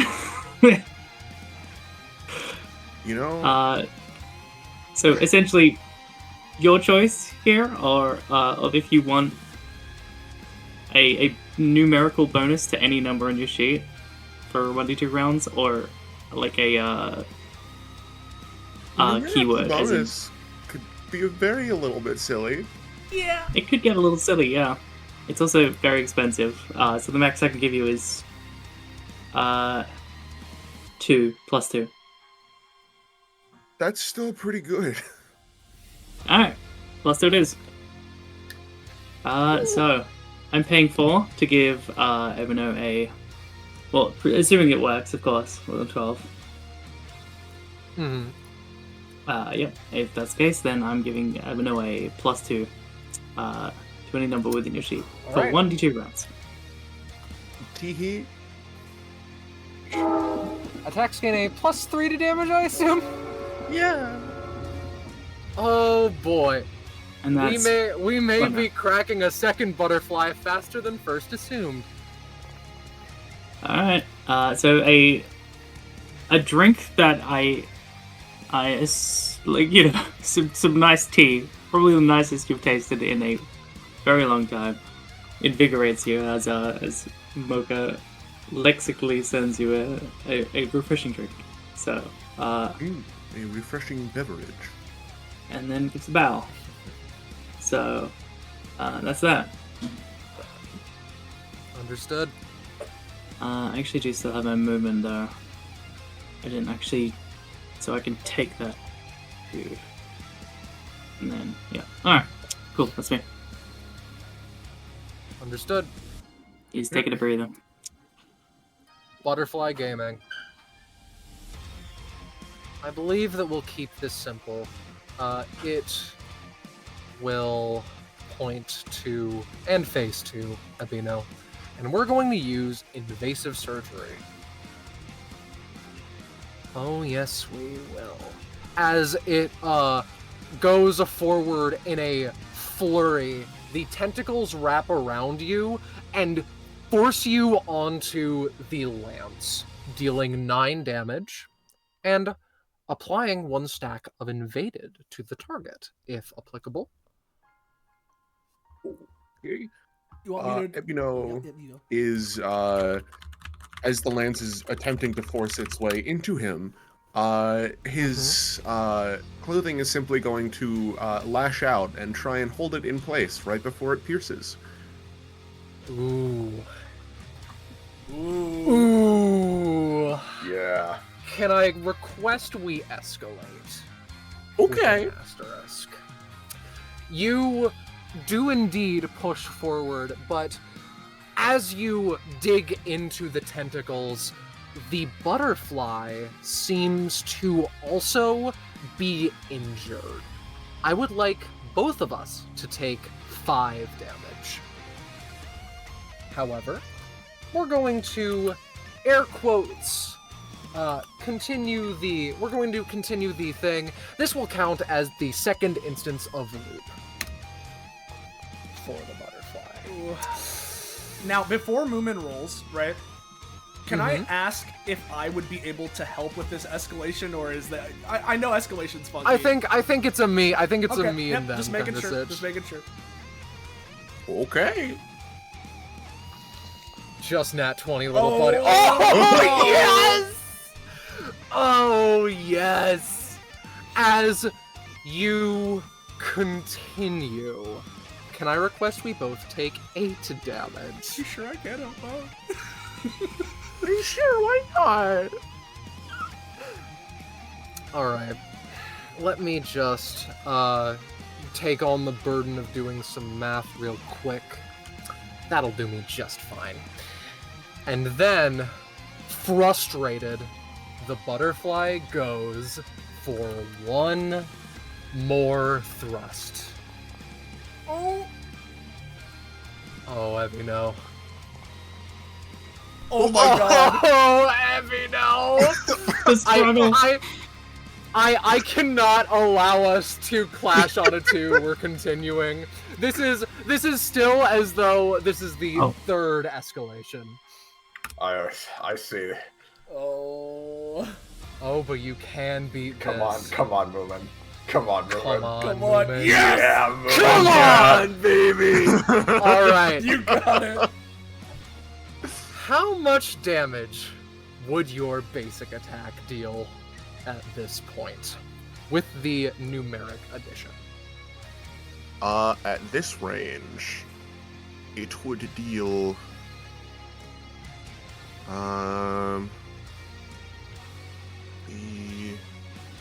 14. And then that's plus extra psychic, right? Yeah. That is incredibly true. I will say, you know what? I'll be extra nice. And basically, you continue to force your blade, force your clothes against the unified butterfly. And interestingly, it attempts to inject something into you, and it fails the 2 times that it gets. You do not give it a third. With little hesitation, you cleave down one of the sides, slicing through one of the 2 tentacles, and leaving a gash that halves the remaining health of the butterfly, with the escalations in mind. As the fleshy wings hitch and break a little bit, spurting a clear amount of blood. That is that. Uh-huh. Ica Blackberry Fusion, unless you have a convincing argument, this is the last turn you got. Yeah, Yep. no, we were gonna convince you that this is the last turn. I'm not gonna argue with you. What do you want me to do? Die? Like, Yeah, exactly. All right, Roche. You do what you're gonna do, and I'll add to it dual tech ways. Yep. as As soon as Schwarzschild we as I have think sufficient permission to get rid of these fucking alerts. Anyway. Yeah. Schwarzschild as I think I like calling them, because that is Sure. about the radius upon which everything gets fucky with a black hole. Raises their Technicolor Distillatoria up to the sky, and they just go, "Alright, I think we were playing around a bit before. Let's get serious." Oh boy. Well, if I didn't say it earlier, that alone would make it so that this is a last turn situation. And if I told you a 19 doesn't work, what kind of GM would I be? A weird Let's one. get cracking, huh? One GMing under the rules of Alexis Sixela. No. The fucking weapon extends as Ica gets 5 actions in order to Okay. just do this shit. If you want me to take understood. any costs, by the way, let me know. Yep, that's fair enough. Let me actually check. Is it 5 or is it? I think so. As well, what we're gonna do is I think we're gonna just get started by getting started. She should be at 8 sin stacks if I've been counting correctly, assuming Blackberry's attacks counted. But Sure. we're going to go for, as you know, in one hand she has the fucking the Technicolor Distillatoria.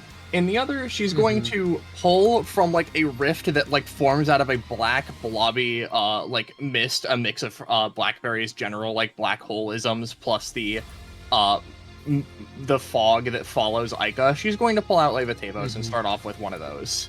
As she just All right. dashes in with a flap of the wings and is going to go for just a slash across the back. Understood. It goes through. Which I don't think I'm going to apply the whatever area. I don't really think I can think of anything in specific other than like. No worries. The damage Yeah. is more than enough. From there, she would go up to 9, which is then when Aika would go for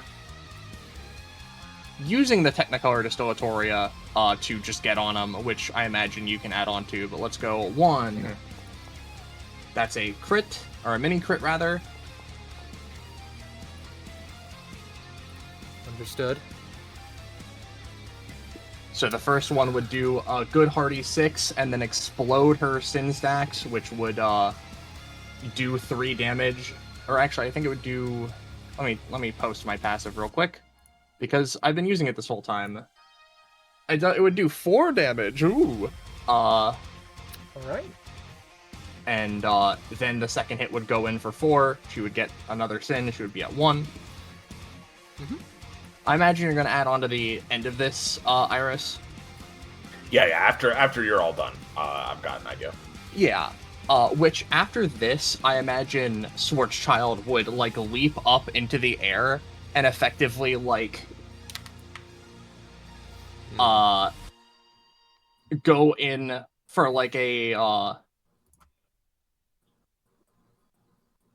for like a another Levatavos swing as she like comes down into like her chest area, so to speak.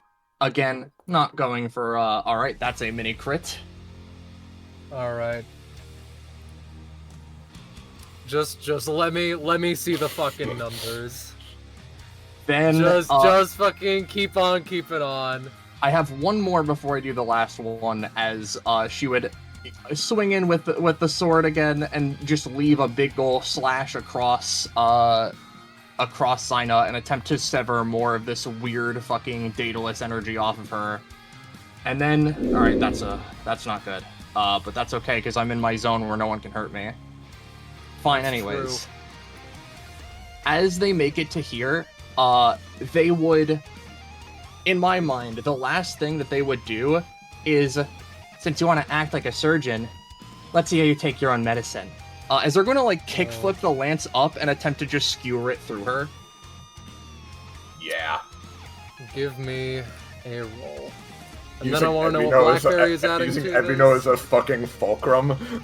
Yeah.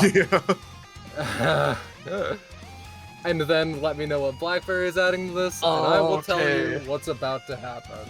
That is a Oh. crit, because that is an improvised weapon attack. Indeed it is. I was just gonna add to this by saying, I imagine that the usual thing when Aika does this is that it's this, field of just mist throughout which like nobody can act or even become aware within it. Well, in this fusion, in Schwarzschild's mind, it's a seriously weird state of being where, as Roche has said, Aika's awareness is like constantly spread throughout different places in time and space and makes it really hard for her to focus, combined with Blackberry's just fucking endless gnawing hunger. But in this moment where they both want to finish this fight and Blackberry's fucking angry about Daedalus and everything else, in this moment, surrounding the mist and coming out from within it, it's fluctuating between mist and just a perfect darkness filled with eyes and gnashing teeth, as they are, in this moment, the fusion is using Blackberry's hunger combined with just their mutual hatred for the situation to stay focused long enough to make these attacks happen, and simultaneously the dark space of hunger is also just gnawing away at her with every strike. It is just continually also just like gnashing into her as well. Here's my roll for that. Yeah. There's a particular scene in Homestuck that I believe rings true here. As you take the lance, and you just... I will not sugarcoat it. I do not believe that I have the ability to do anything even remotely similar. You drive it through the butterfly's center, and it looks at you. Some bestial part of it tries to lash out, but it cannot. Yeah, that's right. Switching to sunset, bitch. And at that point, the two of them split apart, I imagine. I Indeed. actually do have a bonus action if I would be allowed true. to do that before it ends. Go ahead. As I will comment. Number one, yes. Number two, the simple idle comment of some of the damage did transfer, and I will post something that may come up in a minute here. Solidified concepts. The less Ooh. archetypes that exist within the butterfly, the better they are. Good thing. Continue then. though. Good thing that I have my shadowbound moon, in which effectively how I imagine how it manifests with Blackberry is they toss up their combined weapon. It'll defuse in a moment here. But then they pull out the shadowy daggers, which I don't imagine are affected much by the fusion, because this is more of an item or an artifact than it is like a capability. But I do imagine, as they are going to go for this dash, that it leaves behind, similar to a description only you, I, and Iris will get of, how Bina's fairy attack in Library of Ruina goes. Just a trail of rainbow ones of those streaming along as she's gonna go for the fucking slash dash. Odd coalesced spikes. Yes. And then the rebound. That's a 1, but that's probably how they defuse. I imagine literally they make it to the other side, and it's like, all right, let's, and then like wump a shot out of each other. Only Ica makes it as Blackberry falls prone over here. Oh, yeah, okay. Oh, that was. Oh god, my eyes. She's like blinking a few times. There is a solid instance where I imagine, like, Let's Get Serious is pulsing out the drawback on everyone affects Blackberry for just a blistering moment before it fades, and Ica goes back to how she is, kind of like laying down on the floor, tired. You swear that you hear a butterfly, no matter how quiet, mumble, "Sorry," under their mask. Understood. Is that it? Oh yeah, that's my full turn. In that case, I imagine you'd be disgusted if it wasn't. That's all. That's all he could do. Sorry. Yeah, sorry. Really letting the team Glebano. down. Baby, no. Ill? Okay. Okay. Okay, you do Let's not have kill him. sufficient permission to view the sheet for this actor as Epito does the psychic attack pose, right? And that this message is forced into your mind. No. Alrighty.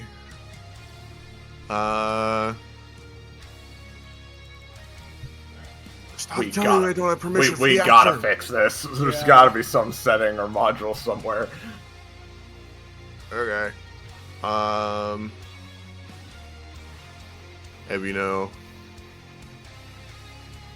Simply takes a step back, keeps going a little bit. One more.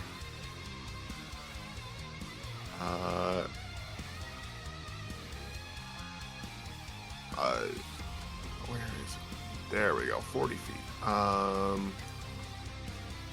Oh god, how much damage is that? What have I done? Yeah. This is normally 4 spaces extended to 6. That is 6, right? 40. No, 8. Okay, so that is plus 12 damage. Right? 4 times 3. 4 times 3 is 12, so then... Yeah. Yeah. So, this would be 15 damage plus. I know you're in there. I know you're in Oh there. yeah. I know you're in there. And I'm gonna get you out. I'll have permission to view your actor yet. Like, Oh, you didn't hear my fucking reaction. Oh no! Oh my god, no!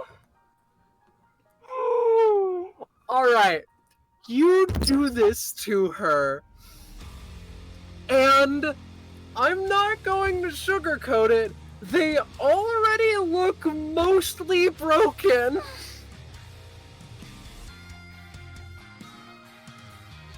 That's unfortunate. That is very unfortunate. That is not I'm going to get you out. That is I have let you out. Yeah. It does not quite one-shot her, but it gets quite close. Anyway, so It doesn't. is that? Do you have something you want to say, Mocha? Yes, teacher. Mocha. So how close exactly does she look? Let me put it like this: if you were Roland, I think you could do it. I'll take those chances. gotta hit it with the Epithet 1.5, does this, baby. Yeah. Wait, that's his range, but whatever. You know what I mean. Yeah. It's fine. That's It's okay.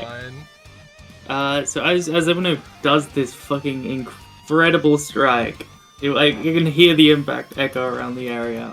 Mocha is already moving. Already having seen it that it will connect. He's already been moving. So what he's going to try to do at least is flash step up to his movement, which is 6. Behind her, because I think I can go behind her. Yeah, I can. Feel free. And just bitter grounds do a back strike. Give me a roll. So let's see if it works though. Much like an assassin might do. Me? No. How much damage would this deal? So this would deal 6 damage. Interesting. Oh god, I can't. Yeah, you got her. Wow, you guys dodged several thousand bullets with that one, but understood. You know, our roles were not with us for a bit, but when you lock in, you can do anything. You know what I'm saying? Is this the last mask? We're not entirely sure. We but- don't know, but it's the last form she has, I believe. Yeah, There is I honestly, I think at this point, Mocha, I think at this point, Mocha, this is the briefest of moments, as the others sort of feel an unnatural intensity from Mocha, just for a second. Understood. Can you remove the sword real quick? Thank you. Yeah. Yep. And then as the slash finishes, There is, I will be upfront, one archetype that you actually have not seen. However, if there is any time, it would be now. Holy Butterfly. This one is a bit weird. Though, of course. Another life within their repertoire, one that can only be accessed through or at their birth, but sadly, that moment went by a long, long while ago. The butterfly's lone eye widens, wider than it usually is, considering its perpetual trance of adrenaline-fueled violence. Something isn't right. You get the sensation that nothing is. Alright, so I think that I will simply post the important pieces. So, number one, all of her, she has a basic weapon, but the basic weapon is all that she can use. However, it is a basic weapon nonetheless, so let me just... There you are. It is called Zeal, and one of the gimmicks of it is that you get to know everything that it can do, which I will post in voiceless. Secondarily, actual mechanics. Species survival. This place tastes like concrete. It's been a very long time since she's eating anything. Perhaps taking a bite from you will fill this hole. Attacking a target successfully, or attacking a target who has attacked one of the butterfly's enemies, grants them a nectar of the target, which is a charge of an ability or properties, more or less. This form is quote-unquote more fragile, and secondarily, hilltopping. No, hilltopping. A second copy of the Butterfly and Zeal appear at its half health mark, with their own set of actions and shared health pool. If the butterfly gets an action below 5 health, a third butterfly is added. Good thing that stamina's this system, not health, guys, am I right? Yeah. Thank goodness. Let me just write down a nice, clean little number. And then, We're getting straight into the butterfly's turn, as a matter of fact. Wow. Yeah, let's keep this train chugging. Oh, you know it. This is at a bit of an odd angle, but I think that they could manage to hit you with proboscis. Indeed they could. You being Cardinal for Okay. In which case, I don't know about that, pal. I think I'm gonna pull a Daedalus and I'm gonna become Puddle. Okay.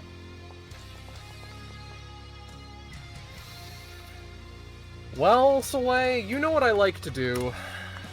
You like my game? Oh no. Oh, again. Oh no. But what if I were to help tip the balance? Alright, what are you gonna do?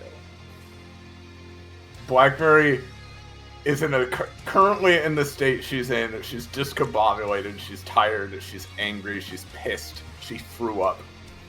She from the floor looks at the Holy Butterfly's new form, stabbing towards Cardinal, and she almost rolls her eyes.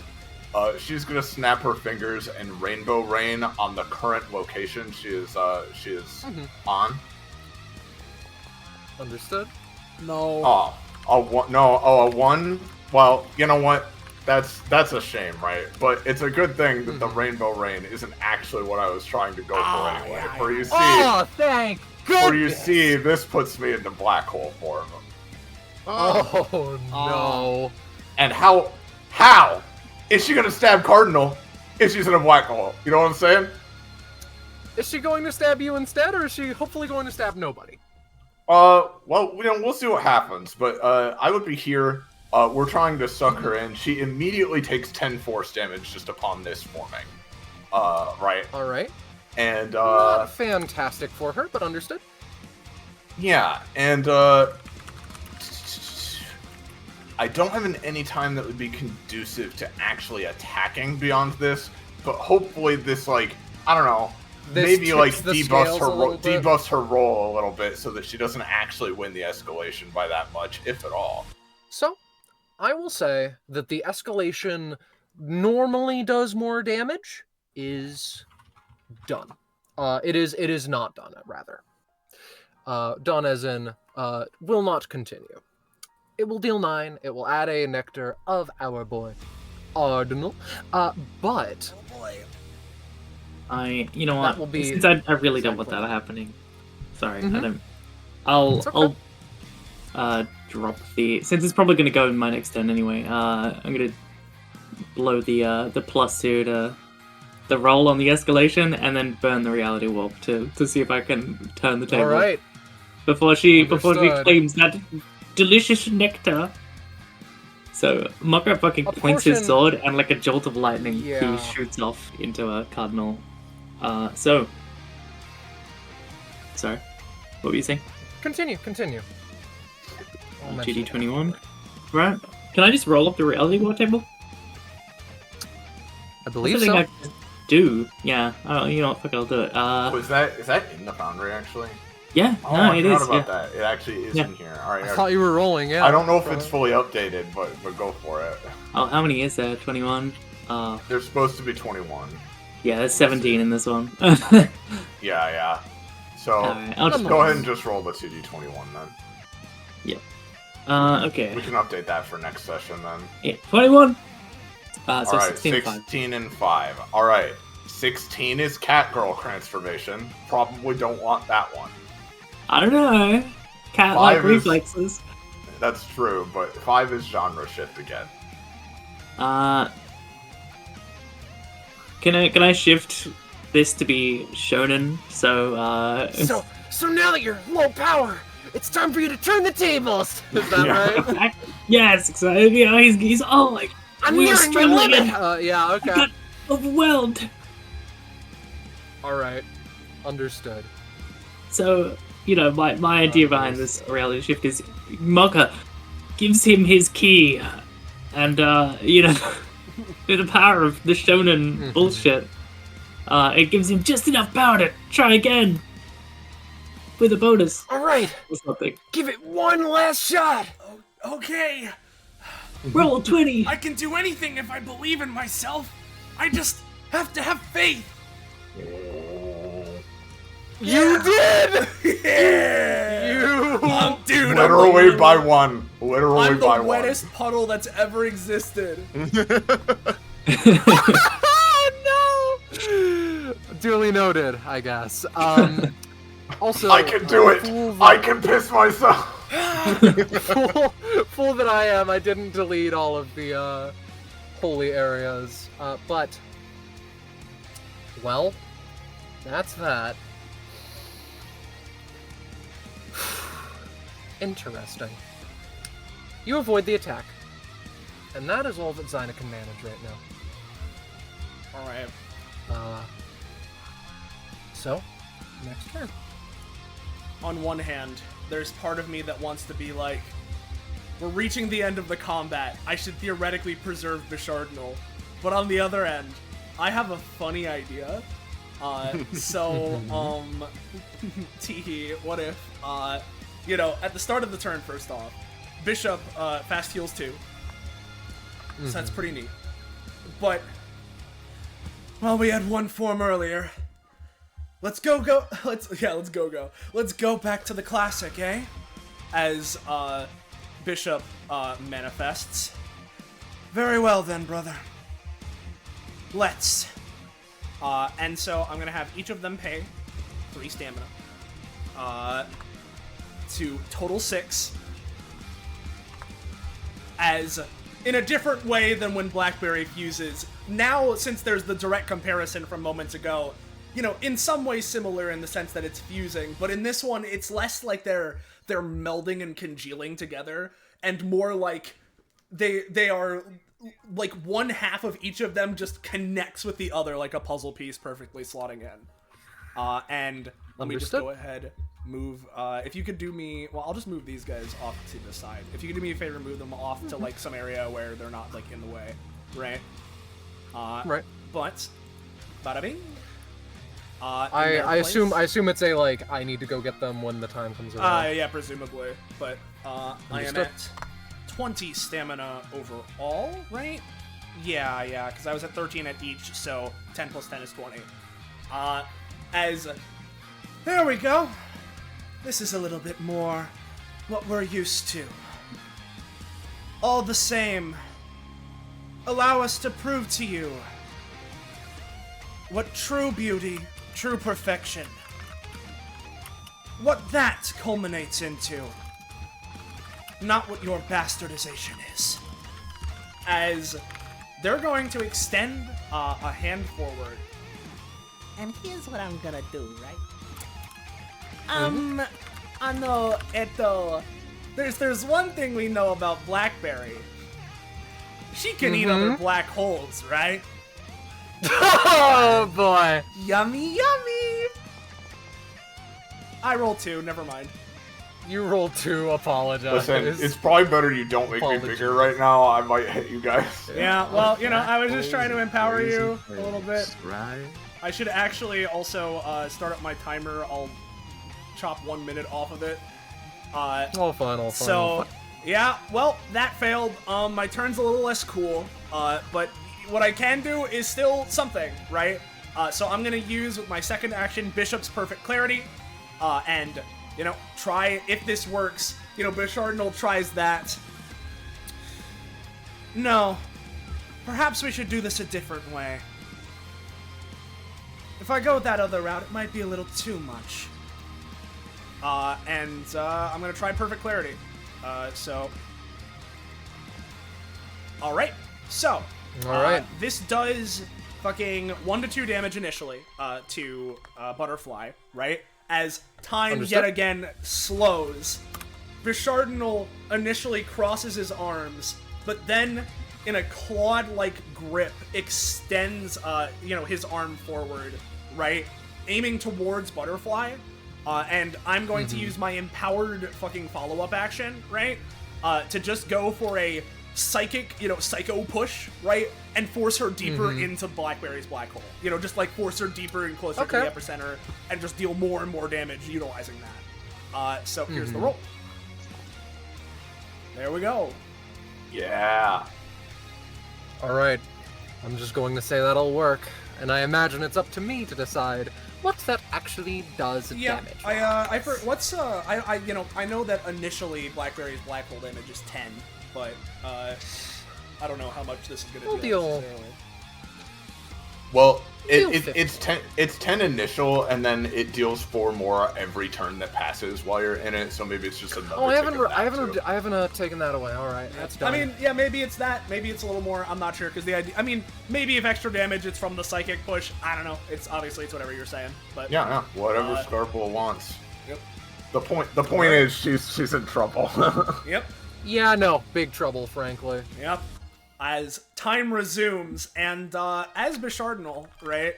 I do have this, right? So I have my thing as separate swift actions. So what if I psycho push her, but like the regular amount deeper in? You know? What if I do that? Okay.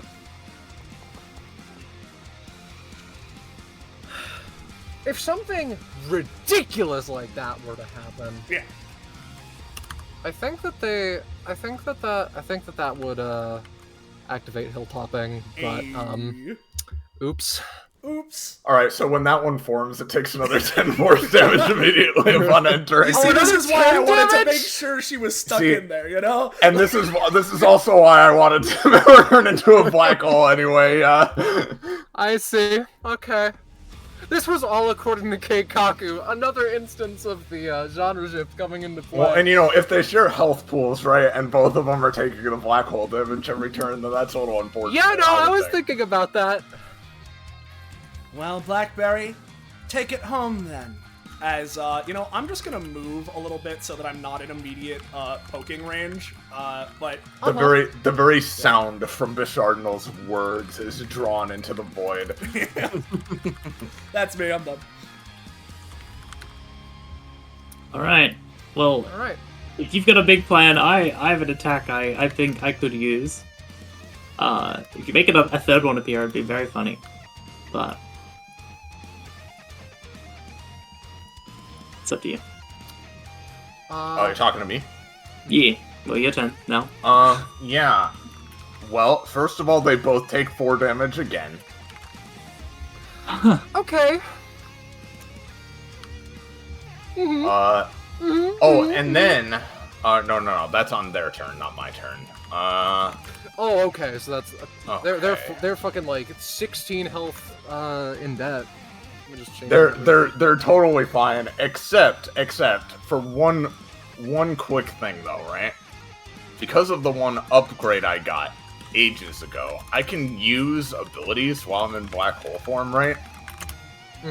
Which means I can use, like... I must be a genius. Double black hole death barrage. And just like while they're still in here, like you all see them like, well, it's hard to see them in the midst of just the darkness, but you all see like rifts and fucking reality cracks spread out from where the black hole is. And you get concerned for a moment before they all just turn their eyes inwards and just dive in and start tearing them apart even more. So how much damage does this do? Well, Come here. Yeah. What's up? well, let me see here. It's it would be 8 damage. 8 damage to one of them while I'm in here, right? And then I need to pay the cost for that, so we went on to that. And then they'd be hit by a reality warp as well. Give me a roll on what that one is. Let's find out. 3. 2 and a 5. Well, that's genre shift again, or alter state of being, right? Ooh, Oh that's man, fun. Yeah. I'd love to alter these two away from being like this, and more and out of their quote unquote false perfection and more towards being normal. I'd like to make them normal butterflies, please, Scarlet. Why didn't you think of that one earlier? How do you want your butterflies? Normally? I can't believe you did that to me. Alright. Understood. And you know, that's my entire turn. Get him, boys. I don't know. Yeah, Okay. well, I will. Is there a third one now? Or when does that happen? As I pass my turn, they both take 4 damage again, so...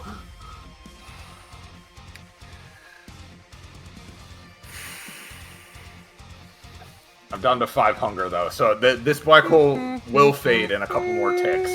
Okay, so actually that one takes 4 damage as well, then. That's perfect, actually, because... Or actually, no, sorry, wait. That one takes 10 damage, sorry, because they're just entering, 10? sorry. Yeah, sorry. I Alright, seem to well- recall a certain health value. Roka, would you allow me to do something really quick? What are you doing?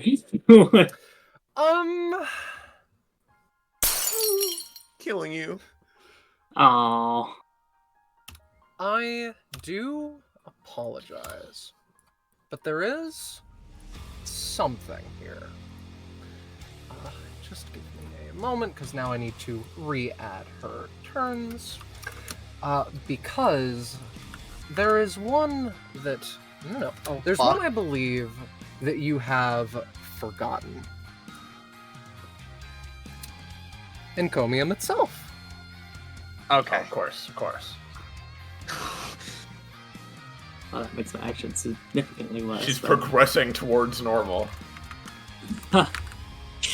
Alright. How roughed up does she look? It's difficult to tell considering how much she's, considering how many clothes she's wearing and the fact that she looks like, the mask looks like she could go for a while. Mm-hmm.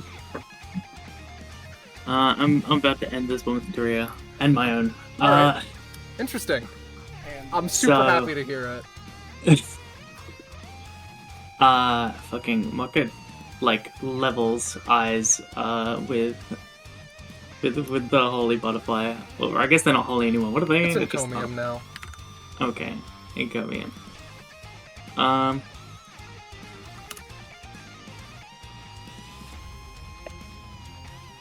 Right, so... Yeah, alright, well, I mean, fuck it. Mocha pulls their hand back to bitter grounds, gazing at his reflection in it. He holds it aloft, and then sheaths it. This sword was reforged by Melody Mechansphere. And as I promised, I shall wield it into legacy. He takes a deep breath. and he's going to use his regular menu once per combat, which is Coffee Dragon style, Ethereal Decaffeination. And I've rolled a 3. I don't believe this. I don't believe in you. Fuck you. I wasn't paying attention at all. You really were. Yeah, me neither. She just, I'm gonna take it down. says that. No. Aika's like looking away from the fight. She turns around. She blinks a few times. Mocha has missed in this timeline. I think the fucking Mocha like goes for it, and then coughs up a huge fucking puddle of blood. So this is my perfection, huh? Worthless. You will wield it to legacy, but sadly, this shall not be the first fatality that it sheds. Well, he wasn't aiming to kill, but Well, he collapses on the broken. ground. Oh, that fucking blows, man. Our rolls are so polarized. They've, I'll be been real. cruel. I'm gonna be real. It feels like ever since 200, like there's no neutral roles anymore. Like Yeah. they don't exist. Not as much. However, she takes 4 damage, which is enough to do something interesting. Oh, great. What is she taking 4 damage from? Oh, right. Yeah. The mask itself breaks. You can see for the first time an expression. One of shock. They flash step out of the black hole. They will spend 3 stamina for that, so we're an ability. Despite their initial shock, it returns to them fairly fast, their constitution. They still look determined to finish this fight, despite the fact that they are nothing short of hemorrhaging blood.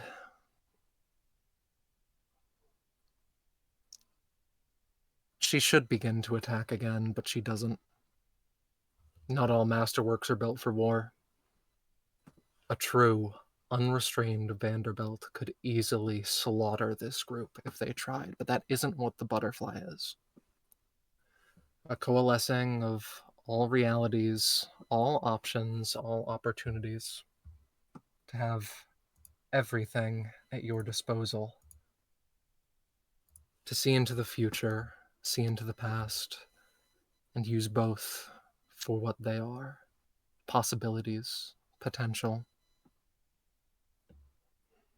The adrenaline fades for a moment. There's a look in her eye, a flicker of cognizance or desperation still split down the center. Her now fully visible eye flicks to the side as she tries to summon forth the scythe. But she cannot. She falls to one knee. Makes sense. If she's unhappy with being a Vanderbilt, why would she be able to tap into something she doesn't want to be seen as? Give her the world and take away the only thing that means more than that. Family.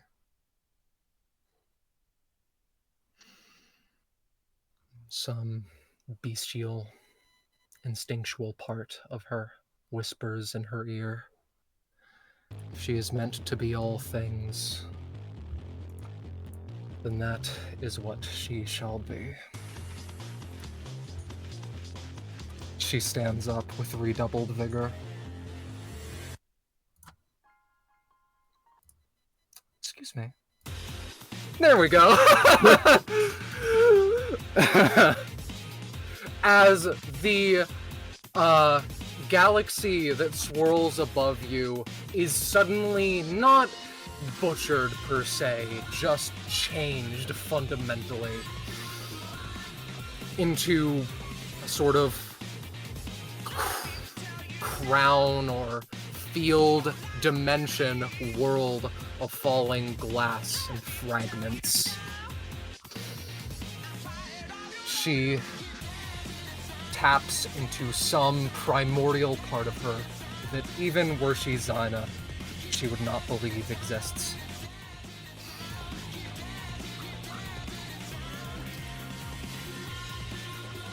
Let me just pick something very quick.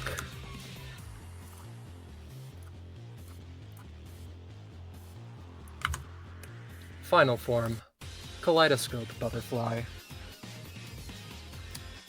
Most important detail, all futures end eventually. All of kaleidoscope butterfly's kit features have health and can be destroyed. If all capabilities that take actions are destroyed, she cannot take actions and a turn is skipped. She gains 1 at the start and end of each turn, pardoning the 5 that she gets upon entering the stance, which currently you don't know. Overkill damage on certain features transfers it to another. Immutable, indestructible. Overkill damage, I'll do that. Do not concern yourself.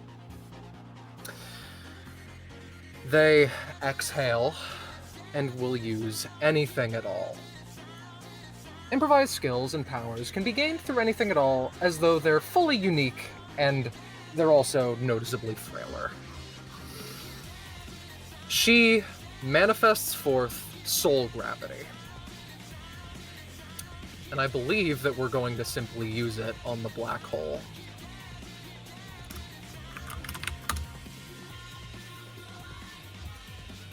Oh, Iris. You never fucking learn, do you, man, Scarlet? You complain about me killing your boss. Then what do? You go crawling back. I want to circle back real quick to that conversation we were having earlier, right? How the black hole could potentially, in some cases, be considered a projectile of some kind. You know. Now, I know what Iris. I've been thinking a lot. I know what you're thinking, right? Well, it's being used by the hammer as a melee attack, correct? Yes, but in this specific case, it's kind of going forward. It's kind of going a bit forward. It's a smaller black hole than this one, and I just think that you should never know peace. You know, that's kind of what I'm doing right now. Is there something that I'm forgetting about? Oh, right. That's an unnatural 20. Have fun with that. Oh, nope. That's not what I meant to do. Hold on. Alright. Let's do this.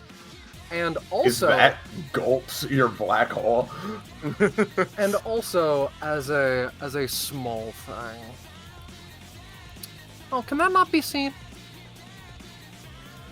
I'll assume no. Yeah, probably not, considering nothing's showing up. Well, the universe, the ring galaxy, starts to rain glass shards, primarily as a cool little set piece, but also just in case you want to use that for something. With this being said, Iris, what do you want to... Is it just like more health, less hunger? What's the situation here? I mean, here's the thing, right? What it could do, right? Because historically, like, just since you need a reminder, right? If one black hole absorbs another one, then the black holes get bigger, right? So maybe I could just get bigger, like, in sort of a, like, I don't know, like, hold on. Let me see if I can demonstrate. Just in sort of like a this direction specifically, you know? Oh, okay. I'd allow it. Oh, okay. That's pretty cool. like a 20, so 10 force damage. That's awesome. Noted. Got it.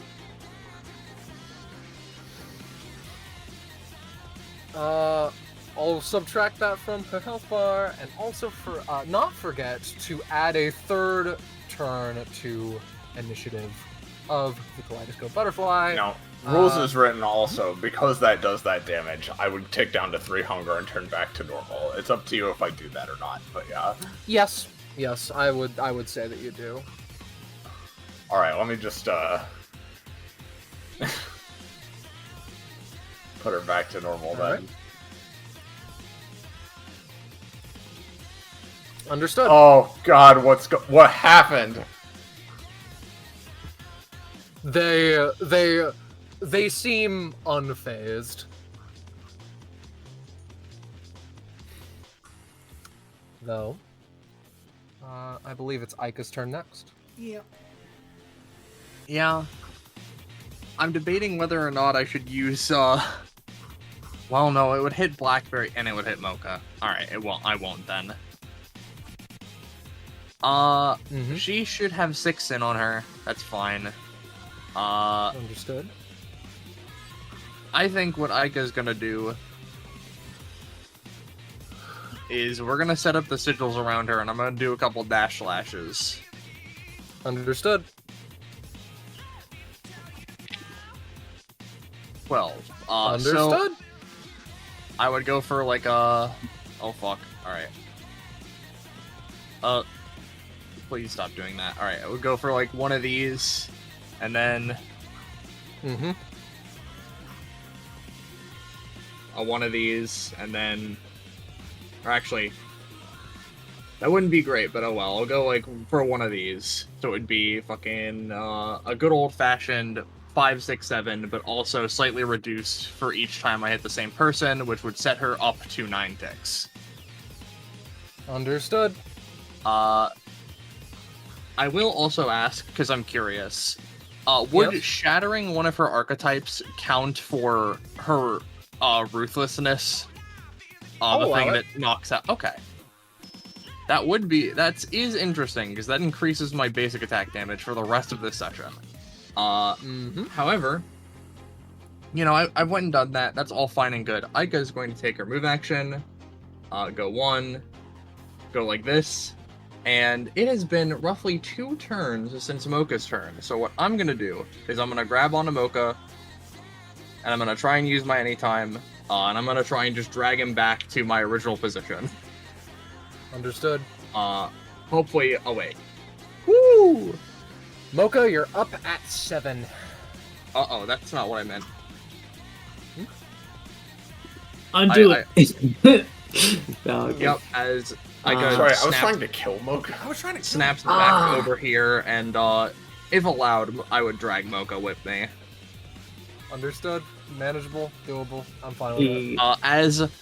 Funnily enough, that's not usually how it works, but strangely, Aika's like, nope, I gotta fucking fudge memories, like... And simply isn't thinking about it as she picks up Mocha. Epino. I presume. That's my turn. Mocha, glass is fucking raining everywhere. What happened while you were out? Hey, Abby. Oh yeah, he pauses out and wakes up to this. Fuck, you're right. All I do apologize. So, just for me sakes, current goal, keep shattering, right? Just keep hitting her, yeah. Just keep hitting her. Just get her. Okay, because I remembered... Hey, wait a minute. I have an ability specifically for shattering things. Oh, you know. So Epino, can you move, please? Yes. Epino rushes up, places his sword into its sheath, and aims directly for the mask. I believe it's this one. That is very interesting. It simply pierces DR? DR also with the intention of breaking things, such as shields or other material. There is a noticeable crack that appears along the mask, but it does not break yet. Is hey, that you know what? Epino snaps his fingers. A bolt of lightning rains down from nowhere, striking her for that much damage again. Oh, alright. I believe that I will... You know what? I will allow establishing similar timescales to break. Oh, that one also was not saved. It's an EST-like, so you're very lucky that I decided that one. Hee hee. And you know what? I'll help that too. Blackberry struggles to her feet. Don't think I'm done yet either. This isn't anywhere near the Cynthia fight. And she's gonna turn herself to Rain. You see a moment of jealousy before it fades. She's gonna rain down on both her and Ebino. Understood. It's a 5, but probably still doesn't work. Oh. For the time being, I'm afraid that that one's a bit moot. Okay. That sucks. I assume Aika doesn't have her success thing up right now. No, I use that to save Mocha. Yeah. That's completely fine. Alright. Continue then. Understood. I believe it's my turn? Indeed, it is. However, this mysterious Googernomics character is playing Limbus Company, so I cannot, there we go. Alright. We're going to do two things. Just fucking kill him. We're gonna do two things. Number one, use a movement action. Terror Twin. Yeah? Yeah. And two... Alright. We're going to, Prismatic Butterfly. Something borrowed, something new, something new, something else new. The butterfly can manifest objects of variable stamina costs so long as the object in question is not currently on the field once per turn. Hey, Iris. Mm-hmm. Is Telecolor Prisma out? Or is it sheathed, quote unquote? She'd probably have it sheathed at the moment. Well, that isn't, like, quote-unquote visible, so she'll create that and then hit you with reactive fusion. This is a forced, temporary fusion technique. I see. And so, we sort of combine turns. It's very Blackberry-based, you know how it is. They take a momentary step forward and then take the Technicolored Prismas with a, like, with more than one, and I think that just attacking with both is a fair assessment. This is it, Ebino. It's me again? Indeed. Wow, that was fast. No, you're being attacked. Oh. You're being Sorry. attacked by two massive blades. Yeah. They both deal about 8 damage, and neither of them rolled poorly. Okay, well, I'm gonna try and Jade Carapace to get out of some of that, as his clothes simply form a shield to try and stop the blades a little bit.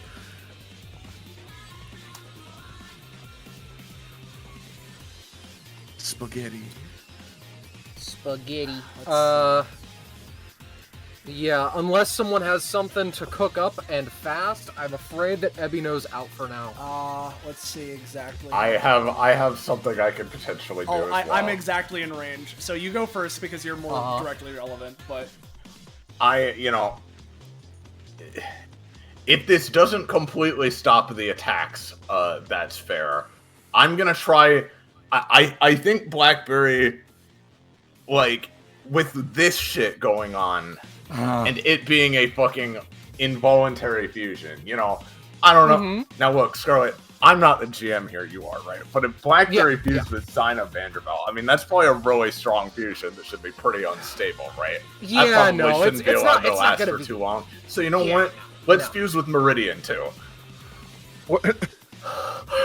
I'm gonna use the once. I'm using the once per combat heartfelt connection to try to fuse with the memory of Meridian and thus destabilize the fusion immediately. Because what the fuck? Okay, if if a fusion is considered ridiculous at 200%, that would be 400%. I'm going to say one of them goes through, but you're struck with the idea very quickly. And, well, unfusing through fusing is not something you've ever done before, so it's quite, diverse. But that's where Blackberry thrives. Exactly. You take Nice- cost, Ebino Nice takes try, eight. bitch, but she like fucking doubles over and spits up a bunch of blood. There's I probably appreciate the help. traces of time juice in the blood. No You problem, buddy. You spit up some of Zyna's like yellow blood, and it noticeably sparks. It's not that color usually. Not usually. Hey brothers. Oh, my turn, how lovely. Brothers butt and fuck. Yeah, brothers butt and fuck. The brothers. Well then, this has taken another turn. Probably should have expected something like that. However, deter us this will not. He, with a smirk on his face, right, is just going to fucking, look over. Let me just double check my range, because it's within 8, yeah? Look exactly how far away she is, right? As, looks towards, extends a singular finger, and I'm going to, yet again, try and start with Antimatter Board. This time I rolled pretty good. That's pretty good indeed. So, this is, forming, wouldn't you know it, a black hole, right? That, fucking... Really? It starts as in a this prin... combat? Yeah, No way. Yeah, it starts as a little point, right? That zooms over to Butterfly's current position before immediately expanding and erupting in the form of a black hole. So... Understood. I have no complaints with it going through. Alright, well then, this is, 15 to 20 is how it usually goes. Alright. We'll say 20. What'll that shatter? I'll think on that. Yep. Unless you have a desire.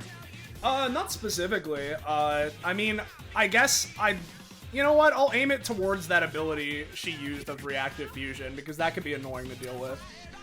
Yeah. I think that I wrote that one down as 18. Not all the health values have showed up, but that is okay. That is most of the way there, no matter what. Yep, well, let's go ahead and help out, right? Because as she's dragged into this new black hole, and the cycle begins again, it seems, they extend their other hand upward. And I'm going to go for, with my other action, Plasmic Star Shower, in the same 3x3 area, right? While simultaneously using the Bishop Telekinesis action, right? To, as the meteors are falling, have them sort of go along and follow the path and, effectively sweep up the glass shards that are raining up into the meteor storm to have them added to it. Oh, fuck my life, So, alrighty. here comes Plasmic Star Shower. So, let's see that, because this needs to roll first. Pretty good, alright. And then, I'm gonna roll my totally psychic action. Alright. Let the symphony continue. Understood. Alright. So in the same area as the black hole, there's now also plasma and glass. This is somehow some of the most screwed over a Vanderbilt has gotten in a combat. Alright, noted. Yep. With that Oh, being... I don't know. I don't see any legions around just yet. With that being said, I believe then that after doing that, let's move, here, just so I'm a little closer to the action, but not, we'll go here. No, here. I like this. In the flowers. Alright. That'll be me. Okay. We're gonna go to the next fucking turn, shockingly. Hey, Beebs. Oh, you know what? On top of everything else, cool rainbow shit is my thing. With a few dark tendrils, she's going to reach up into the sky towards one of these giant kaleidoscope pieces, right, Scarlet? Mm-hmm. And she's going to try to pull it down towards her, while simultaneously absorbing some of its power. Mm-hmm. What are you doing? Well, let me allow me to explain, right? Yeah. So, as she draws this thing down, absorbing some of its power, right? She's going to try to basically pull down this big glass shard, converting it partially into just pure rainbow power, as she is wont to use as it comes down. And you know, one aspect of Hungering Void is that if she pulls something adjacent to her, she can use Gravity Fists immediately, right?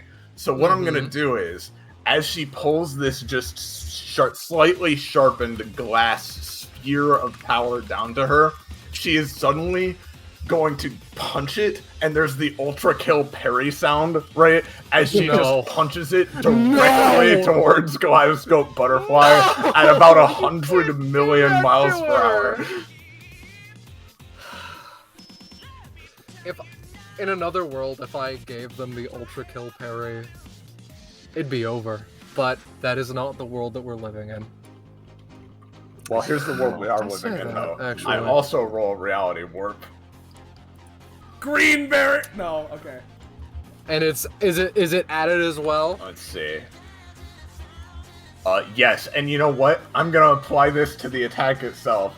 Let's just as it, you know, as the power travels, for some unknowable reason, it grows larger instead of smaller, to the point where it just fucking detonates and explodes her with just a big gay blast. Yeah, dude.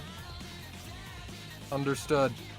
I will double the damage then. Thank you. I'm glad you could read between the lines on what I was like really wanting there mechanically.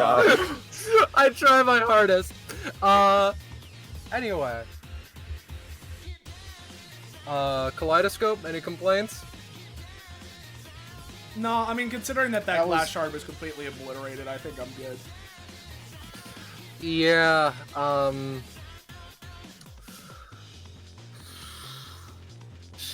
She'll roll eventually. Let me just... Alright. Mastermind Butterfly. Still in one piece? Cute. Barrage 3x3 areas with space debris, moron. I am going to strike Blackberry, Ica, and oddly wait a second. One of them is a 3. I'm going to strike Ica with the 7, and I think that I'll deal equal damage, and Blackberry with the 16. Each area is rolled separately, dealing 11 damage to all targets. I thought it was 15, that's my bad. One must hit nobody, and let me tell you, one hit some Black Wolf down in Epithet Lane. If 1 or 2 areas are successfully created, they have miniature 5 stamina shield bubbles. The city's owners thought it was weird that they were naming every street Apathea Street as they were moving out. I need to clarify it. Because yes? I can take 7 damage and I have nothing to do about that. But for the sake of Gecko, is that 3x3 centered on me or only touching me? Because no, it's just hitting you. Listen, trying to guide entire, even for a creature as perfect as the Mastermind Butterfly is difficult. Anyway, let me just, I'll hit you guys with some drawing. How about? Because I think I can center it on Blackberry, and for Ica, hit you like that. I can help. Don't worry. Lucas got you back. He kind of later. I don't know how else to say it other than grits his teeth and is going to rush towards Ica and force a coffee down her. I'm not gonna sugarcoat it. Coffee. So I'm using. She needs to drink her coffee. I'm using. All right, I'll take 12. I'll take 12. I'm not gonna push my chances and roll again. So I can count this roll for the basic attack. So, effectively, this is an unrolled, beautiful brew. No. Do you want like DR or? Whatever you would want to give me, my friend. All right, I'll just give you the 3 healing then, and I'll give you. Would you accept a +2 to rolls for a round? Yeah, sure. As the buff, the Scarlet. Yes, that's fine. For a 12. Yep. Okay. So it's this, but not roll. I don't want to roll it because I know I'm gonna get a 20, and I'm gonna be so fucking pissed. So just trust me when I say it's 3 healing and a buff. And you may ask, why? How does that get Ica out of the way? Well, It doesn't. it does. Fuck you! Oh, I see. I'm just feeding you coffee before you die. Whenever you drink one of Latte's coffee, it may immediately take half movement action. Oh, that's been Ica's problem, guys. She's just dehydrated. Oh, Come on! Yep, alright, I schmove. Understood. Is my space debris still coming down? Yeah, for now. space debris wins for. Well, let's go, Evino. I don't have any other options. We're doing this. Okay. Yippee! I don't remember if we've ever fused before, Boomin. If you have any questions, let me know. Yeah, no. Edith and I'll Blackberry I'll allow it. Oh, true. I'll allow it. Eben, Airy, yeah. Berry. Ebery. Alright, understood. Non-Ebery. Anyway, I imagine they look like one of fucking Yone's skins right now, just like gay as fuck, rainbows everywhere. Can I request you take 4 damage, cost included? Oh, me? Yes. Yeah. Let me just send Abinota back since I can control him for some reason. Alright.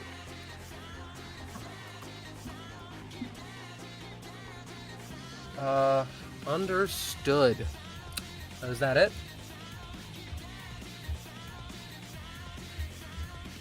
I'll assume so. Mocha Gaming. I will say as well, right, at the start of their turn, for starting in the black hole plasma area, they took 2 damage. Understood. Alright. Fuck, again, draws bit of grounds. And wordlessly just trudges, 1, 2, 3, 4, 5, 6. In his hand, he manifests a steaming hot, takeaway coffee cup, Like and is just coffee, gonna yeah. ditch it at her. Another cup. I insist. So this is, I Alright. believe, 2 stamina. Yeah.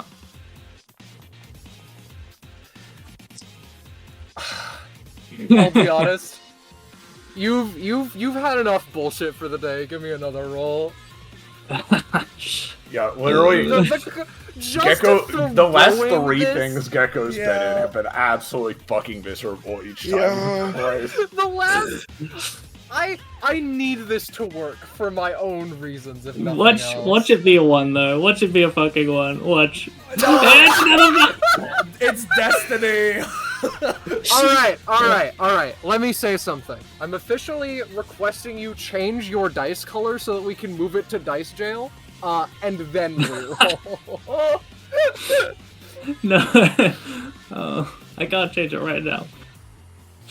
No, don't Alright. send those. No. Well, I'll take my 5. yeah. It's whatever. Sadly, the coffee enters into the void area first. Well, Uh, so this is a void area, is it? It's a black as I hole. understand it. Yep. Oh, I see. Well,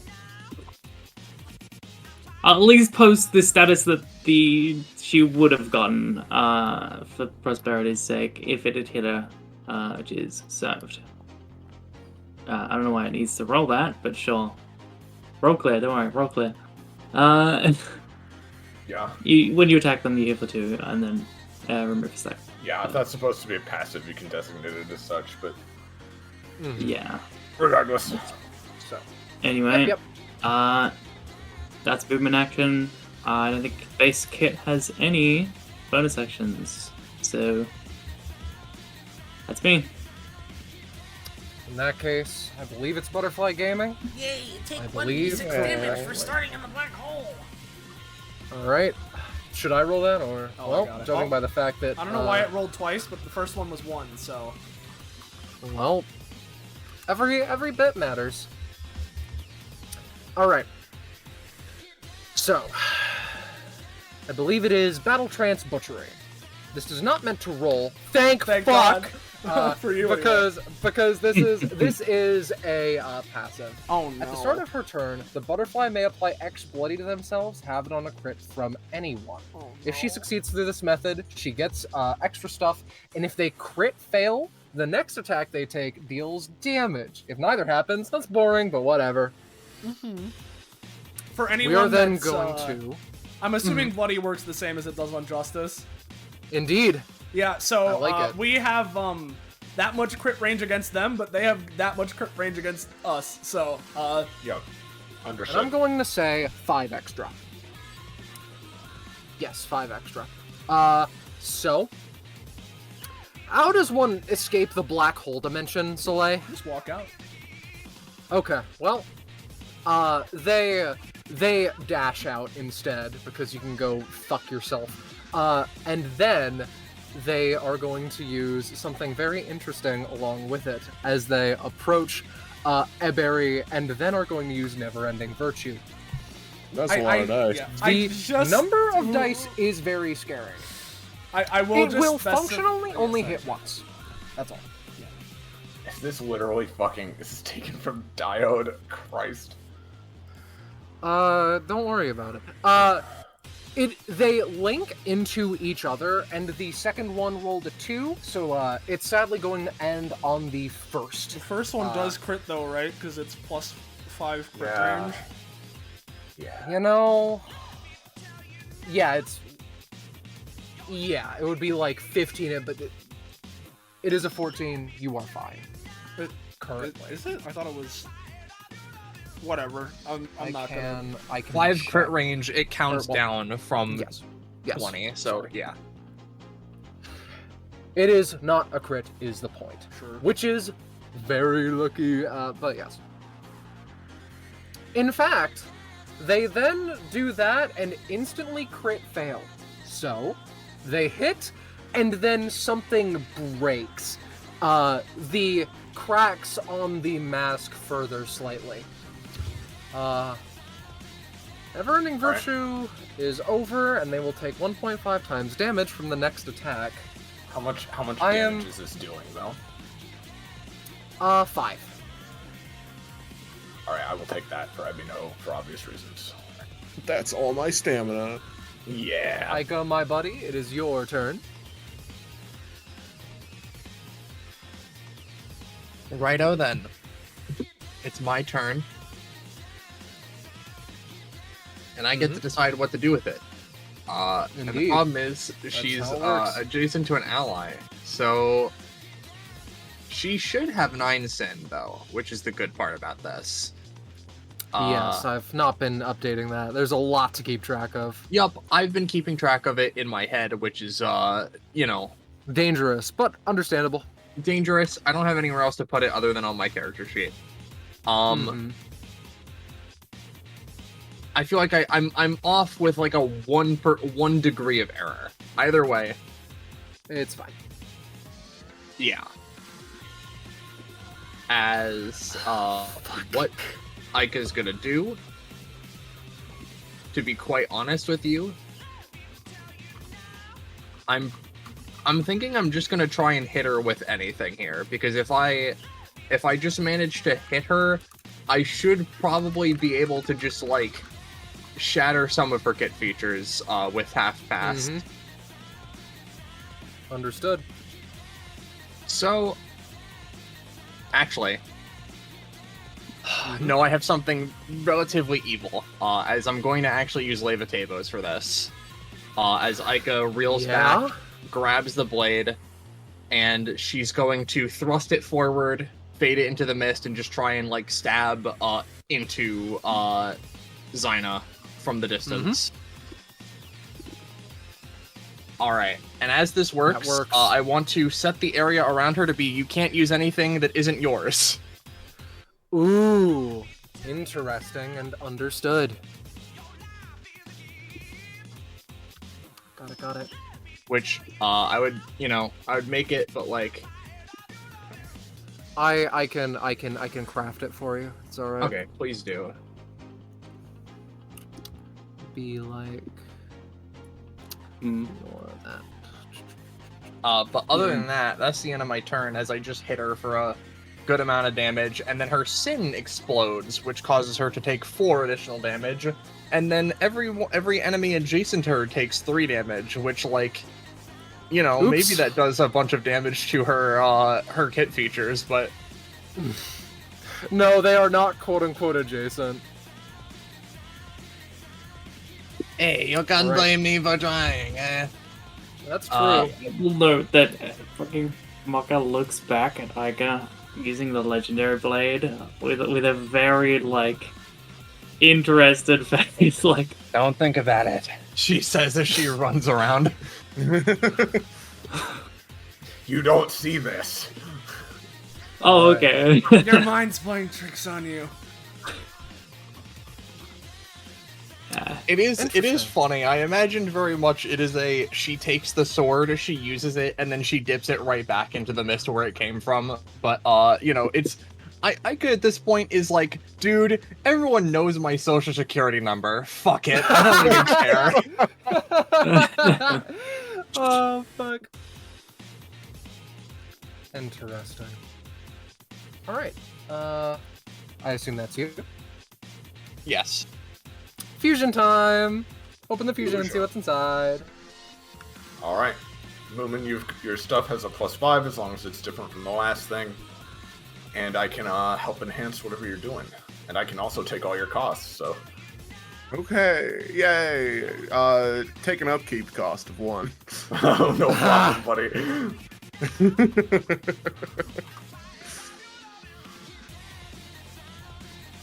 Alright.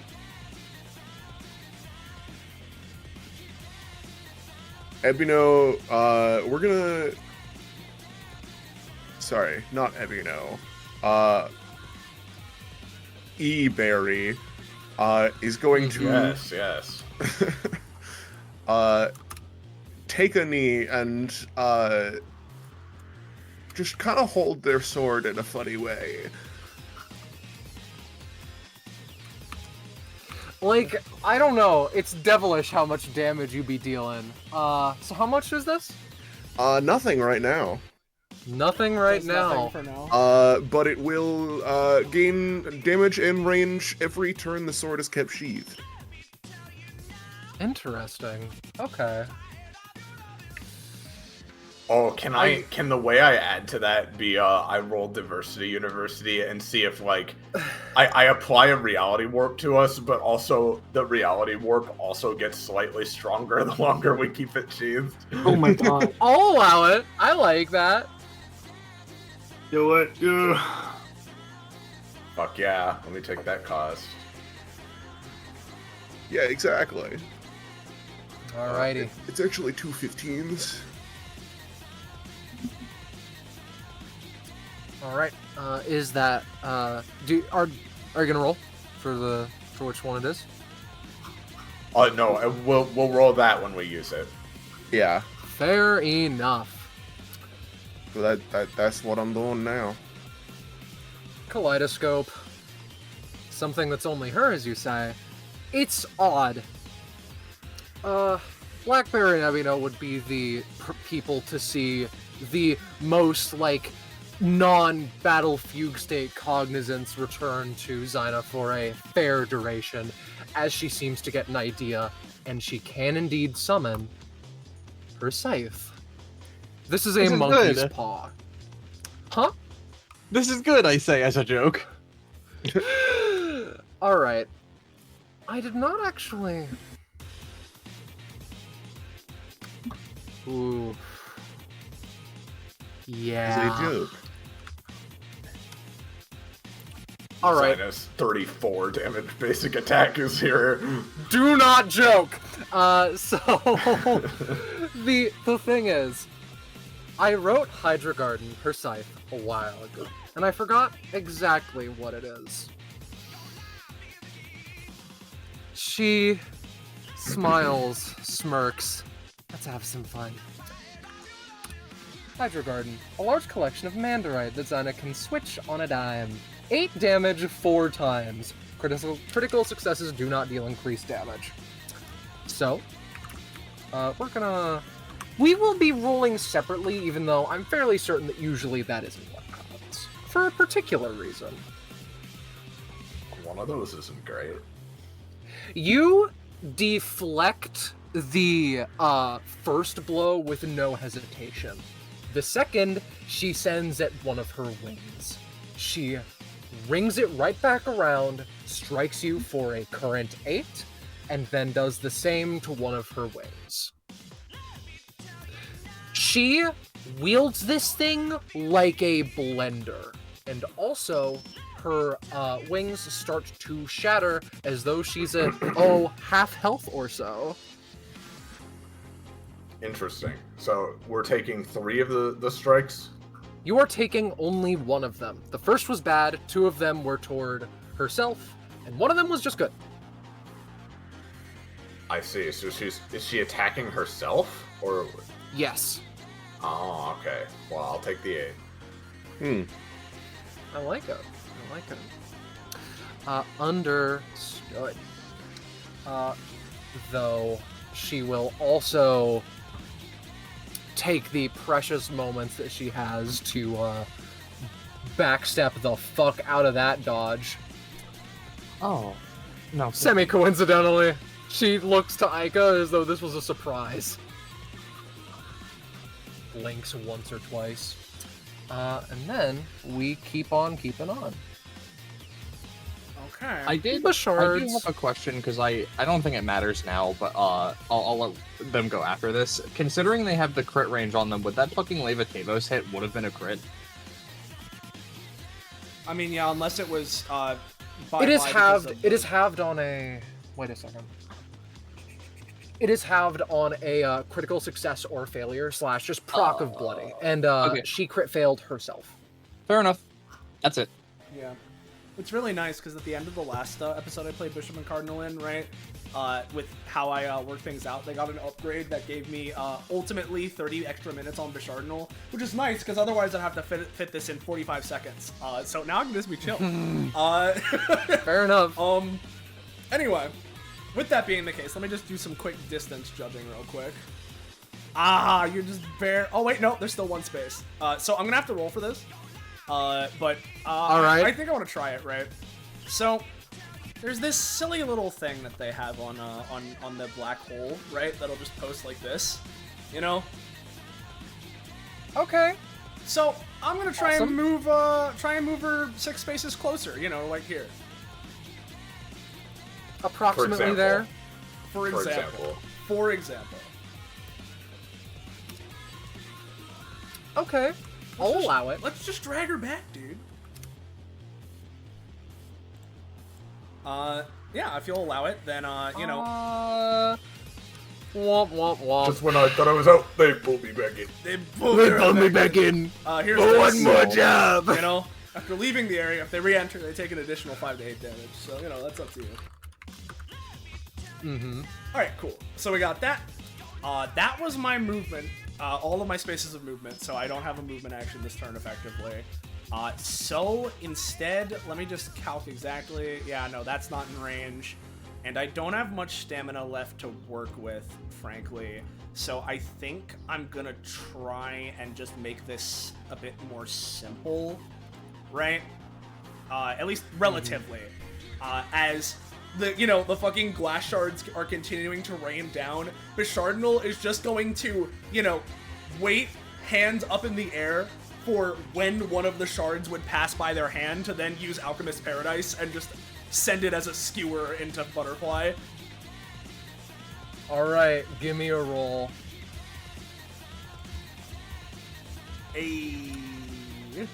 That's pretty good. Pretty good. I'll deal a nice simple... God, I'll deal 12. Hell yeah. How much stammy whammy? Just 2. Cool. It's a number of the combat for you two, but... in that case, with my remaining stamina, frankly, with my additional action that I get, right, I think...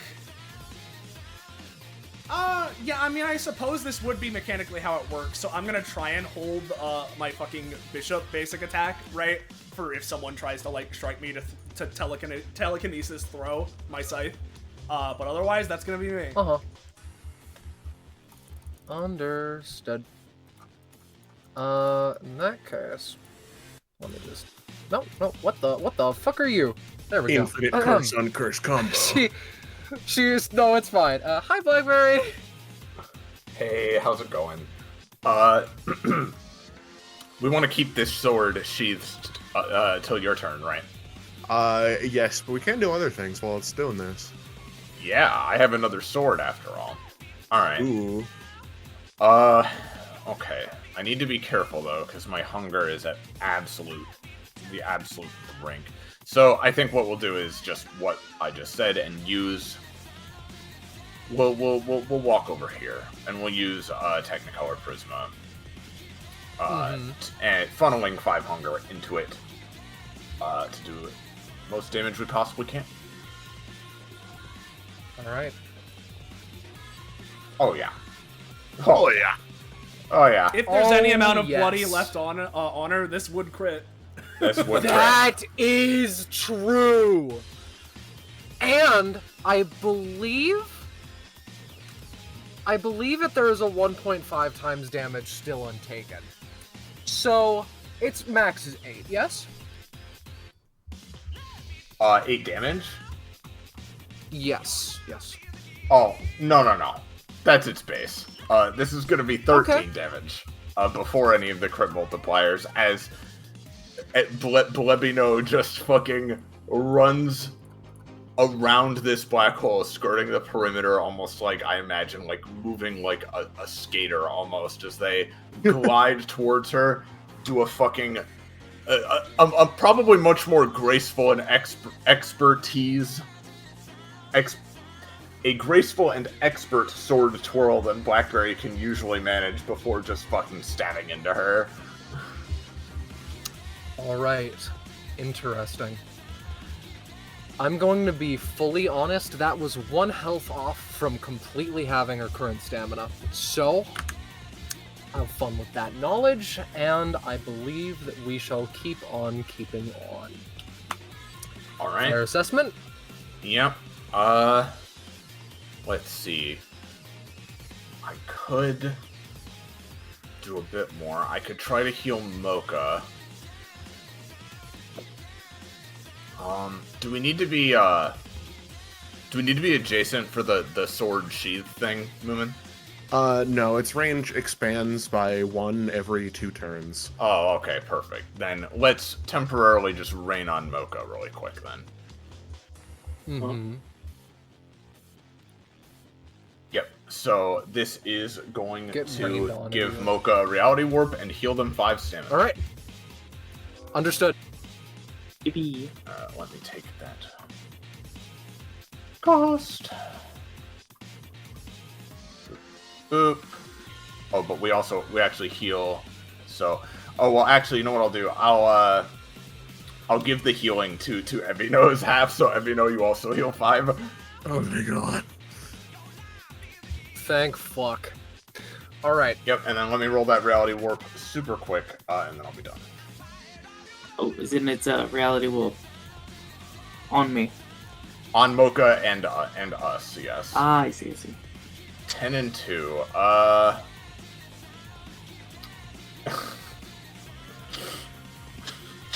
Wow. Yeah. Wee. You know what, Moomin, since we're fused together, what if Shrimp Heaven was now, right? And what if it rains golden celestial shrimp down on us as well that like either boost the healing or like maybe we can eat them on our turn to do something? I don't know. Yeah, fucking, you know, it doesn't even have to rain down from above, since Epino just kind of has a colony of celestial shrimp on him at all times. They just, like, burst out from his body. Yeah. Duly noted. We become swarmed with shrimp, and they're looking tasty. Oh, so good. Alright, that'll be me. Well, Zyna can only use things that are her own. And in this moment, something does come to... in the black hole. She did, you are correct! However, she does see an opportunity. Damage. She does see an opportunity. And what kind of Vanderbilt would you be if you did not seize an opportunity? Using the Everyone has a passive that I choice. listed. Using the passive I listed earlier on Kaleidoscope to create something that is like a bit more improv-y, we're going to just use Dysmorphia again. Oh shit! Well. Okay. What's this Dysmorphia again? You remind me? Tentacle for everyone. This is gonna be 16 damage on everyone. So 24 I've got damage an idea. because she mutated earlier. Right. Or evolved. Well, this will kill me, so I've got an idea. This is non-lethal, I will comment. Okay. Well, still, let's try. regardless, Understood. Mocha is gonna do a big try. Seeing this sort of happen, he takes a deep breath and exhales steam again as he pushes his epithet to its absolute limit. There's a flash of something, something. It's quite indiscernible. So no one sees this. No one sees it. oh, you see it. His fucking vibe changes dramatically. Less lethal and more like determination. So what he's doing That is was almost a 1, but it almost wasn't. the one. We love. It is done. So he flash It is steps. done. And he's going to spend the 2 stamina to swap. Use a bitter grounds attack from another menu. So what he's doing is, as she's like using this fucking attack, he comes at her knowing fully well that he probably doesn't have enough, but he needs to achieve perfection. And you don't get there by not pushing yourself. So here's bitter grounds. Sweet. Yes, it's the blessing of the starts- golden shrimp. Blessing. Stab for 3 damage. More than doable. Stab. never mind. That's all he's got. This poor man. It is done, however. Defeated is the beast. Like Not like Oh, actually okay. dead, but like the But beast the that attack is is- his role. Yeah. Mhm. Well, how's that gonna affect the dysmorphia stuff? It will dodge. For Okay, Mocha? he's Yes. dodged it. Okay. Okay. Well, Yes. Fair enough. who next? You go ahead. Sure. Well, first off, I had a held action, so let's see if I can intercept the tentacle lashing out at me by cutting it in twain with my thrown scythe. My scythe. Scythe. I think so. I think that can meet it. Special effects. Yeah. I am just going to say that completely neutralizes it. I'm good then. For you. Yeah, I rather. figured. Yeah. Well, Aika, this is still bad for you. Do you have something? My only recourse would be immediately after I get hit. I have an idea, maybe?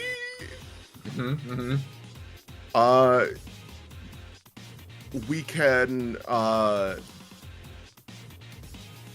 just not have, like, any charge on it. Well, it has 2, I guess.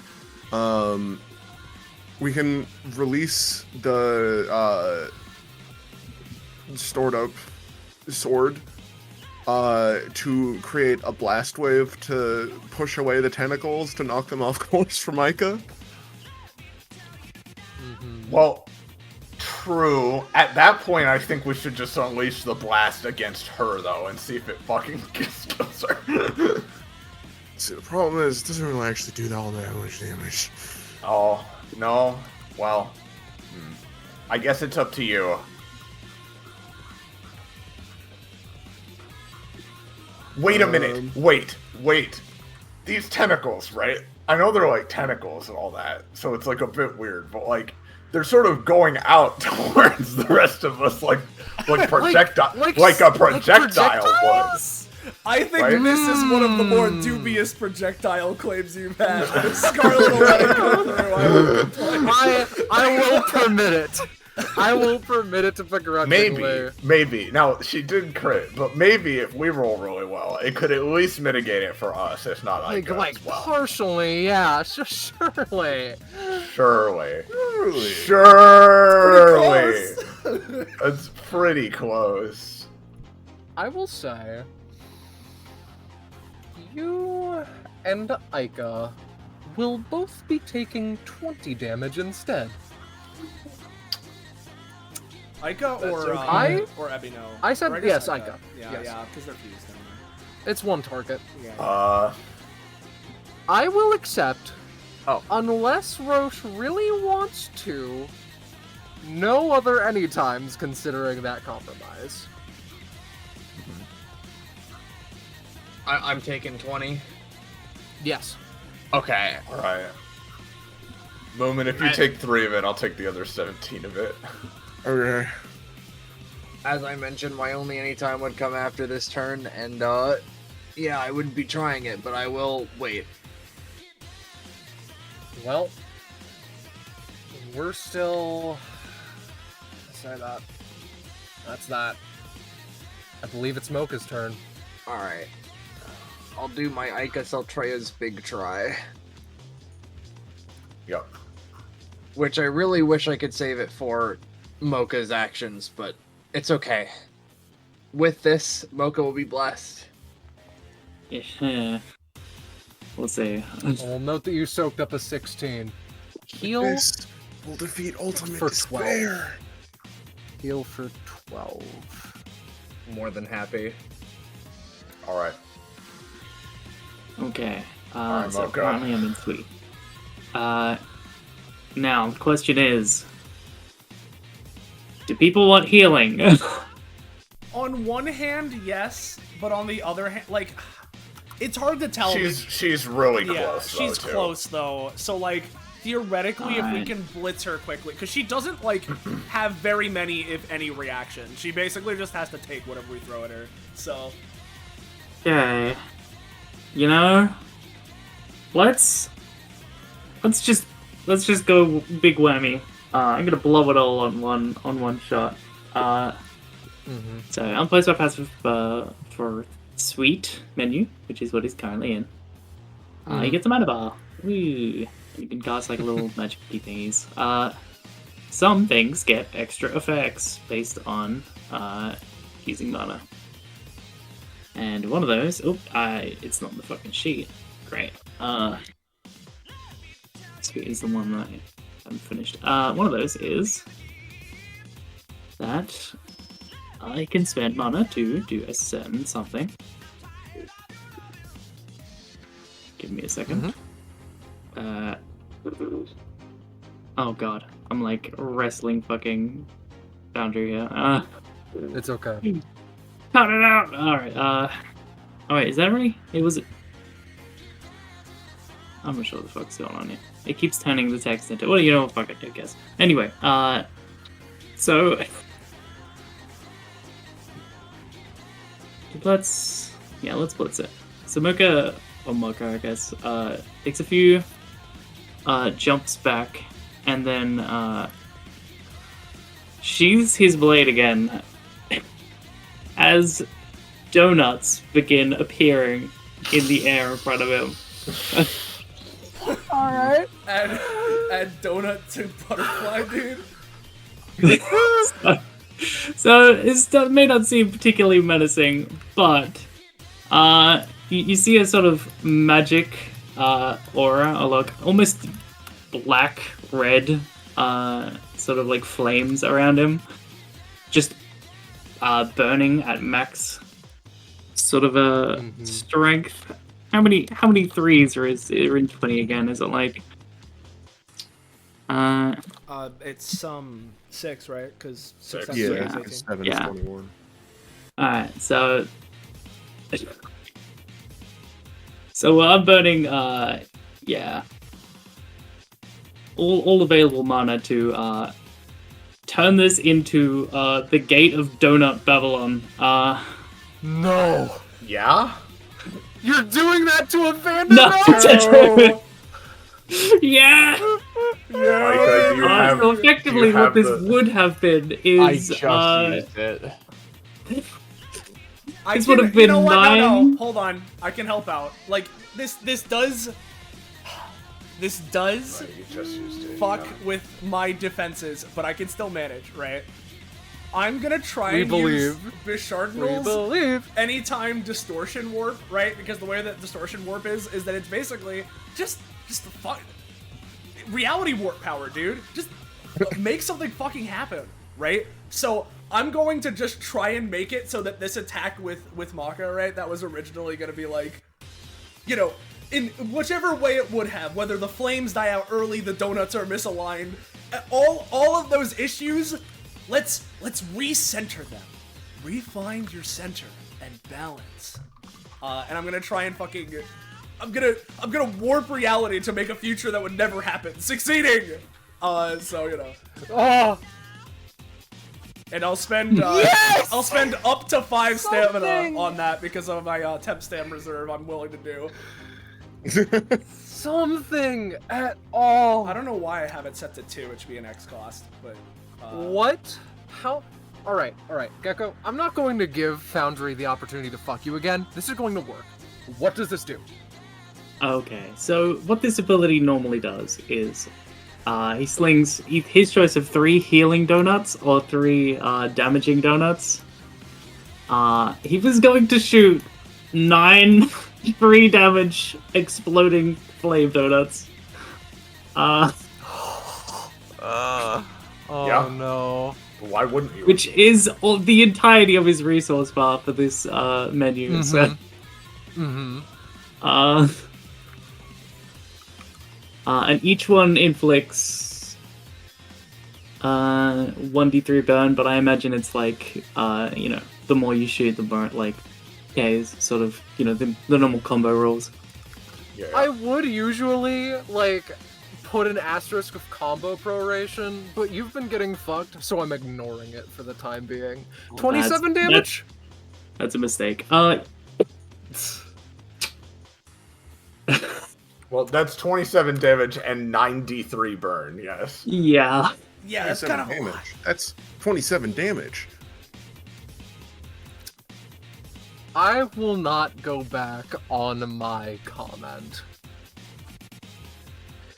Alrighty. So a fucking legion of donuts appear in the air. And he just fucking, in 1 second, unsheaths his blade, like, 9 times, sending them flying at a kaleidoscope butterfly. And they all, like, detonate in uncharacteristically, like, visceral flames as they impact. Understood. It'd be that much burn. That's a little lot, you know? Okay. Oh, and look whose turn is next. I've been looking at whose turn is next. Believe you me. Who won? Who's next? I Give am me- the one give who's me- next. Give me a moment if you do not mind. I must contemplate. You must consult with the elder gods. Yeah, I understand. I believe so. It's all good. That's Take good your to time. know. Though I would suggest if you're gonna, I don't know how long you're thinking, try and make it less than 9 minutes, okay? Alright, I believe that I'm done thinking. Don't worry, guys. I've got two mana. I can cast If wild she magic. takes this That will burn fix it. and she's still up, I think we're gonna release the drone. Like, I think we're gonna get her right after. It is nearly mystifying the way that I'm just going to say it, as fire envelops her, there is a moment of determination in their eyes. They still attempt to move. However,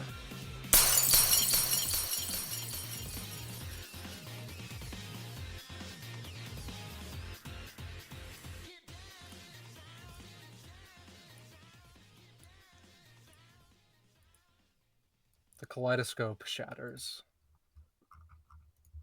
The mask along with it.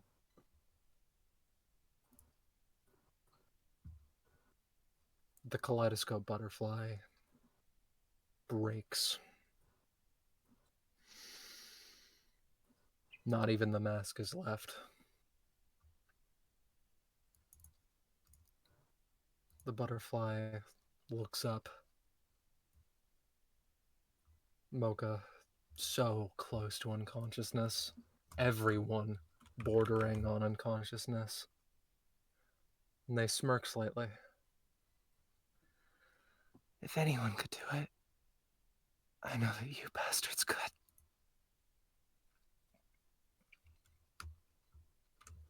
She lands on the concrete, almost pathetically.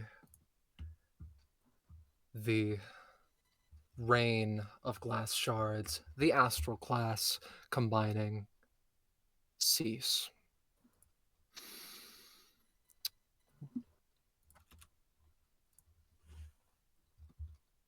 I have two things to share with you.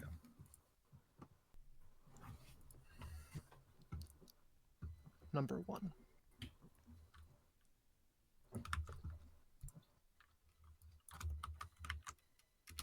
The Z sigil, when placed on someone, allows Daedalus to partially take control of them, make improvements as necessary, add, subtract, change kit features. A short burst of improvements can happen when classing up due to the malleable burst of energy, but most are created when Daedalus uses their overclass to awaken any number of masterwork sigils, allowing them to make whatever and however many changes required to bring them to their viewpoint of perfection. There is a critical flaw so fundamental to them that it's barely even written down as a kit feature. Daedalus gains a full understanding of what their sigil is placed upon, and it goes for a while after that. However, despite being an awakened masterwork, everyone has an unavoidable flaw. It can be destroyed. No matter how beautiful a statue, legendary a painting, if it is destroyed, then it will only live on in memories as a shadow of its former self. Daedalus knows this, and for all of the things that a masterwork sigil can do, avoiding this critical flaw is impossible. Once an awakened masterwork breaks, taking control of it again is much, much, much more difficult, perhaps even impossible. even from a creature as perfect as Daedalus pretends to be. And speaking of,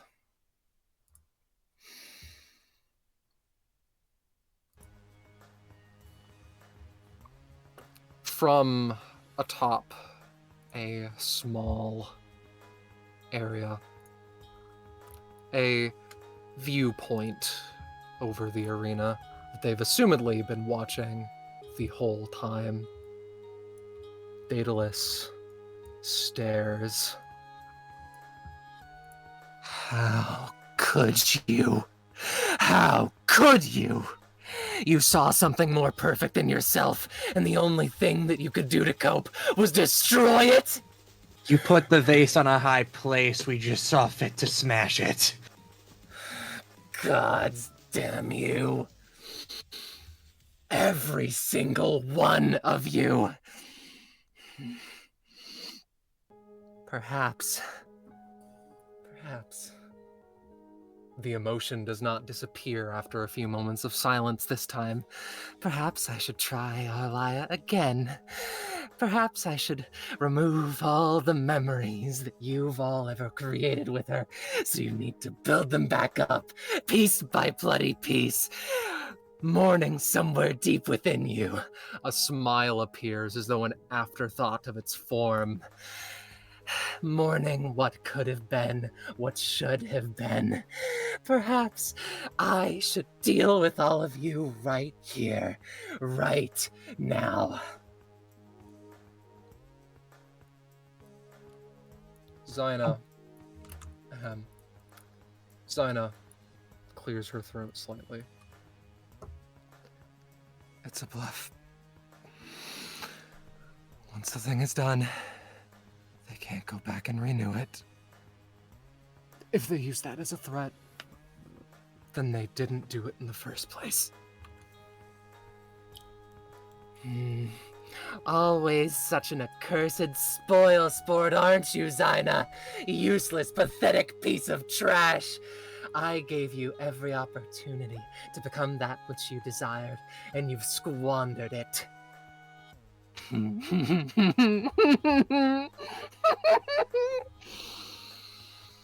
But that is okay.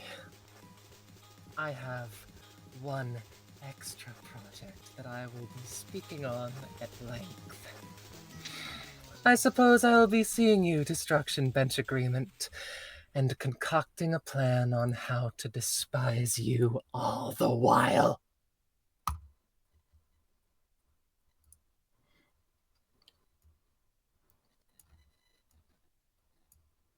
Talk about a freak who can't take critique.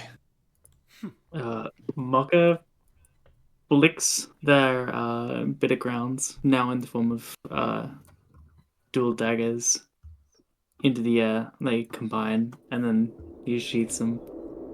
He steps slowly, wordlessly towards Zyna and holds out a hand. Good fight. Yeah.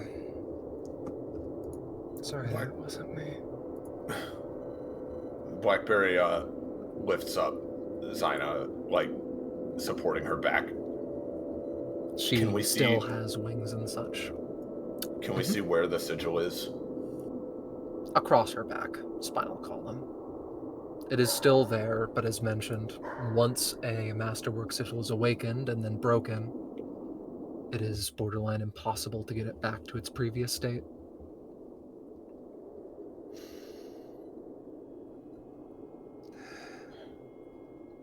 Bishop, Cardinal, come take a look. See if we can still sense any power in it still.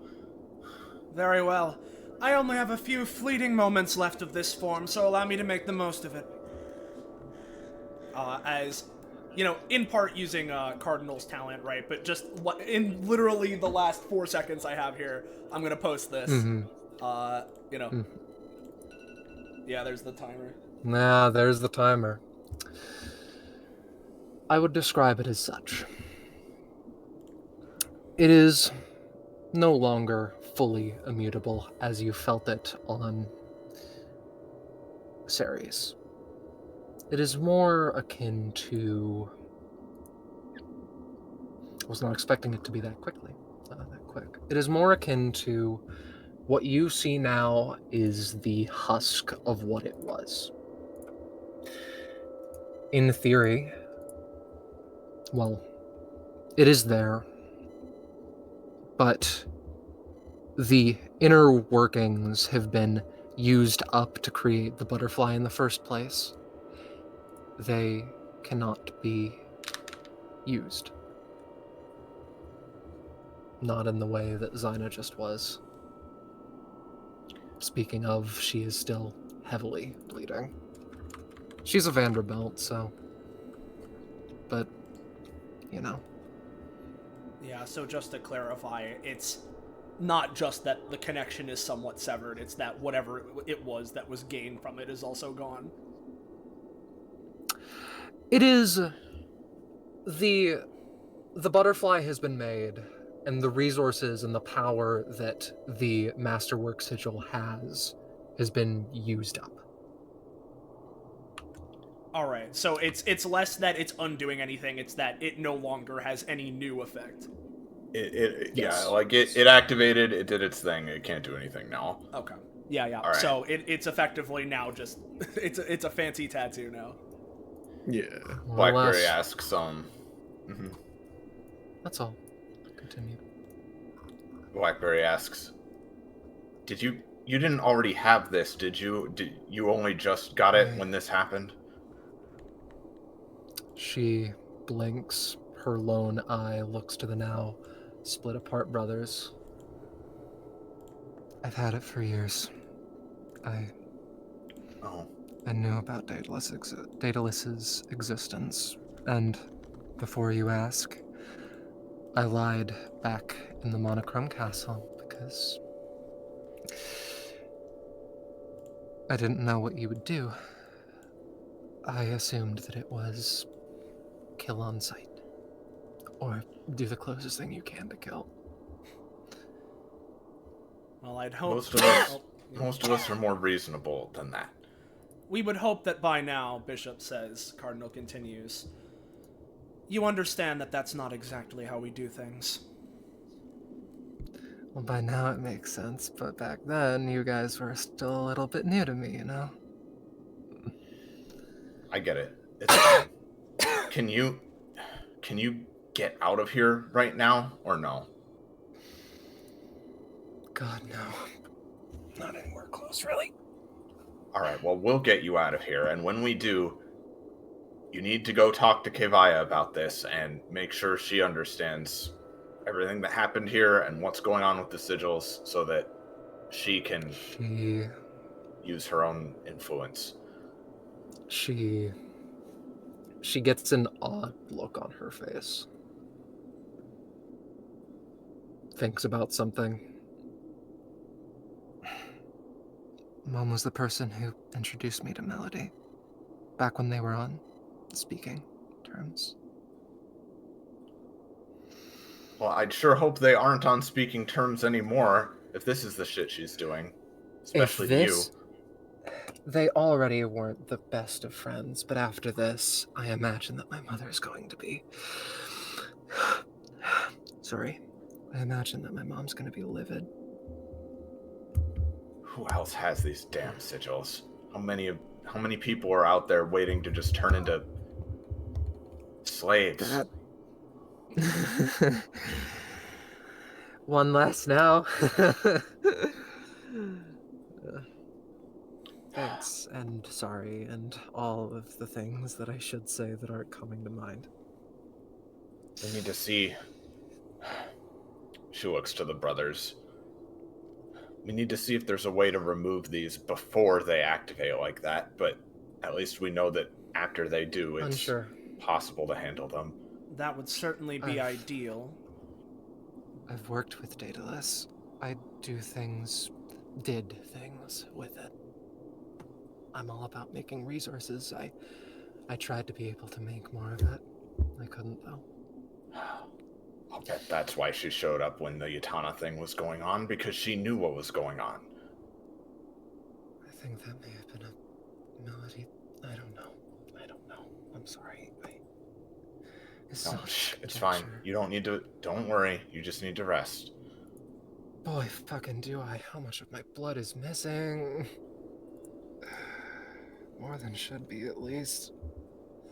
It's still like the electricity stuff. At least I won't need to do a full transfusion for myself. I would if I was stronger. As in, if I didn't feel like I was dying right now. That's a bit hyperbolic. I'd do a proper infusion on myself, but I can't manage right now. Do you have the materials on you for that? My blood is one of my materials. Cardinal will kneel down. If there's anyone else that would be experienced with transfusion... Need some of it? I can at least do my best to try and... I suppose patch up the wounds, do something of the sort. I would need to examine how your blood works, and... With all of that being said, It's just... It just creates an electrical field. Otherwise, it's nothing more complicated than just blood. I can control it, but, you know.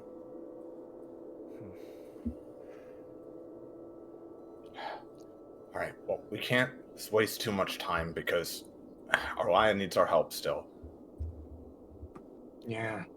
But Sorry for taking away from what should have just been her deal. it's not your fault, Zyna. I'm sorry all of this happened, and I just hope you're okay. Look forward to it not being you again. That's a good part. You kidding me? When I get home, I'm gonna throw a party about it. Perfect. Who are you inviting? Yeah, the fuck. Yeah. Well, while we're at it, we can Melody. check in on your sister, too.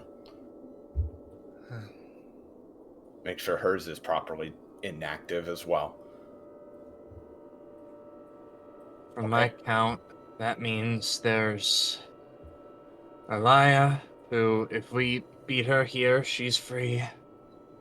The kid, whoever the fuck that is. Aika puts a hand on her face and rubs, having a sudden idea for who the kid might be. Zyna blinks at you. I regret to inform you that I was speaking with the kid for a long while. Made sure that I couldn't do anything clever with my epithet. What kid are we talking about here? That bastard stuck me in a prison. Told me his name was, told me to drop the K. You know old Uncle Xander? Yeah. Oh, come on. Fuck. Wait, Id? I thought he... We had a nice little conversation about it. He's, pissed off about it also. That's a good word for it. Was tossed to the wolves ever since he disappeared mysteriously. Daedalus says that it's one of the greatest... His words of Daedalus's words. He likened it to having a nuclear bomb that Xander decided to disarm. Just But he's okay? I'm so confused. What's going on? I thought Blackberry, I regret to inform you that it's a similar situation to what just happened to me. Or something similar. Not all changes are physical, but he sure as hell looked pretty defeated. But we could get him back, though, right? Like we did with you. Yep. We just need to find out how. As a nice little repayment, I'll see what I can do, yeah? As the starting of a nice little repayment, at least. God. I don't know what to think. This is all so much, all at once. I need. I'm not sure Big how much look good up. thinking will do right now. I need a minute at least. I'm sorry. Who's id, kid, whatever? Like,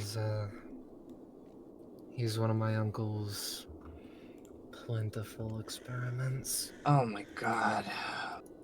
Yeah, It's everything. Of course. It's everything, man. You It's the understand. fucking- Zaina gets a little bit of life to her and gestures, and you get it. It's just everything. It's just Fucking one everything. thing after another, man. So, my question Yeah. is, where did Melody run off to? Did she hide out somewhere? She's probably under the protection of this Ambrosia bitch. It's all just fucking nonsense. Fucking Melody. She's hiding, so presumably fucking Daedalus can stay alive forever until she's found, which somehow people haven't done yet, because it's convenient that she hasn't been found yet. I am a new asterisk. Girl is still covered in my quasi-radioactive material that I mentioned earlier. I can and will track her to the ends of the earth. Especially now that my sigil has awakened, my mom can't tell me that I shouldn't or shan't or any number of other little fucking words she tends to use in regards to helping her deal with Melody.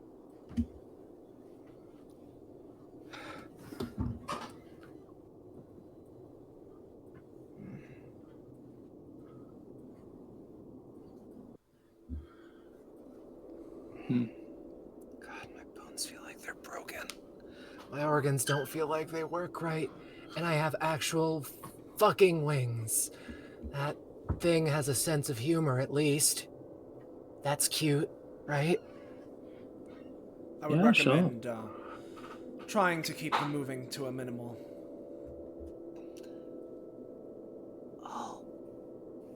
I'll see what I can do. I'll see what I can do. I'll live. I'll manage. I'll do everything I can to repay you for what you've done.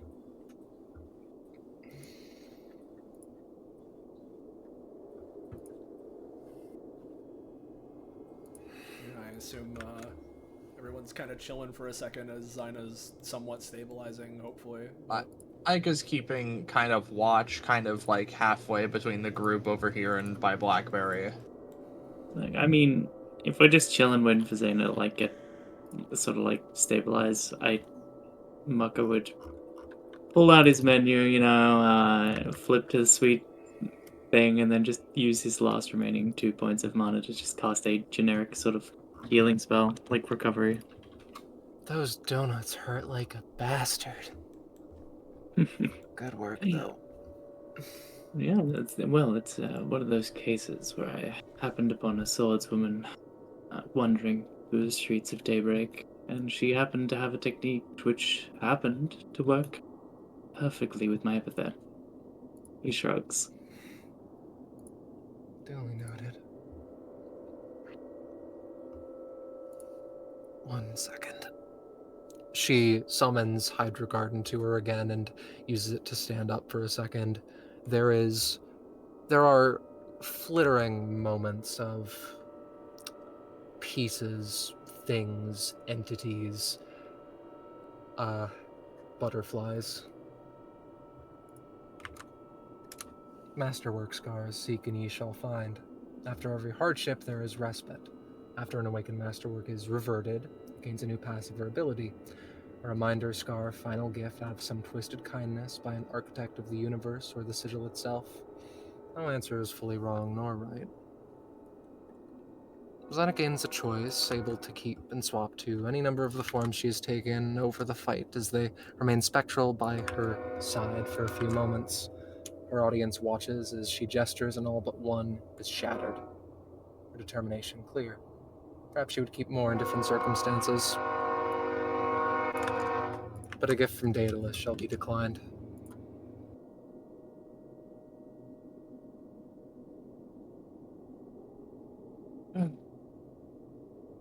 So that is your path to perfection, Honest. huh? I could Very, probably very good. Sorry. I can carve my own way. Choosing your own path is the correct way. Yeah. Following your soul is the one true way to find a sort of perfection. At least, the closest that can be achieved.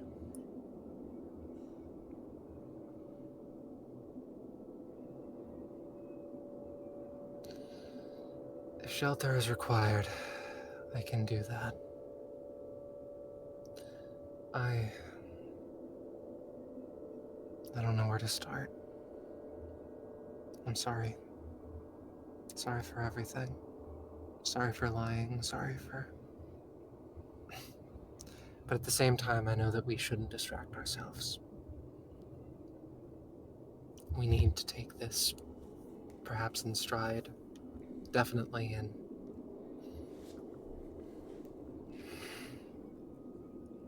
Zyna looks to a still bloodied hand.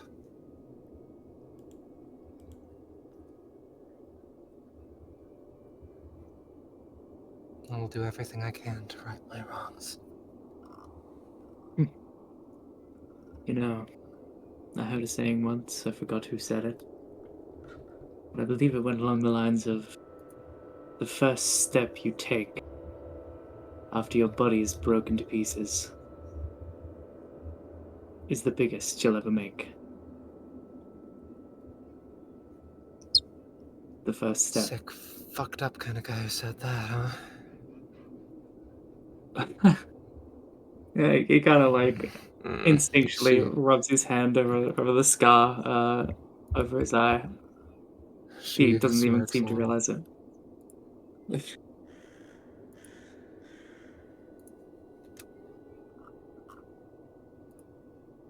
From the floor of Epithet comes a door that you all would know.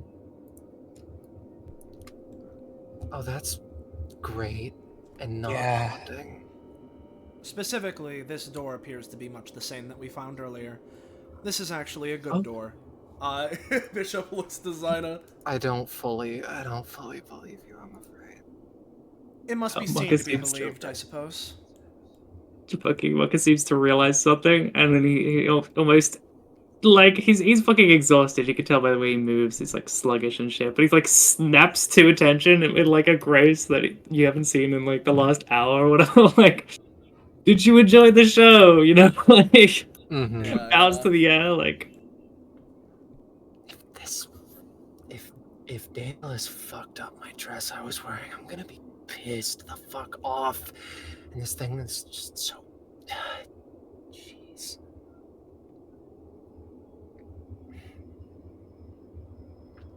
It's gaudy. I don't like it.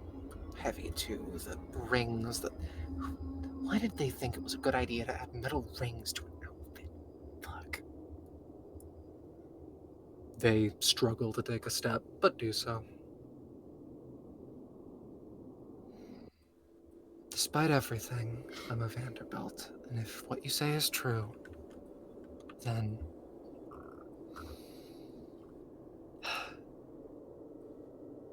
Well, I think that I can manage anyone that comes our way, and...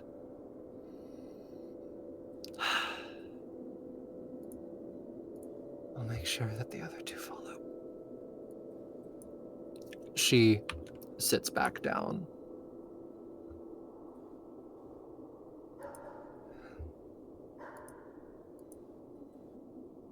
Brings out her scythe, lays it across her lap.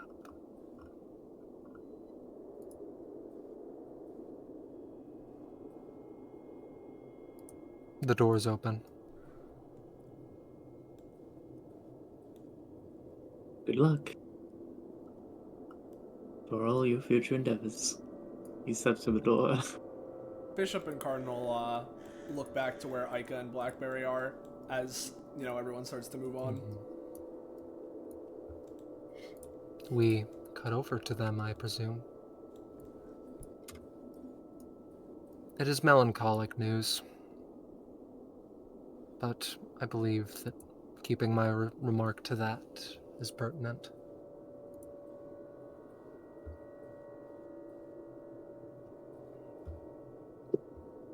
Aika would just, slowly move over, considering Blackberry had a bit of a moment earlier, and now currently she's staring at the orb. As she She steps doesn't say closer, anything. she looks up. It seems that she's hastily dried her tears and is just standing up straight. Sorry, I'll come over. I just...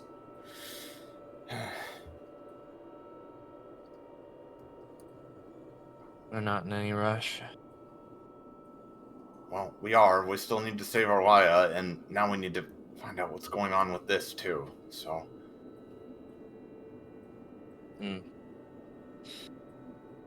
Guess you're right there, but... You're just right. She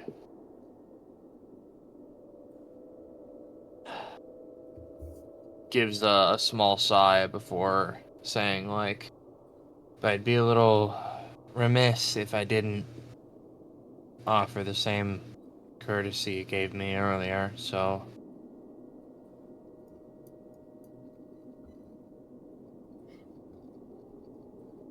She looks over to her.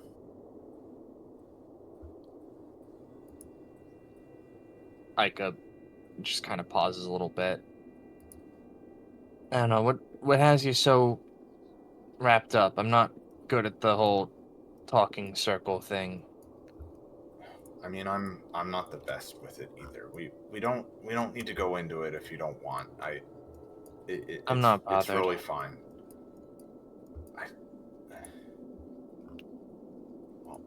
Blackberry, I'm gonna level with you. I have a house where there are 7 people who have different emotional needs. I'm not good at this, but I try.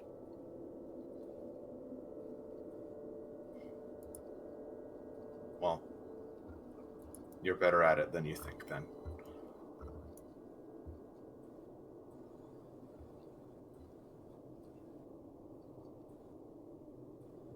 She, just kind of sidles close, and similar to earlier, is like kind of offering a hug, but also just is looking, generally open, interested. She gives her a hug. This one not quite as long or as tight as before, just a brief one. Thanks. Just... Long story short, I don't know if you know him or knew him, but I mean, the fucked up part about it, more so than anything, is that I didn't even really know him that much. We just were on, an episode together, like you and I are now, up all the way up in space, trying to help out Hope and figure out what was going on with that. And then I heard afterwards that, I mean, while we were there, I don't know, he was just a really nice kid. He had some weird powers. He was great. He helped out, I mean, obviously he was really young, and that was a little worrying maybe, but like, he just seemed completely fine. And then afterwards I heard that, apparently he was involved in all of that bullshit with Sander and whatever else, and that he'd just, because he went on that thing and he wasn't supposed to, he'd just been... And I'll be honest, I mean, it took me a while to figure out all of this, right? And I mean, again, I didn't even really know him, and eventually I figured out that the reason why I was so upset about this wasn't even because, like, I mean, obviously it's because of what happened to him, but I was more feeling sorry for myself than anything, because it was just so out of nowhere and so meaningless and so completely stupid that it just made me question why I even bothered coming here. It's, you know, my whole vibe is kind of try to make the most of every day, have fun, roll with the punches no matter what life throws at you. That's what makes it interesting. But I mean, something like this was just, it just made everything feel so meaningless. It made me want to stop trying to be a hero. For a long time, I just stopped coming here because I just felt like what difference did it even make? What point was there? And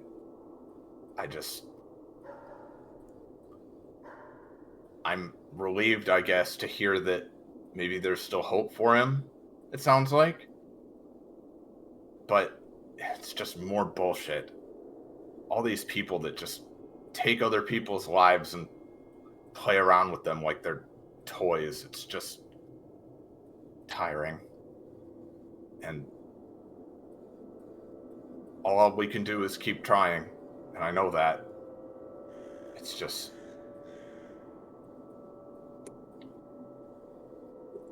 I just want to know... I just want to know that what we're doing is good and that we can make good changes and that it isn't just an endless morass of pain and bloodshed.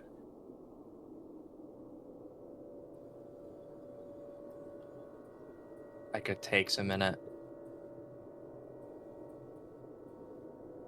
I don't think there's ever going to be a way for anyone to tell if what they're doing is strictly good. But we're just doing what it takes to abide by our own moral compasses. Nobody's And that's perfect, not... right? Yeah. Of what use is someone else's good to me who suffers for it? You know? I guess to trample all over other people is fucked up, but as in, you know, saying that your goodness should trump that or whatever, but there's always moderation and stuff like that. I mean,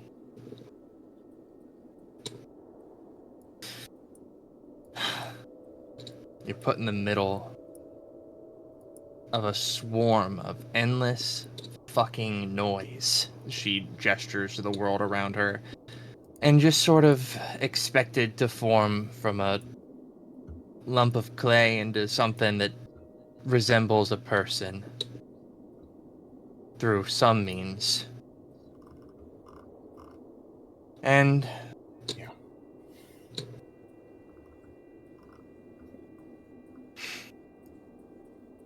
just difficult.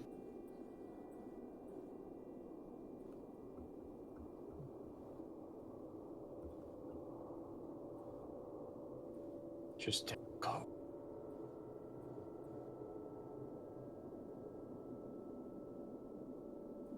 I think you're 100% in the right.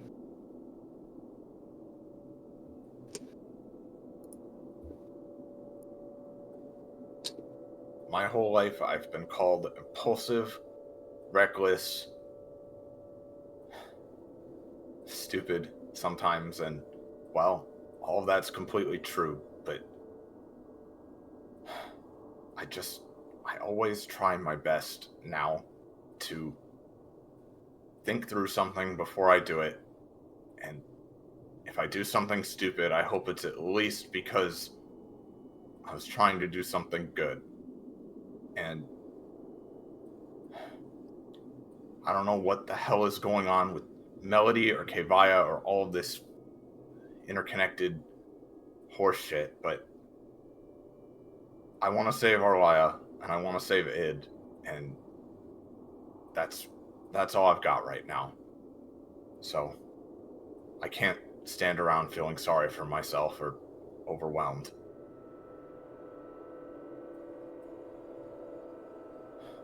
Are you still with me? Yeah.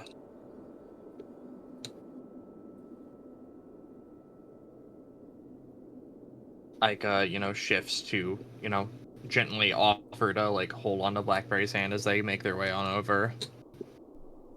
She squeezes it. Are you both all right? Cardinal says, sort of looking between them and the book that he's currently writing down in. Yeah, I'm okay. I'm sure you two wouldn't know this off the top of your heads. If someone like Id were... if they passed on, but then some weird thing happened and they revived, would that... what's going on there? Is there still a way we can save him?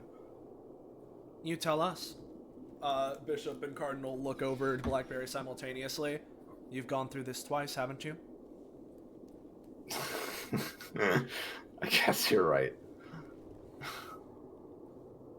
I guess we'll just have to assess the damage once everything's over. I haven't read up very much on... At least I haven't gone out of my way to check for any books of, I suppose, DBA members of the current season. I know that they exist. Whether they are within our library or not is a different matter. There have been different records. However, I, at the very least, Bishop says, taking a hand to his chest, don't know of the precise circumstances regarding this id. However, if he did die and somehow came back, or if something to do with this Z sigil is instead making it so that maybe he never technically died in the first place, there's any number of things that could be the culprit. I suppose we'll simply have to see if we encounter him.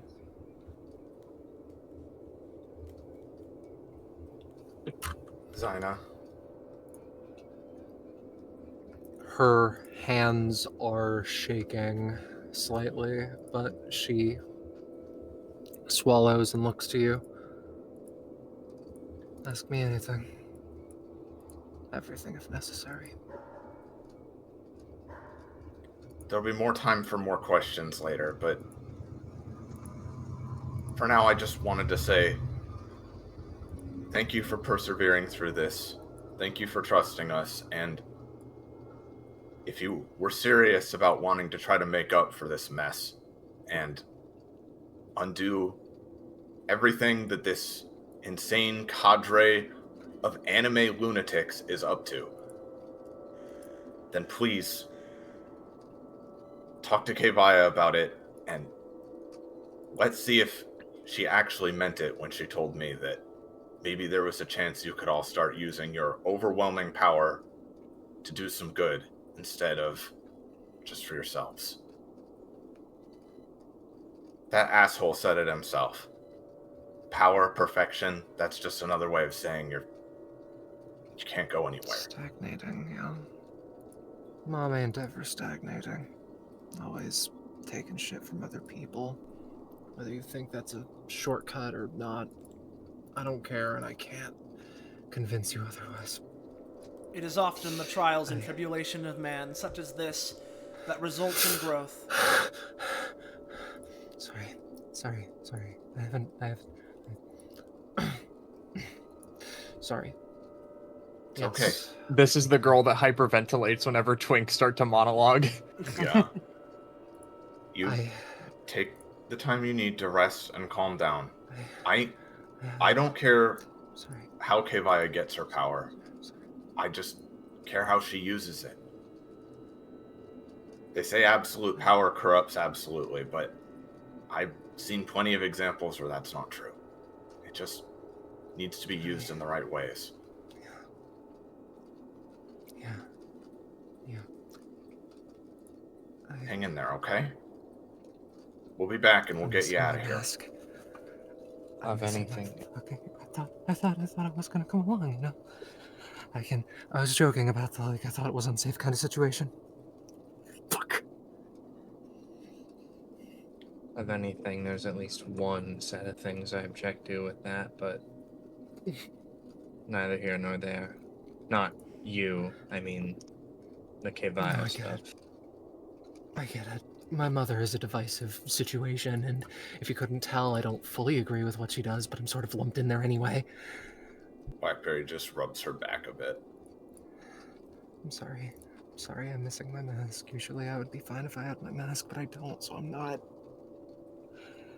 Fucking broke it, that asshole. Another way to get perfection, giving me a fucking panic attack. God damn it. That wouldn't be new territory for him. The two of them, walk forward. Yeah. If the god of darkness that's past this door can do anything, it's probably give you a new mask, so. Ica, just in case, takes one of these big ass leaves. Here, put this leaf on. A leaf for you, milady. I can make it, I don't know if it's going to feel the same, Wow.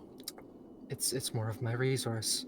I'll help by trying to make bands of it or something to give to all of you. It increases physical.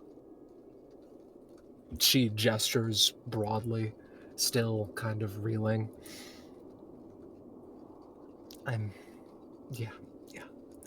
It's fine.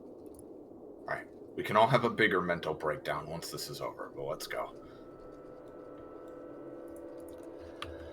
Blackberry, I've never agreed with something that you've said more. We just met. My mom talks a lot about you. Oh, God. As they go through. Including direct quotes, Yeah. it seems. Here and there. And then she said, fuck bitches to me. Ah, I see. Is this some millennial thing?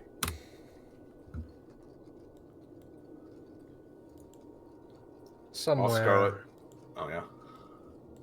Somewhere, somehow, some way, there is a child tapping chess piece to chess piece on a board that moves on its own. He is silent. He's thinking about ways to get out. Doesn't think of anything. Hasn't thought of anything. But he's at least happy that the butterfly got out. She was nice. And that sounds like as good a place as any to end this episode of Destruction Bench Agreement. I think Part you 1 mean, of mistakes I've come to make. Yeah, this part of this episode. You were saying, Iris? I was just gonna make a joke like, well, we're 9 hours in. Want to do part 2? Yeah, let's go, man. No, let's go. I assume... We gotta save it! I assume... Alright, it's okay, right? I'll replace myself with him. That's why I'm not in any of the movies anymore. I'll assume that means you're excited, and I'm very, very Yes, happy that was to hear. super good. Yeah. Yeah. I am nothing but happy to hear. But we have been going for 9 hours, and if you guys were a decent ways faster, there would have been a second combat. And furthermore, I am going to speak on your rewards and companionship at a slightly later point for multiple reasons. Yeah, Penny mentioned you cut the wolf out. That's fine. Yes, Sorry. indeed. Sorry we didn't have time. No. It's more than fine. I am very happy to give the encomium butterfly the time it deserves. That one's been in the back burner for 3 years. And I hope that it was nice. Whoa! I'm trying to find fucking... Here it is, Jesus. There we go. Oh, More like mid. Oh, it was quiet. I apologize. Anyway, thank you very much for the players for playing, and I know there's something that we need to do, but just Thank you all very much. I appreciated your company. If you wanna do part 2 at some point, let me know. But if you don't, that's all right. Also, And it if can you die want to know forever. when part 2 is happening, you should join our Discord server, Fine Dining. Fine Dining, our Discord server, Fine Dining. You like our Discord? You like our Discord? Fine Go Dining. there. If you want to know what's happening, get announcements when we're going live and what we're going live with. Or, as a random example, if you have any memes or fan art related to the streams that we're doing, you can post them there and we'll show it off at the end. Such as this one from Penny, who you might know from being around this channel. Once in a while, yeah. Yeah. Not very often. There it is. I don't even. What does this even mean? So When Aika said that they just broke the vase. yeah, I just put it in the chat. Also Oh. known as POV, you want daedalus? The only way it Look, could this be was a better. collective effort. I didn't do fucking anything. All right. Listen, if I had more time and resources, I would have made it so that there were 6 cats. There were 6 cats, Yeah. yeah. They're all belly. Duplicate the exact cat. Yeah, Everyone was exactly. deleting, Fuck. Well, thank you for that, Yeah. Penny. And in the future, if anyone else has any things of that, of that nature, we can show it off at the end of the stream like that, like we just did. But as said, not only thank you to people involved here, but thank you all of you in the audience for watching. Yeah, that's insane. Thanks for watching. Couldn't do this the way we do it without all of you. It's always a great time. Thank you. Glad If you we get weren't to- here, we'd have to beat each other to death. That's true. That's true. That's what Exactly. happened. If we ever go to it zero, always it keeps if happening. there's ever a DBA episode that gets 0 views, that's when we all kill each other. So, I was not told of this clause of the Demon contract as Daedalus uses their overclass. yeah, it's okay. It just Yeah, hasn't happened exactly. yet, but there's always time. So, it could always. If you want to save our lives, join Discord server or Fine Dining. Yeah. Anyway, Are we supposed to get combat rewards? that was. Anyway. As I mentioned, I will do that in a fucking hot little bit. You're not getting cheated out of it. I just want to think on it. It's just a lot. Well, gamers. Oh, it is. To end off tonight, thank you all one last time. Good night, and until next time, say goodbye to chat, everybody. Get the fuck out of here! Goodbye. We're begging